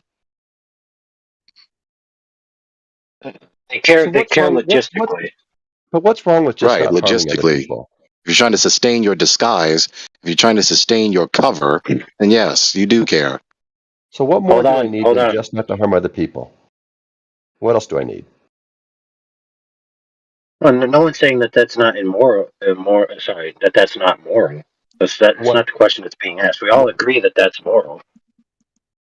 Okay, so what more do I need then to get through this life? A logically sound worldview to justify your beliefs, which you don't have. Why do I need that to get through this life and lead a good life? You just asked the question and I just answered it. But I'll tell you the answer. The answer is there's other people, right? Mm-hmm. So if you behave that way, that's fine. But on a societal level, right, you have to decide what is going to be enforced, what is going to be considered obligatory, right? Okay. Yeah, in other words, the consequences. If, as far as you know, you don't know your evaluations are true. You just believe them. No, I don't believe my evaluations are true ever. So, okay, fair enough. But I think we're onto something here. So, Scott, I think Scott would agree with me when I say this: is that the general intuition of the human condition is that there are, at least in some sense, a set of behaviors that we all have a similar intuition about, and a set of phrases like "you shouldn't hurt people" that we all have a similar intuition about, and on a general societal level, we aggregate towards those intuitions, and then we codify those into obligations on a societal level with punishments and whatever. Right. I would absolutely agree with that. Yep. Right, and I would agree with that too. However, the question that's being given you is not that this exists, but what is the reason that it exists? Like, why is it that these intuitions exist? And that's where the difference comes in worldviews. Yeah, and you repeatedly said you don't care. We're scrutinizing you on how you know your evaluations are true, and then you said you don't even affirm them to be true, even though you believe them. So you're contradicting yourself, and you admitted that you don't know your evaluations to be true. No, the concept of truth does not apply to them. Truth in my version is a correspondence to reality. There's no reality of a morality. Okay, so that's false, but let's say it is true. So then you just, furthermore, demonstrated the irrationality of your position. It's not known to be true, they aren't true, and it can't be true. Hold on. Whoa. I think we're onto something here, friends. We've got a breakthrough. So, Scott can repeat himself one more time. That would be great, so I don't misquote him. Yeah, truth is a correspondence to an objective reality which is outside of your mind. And therefore, since morality is something completely constructed of our minds, they have no reality to which to correspond. And so they can't be true in that sense of the truth corresponding to reality. Okay, fair enough. So morality claims are true in themselves, then. Morality claims are just preferences, I would say, by people. Okay, perfect. So if they're preferential, then they can't carry a weight of actual obligation. They could carry an illusory obligation, but not an actual obligation. Yeah, I don't think the actual obligations exist. Okay, perfect. So actual obligations don't exist. Therefore, according to that worldview, there is actually nothing obligatory upon me to tell me that I shouldn't do anything I want to do. Not one person can judge me and say, you shouldn't go kill little children. You shouldn't go commit genocide. You shouldn't steal. There's nothing. No one in that worldview can tell me I should or shouldn't do anything. They can only tell me, if you do those things, there'll be consequences. That's it. That's all they can tell me. The idea of should and should not, in any obligatory sense, is rendered incoherent. However, I would submit to everyone listening that we all intrinsically know that morality has a weight of obligation. And that weight of obligation is not merely a societal convention. That is intrinsic to who we are on a fundamental level. As Scott said, we are born with it. We know that morality is that which should be done or should not be done. It is a law that we are obliged to obey under the threat of the prescribed penalty thereof. There should be the final the final input should hold on, Scott. The final input, I think everything that hits is going to hit the crescendo, right? Which is the final put to this whole conversation, right? The very last chain, the one that actually leads everything to this foundation of morality. Where does it come from? God. Well, what I thought was interesting in AI is I agreed with everything you just said there. You summed up my position perfectly. Yeah, I know, but but the question is, why are you not satisfied with the part where you said that all we can do is say there are going to be consequences to your actions? Why is that not satisfactory to you, Scott? Because you're hold on, man. You reached the final level. You didn't walk through the last door. That's what you've done right now. I just agree with everything AI said. The last I was going to say this to complete my paragraph. He's not going to do it. He did it to me. And I just let it go. He's not going to respond. He's not going to respond. Fair enough, but I would say that we didn't actually agree in full because maybe I was unclear, but my position is that it's self-evident to the mind that moral obligations are real things, and the obligatory nature of morality is extrinsic to the subjective person. And I believe that we all act this out. Even though people say they believe in subjective morality or non-obligatory morality, in their common daily life, they expect contracts to be met, and they say, you should pay me. If somebody wrongs them or kills their child, they say, oh, this person should be put to death, right? Because they shouldn't have killed my child. they use language that belies the truth of what they actually functionally believe versus what they say according to their philosophy. And so, in I'm my going to view, say this. Dude, I'll just wrap it up. True. I really have Yeah, a just let me wrap it up with this recommendation for statement. Scott. Just let me go after you. That's all I ask. All right. So I just want Can to I say, finish this? in my opinion, the obligatory nature of real moral imperatives is self-evident. All right. Oh, Now, you can go. Indio Can gets I to finish go, this? Oh, you can go, or Gregory. whatever. Yeah. Yeah, because Alpha interrupted me, even though he was agreeing with me. So what I was going to crescendo with was this. So that's morality. Scott has so-called morality, falsely so-called. This is why the people the likes of him have to contrive foolish terms such as subjective morality. They have to contradict themselves within two words.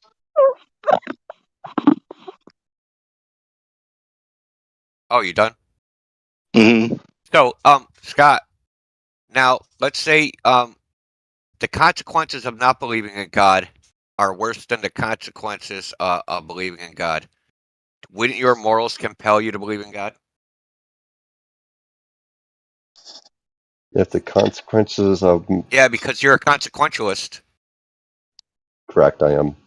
Okay, so if the consequences to not believing in God were worse, and someone could demonstrate to you that not believing in God is worse than believing in God, wouldn't you have to believe in God for logical consistency? Good question. I don't know if you can force yourself to believe something you can't believe. So I think you'd be morally compelled to try to believe in God, but I don't know if you could succeed. Well, of course, you cannot believe what you cannot believe, but if you can believe, Yeah, then you can believe. there's a deep seated. That's a good So you question, went to though. Catholic church somewhere. There's something in your passage you just don't like the idea of supreme being. I wish I knew what that was because this isn't Well, I coming can tell you from there's no. not. Nah, it's not coming from nowhere. What? Yeah. Wait, Yeah. he's a I psychologist or have no something. animosity. I have no animosity towards the nature of a notion of a God.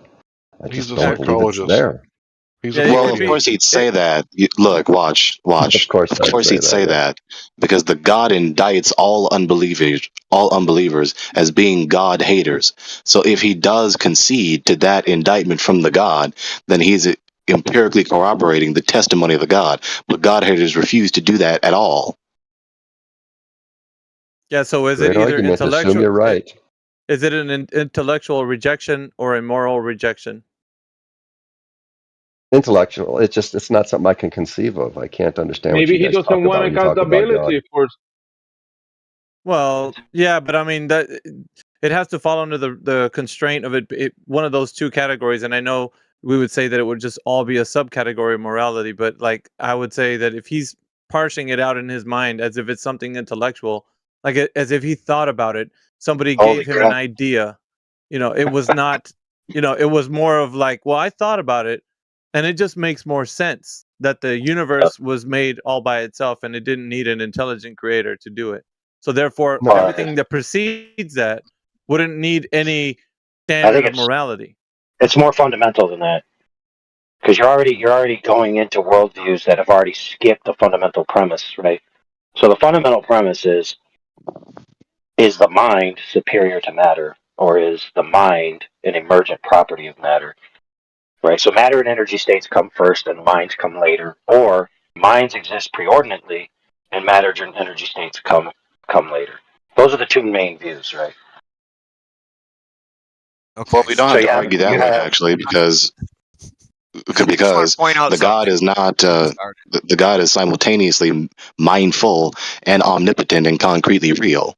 So it's not an instance of the mind predating matter and matter. It's not an instance of the mind predating matter and energy, right? Because really, matter and energy and the mind are eternal concerning the God's nature. So really, the basic dichotomy is the eternal creator and contingent creature distinction. Yeah. So we're gonna get to the fundamental issue here, and because where did all this start? Right. Start with Battle Mod. He asked Battle Mod if Battle Mod believed in hell. Battle Mod said that's dogma, and he doesn't. And Scott was like, "Good, you don't believe in hell." And I read that as I don't like consequences for my actions. But after like interrogating Scott on his worldview, we've discovered that his morals are based upon how he personally feels, and his personal feelings are based upon his personal evaluation of whether the consequences will be good or bad. Okay? His problem is he doesn't want somebody else making that judgment, which is why he don't like the idea of hell, because that would mean somebody else is making the judgment as to his behavior and giving him consequences. Right, so he's the ultimate authority. Yeah, which makes He's the ultimate morality authority, not right? obligatory, right? Mm-hmm. Right, but what else does it do? What else does it do, Alpha? What else does it? Consequentially, logistically, it makes Scott the arbiter of what is right and wrong. And if you're the arbiter of what is right and wrong in a classical sense, right, from a theistic point of view, what would that make you? God. There you go. Yahtzee. No, that And an doesn't work from a idolater. theistic point of Yes, view. We dude. don't have God, Yes. so it doesn't make us God. No, It but just makes us human. It just makes us a human being doing the best we can do to get through this world. That's it. But you're the arbiter of what's right and wrong, not anything else. We all are. As the God is. World, Do you I want to think we all assume are. the Oh my authority? goodness, dude. This is Yeah, the problem, guys. he This is the doesn't want to get the problem. Before we critique. go on, let's critique his own language, because sometimes you got to learn from your own language. Doing the best we can. Okay, so you have to define what's the best. So, for example, I would argue from an evolutionary paradigm where there's no intrinsic mind that exists before mind becomes a emergent property from matter, right? So you have microbes. Well, first you have rocks and electricity, then you have microbes, and eventually you have us, which somehow are granted sentience through non-physical means, right? Even though we only have physical bodies, which makes no sense. But let's assume that happens. So now we have minds. And then we start making these pseudo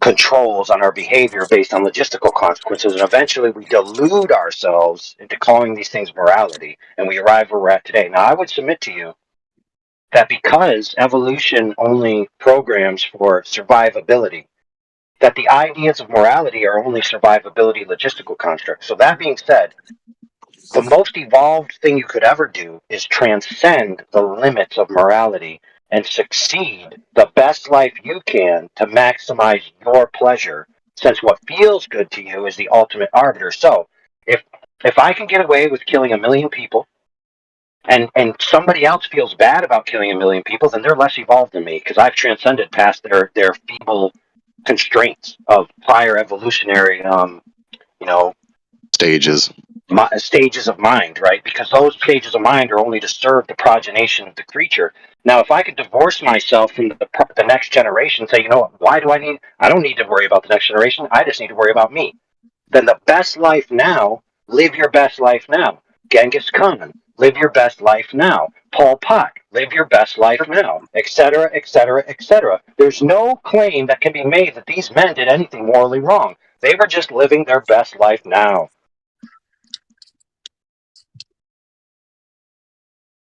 So this is the refutation. Of course, he won't accept it, but as it concerns any internal critique of any worldview, is the argument arbitrary? Is the argument consistent? What are the consequences of the argument? What are the necessary preconditions for the argument? These are the 4 points of critique that Dr. Bonson articulated when critiquing anyone else, when critiquing a given worldview.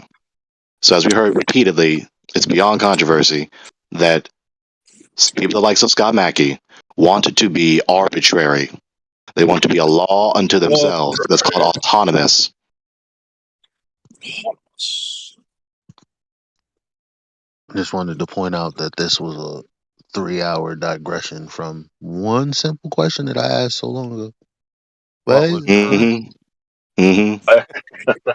Those are always the best, though, aren't Just they? keep in mind, Eli, who's been doing the majority of the talking. It wasn't me.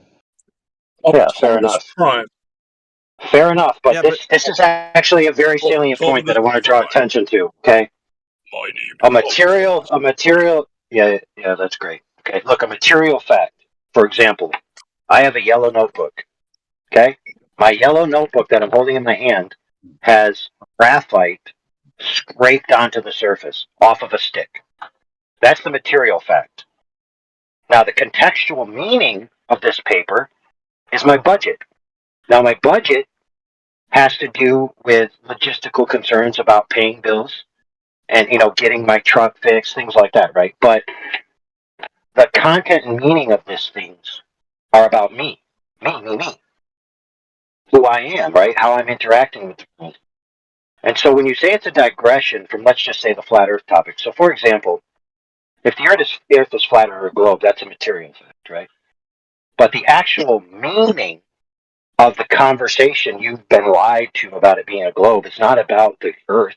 It's about people, right? We all intrinsically understand that people are not mere material facts, that they have an interpersonal world within themselves that they experience as a sentient entity, which is not physical in its nature. It's metaphysical.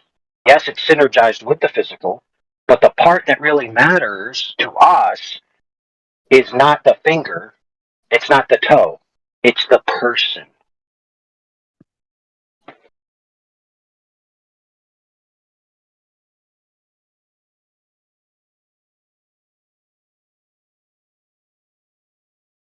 Words, if people aren't really what this world is about, then whether the fact that the Earth is a globe or flat is highly irrelevant.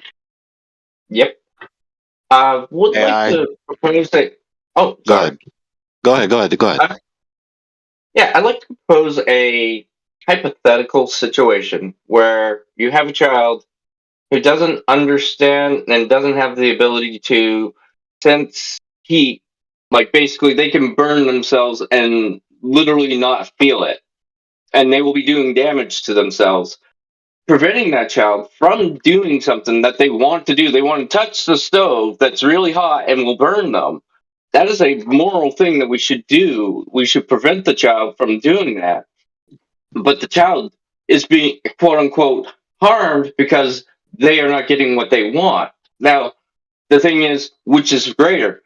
The child hurting themselves or their want? Obviously, the child hurting themselves is the more important part of that. I just thought I'd throw it out. It's like one of those situations where it's not, harm is relative. Sorry, go ahead. Yeah, just you're reminding me of the platypus argument, which I'm not going to have in here. Yeah, you remember that, right? Oh, I'm sorry. No. It's fine. I didn't. I can't. No, it's an actual thing, right? Where like in one person, right? Let's just say in a single person, something can happen to them, which is both pleasurable and unpleasurable simultaneously. Okay, and I'm not going to say what that is. Mm-hmm. Should I AI? You think I should? If I code it? Sure. Okay, so sometimes when women are graped, okay, they experience an orgasm. Okay, something like 10-20% of the time. Now, I'm not saying this is right or wrong. It's just a physiological fact that it happens, and the people are really traumatically affected by it. And I do not in any way endorse, that action. Okay. Anyway, so in that same person, in their mind they don't consent, but in their body they do consent. So if I ask that person, right, who's just supposed to be just like a sack of meat of random chemical reactions, a complete materialistic worldview, and that the brain, the thoughts, the consciousness, those are all the results of chemical reactions of the brain, and they're just purely physical in nature, and that the consciousness part, that's just an illusion that we're all just deluding ourselves with some evolutionary, hiccup or whatever. Now so we have this dichotomous feeling. Is that person being harmed or not harmed? The one that's being raped? The simultaneously experiencing pleasure. They are being harmed psychologically, and that would be the greater harm, actually, in my personal opinion. But that I can Let me say point this. to a standard that says it's wrong, but that's Well, I mean, it's even hard to conceive of the idea that you could have pleasure for something you don't like, right? It's even hard just for you to conceive of it, right? It's probably never happened to you. It's definitely never happened to me. What I'm saying is in that instance, if you don't have a moral grounding and you have a subjectivist worldview of, just don't cause harm. I'll just ask the person, Well, what are you asking? Are you asking the biological processes of the brain, or are you asking the biological processes of the genitalia? What part of their body are you asking? Well, that was the point I was trying to make in my my theoretical model. Sure, exactly, yeah. Yeah, that's why I thought of it, because what you brought up made me think. I actually had this argument like 5 days ago, so that it immediately made me think of it. This dichotomous nature of a person that wants to do something, and they're actually going to suffer no harm, but some third person knows that this is actually going to be physically harmful to the person, even though they can't feel it. So it's analogous. It's not exactly analogous, but it's the same idea, right? You have a dichotomy of whether is this harmful or what is this not harmful. Oh, hold on. We got a wrench in the works now, because from a evolutionary, logistical, functional paradigm in which the processes of all of these things having come into play are only and can be only successful progenation, then that means that even third party could come along and say, well, look, the nature of life is to progenate, and therefore this is a good thing, net. Therefore, it should happen, right? And they would be justified based on that paradigm in saying so. And who could argue with them? What reason do they have to argue? That's the point. What reason do you have to go to someone like that and say, no, you're wrong? Not just wrong because my fifi's hurt, but wrong in itself, to where I can judge you and say you should not say that what happened was right based on your nonsense, because it's not true that the purpose of life is just to progenate your genes, and that everything you do and experience is only for that. There's some other reason. Now, I would submit to the audience that unless you have another reason, that you have no objection to what's happening. You can't come in and say this is right or wrong. People should or shouldn't do this. You literally have no coherent ground to stand on. This is one of many dilemmas that materialism faces. It's one of many problems. So, like I said earlier, the materialist has only one of two options to go with. Either they reify everything that is not material but is still real, abstract entities or quasi-abstract entities, or they deny the reality of all these abstract entities, which includes knowledge itself, all the elements that define knowledge, and all the items of knowledge, and all information, all data. And in both cases, they render knowledge impossible, including the impossibility of knowing their evaluations to be true, including their supposed moral evaluations, which they falsely identify, which is categorically erroneous, as morals when they're really just their preferences or tastes. And they're just being doppelgangers to morals, right? Because the consequences of just saying, I don't have any moral behavior, I just do what I feel like. So they try to pantomime a moral person and act like a moral person and say, I'm being moral and my actions are just good enough and I don't actually need the foundation because it's the actions that count, right? And they're only doing this to avoid consequences. And they never give argument like we just went through. I'm going to say it again. They don't give argument. They don't care to be logically consistent. They don't care to actually find a logical foundation where they know the premise is true. They just want to arbitrarily do whatever they please. This is pretended autonomy. So as they pantomime to be moral, falsely calling that which is mere preference or taste moral, they pantomime being an autonomous ultimate authority for knowledge. Yeah, I like And the way. not. Yeah, it's a great subject, man, because they're not obliged to follow it. If they say, I feel like I've been living the right way all my life, that's fine if you felt like you fell in the category of like doing right, but there's nothing that's holding you to it. You're not obliged to it. You don't have to if you don't want to. Tomorrow, if you wake up and you feel really sad, you don't have to follow any of the rules because your feelings change. So does your behavior. So you're not obliged to follow what's right and what's wrong anymore because you're following your feelings. So that's a very bad place to be if that's your standard for your foundation.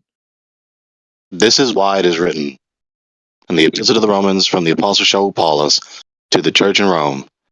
The God's kindness is intended to lead you to repentance, but you are heaping coals upon yourself, because in spite of the God's kindness being demonstrated to you, $4.4 million net worth in a wealthy community in an affluent area or something like that.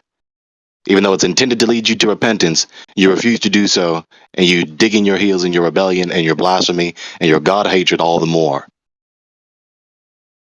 Sorry, I have nothing to repent for. Hey, fucking man. I've led a good life. Is that the See, standard? again, that arbitrarity, that shameless arbitrarity.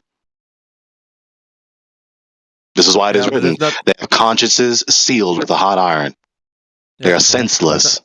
Should I go by Hold on, you or you, friends. Greg? Hold on, friends. Hold on. We have just met.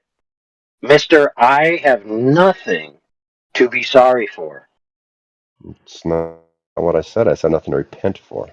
Well, what do you think There's several repent things means, bro? There are several things I'm sorry for. There are several things that I've done wrong, and I've tried to atone for them in some way to the person to whom I've wronged.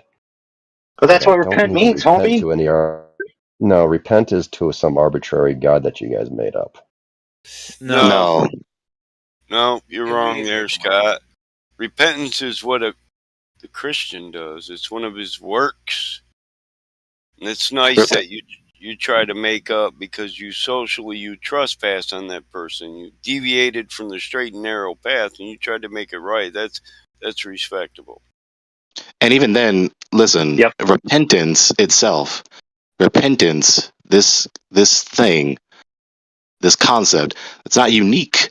It's not unique to the Bible either. He's just wrong. He's not saying that from study, right? He just has this misconception that he doesn't care to actually scrutinize, right? He doesn't care to scrutinize himself. Rather, repentance is simply a change of mind, or as it were, a state of contrition. That's what repentance is. It's to change the way you think, the way you intend, and therefore your behavior. Yeah. So why would you if you're not obliged? It's corrected. I've already corrected my behavior, though. Yeah, but you by don't what have standard? to. Your mere you don't preference. have to because you're feeling You're not going to it. get But through if to you him with don't, logic. if you're not feeling it, dude, you're not obliged to. Well, you guys should Yeah, try some. You're not obliged I to. just been sitting here smoking Hey, my I actually stuff, have another wondering tax. how long. I was wondering how long y'all was gonna talk to him. In light of the fact that he digressed the entire conversation into the pits of hell. Yeah, it's concluded now. It's concluded now. It's concluded. That was you guys. I guess the didn't most do this. important. No, it's fine. Look, the most important thing is that the audience heard, and so somebody out there is contemplating this conversation very thoughtfully, whether or not he did or not. It's never really the case that we're here just to speak to the person. It's always the case that the audience is listening.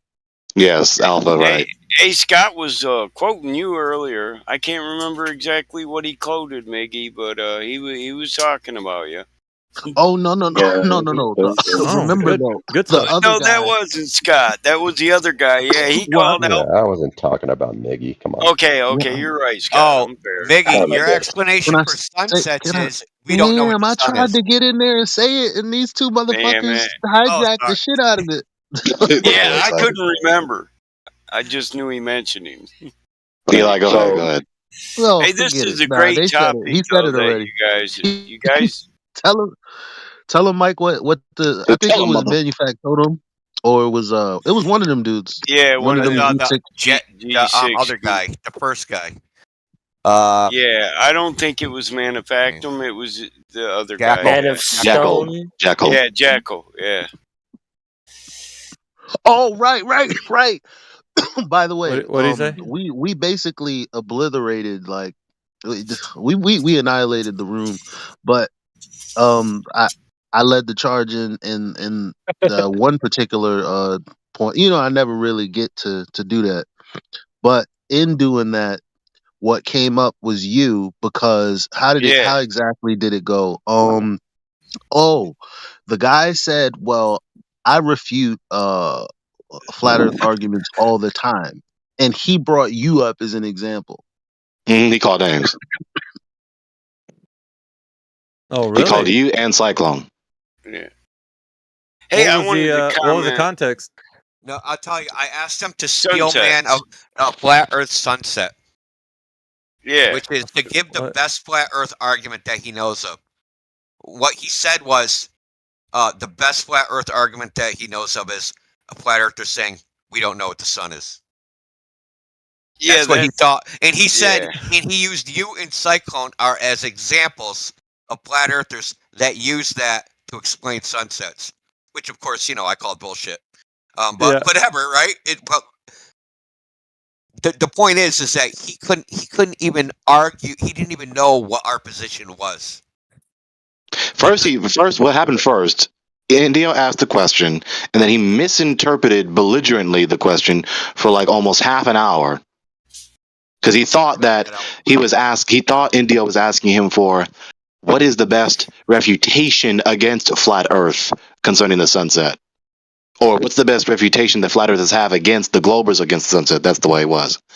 Rather, Indio was asking him, say the argument that flat earthers say in their defense concerning the sunset. He misinterpreted that belligerently for half an hour. Then he finally interpreted. And then we finally got onto it. And he couldn't recount one. Yeah, so he used what I was speaking of a couple days ago about our conversation of what the sun is. Because I think they were hot under the collar about it. Because we were talking, and they were saying, well, we're going to use this argument against you when it concerns the container. Because you guys are saying you don't know what the sun is, and we're going to start using that against you when you say that, gas pressure, PV equals nRT.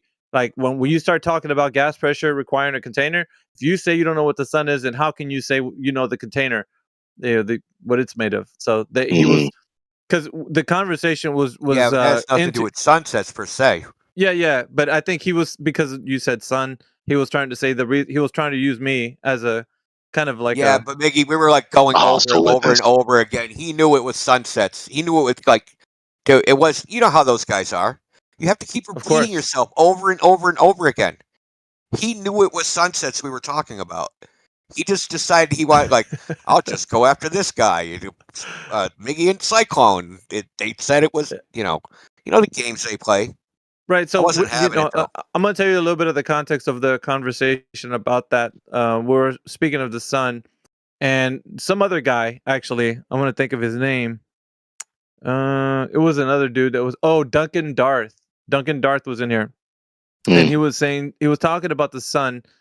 And I think we got onto like the distance and all that stuff, and then we got into like. Miggy, that's exactly what I said. I said, I bet you guys were talking about the distance, and that's the context he brought it up in. Boom. Yeah, because it always goes back to, because Jekyll has a position that he thinks he knows the sun's 100% an object, like it's something in the material world, and I'm like, how did you make that distinction? Do you know where this? I was telling him, what atmosphere is the sun in right now? Do you know? Because if you know the atmosphere, you know how what it could be doing. If you know anything about it, and how do you know, right? So it started to get into like describing this, and he's like, well, the sun brings off heat, so we know that things here on Earth that give off heat are made of certain things. And I was like, yeah, but those are things here on Earth. How do you know the atmosphere that the sun's in to describe whatever it is? And then to describe what it is, how are you then going to verify? Like, it started to get real into the minutia of like how he knows it. But he was basing his knowledge about what the sun is just on like identifying things around that he could basically say are similar, right? So we know things that give off heat. Those things are material. We could say they're a different state of matter or whatever, plasma or whatever. And then I was like, yeah, that's fine. But then to say that the sun is a specific thing, how can you say that with all certainty? Because he was 100% sure, and I was like, that's absolute. Like, there's nobody that would claim that. Not even science says that. I'll be honest, man. Like that, they don't say that. They say this is our best guess. I remember the guy that came in. He was a cosmologist. I don't want to say was it McWest? It might have been him. We had that conversation. I asked him that question. I asked him the specific question. What is the sun? He says, well, our best guess is that it's. He went off and rattled about it being plasma and that.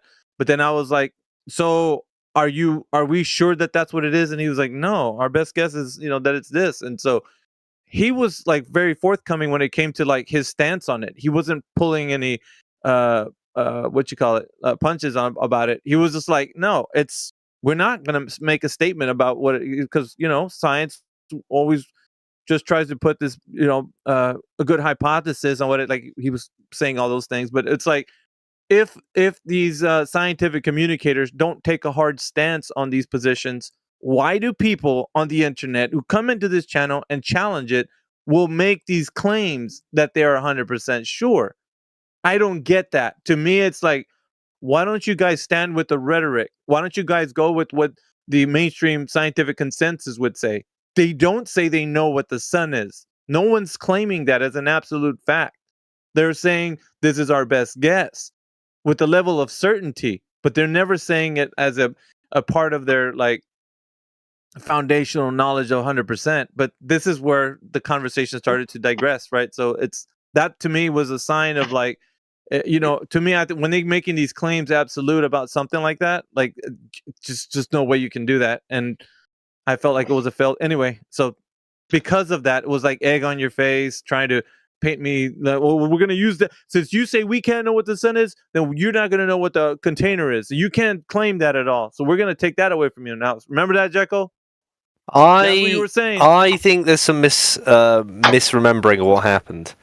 The first thing is we didn't say anything about whether or not it's plasma. There was neither here nor there about what it's made up of or what kind of matter it is. The question is whether or not it was physical. And the second thing is, you said something like the container. It wasn't about whether or not you can know what the container is made out of.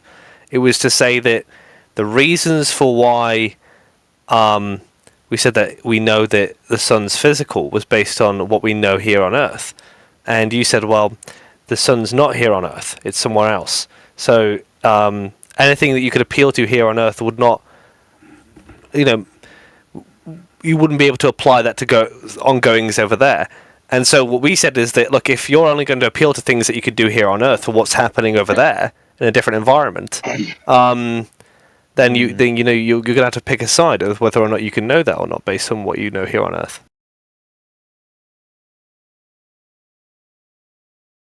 Yeah, but you said it was 100%. You were 100% sure it was physical. Okay, I don't really see there's a difference in what he said and you said. The difference is that one, and I'll make this clear for you, Indio. He said that we were saying it was made of plasma. That wasn't the argument. And the second thing is, it wasn't about what the container was made out of. Hold on. Indio, He was talking about some. He didn't say you said that. He said somebody in our other Discord said that. Okay. So and the thing with the container is we didn't really care about. I remember this one. We don't care about what the container. We don't care about what the container is made out of. It was whether or not we can say there's a container based on what we know here on Earth, on the ground. I was the one that night that said, I believe it may be plasma. There was a plasma moon theory, and I kind of lean that way, but I didn't say I could prove it or that's the way it is. I said that's a belief. It was that day? Yeah, it was that day, Gregory. Me and I don't think it was. That was a different thing. Mickey wasn't talking about that day. He was talking about when a cosmologist came in 24/7 Discord, and Mickey asked him what the sun was made of. Dude, I want to say it was Mick West, to be honest. I don't know if it was him or not. I don't think it was a cosmologist guy. We were beating on him about the laser, and he was the one that said it was skipping off the water like a rock or something. Yeah, everybody was chomping at the bit to talk to him. Like, we all were, dude, because he said who he was, and we're like, oh, hell no. So, everything just was going bananas, dude, that day. Everybody was talking over each other. It was crazy. But yeah, it just resulted to that these guys who are in their fields, respective scientific communicators, whatever it is, they don't say the things that people in here say, which is why I think that fails to meet the kind of the standard like that they hold. They don't hold the same standard these guys come in here. These guys are coming in here swinging like for the fences. They're saying these claims. They're like, dude, do you know that these other guys that are basically top of their fields or whatever, they don't say these things that you guys do. Like, what gravity is, that that what the sun is. Like, they don't say any of that. Like, they're more ambiguous when they say their words. They have to choose their words carefully. They don't. Hey, they're bro. not certain. You remind me of something very interesting. So, the majority of Globers that come in here are in like the nascent paradigm that was currently accepted and not on the cutting edge. But the physicists and especially evolutionary biologists and theoretical astrophysicists and stuff, those guys, like if you go and watch their lectures and you put them on autoplay, it'll play one that's really legit. The second one's a little bit yeah, and the third one is straight up Fruit Loop. And what I mean by that is these astrophysicists, scientists, evolutionary biologists, all these dudes together, when they're looking at everything that's going on, what's coming down the pike is they're basically going to admit that sentient agency is the cause of everything. That it's not the case that matter and energy states begin and then sentience comes later. It's actually the case that a sentient agent is a necessary grounding for reality to exist in itself. Okay? So the idea that God or gods doesn't exist, some kind of materialistic evolutionary Big Bang paradigm, that's going the way of the dodo. What's coming down the pike is the recognition of essentially a pantheon of God tier beings that have existed on an eternal basis. And that's coming directly from the consequences of experiments and the consequences of their worldview when it comes to evolution and quantum mechanics, all of these things. So like all these guys that are just resting on their laurels of they live in a materialistic world, I mean that's ancient history. I hope that's going out. I hope Scott gets an email because he's gonna have to get updated with that new version because it's not gonna work with. Reluctantly procrastinating to some sort of ambiguous, specified to one degree or another, but not the truth of deliberate creation. Well, I think it's funny, Scott said, not to get off the. Yeah, I wanted to bring this up before because like we're not going to talk, and I hate that we're picking on Scott because it's all of these guys are like him. He just happens to be. He's one of many today and the previous days. He just happens to be the target. I mean, you could just change the name. It's not personal to you, Scott. It really is just your worldview. So if I asked you, you said a god that we made up. Well, we didn't make it up. Somebody made it up, right? According to you. Like, who made it up? Like, who was the first guy to think of God? And then how did he convince everybody else? That's another instance of what Dr. Bonson calls prejudicial conjecture. He's not saying that because he studied the matter. He hasn't studied these things. It's just prejudicial conjecture. If he's actually trying to recount what the Bible teaches, what the Quran teaches, what the Book of Mormon teaches, what the Vedas, what any of these sacred literatures supposedly teach, or whether it's written or not, they do not say the given person you're bickering with in the Discord phone call is the one who contrived it, or just a couple hundred years ago, or just in the Middle Age. No, hey, it's not honest. You bring up a very important sociological and anthropological point. AI, can I Go say ahead. one more thing? How did the belief in God in that first person lead to improved sexual selection and enhance the evolutionary process so that people that believed in God procreated and now there's more and more of them? How did any of that happen? When you start thinking about it in the terms of evolution, it becomes just absurdly stupid. God was witnessed by the design, by observation. It was a conclusion for many parties, not just one person. All across the world, people came to the same conclusion based on. Yep, that's what I wanted to chime in on. Is sociologically and anthropologically, the idea of a belief in some type of metaphysical religious system is ubiquitous throughout human experience. In fact, it's so ubiquitous that when they find throughout time new people groups, they have their own established religious and metaphysical systems. The idea of atheism is actually the invention. The other things have been intrinsic to the human condition through antiquity. The idea that the concept of God or metaphysical agents and causations for the physical and natural world, that is the established, intuitive, repeated pattern of humanity. Atheism is the invention, not the other way around. Yeah, that's a very good point. What's the case to be made that That's what I'm anthropologically atheist societies weren't a thing? Does anyone have a case for that, or they're just saying it and thinking? What did you say? Find one that exists. No, it's the claim that was put forward was that they, that this was the status quo amongst all societies around the world, emerging societies. Yep. They all had an idea of a deity. Yep. And How found did you societies, by the establish way. that? Okay, so here's how. All historical records of societies are that way, and all discoveries of new societies to the other societies bear the same mark. You do know atheists that the natural are believers according too. to who? Dude, according to the record of antiquity. Like every single record that exists, dude. And you've read every single record that exists? Of course not.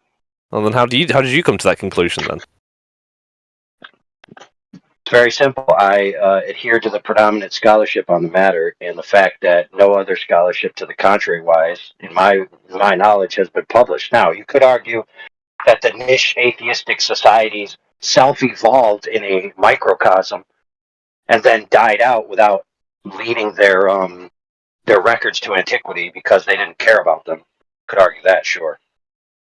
But even that is irrelevant because the point is not that atheists don't exist or couldn't exist. It's that the general natural human condition is predisposed to religious and metaphysical claims about the nature of who we are and what we're doing here. And that is a stone cold fact of reality that anybody in their right mind would never argue.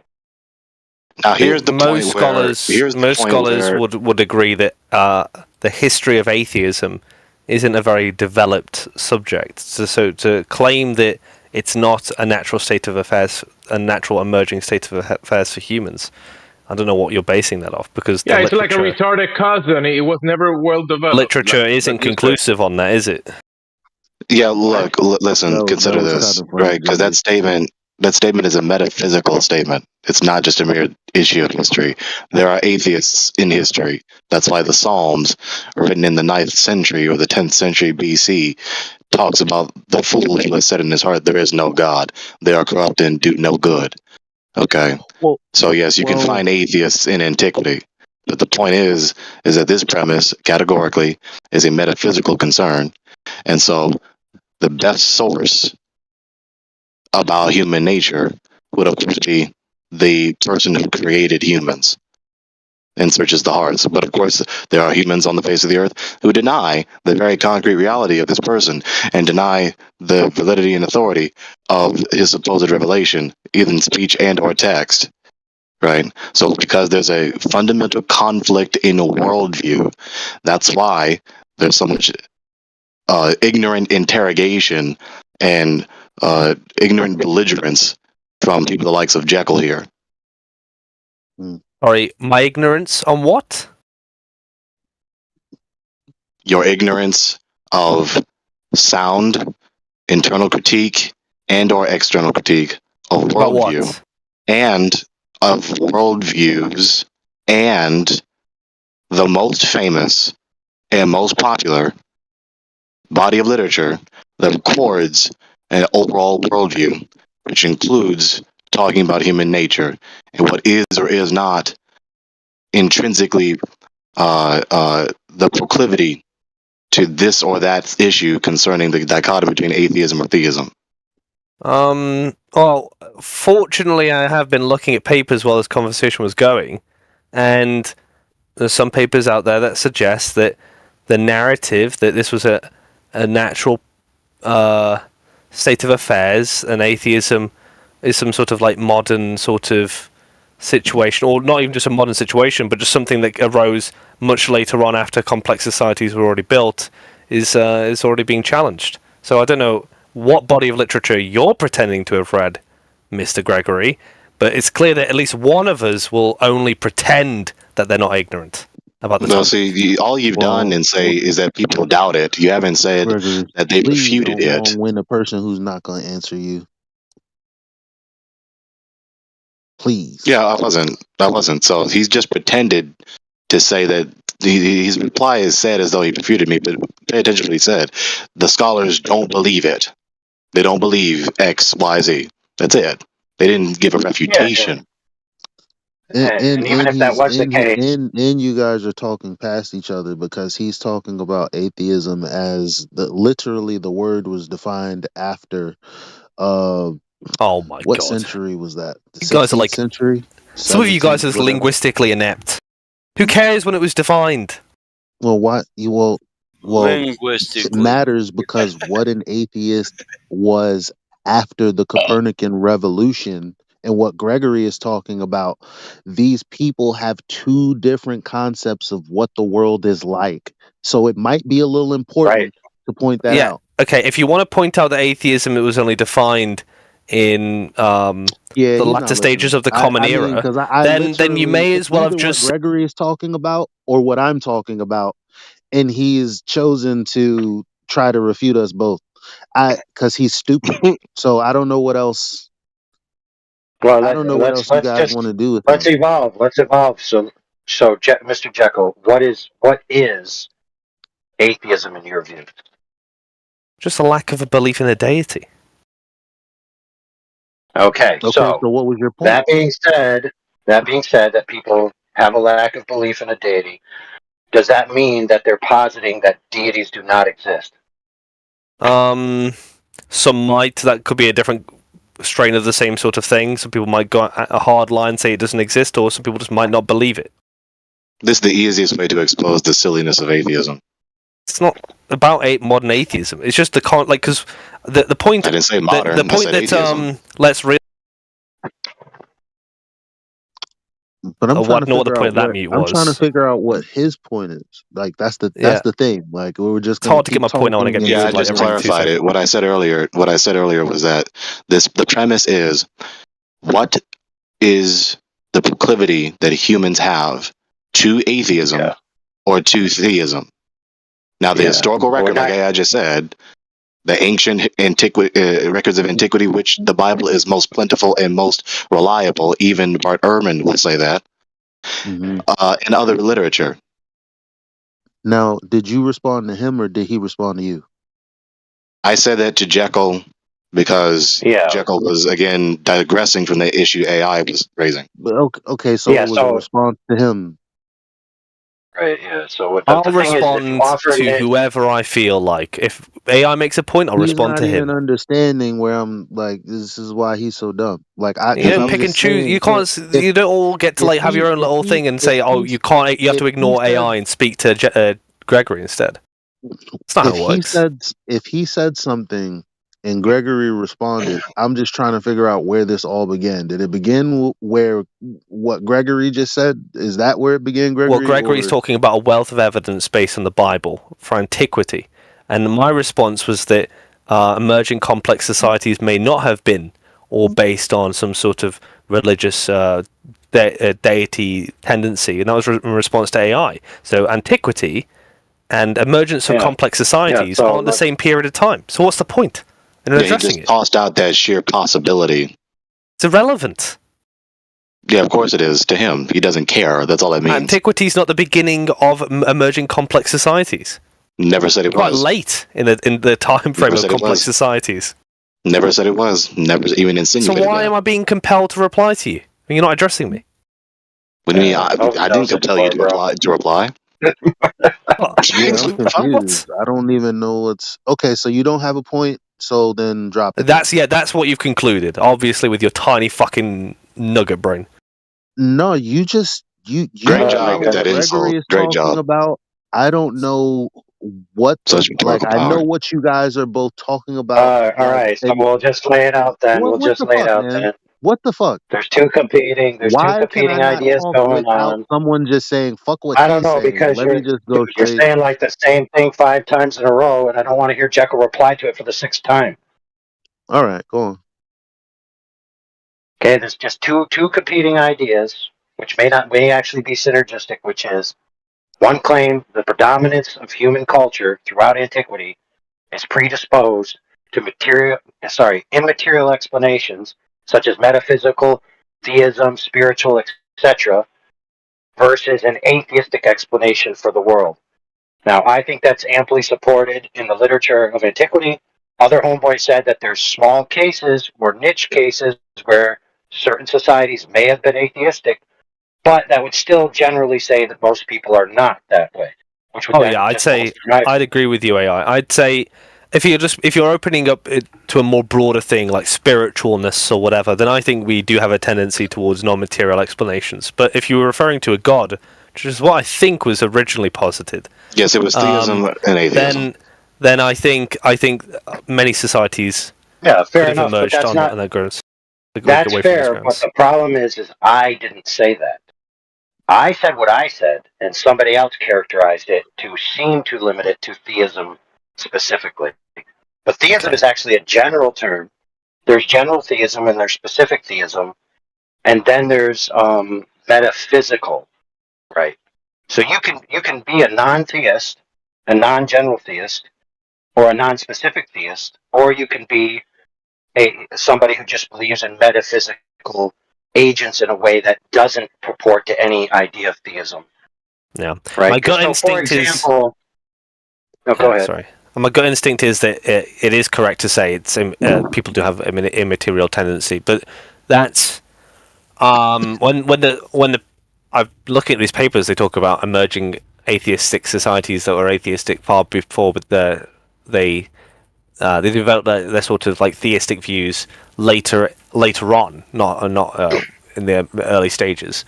The specific kinds of theistic beliefs they developed, I'm unsure about if they what they might have looked like, if they were spiritual in nature or if they developed anything like specific theism where you talk about deities and so on. Yeah, for example, somebody might be polytheistic or pantheistic in the sense that there's a bunch of metaphysical agents that have power greater than us. However, they might be specific theist in the sense that there's an ultimate agent, which is the source of all those stronger agents than us. And then you could have people that only believe in the stronger agents than us and not in that single source. Right? So there's lots of categorical views here. I'm just positing that, and I think you already agreed, that the majority of the human condition is to believe in an overall metaphysical world which informs the natural physical world. It seems intuitively true. I mean, I haven't looked into it, but it seems intuitively true. Yeah, and I would submit to the audience. I would submit to the audience that the reason why it's so intuitively true is the very word intuition is a non-physical, metaphysical state. Yeah, maybe. Yeah, it's an immaterial property. So let me say this because it's very important to not misuse terms. Metaphysical, if we're speaking as a term, the category of philosophy, it's the theory of reality. It's whatsoever is real. And so theism and atheism are both metaphysical positions. Immateriality or materiality and spirituality, or the denial thereof, is also a metaphysical position. So it just concerns what you believe is real or what you believe is not real, right? And so there's that. And of course, to interpret charitably in context, when the word was used by AI, for instance, he's talking about non-human and perhaps ontologically superior entities, right? To be consistent and rigorous with these key terms. And so, I mean, there's a reason why it's become a discipline to talk about these things. So there's that point. So the main point being that there is a very patently obvious proclivity to theism, and one must persevere to defy that proclivity and be a so-called wannabe atheist. People who never give arguments, who have yet to give arguments for atheism, they just deny, they just say they lack a belief, they just critique other whatever given theology that they're encountering, and or supposedly try to give an internal critique against what other theology they encounter. Rarely do they give a series of premises, at least one or more, to affirm the premise, there is no God. I've yet to hear it. I've looked at the entire video from it for instance, what is his name from Oxford? This Alex O'Connor. Even that, there was no argument that was put forth to then say, therefore there is no God. I don't know, like, I don't feel like I'm sitting comfortably over the idea that we have not even a tendency. I mean, you're saying we have to battle against a compulsion towards theism. And I don't know how you're defining theism, but I don't see that as obviously true. Of course you don't. Or do you, AI? Do you think it's the case? I take theism to be a belief in gods or God. I don't know what he means. By definition, theism, theosism.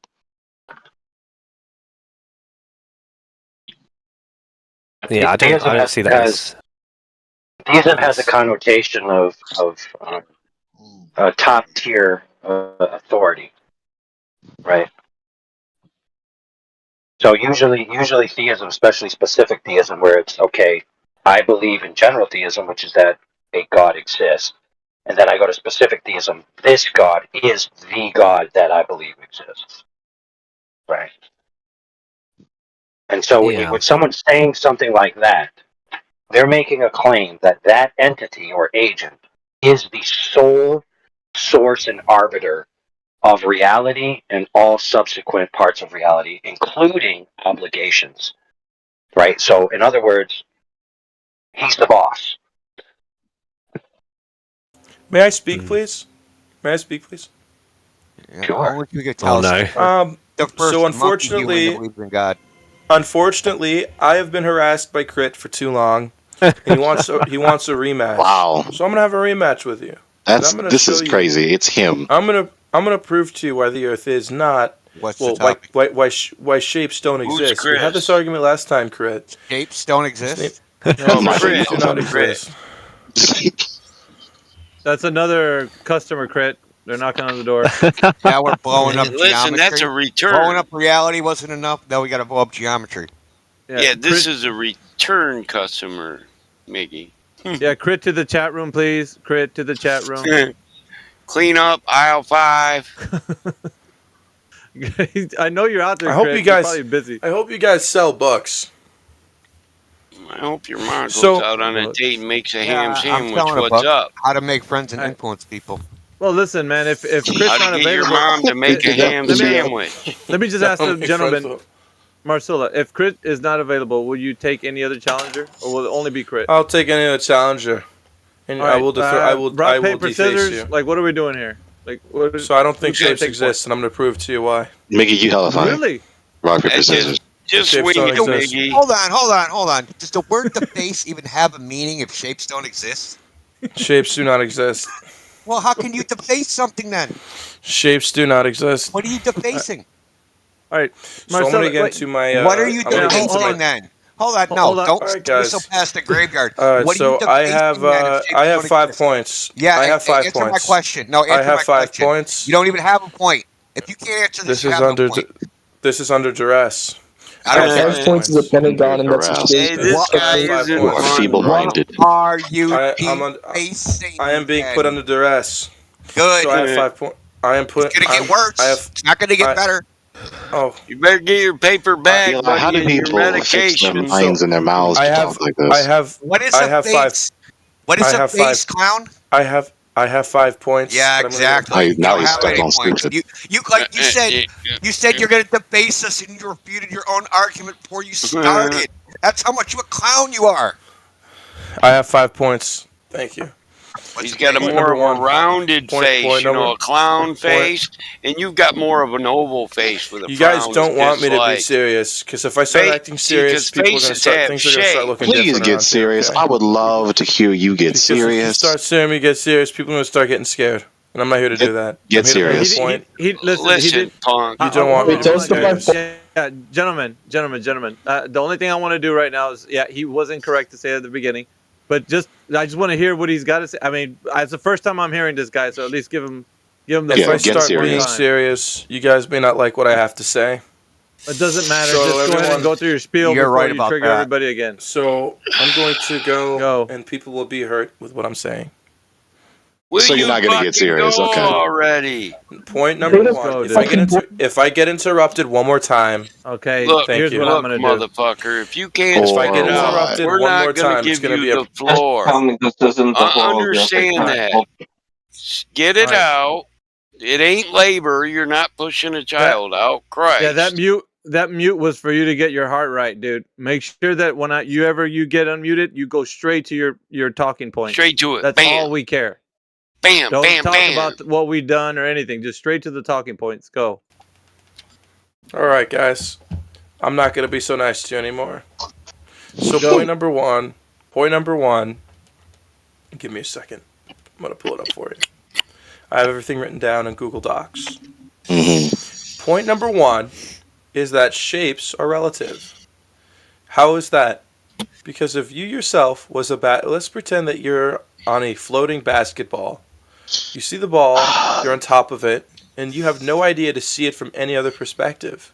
You think for yourself that the ball is flat because you have no other way to verify it because you're on a ball. How do you know you're on a ball then? You're interrupting me, and that will get you in big trouble with me. Well, you already killed yourself again. You're gonna get in trouble with me. How do you know you're on a ball? Okay, I can't take this, dude. I had to mute. Listen, you're muted. You're staying fucking muted because you're not serious. Okay. How do you start an argument for shapes don't exist and then you say imagine a basketball? Yeah, it's fundamentally wrong with your medulla oblongata. Well, to be fair, he did say shapes are relative, which of course is a vague usage of the word. I was going to ask him about that. Yeah, and then he went straight to I'm on a ball. Well, that's relative. How do you know you're on the damn ball? You already defined the terms. Yeah, it's really. I mean, people should just grasp this. It is entirely vague to say that something is relative. No shit, that's a truism. Everything is related to one another in some fashion. Guys, there's a lot of things that I'm known for in my past life that I want to not come back to, and I don't want to relive that if you interrupt me again. You was a worm in your past life, a previous stage in the one life you've been living, or reincarnation? I've done things that I don't care. Fucking amnebio, single cell organisms got more intelligence than you. He's gonna toss the salad with jelly. Great. I was trying to take him seriously. I wanted him to get serious, though. Look, man, look. Have the conversation, have it. I would have said, let's not fucking do this. This is another digression. Y'all would have fought me down and said, okay, you done said this for the third, fourth time. Shut up, Eli. So I didn't say shit. But no, like so now my critique It better is fucking be flat. If it's not flat, I'm fucking pissed.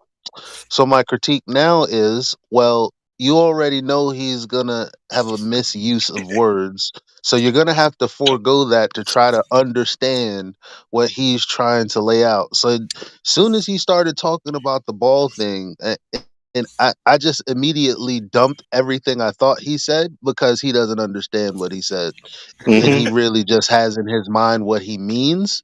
So that's where I was at. Like, what y'all are gonna stop him every second of the way? What was the fucking point of speaking to him to begin with? What Elijah said was, we asked for it. Why did you Alright, interrupt so thank you. Yeah, Michael. Continue talking. I'm going to continue, and now I'm really tired.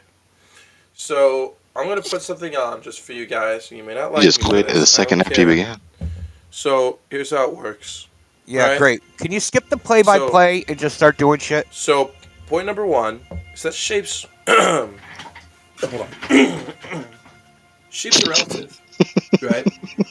Shapes are relative. Shapes don't necessarily exist. If shapes existed, then why do they change as my perspective alters?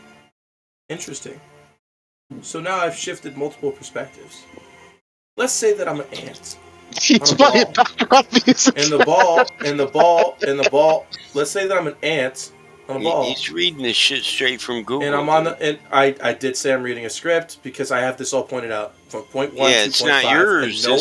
No one in here. No, I actually thought about this, and you can't deface this. You can't destroy what I'm saying. It makes perfect sense. Send a link to the same you're scared of what is perfect. And you're I already destroyed it, friend. It's the first opening sentence. You're scared of what is perfect. You're scared of what is perfect. Thank you. So, like I said, let's pretend that you're an ant on a ball. You're an ant walking, and there's no way for you to verify that you're on a ball. You think you're on a flat disc. But then that ant develops a satellite, and the satellite circles around that ball. And now it verifies that it's a sphere, not a flat circle. But then what if your perspective changes just one more time? From the ant on the ball to the satellite to something beyond that we can't even imagine yet. Then it tells you it's another shape. Then it's another shape. then it's another shape. What is the true shape? What are the actual shapes to what we're living on? Yeah. Shapes don't exist, and then they change shape. Another example is this. Let's pretend I'm looking at a wall, and there's a square on the wall. I move 2 inches to the left, and I You find screwed out yourself. the square. You screwed yourself. You identified it as a square, dude. Let's say I took And a 2 ball. steps to the.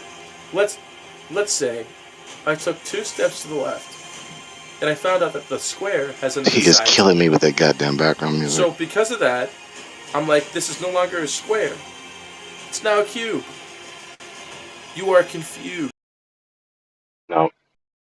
Okay, so let me correct you from the beginning of your presentation. You hold on. Hold They hate on. him because he told the truth. Oh my gosh, dude. Oh my God! Why are we even entertaining this? I was enjoying it. Yeah, And this is pretty clearly a shit that's post. why we cut him off. Is anybody really mad at me for interrupting him? All right, that's great. Are you really? So brass tacks, when he began his presentation, he said that the shapes are relative. He then went on to describe how perceptions of shapes, which must exist in their ontological categories in order to be perceived or misperceived. So what he actually means is perceptions of shapes are relative. So his conclusion is moot, that shapes are relative. What he actually means is perceptions are relative, and that is true. Yeah, 2 truisms. Yeah. Guys, I'm always correct. I don't need someone to break it down to you in That's your false. lower language, but I've been correct on a lot of things so far.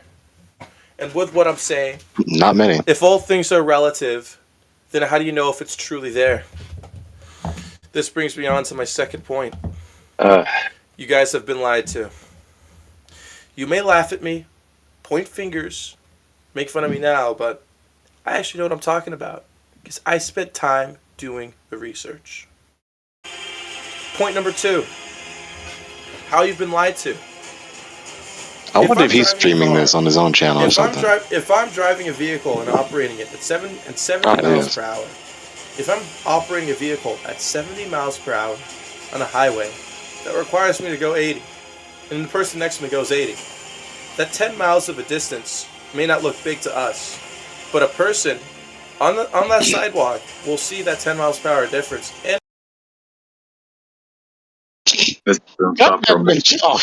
I fucking could take any more of that.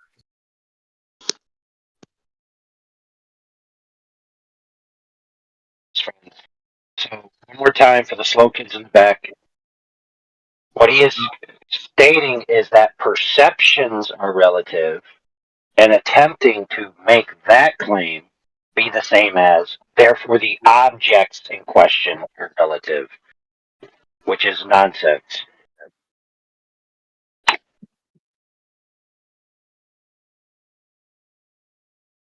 He also anytime you say this or that, miles per hour with a distance. He said 60 versus 70 miles per hour, and then he said there's a 10-mile difference. Okay, he could play. It's just gibberish. I can't take it. You guys, my name's Young Savage. I've been listening. Sorry, I've been listening like an hour and a half. Can I ask a question for the fight with the people? Oh, sure. Hold on. Time out. Your payment, there's a payment that you must make before you ask your question. is it just me or is that the same voice? Listen. Actually, no. Damn it! That will be the second question. The regression people are gonna come out of the fucking cracks. Let me just say what the fuck I'm gonna say. So the payment is, what is it that you've been hearing us talk about for the last hour and a half? Yeah, that All was right, my last 10 minutes was this guy babbling. No, for the hour and a half. What's the summary of the conversation? Like, you guys were just talking about like atheism and God and stuff. Not very flat. That was some round talk, honestly. Is your question related to that, the conversation that you heard for the last hour and a half? No, I wanted to ask about flat Earth, not religion. All right, whatever. Go on. All right, what do you think is the weakest point of the flat Earth argument? What's something that a globalist can say, and you're like, damn, he kind of has a point. I know he's wrong, but he's kind of got a point. Is there anything like that? And if so, Yeah, the weakest points will be you can tell it's fake because it is so real. Go ahead. He don't even get it. He don't get that. The weakest flat Earth argument.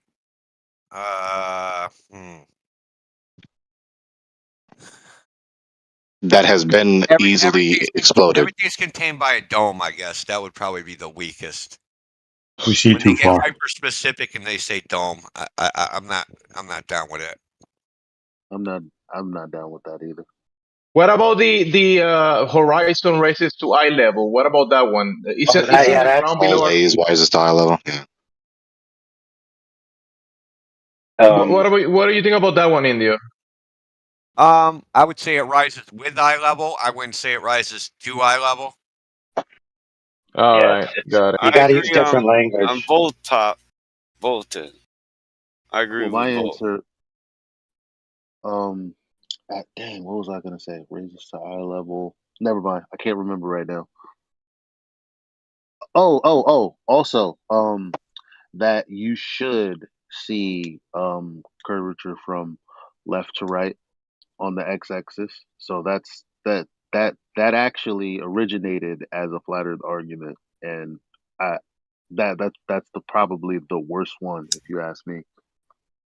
Well, I guess if you say flat Earth argument in the sense of a refutation from a flat Earth.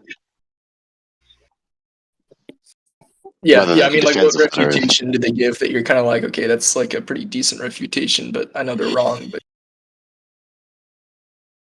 Oh, then no, there are no refutations that make any sense. right, But okay, I that's guess all I had. I guess you kind of expect me to say that, and I'm pretty sure you're skeptical at best, and like this motherfucker's crazy at worst. So I don't think that really helps us, come to an understanding. Yeah, where are we at now? Right? What do we do now? Are you and I friends now? Well, Elijah brings up a good point. You want to get the conversation on common ground and come to an understanding. I would think that would be productive. Was there a follow up to this question or no? No, that's all I had. He's probably just taking notes. Tell Gem Panda we really don't like the gravity argument either, but they can keep arguing it if they want.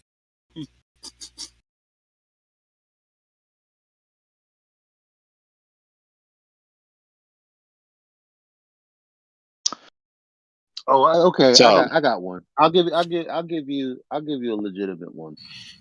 So, of course, yeah, just by speaking as soon as I had the idea. So, the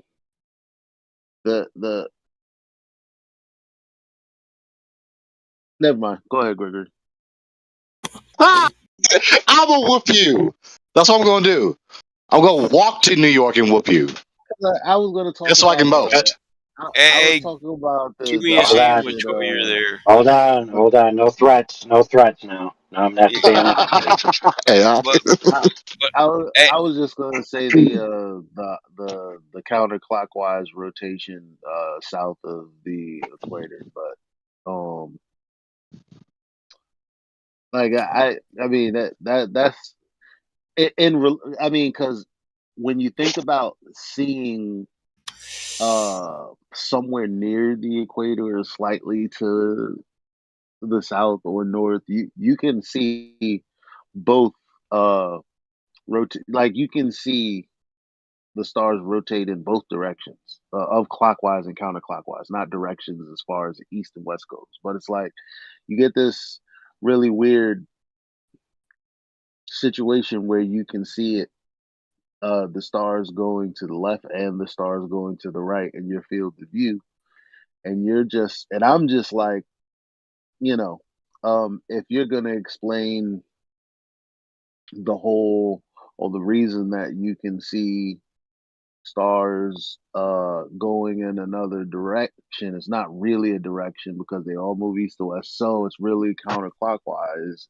because you've crossed the street. I don't think that really satisfies seeing, like, rotations in both directions, or as far as clockwise and counterclockwise is concerned in your field of view. So I would say that doesn't make sense to me.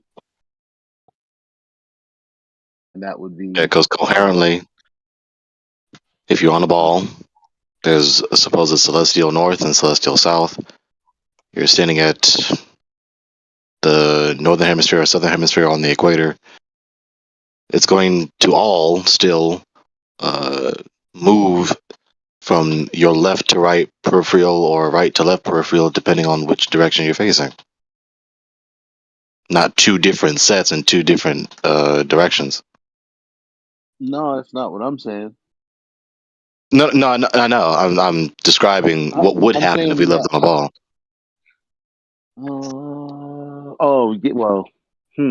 Perhaps, but I see. So when here's the thing, like, if you have an idea of everything going about us, then I don't know how to explain what we do see on flat Earth if we're going to take this north-centric view literally versus just as a point of reference for a coordinate system. Well, yeah, it's a wonder. The Earth can't be round because if it was a ball spinning through space, we would all fly off of it. It's absurd, really. I'm glad you know. Obviously. So Elijah, have you ever seen that video on my channel? It was actually taken from a video game conference. This guy did this demonstration where he took a random pattern of dots on a white sheet of paper and a random pattern of dots on a piece of cellophane, and he overlaps them, and when he moves them relative to each other, they look just like star trails. I feel like you know what? I'll Link post it us in the the chat, video. dude. I'll post it in the chat, yeah. So, if you have two parallel planes and one is moving relative to the other, it'll make this apparent star trail thing. Correct. So that breaks down into fundamental assumptions. So one of the fundamental assumptions of quote unquote the star field is that it's one thing rather than a multitude of things working together. So the idea that the globe guys purport is that the star field is one thing doing one thing, and therefore is interpreted as one thing doing one thing. And they're also assuming its location in free space relative to the Earth. There's a lot of assumptions they have to carry for their conclusion to be true.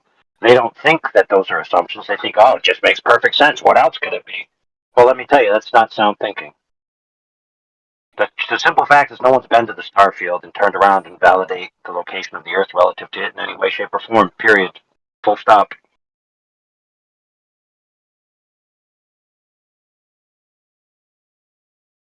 Yeah, space doesn't exist. I don't know what Cheesesteak does, though. Yeah, thanks, Captain Obvious. What's up with you Yorkers? Can I get a cheesesteak? I go to New York. Bro. It's cheese and steak. Nothing else. No. Yeah, I'm glad somebody corrected him. I was fucking pissed. It's all a global conspiracy to hide the fact that they're cloning pizza. Well, it's only cheese and steak. That's called cooking. His name is bread already, so he doesn't need extra bread. Yeah. Yeah. No, but they're using satanic black magic to do it. This I don't want to go to that LARP is restaurant. hilarious. This LARP is sad. This says more about you than it does about us. You know that, right? Who's LARPing here? You or me? It says more about you than us. Yeah, and if you're not LARPing, it tells us about you what you think we think. Even though we don't think anything that you're saying, but it tells us that's what you think we think.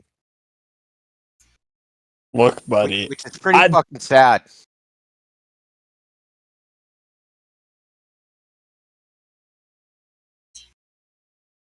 Yeah, cheesesteak is a Hey, sandwich. Brad, where'd you so- go? Oh, he ran away. I was going to ask Yeah. him to steal Man a Platter or Sunset, but he ran away. Right, I got that Indio. Cheesesteak is a sandwich, but he's already bread. I didn't even notice that. I'm like, hell yeah, I go to New York, man. I ain't whooping nobody's ass. I'm getting a cheesesteak. I'll buy you beer if you're drinking beer. Just take me to your favorite cheesesteak bar and grill. You want to know how you know it's a good cheesesteak? Costs the paper less than bag. $20. Yeah, but the paper bag is it comes in liquid form. Yeah, I like them. I like it greasy. Yeah. Elijah, how much is a cheesesteak in New York City? Can't wait for this. $11. No way. Yep. Like just wait, hang on, just unanimously, just uniformly throughout New York. Yeah, like that's like because not like that the big. because of chopped cheese on a hero or all of that stuff went up. Like because of bacon, egg, and cheese is $10. No, you're right. The ingredients are more expensive nowadays, but I really wouldn't care. I'll go to a hoagie shop or a pub. I don't care. I love that kind of food. Elijah, you want to the next time I come through, you want to go to Home Depot and buy like 75 tape measures and glue them together with super glue, and then measure the Verrazano Narrows Bridge. Sure. He said, "Let's super." Why don't you just get one of them you walk with? You know, a No, roll because we tape. got it. No, dude, think about it. Let me tell you, because we got to measure the tops of the towers. How are we going to roll the tape from the top to the top? Well, if you could walk on air, I'm with you. I'm with you. The tops and bottoms. You could use it on the bottoms, but not the tops. Hey, you know what would be a good way to do that? Actually, now that I think about it, is you could use a very advanced drone and have a very good, like, let's say black box, for lack of a better term, that records its attitude in an initial location, and then you could fly it in a particular path from the top and the bottom. But interestingly enough, even if you did fly the top and the bottom, and the tops of the towers were off, you have no way of knowing why they're off. Well, here's the funny part. Even if you did that, they're going to say, well, since the surface of the Earth is curved, the altitude is curved.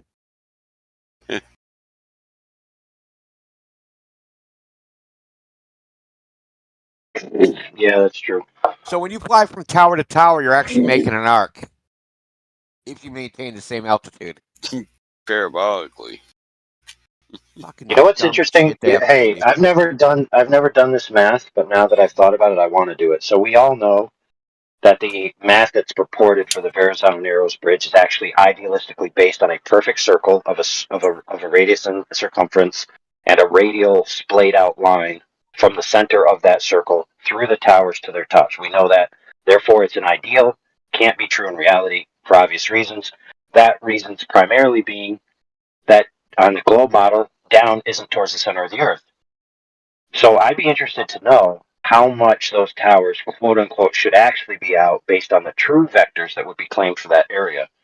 And I would be interested because maybe they're actually supposed to be almost nearly parallel. That'd be hilarious. That's a good question. That's what I was teaching. I was teaching some dudes that the other day. It was just hilarious. I was telling them all of these claims operate on, like the toe tanks that me and you went through with Dogs Are Gods.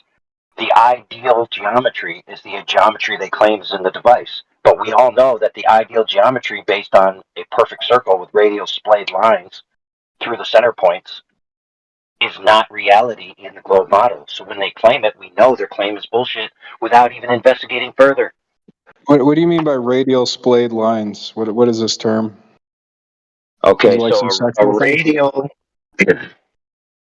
So a circle, and you have a center point of a circle, right? Okay, I'm with you so far. So a radial is a line that continues indefinitely originating at the center and passing through the extent of the circle. So it's a radius. It's essentially a radius to the extent of the boundary of the circle that you could just keep going in that same trajectory forever. So it's a ray. Yeah, as in That, spherically symmetric. correct. So it's like And what like when my dad used to hit me and he kept hitting me. Like it keeps going, right? It continues on and on. Why did he ever stop? Yeah. Anyway, no, I got you now. I understand. So spherically symmetric versus what they say it is in a pair. Okay. Right. So if you have an oblate ellipsoid, gravity don't point to the center. It's a little bit off. All right. Well, isn't that the shifting pole? A reason for shifting poles and all that? No, well, we're talking about in this case building bridge towers on that hold up suspension bridges, and the claim that because the Earth is spherically symmetric, the tops of the towers are further apart than the bottoms. But the actual correction would have to be for an oblate ellipsoid, and since if they actually did that, they wouldn't point to the center. That model's wrong. Plus, hold on. Two more factors that must also be taken into account. That even if it's an ellipsoid, doesn't have an even distribution of mass. There's aggregate clumps here and there, so that would be off. Plus, you'd have the ancillary effect of the center of mass of the body being different than the center of rotation around the axis at every point, besides maybe the equator and the poles. So all of the plumb lines that exist between the equator and the poles would not be pointing to the center of the Earth in any way, shape, or form. And actually, if you connected the two tops of the towers, because of the oblate spheroid, their angles would be a little bit different. So, like, if you connected the tops and you extended the towers down till they touch, that triangle wouldn't be an isosceles triangle. It would be like a scaling triangle. It would be like a little crooked. Wouldn't this also be a case if there were like a hill of bedrock or a hill of sediment underneath underneath one of the towers that wasn't under the other? That you would make a scaling triangle. I mean, that would be kind of I unstable. like triangles. I've always liked triangles. Triangle. I question here.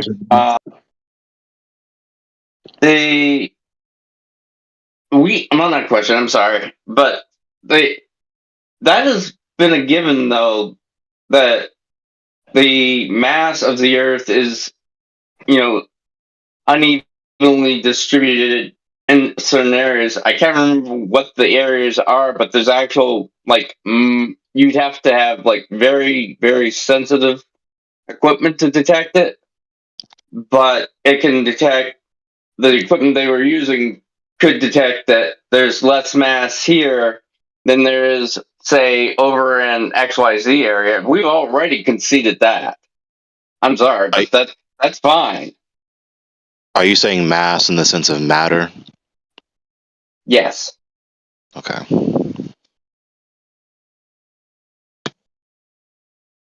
And you're right, I'm going to mute myself again. I just had to come in and it's like, yeah, we've already conceded that.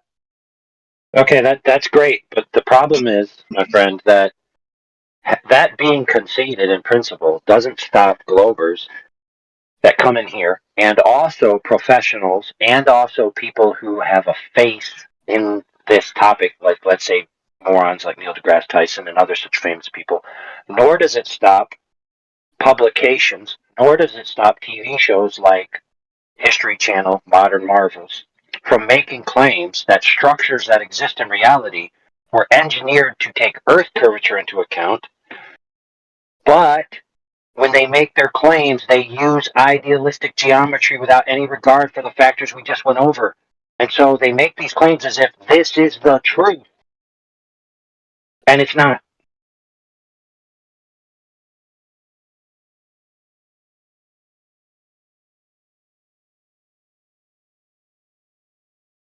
Yeah, I can't testify for them, and I really would like to try to get my resources together to get to the references that do show like the uneven distribution of matter on the Earth as far as it being a globe. model, but I don't have those tools readily available to me, so I'm sorry. The truth is that nobody really does, and that's why they just go with the ideal geometry when they make their claims, because they think that they're safe in going on national television, on a show watched by millions upon millions of people, and saying out their stupid mouths, without having critiqued it themselves or checked it at all, that the Verrazano Narrows Bridge is an inch and 5/8 out at the top of the towers compared to the bottom, because the towers are on splayed radials to the center of the Earth, and they must be so to account for the curve of the Earth. Otherwise, the bridge wouldn't function, and everybody would die. Cats would marry dogs. Chaos in the streets. I'd like to believe that there's a significant quantity of these persons in companies like Nat Geo and the rest. People the likes of them critically considering these matters. There are. Have to be. There's not. Sorry. Yeah, okay. It's been settled long ago for most of us. We've moved on. Okay. So there are. Is it a surprise that he said that when I mentioned it? No, that's why I'm not even really. Anyway, there has to be, because I'm sure that there's someone who, first of all, a lot of editing is going on too. But there's someone that's like, well, hold up, you did say this particular thing, and this isn't necessarily true. I use Nat Geo with CFI when they're talking about the geometric horizon explicitly. So you know what? I want to incorporate the Verrazano Bridge, one, because I'm from New York, and two, because I like this. I've been trying to figure out how I would approach the conversation with people. And the way that I would approach it is just showing them things on Google or from mainstream sources that, make, hard and fast claims that are obviously easily debunkable. That being one of the things.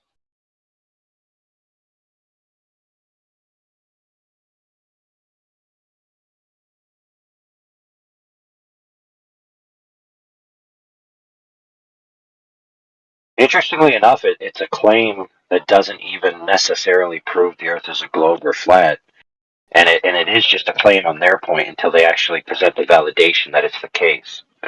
It's weird, though. It's like people are so unintelligent on this topic that they think that claims that prove nothing have a responsibility from a flat earther to answer.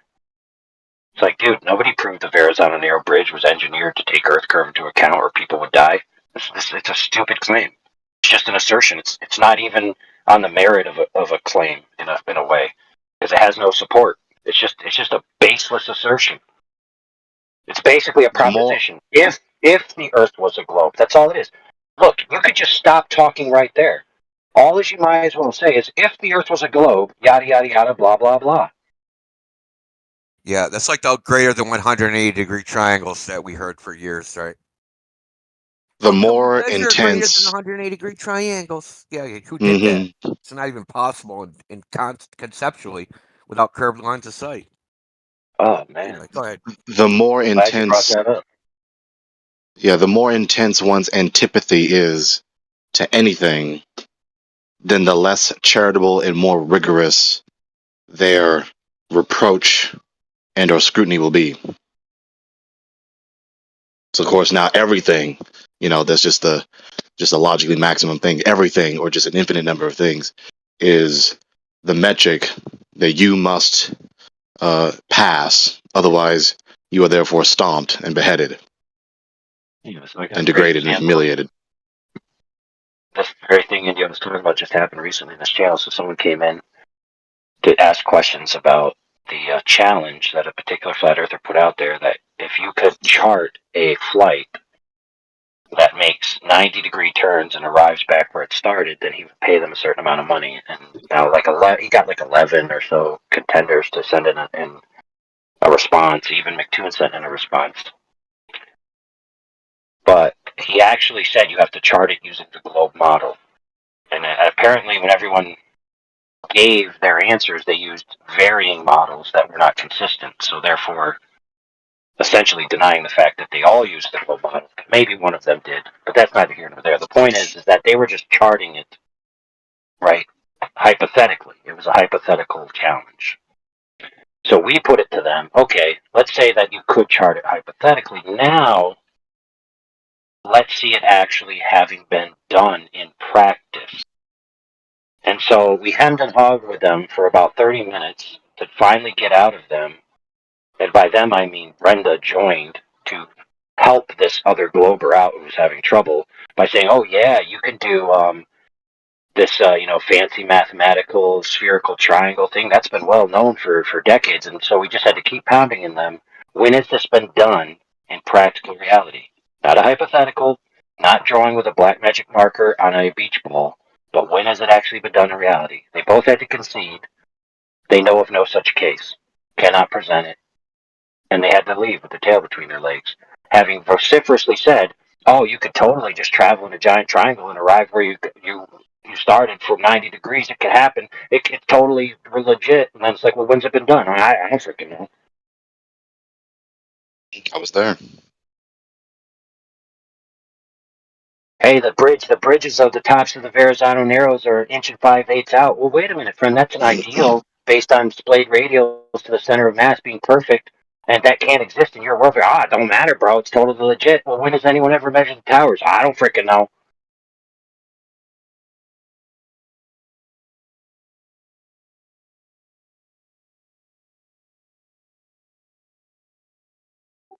Can you not just take all the 90-degree turns at the North Pole and then just keep going until you get to a pole and take another 90-degree turn? Thanks for eloquently illustrating my point. Couldn't you, if you could?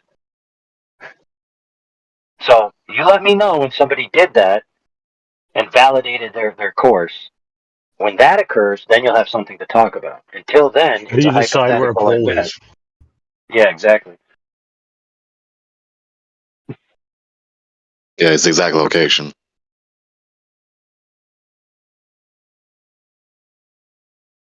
Yeah, I think the problem is mainstream science has like moved beyond debating whether the Earth is round or not. So they don't try to like prove these things. Like no one's gonna try that because to most people it's just really obvious. They believe the Earth's round. In other words, they just strongly take it for granted without actually being self-scrutinizing. Hold on, I would agree with you. I would agree with you 100% that they believe the Earth's round. I would agree with that. Yeah, I don't get the obvious part. Where's it obvious? Yeah, obvious obviously means observable, but of course, if you haven't observed the thing that is supposedly an empirical knowledge claim, then of course it's not obvious. Yeah, but I was just parsing out what he actually said. He didn't say it's obvious it's a globe. He said it's obvious they believe it's a globe. Yeah.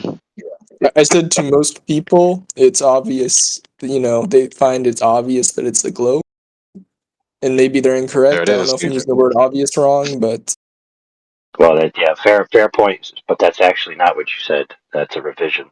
What you initially said was a slip of the tongue, which I capitalized on. I also do believe they believe that it's obvious, but they're like, I don't know how you would call this.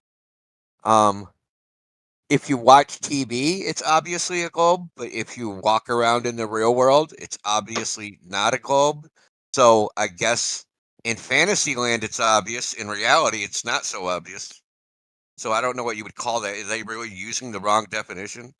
I mean, it's obvious that the vast majority of other people also think it's also obvious, but that doesn't make it obvious, no matter how many people think it's obvious. Yeah, we're going to be rigorously precise about what they are observing. Right? Are they observing their imagination within their mind's eye? Are they observing the CGI depictions on the TV?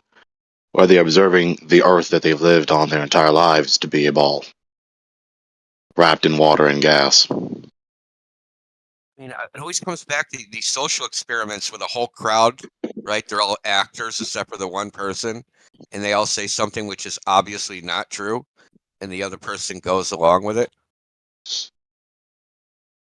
The Ash, what is it? The Ash experiments.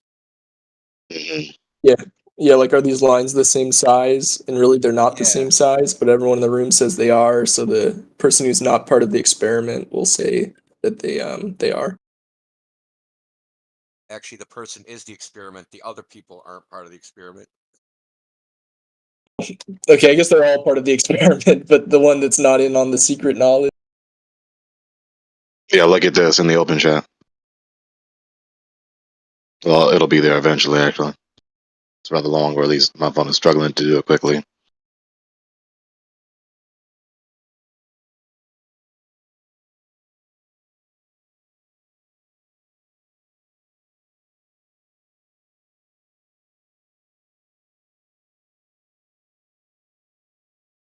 All right, can I ask one more question?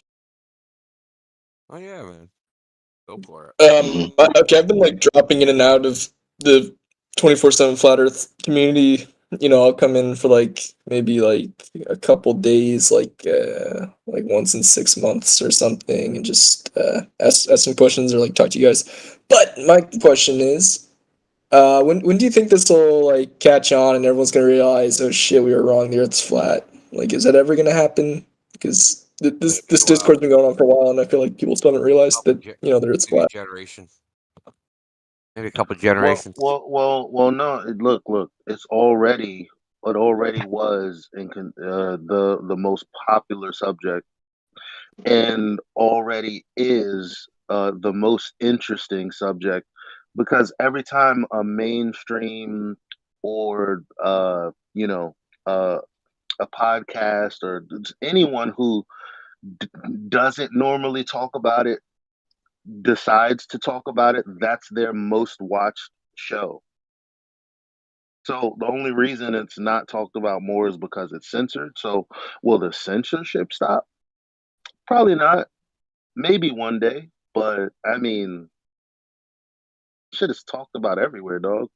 I don't know what Hate you to mean. break this to you, Eli. No, it's not. Oh, okay. Bullshit. That's utter bullshit, Scott. It's not. Go out in the world, man. Dude, oh yeah. You won't Okay. you won't find anybody talking about it. Mm-hmm. Whoa. Hold on, friend. You know what they say? No. There's a saying: anecdotal evidence isn't. Fair enough. However, okay, we had a member in our community that his child went to public school. And they were presented with something that the teacher was teaching, and they retorted the teacher in a manner which had a zinger in regards to flat Earth. And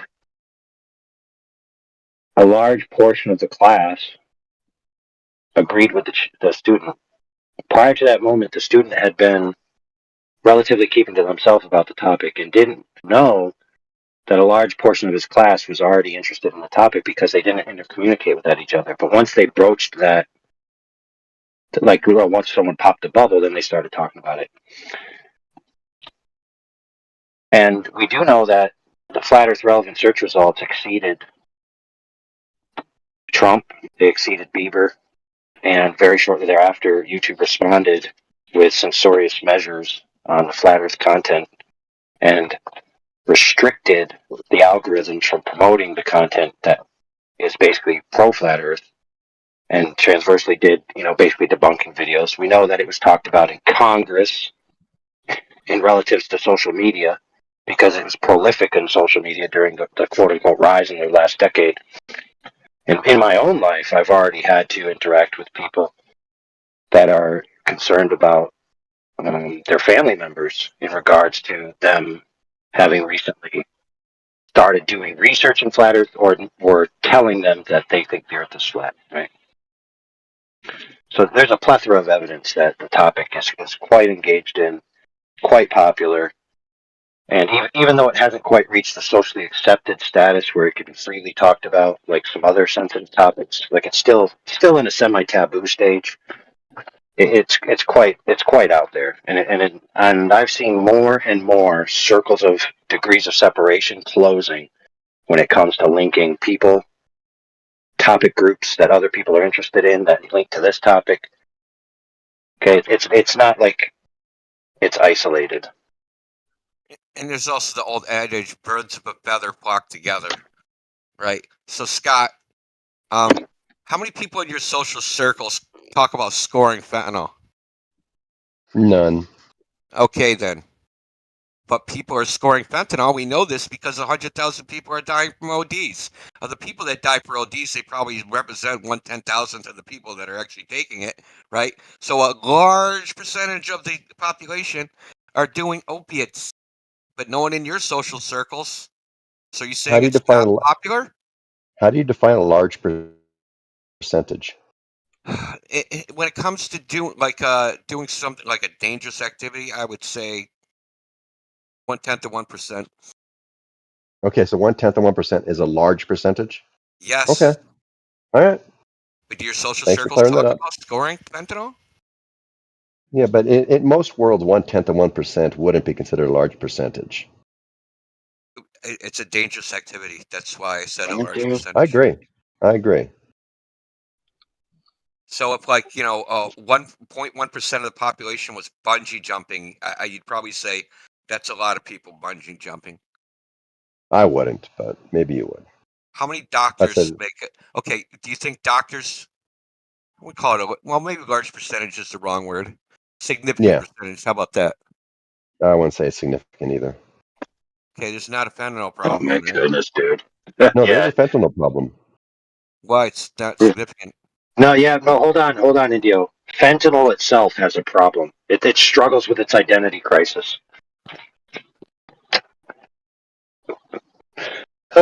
It's so underappreciated. When will I ever get that recognition that I'm a large problem? Hey, AI, I'm gonna open. I mean, that's why I'm about to say. I mean, why even bother? You know that he's arbitrary. He doesn't care. I know. I'm gonna open a woke casino Oh, AI, and the roulette wheel, Gregory. instead of having numbers, it's gonna have gender pronouns, right? And that's what people are gonna get to.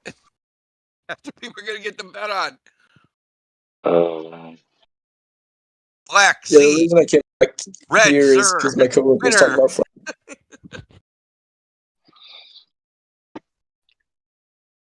No more bets. Dude. Like there's certain things that people could do, and then it would be like incontrovertible. Like even normies would believe flat Earth if certain things happened. Like if someone got $5 million together and made a rocket and like blasted it into the firmament and bounced off or something, or if they if they were able to get like a rogue pilot like tried to fly over the ice wall. Young, but we already covered this with the Ash experiments. The evidence don't matter. Right? Yeah, but there's like certain things that if they happen, there's the no way to overwhelming disagree. social shit that matters. So, okay, say you have flat Earth, and right now it's stigmatized, right? And it don't matter according to Scott, right? So if you got 5 people saying the Earth is obviously a globe, and you got the odd man out saying it's flat, there needs to be some portion of people on the other side of the equation, right? Before that person is going to doubt, in the case of the experiment, the line, which is the longer line. He's not going to say you're even entertain the idea of that the majority are wrong till he sees people on the other side. Correct. That's because most people are followers. Yeah, this is a well-known psychological phenomenon, and I can't remember the name of it, but so we've dubbed it affectionately the Paladin ratio, which is when you're aware of other people in your social group either conceding to the viability of an idea, the veracity of an idea, or even the talking about it of another idea, you're more open to talk about it, whereas otherwise you'd be reserved. And you kind of have like this social contract that you negotiate with a pecking order of what topics you're allowed to talk about, what topics are taboo, what's going to be something a bridge too far, And you know this depending on which group you're in. And you see this in yourself when you go to these different groups, you act differently. You're very rarely 100% yourself around every different niche social group that you interact with, because there's unwritten rules about what's allowed and what's not allowed. Consider this in the open chat. So the reason that this is a subject is because this also gets down to a question about human nature. So now this is a question of, are humans with the proclivity to be logically rigorous, curious, critically considerate, self-scrutinizing? Are humans in the tendency of rigorous scholarship, or no? And we're rather intellectually lazy. Well, it's the latter, not the former. Very obviously. That's why it's not common to find social circles that talk like this in this voice channel. It's not like any given social circle you can interact with in any given day, you're going to find them talking about this, or at least nowhere near this depth, right? So, human proclivity to sin, self-deception, lying, pride, cowardice, apathy, complacency, lack of curiosity, failure to be critically considerate and self-scrutinizing, failure to think with logical soundness, direct or indirect institutional coercion, sunken cost fallacy. In other words, I couldn't be wrong about this belief or this course of action given that I've invested too much in this course of action. Herd mentality, How about which is what AI and Indio just mentioned. Hierarchical compartmentalization, also very intrinsically linked specifically to the institutions, etc. All factor into human society, including the perpetuation of this worldwide cosmological deception. Or how about every last bit of evidence points to it? That's all he wants to say. I'm not going to engage him because he's arbitrary and he doesn't care. No, not Don't. I'd rather you don't, piece of Gregory. evidence, right? So why Yes, engage in every last hyperbole piece if of every evidence. piece of evidence supports your idea? See, this is why you guys have no credibility. With you? I don't care. So why did Scott? Why did people used to think the Earth was flat? Because they were ignorant? But at the evidence they had at the time, which was more than no evidence, right, indicated to them the Earth was flat. No, but the So if people who there live was by the another, ocean. if there's even one piece of evidence, it can't be every piece of evidence. Okay? Sure it can. Jesus fucking Christ! Did you just really say that? What one piece of evidence demonstrates that it's not flat? Surface of water. Surface of water is curved. We see it. Hey, The oceans are curved. Hey, Scott, you got those theodolite numbers? Never seen curved water in your fucking Shut up, life. Mick. You've never seen curved water in your life, thousands Scott. of days. Yeah, Man, yeah. don't you have some sea slopes to hit? Hold on, dude. No, hold on, MLK. Mick thinks he's being Scott, funny. inferring curved water versus seeing curved water are two different things, right? Correct. Okay, so you've inferred curved water from seeing a particular thing, but you didn't see curved water. I saw the curved water. Curved? What? Curved? Left to right? Front to back? What way? What was it curving? Curving away. Curving away. Yes. You saw it. How did you see it curving away? From I up looked. above? No. I can see it from the beach. Oh, so let me guess. You saw the bottom of a ship gone, so you inferred curved water. But you didn't actually see the water itself curving. But you No, I didn't see the water water curving too. itself curving.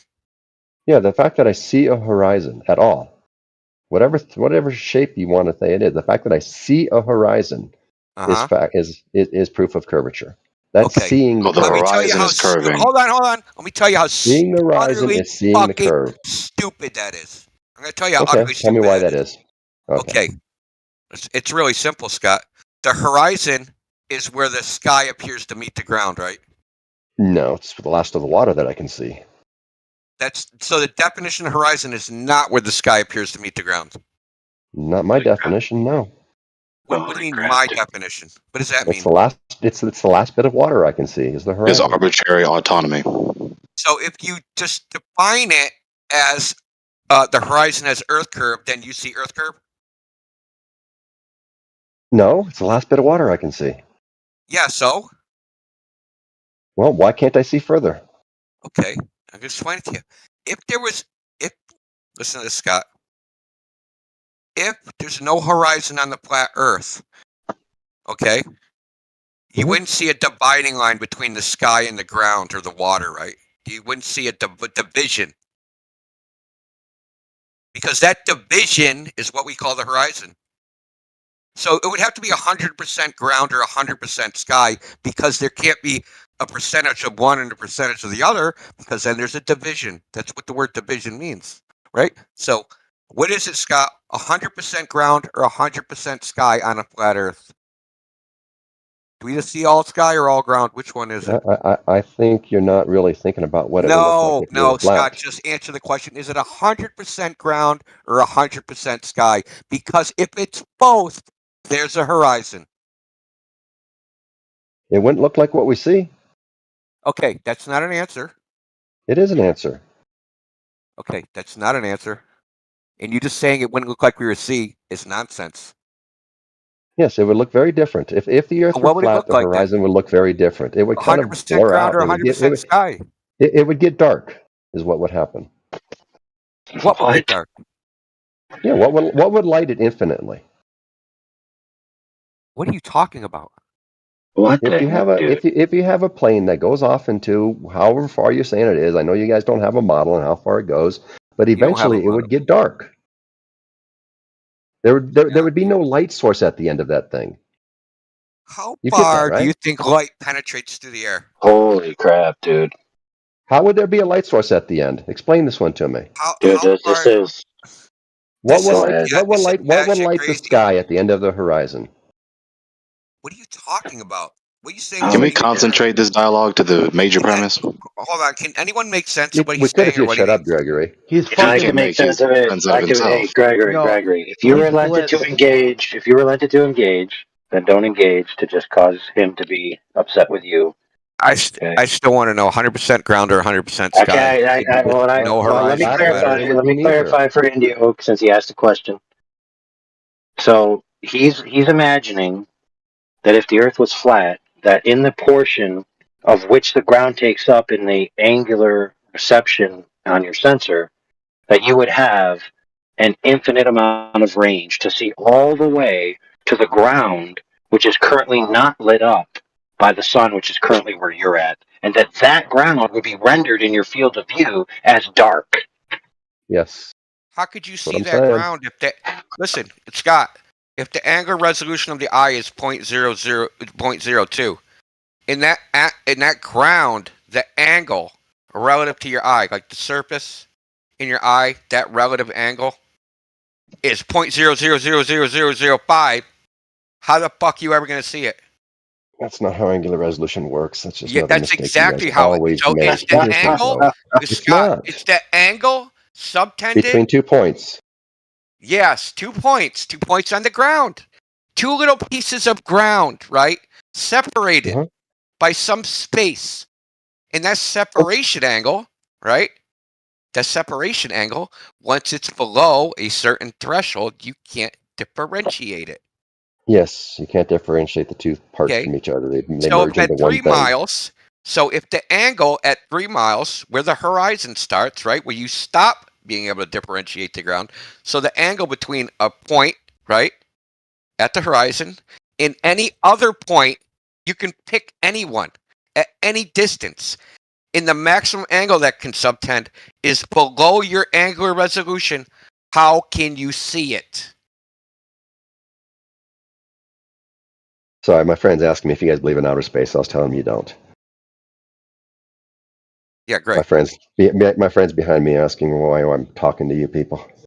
Okay, no one gives a fuck. We know you're here to gas. I know. We know you're here to gas. I'm not here to gaslight anybody. Demoralize. We know what your shtick is. You've been doing it for almost 6 months now. Anybody. Yeah, nobody cares about No, flat what I'm Earth. saying is, Nobody talks about you guys. You guys are not important. I know what I know. Blah blah blah. Sounds like You he's know the projecting. shtick. what would happen So on a flat Earth is the ocean would rise all the way to eye level, right? False. Why not? Can't rise Tell me to why eye not. level because you're 6 Why feet not? tall. Yeah, you're 6 feet I know, tall, but too. why wouldn't the ocean come all the way up to the vanishing line? Oh my God, dude. Let me ask you this question, friend. If you're 6 feet Come on, tall, guys, it's an easy how question. Why much? wouldn't it? Hold on. All right. Okay. If you're 6 feet tall, how much air is between you and the ground? How much air?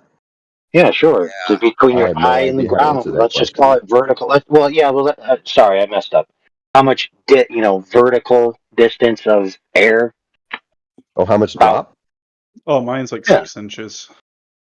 Right. So directly out in front of you, there's going to be, approximately 6 feet of air down from your eye line, right? Yeah. Right. So that being said, how could the horizon ever be perfectly at the midline of your vision if that's the case? Why wouldn't it? Holy crap, dude. Because it is 6 feet as it goes lower off, than your eye level. but as it goes off to infinity, right? Right. The ground It only would ri- it would appears it would to ri- ramp it up would it because of would perspective. Hold on, but it would ri- but it, please, for the love of God, Scott. You're about to put your foot in your mouth okay. about the I'm angular resolution loss in the distance. So go ahead, please. okay. Why would the water not rise to the vanishing line? No, you were about to make a claim about it, so go ahead and finish your claim. Go ahead. That was my claim. That's the question I asked. I'm not sure what you think I was going to say. You were starting to say because as it starts to get towards the extremities of your angles to be able to receive it, it's going to start to fall on less and less sensors till where finally it essentially falls on the sensor which represents the midline. That's what you were about to say. I was not about to say that. I wasn't even thinking Yeah, you anything were. close to that. I know you weren't. See, the problem was you were going to say something that implies that, and then I was going No, to I skewer you wasn't. for it. Because the very reason why you think the horizon would rise to eye level is because of the differentiation of angle packets from the propagation angles from the light source to the reception angles of the eye. As they recede smaller and smaller, the distances that are greater and greater are cast upon ever smaller angle packets till finally they're all subsumed by an angle packet that you can't resolve. And therefore, the light that you can resolve supersedes it, and you can't see that anymore. So you have one pixel as it approaches the edge of your vision that would represent, according to you, thousands upon thousands of miles of ground. You're not going to be able to render 1,000 miles of differential information on one pixel. I So, didn't want to Scott, let interrupt me you, ask you this but question, Scott. wow. Are you in front of a monitor right now? Yes. Are you looking at it at like a 90-degree angle? No. You're not looking at it's at an Oh yeah. My 90-degree angle. Yes. Sorry. So if you turn that monitor 90 degrees, would you be able to see the face of it? Not so well. What do you mean not so well? Your line of sight parallel to the glass, dude. Do you think you can see the face of it?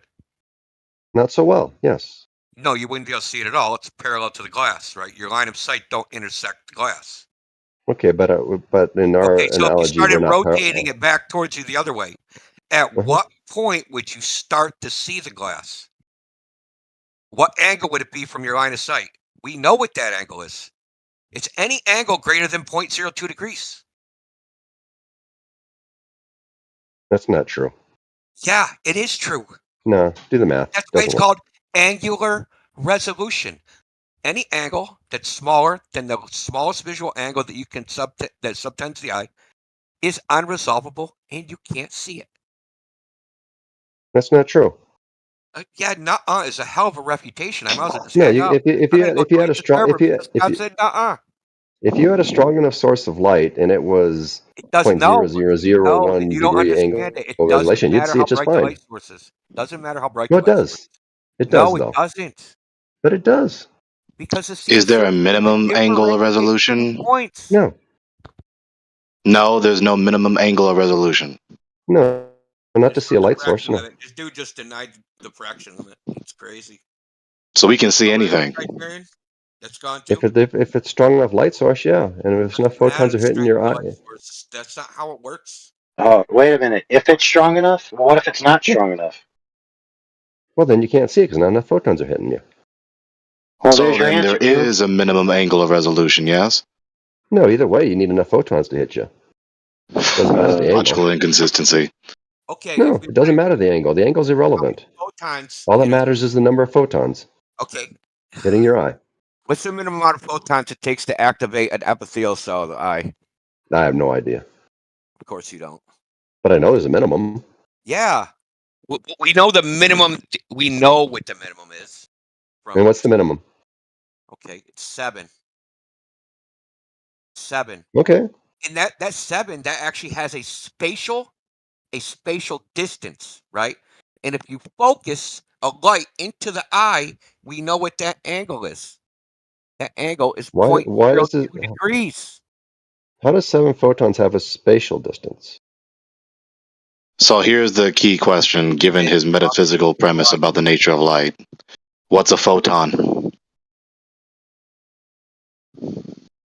So you don't think Well, physicists already worked that out. We're way past that. What do you think 550 nanometers stands for? I don't know. It's a wavelength of light. It's also the size of a photon packet. That means the photon packet is 550 nanometers. The wavelength is not the width of it; it's the length of it, right? Oh, Jesus Christ! But it's a photon packet. They're packets, bro. And what's the width on those? 550 nanometers. I don't think that's true. Okay. He has metaphysical presuppositions about the nature of light. You're visualizing India. a sine wave in 2 dimensions. Okay. India. He has metaphysical presuppositions about the nature of light. Those are his controlling premises, which is why he's saying that angular resolution is insignificant. So I suggest you address those, because if his presuppositions about nature are not known and or false, then he doesn't have a justification to deny the significance of angular resolution. So India, question for you. Even though he doesn't have an intersecting line of sight, you can still see something. India, question for you. Crazy. What do you think of the laser tests that you guys talk about all the time? Which one? Any of them? What do you mean what I think about them? They're fine. Do you think they're good evidence of something? Oh yeah. And so, what is the angular resolution of that little laser beam across the 10-mile lake? The laser doesn't have an angular resolution because. Holy crap! Well, how do you see it then? Tell me you don't know what angular resolution is without telling me you don't know what angular resolution is. Camera. What is the angular resolution of the light coming from that laser beam? You stupid. The laser. I don't think you understand this. Okay. The laser doesn't have an angular resolution because it's not an optical device. It doesn't look at things. Right. Yeah, you guys need to learn what angular resolution is. Yeah, I do. I know it. I know it way better than you could ever even dream of knowing it. No, the angle of resolution for the laser beam is the left side to the right side of that laser beam. No, that's wrong, sir. You're wrong. You're dead wrong. That's exactly right. No, you're wrong.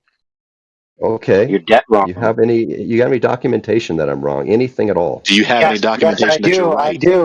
I do, friend. Okay. It's called the Raleigh Criterion Formula, you doobs.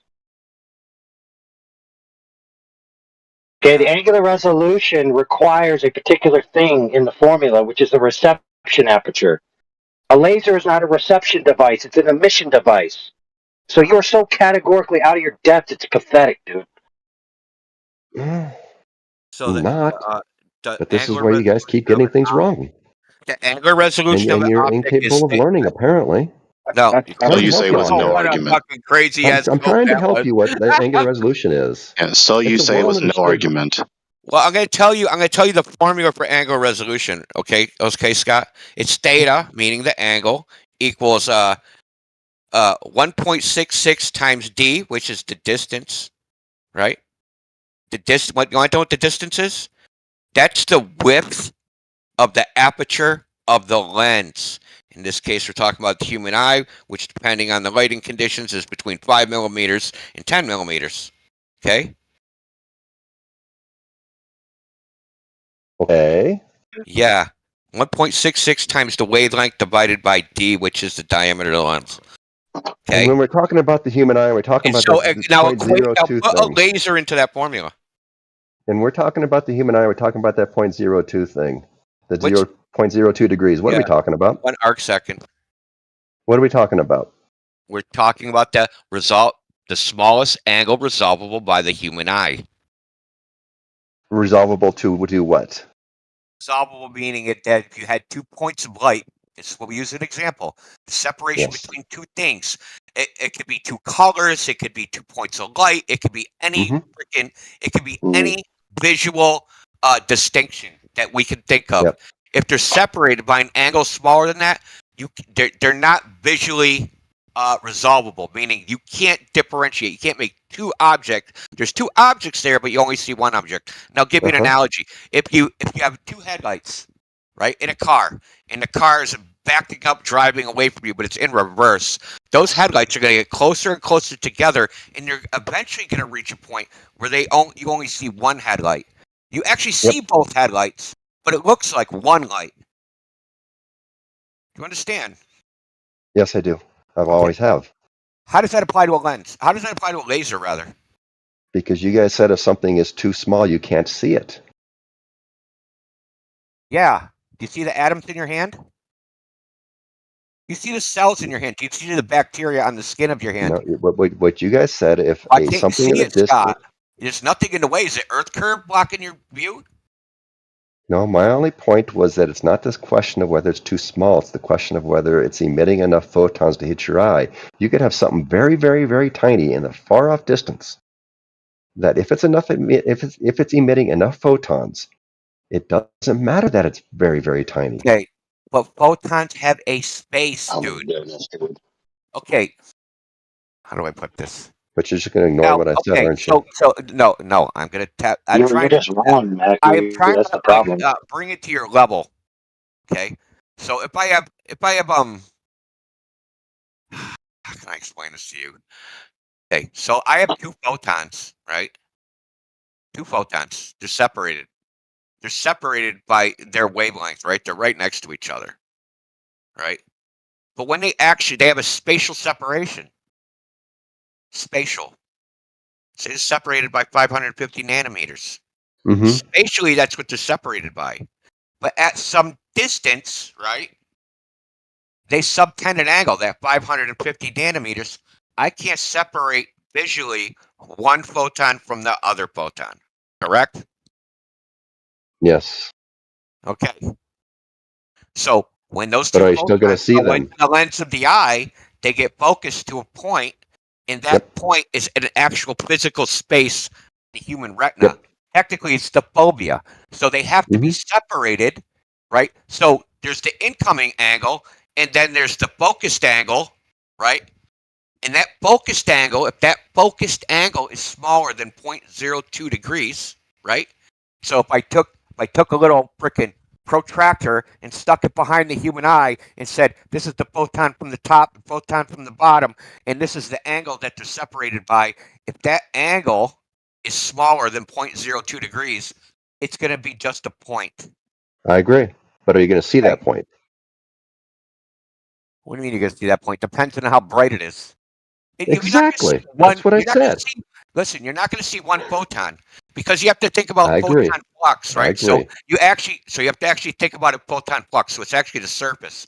So you have, I mean, you really want to get technical about it, right? So we're talking about the angle to the surface, like the surface of the ground, right? So it's tilted into an angle. So that angle, if I drew another plane, right? I draw a plane between the observer and the ground, and I want to count the photon flux that passes through that plane.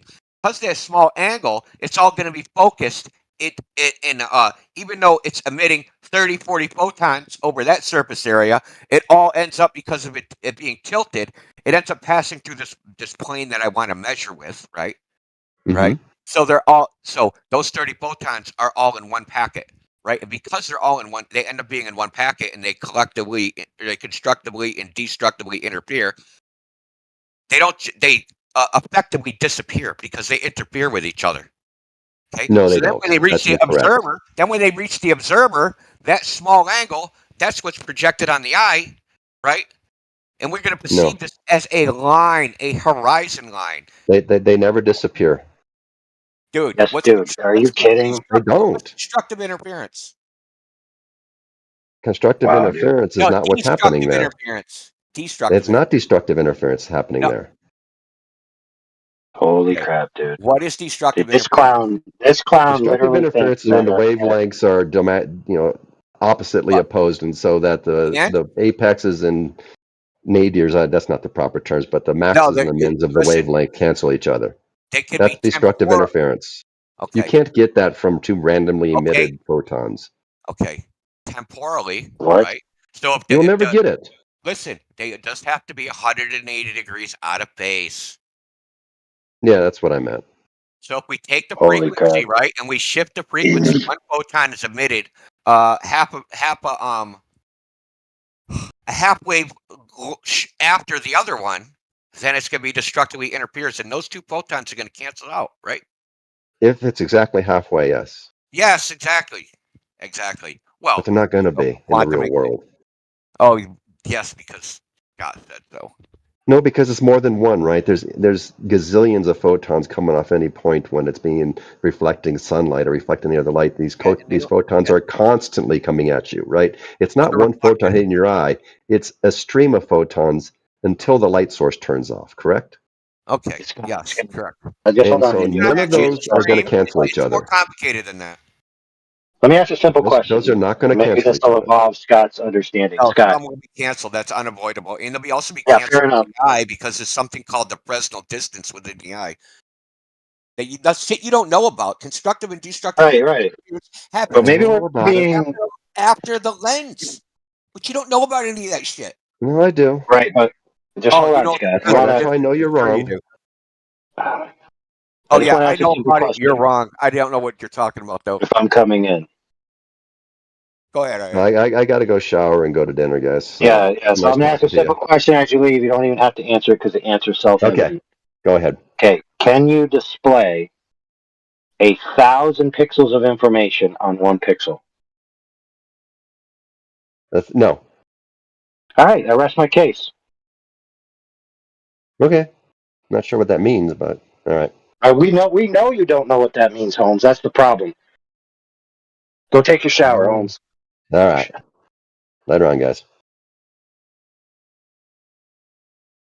Now, Indio Indio knows what that means. I know what that means. Any rational human thinking person knows what that means. It means that if you have 1,000 pieces of color information and you only have one pixel, which a pixel by definition is a singular piece of color information, you can't display all the colors on that one pixel.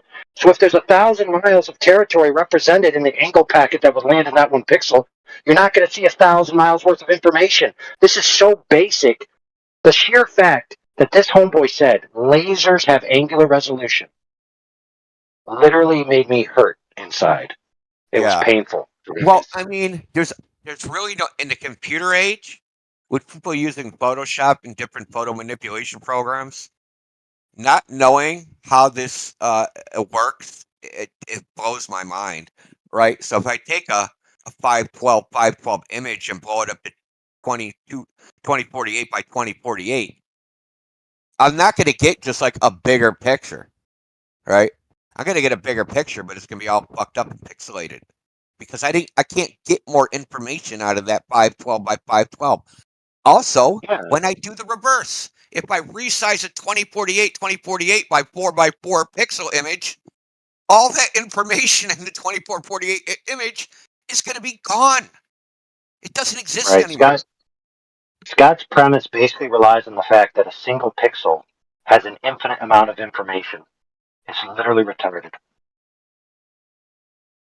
When we encounter someone who is patently invincibly ignorant, why do we strain ourselves continuing to try and defending our position while they arbitrarily negate every premise with sheer arbitrarity? Why not just It's not press them? necessarily for them. That's why. Using them for Right? content. Why not just press them? Using them for content, Gregory. People have to hear how ridiculous the globe side is so they can understand how ridiculous the globe side is. I mean, how many times do we need to go through a circle of an argument before it becomes patently apparent that there's no need to repeat the circle anymore? No limit.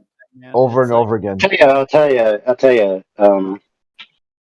New information. So there was this little bit of a circularity to it, but every time there's new information, right? And somebody doesn't know that information yet. You may, and it may be boring to you, but it's not necessarily boring to others.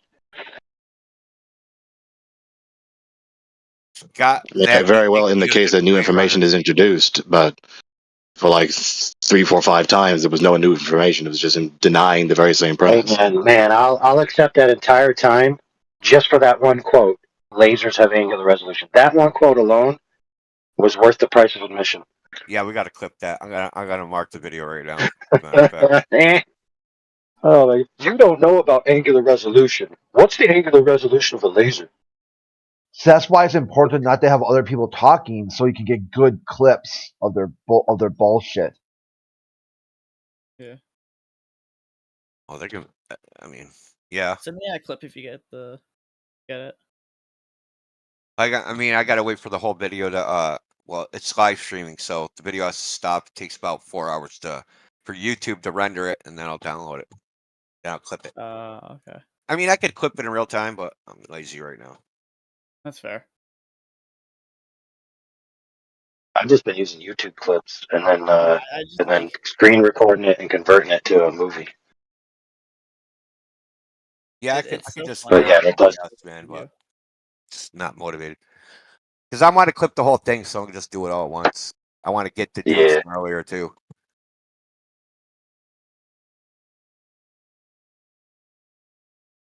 You should. I went on a Flat Earth Fridays on X last night. Dave Weiss ended up showing up, which was kind of cool. Witsit was there, but my God, dude, we were like, Glovers came in there. They got. I don't know if they're worse than these guys. I don't know, man. It's probably a tie, but man, we were just like tearing them up, man. It was great. Scott he's just really fond of making the fool of himself. It's a common occurrence. That guy particularly. Well, he ends up doing so, but he's fond of masturbating his pride. He doesn't even know he's making a fool of himself, does he? Does he even know? He very often makes a fool of himself. It's comical. So Scott Mackey sent me his this is tongue in cheek, by the way, so don't take it personal. Scott Mackey sent me his citation about the laser. So the angular resolution of a laser is 3 millirads. Jesus Christ Almighty! Now, is there just a lack of specificity and we're misinterpreting him, or is he saying that the laser itself, not the laser in our perspective? No, he categorized it as, so you have a laser, right? It emits a coherent light stream, but essentially it's not perfect, so it does have a divergence at range.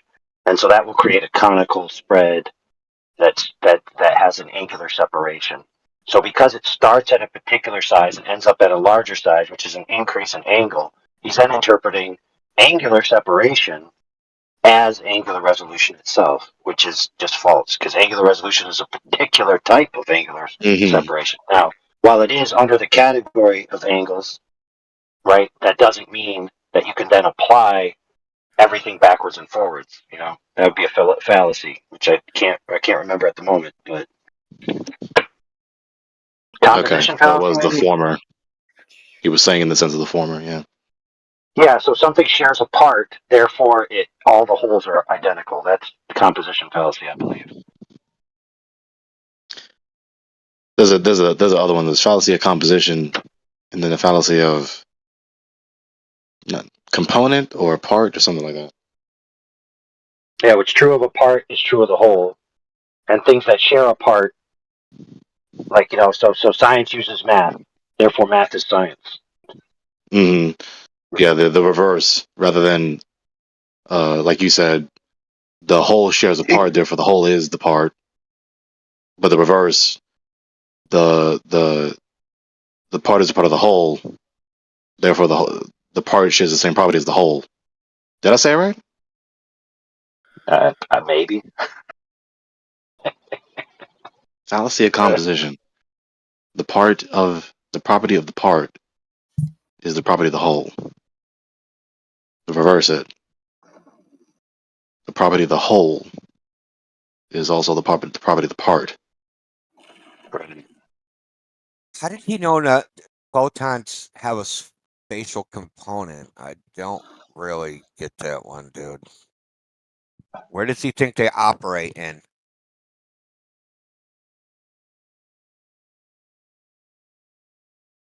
Photons Yeah, matter. I mean, if they don't have spatial separation in any regard, then pixels become meaningless, and sensor cells become meaningless. You might as well just have one sensor cell, right? Think about it. And actually, you know what? Check this out.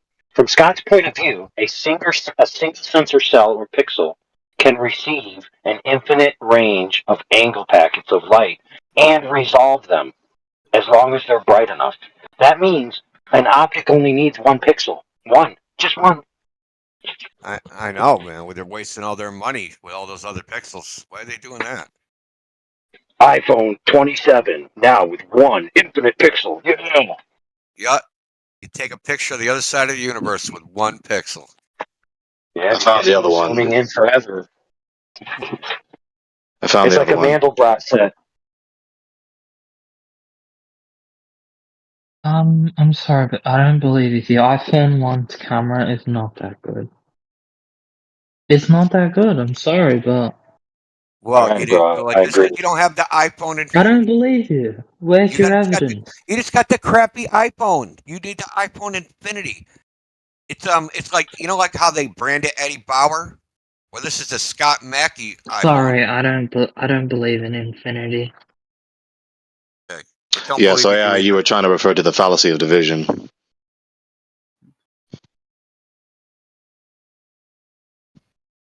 with the weak trolls over on politics? I also Hey, don't listen, believe anybody, satellites listen, exist. hold on. Anybody bashing an iPhone is not considered a troll in this channel. Well, he's never going to get laid that way because that's a red flag for most girls.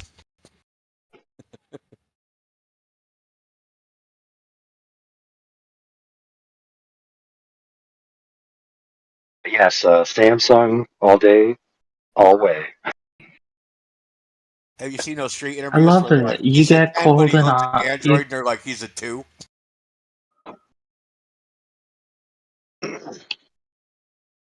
Hey, back when I worked at a Verizon store, I had a case that I would put on my Galaxy S6, which kind of gave it a similar look to the iPhone, and I would tell everyone it was the iPhone 7 that I got in early release. And I had, since Androids are allowed to modify their UIs, I modified the UI to have the graphics of an iPhone and the way it would flow. And they all believed me. That's funny. And I started telling them all the features that it could do, and they're like, "Oh my goodness, those features are amazing! It's great! It's everything I ever wanted in life." And then I'm like, "No, when the iPhone 7 actually comes out, you're not getting any of these." That's right. Your iPhone's going to suck, buddy. They made this just for me at Apple. I said, Apple, here's $1 million. I want an iPhone that does everything an Android does.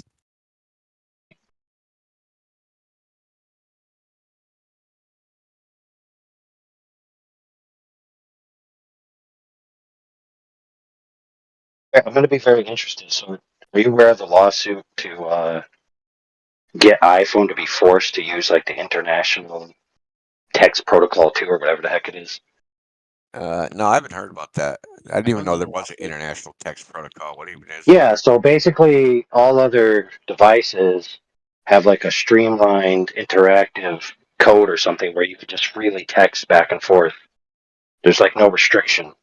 But iPhone has like their secondary iMessage server or something, which like has like a choke point depending on how you're sending the packets. And sometimes they're not received by customers across different carriers.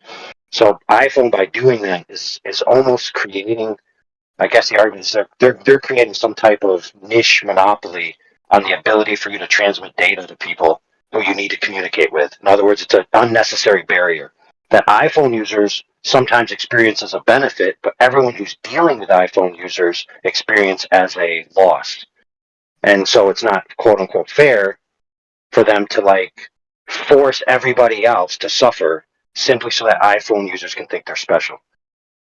Okay, so I am aware of something about that. I know that if you set up an iPhone, so it hasn't nothing's been done with it, you get it out of the box, and you don't hook it up to an iCloud or account or anything like that, it can't use iMessage, and basically your text messaging won't work.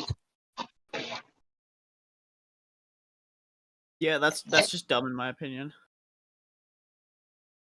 I paid however much for your shitty phone. Like, allow me to actually use it as a phone.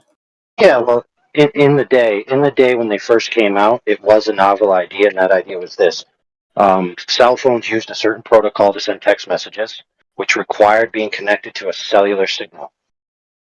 iPhone came out with, okay, we're going to make it to where you don't need to be connected to cellular signal. You can be connected to a Wi-Fi signal and still enjoy the benefit of communicating with your friends. Now, at that point, it was an advantage. But now, because there's so many other types of devices, and they kept this protocol, it restricts the free communication between different platforms. And it's kind of just, it's essentially it's a restriction, not a benefit at this point. Yeah.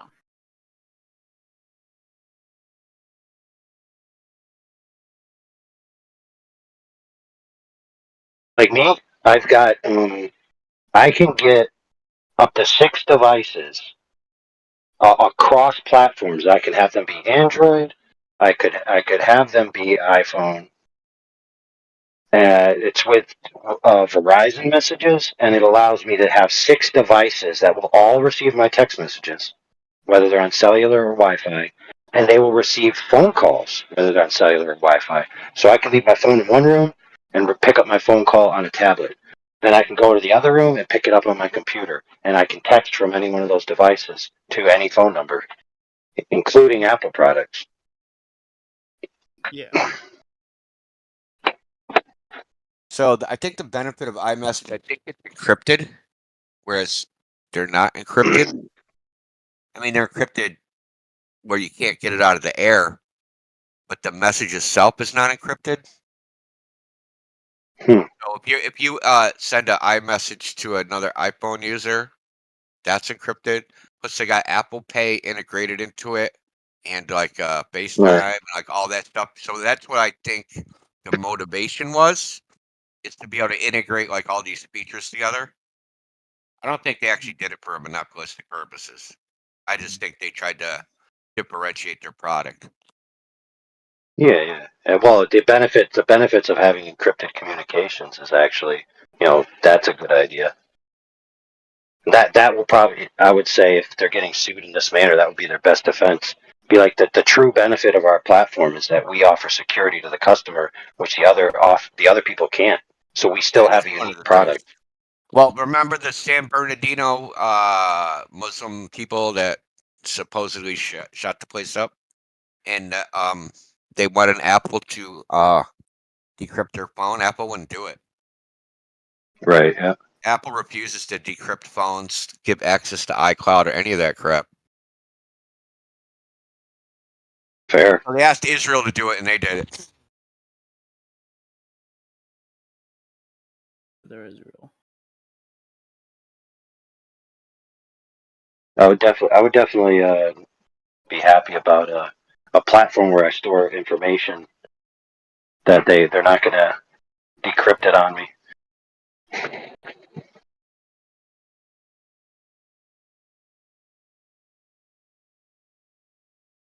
Well, I don't have a lot of faith in any of this crap. So I just assume they're seeing everything all the time anyway, and I proceed like that. Did you ever see that episode on the progenitors of modern encryption? And it basically says that the guys who invented all this stuff were essentially United States defense, and it's all planned to come out in phases to where the next phase thinks they're secure, but the previous phase has the codes because it's all built on a particular infrastructure. and they coerced it to be that way to where everyone would adopt it, and they basically have ways to unlock it all. I mean, that's one of the problems with Bitcoin, is that the fundamental encryption. So NSA put out a publication, and the publication is basically a long list of different encryption schemes, right? So Bitcoin is based on, like, I don't know what the guy did, if he randomly chose one of the encryption schemes or like threw a dart at the book. Like, no one knows how he chose this particular one, because there's no rhyme or reason to, like, why is this 256-bit encryption scheme better than any other one? No one knows, right? So could be 512-bit. I can't remember off the top of my head.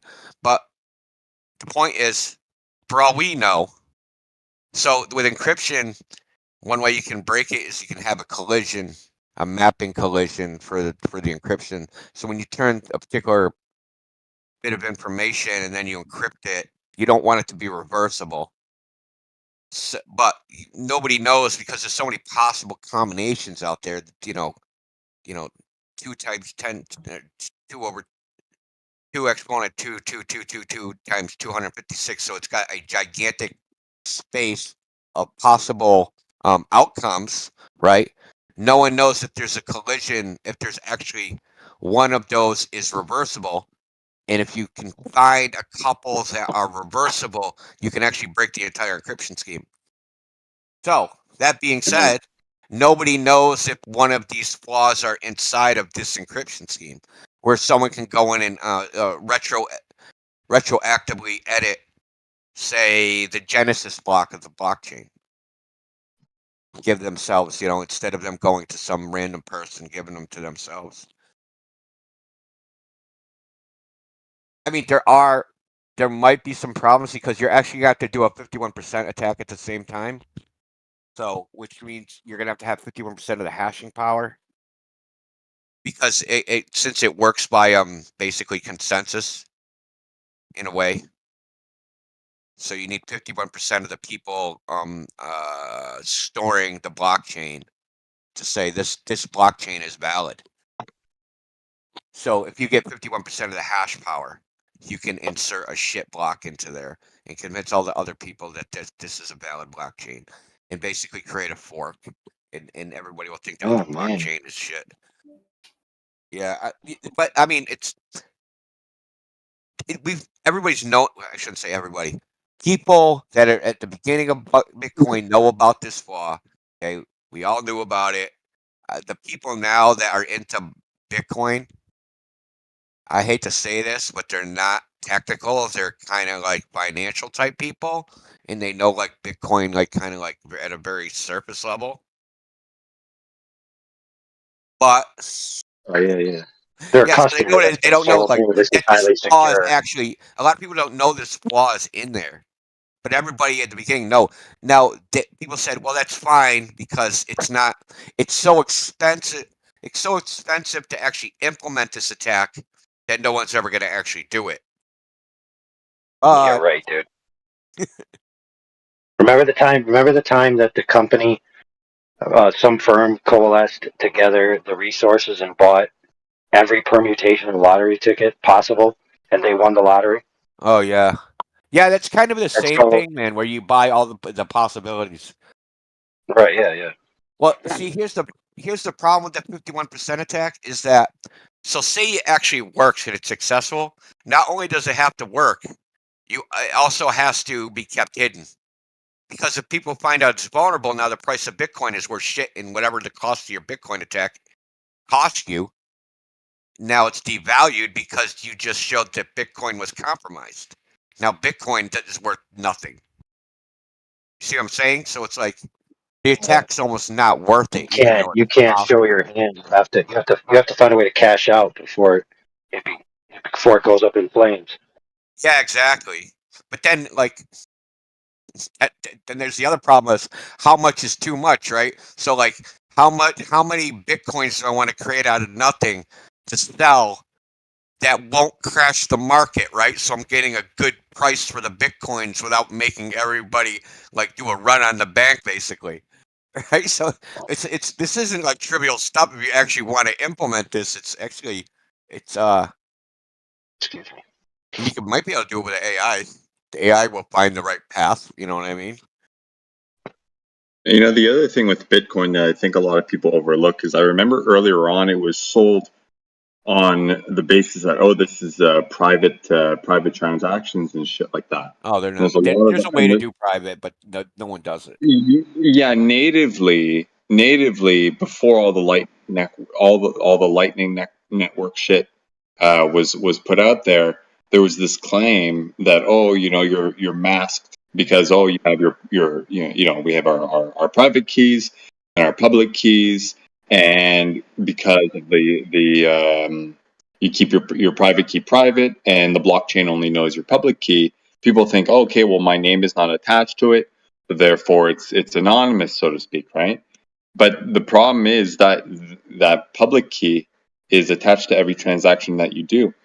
So the moment that anybody does a transaction over like an open network or their home network or whatever, it's possible to trace back Bitcoin public keys to say IP addresses or device addresses or device IDs and shit, right?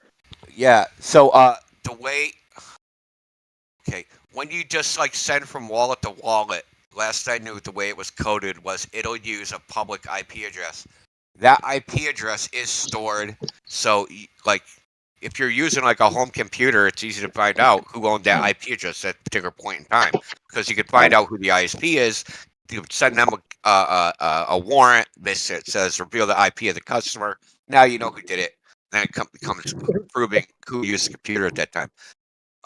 You could use an open network like McDonald's or something and do it that way. And true, but there was, I don't know if this feature still exists, but you could send Bitcoin by MAC address.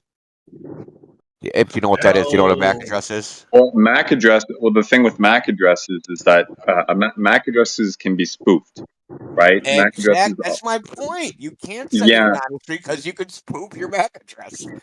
yeah. So normally, But it has like, to be on the same network. That's the other problem, right? Because right. a lot of routers, they're not going to send your MAC address across the gateway, so you're fucked.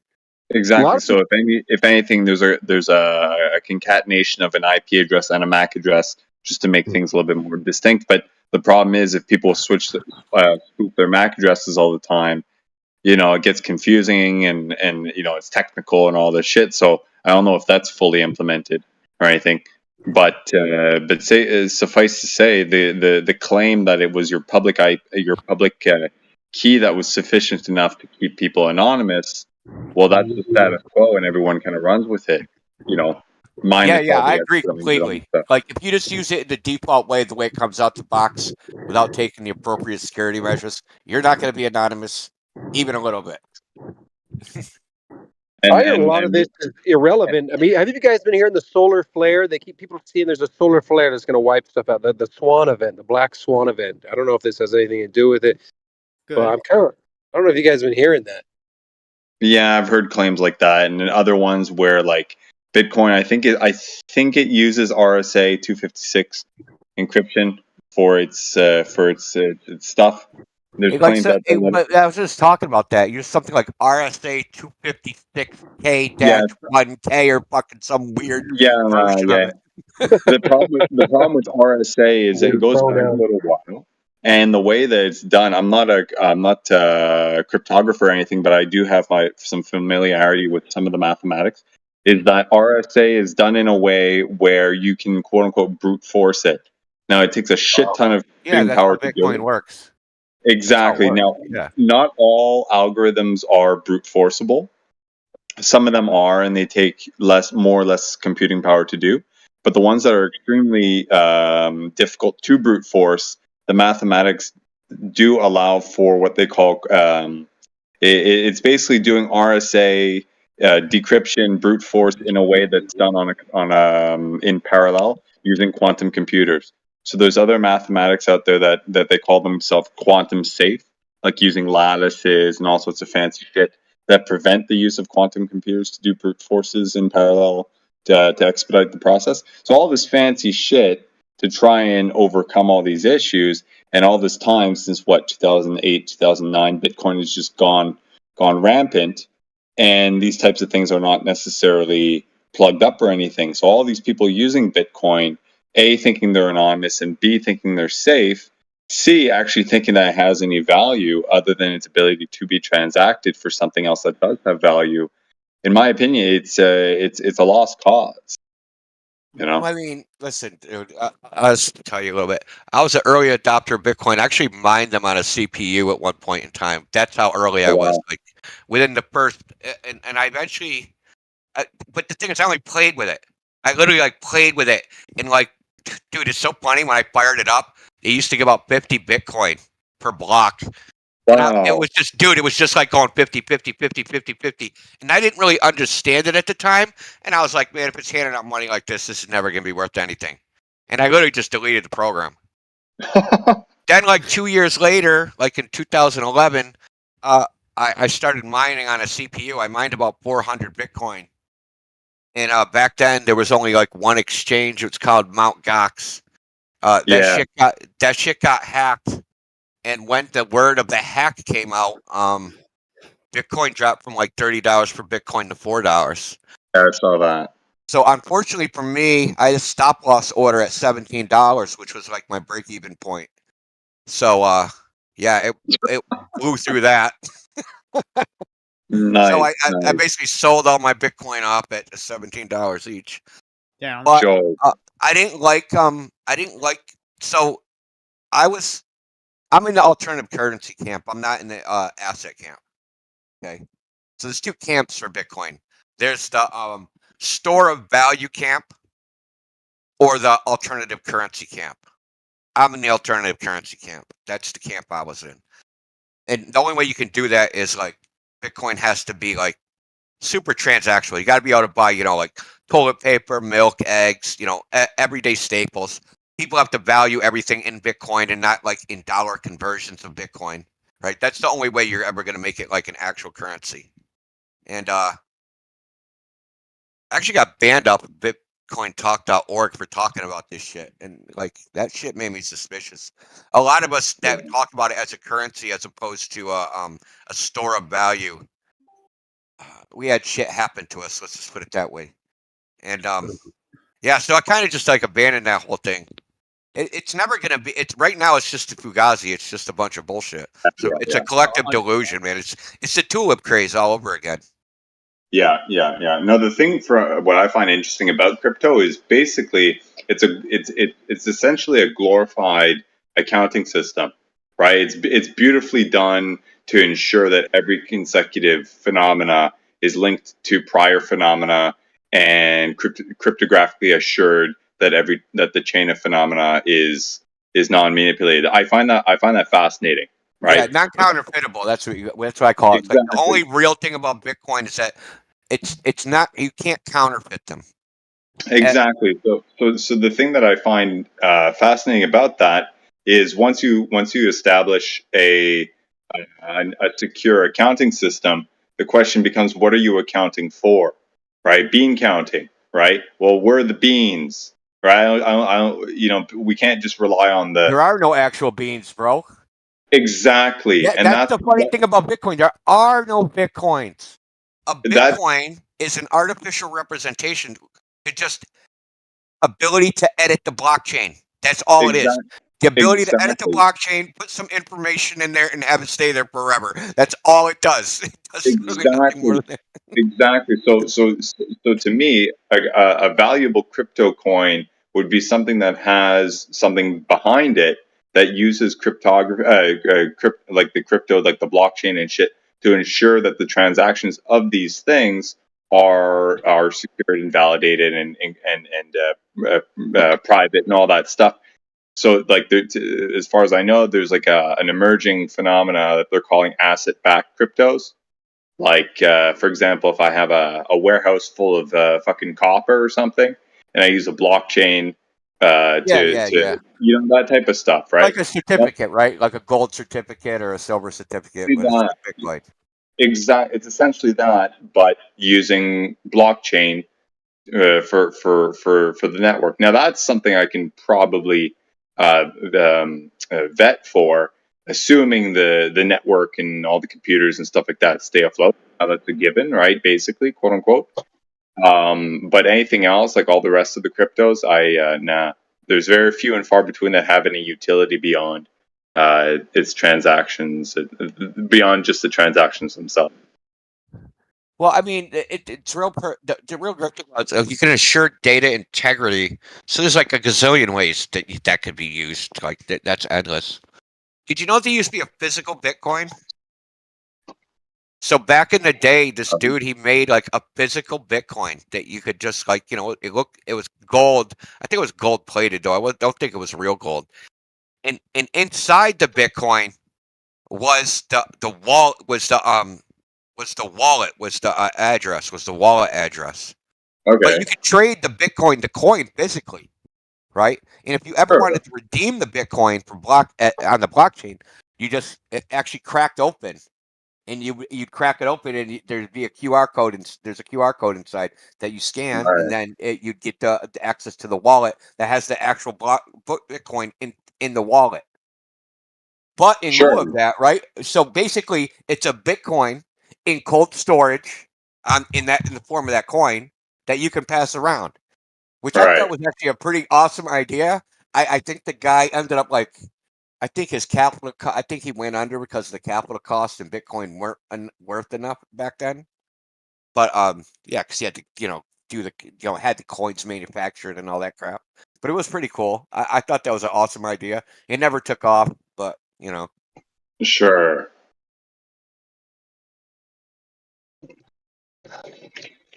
Yeah, I mean, there was a lot of in the beginning, man. It was awesome, and then the freaking, you know how it goes, man. Now they've got all the scumbags take over. Yeah, now they got all the fucking ETFs and Wall Street's involved, and with the Black Rocks and all these guys. Like that, the scumbags take over. Fucking Francois Trahan. I don't know the names per se, but in concept, it's it distorts the whole purpose, right? Because the claim is, there's only going to be a maximum of 21 million Bitcoin and all that stuff, and then there's the halving or whatever that shit is. But the problem now they've introduced ETFs is that ETFs are effectively a mechanism to, in a pseudo kind of way, inflate the supply, right? Because everyone knows now that Wall Street has their way of leveraging and all this fancy shit on Wall Street that gives the appearance of ample supply of things. Now, by doing that, it has this effect on perceived value because the supply is different and all this stuff, right? So there's big problems being introduced, but everyone's diving in onto it, like using like pension funds and stuff are investing in it and all this type of shit during the Fugazi phase. Like I can't help but see that there's going to be we're not even at the Fugazi phase yet. The Fugazi phase is that when one Satoshi is worth $1 when they have dollar parity. That's the Fugazi phase. That would make a Bitcoin worth $1 million. Okay. Right? And that one increment, right? One increment's the smallest increment you can have to access the blockchain. When that has dollar parity, that's the Fugazi phase. That's the peak of the end. You think it's going to get there? I think we haven't seen the crazy yet. Okay. I think the crazy's still coming. I think this is like the So the real question is the real test of Bitcoin, and this is another can that's been kicked down the road and no one's thought through.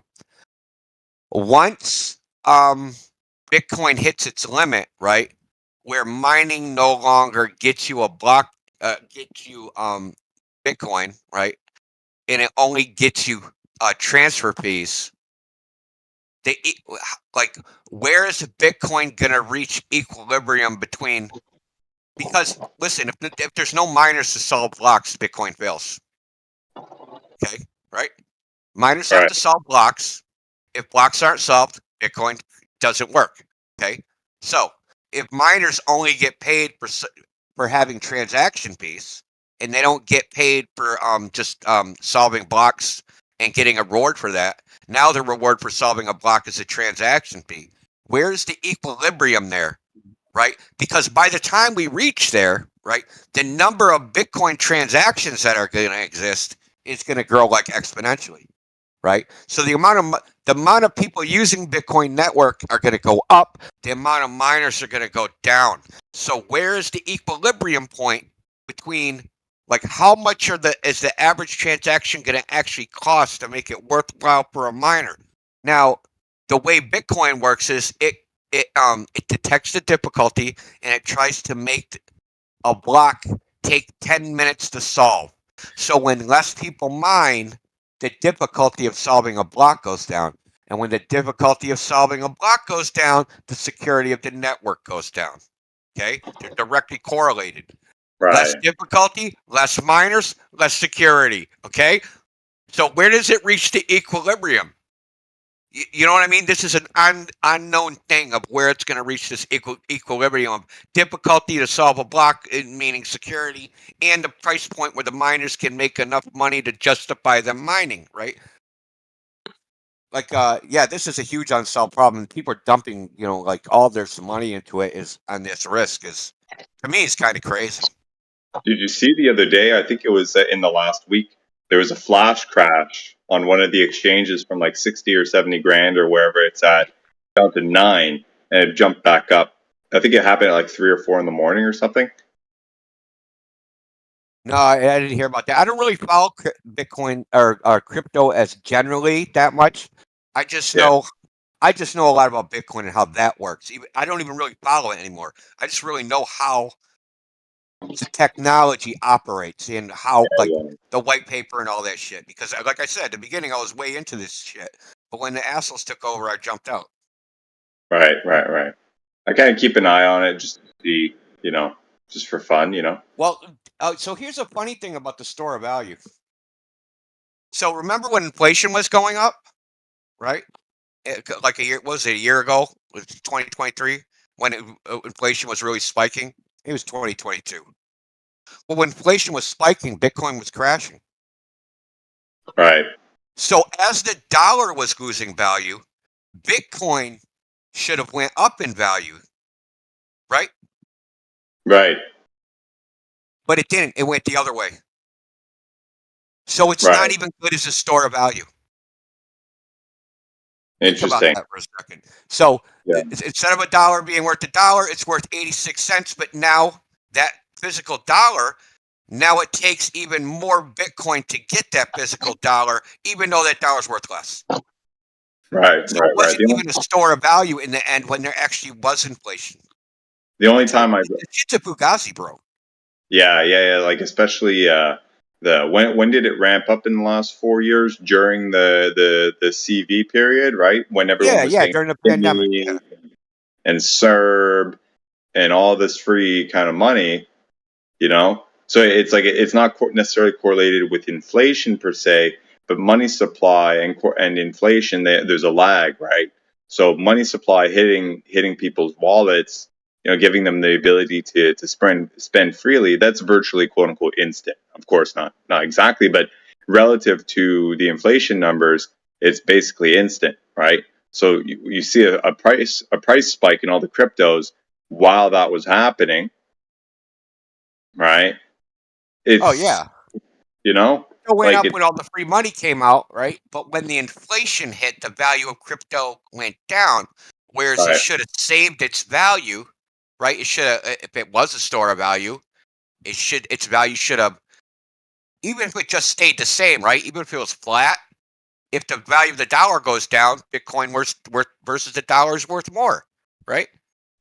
Or even if the dollar, if there's 7% inflation on the dollar and there's 5% inflation on the Bitcoin, you just made 2%, right? So yeah, no problem. It's not what happened.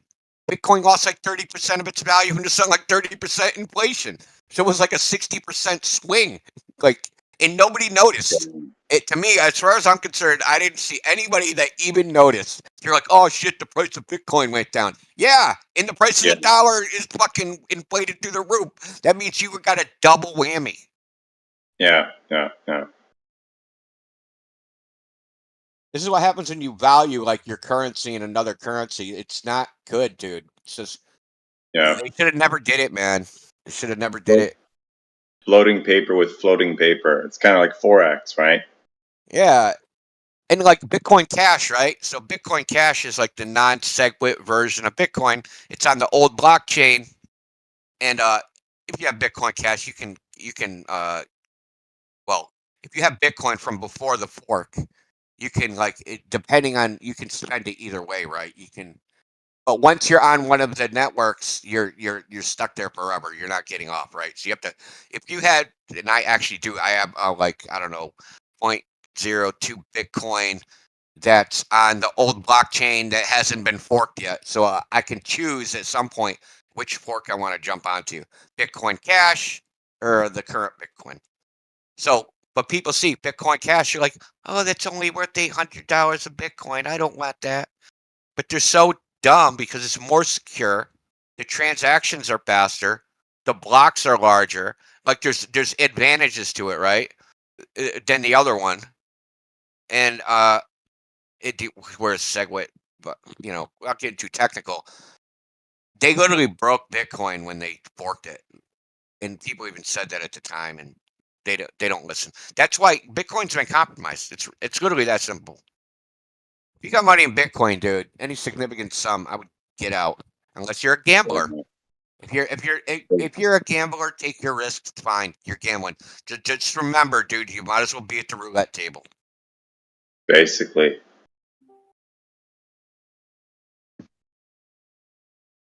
But it's almost not gambling because you know that there's evil actors pulling the strings. So it's like what's going to happen. The thing is, you're only gambling on our. Can you time it when they all cash out and bail out with their profits? Can you time your bailout with their bailout and make a shitload of money? Yeah, good luck with that. That's what I was kind of telling. What's his name? Vlad, I think. The guy with the. Yeah, Vlad. Yeah. Yeah. The Russian guy or whatever. He's touting it. It's like, okay, man, enjoy the ride, but know what you're getting into. I warned him. Yeah. I like Vlad, but he's cool. He's cool. You talk your book. You know what I mean? Do you want to? I got stock in Target, dude. I'm making everybody think Target's the best fucking store ever. Sure. Yeah, I got resource positions because, you need resources for all this shit, right?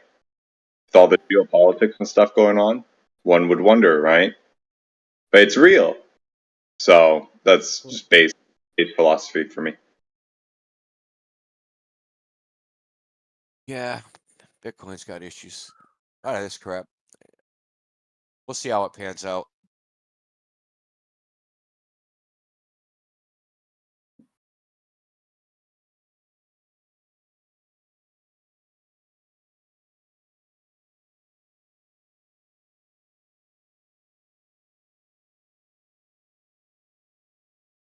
I love how every time turns into a little bit of a discussion about investing in crypto and shit like that or whatever. It drops down by like a third. It's because there's no idiots rambling about how the Earth is a ball floating in a void. So like actual intellectual conversations can happen, and Of course. it's just less interesting, I guess. I don't know. I know. I agree. It's all interesting to me, man. Yeah, I agree with that. Like the whole time I've just been playing a game I just got, Tear Down Overworld. Very good game. Didn't like its beta for. I'm just like chilling.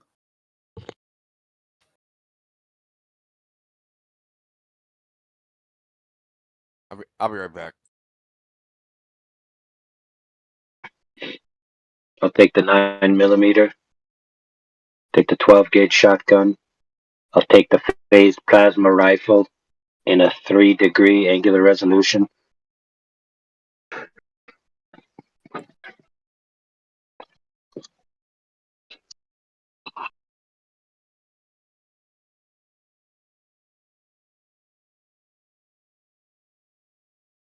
I have wheels. Who can do me an Arnold Schwarzenegger voice in perfect AI? Dub it over that scene.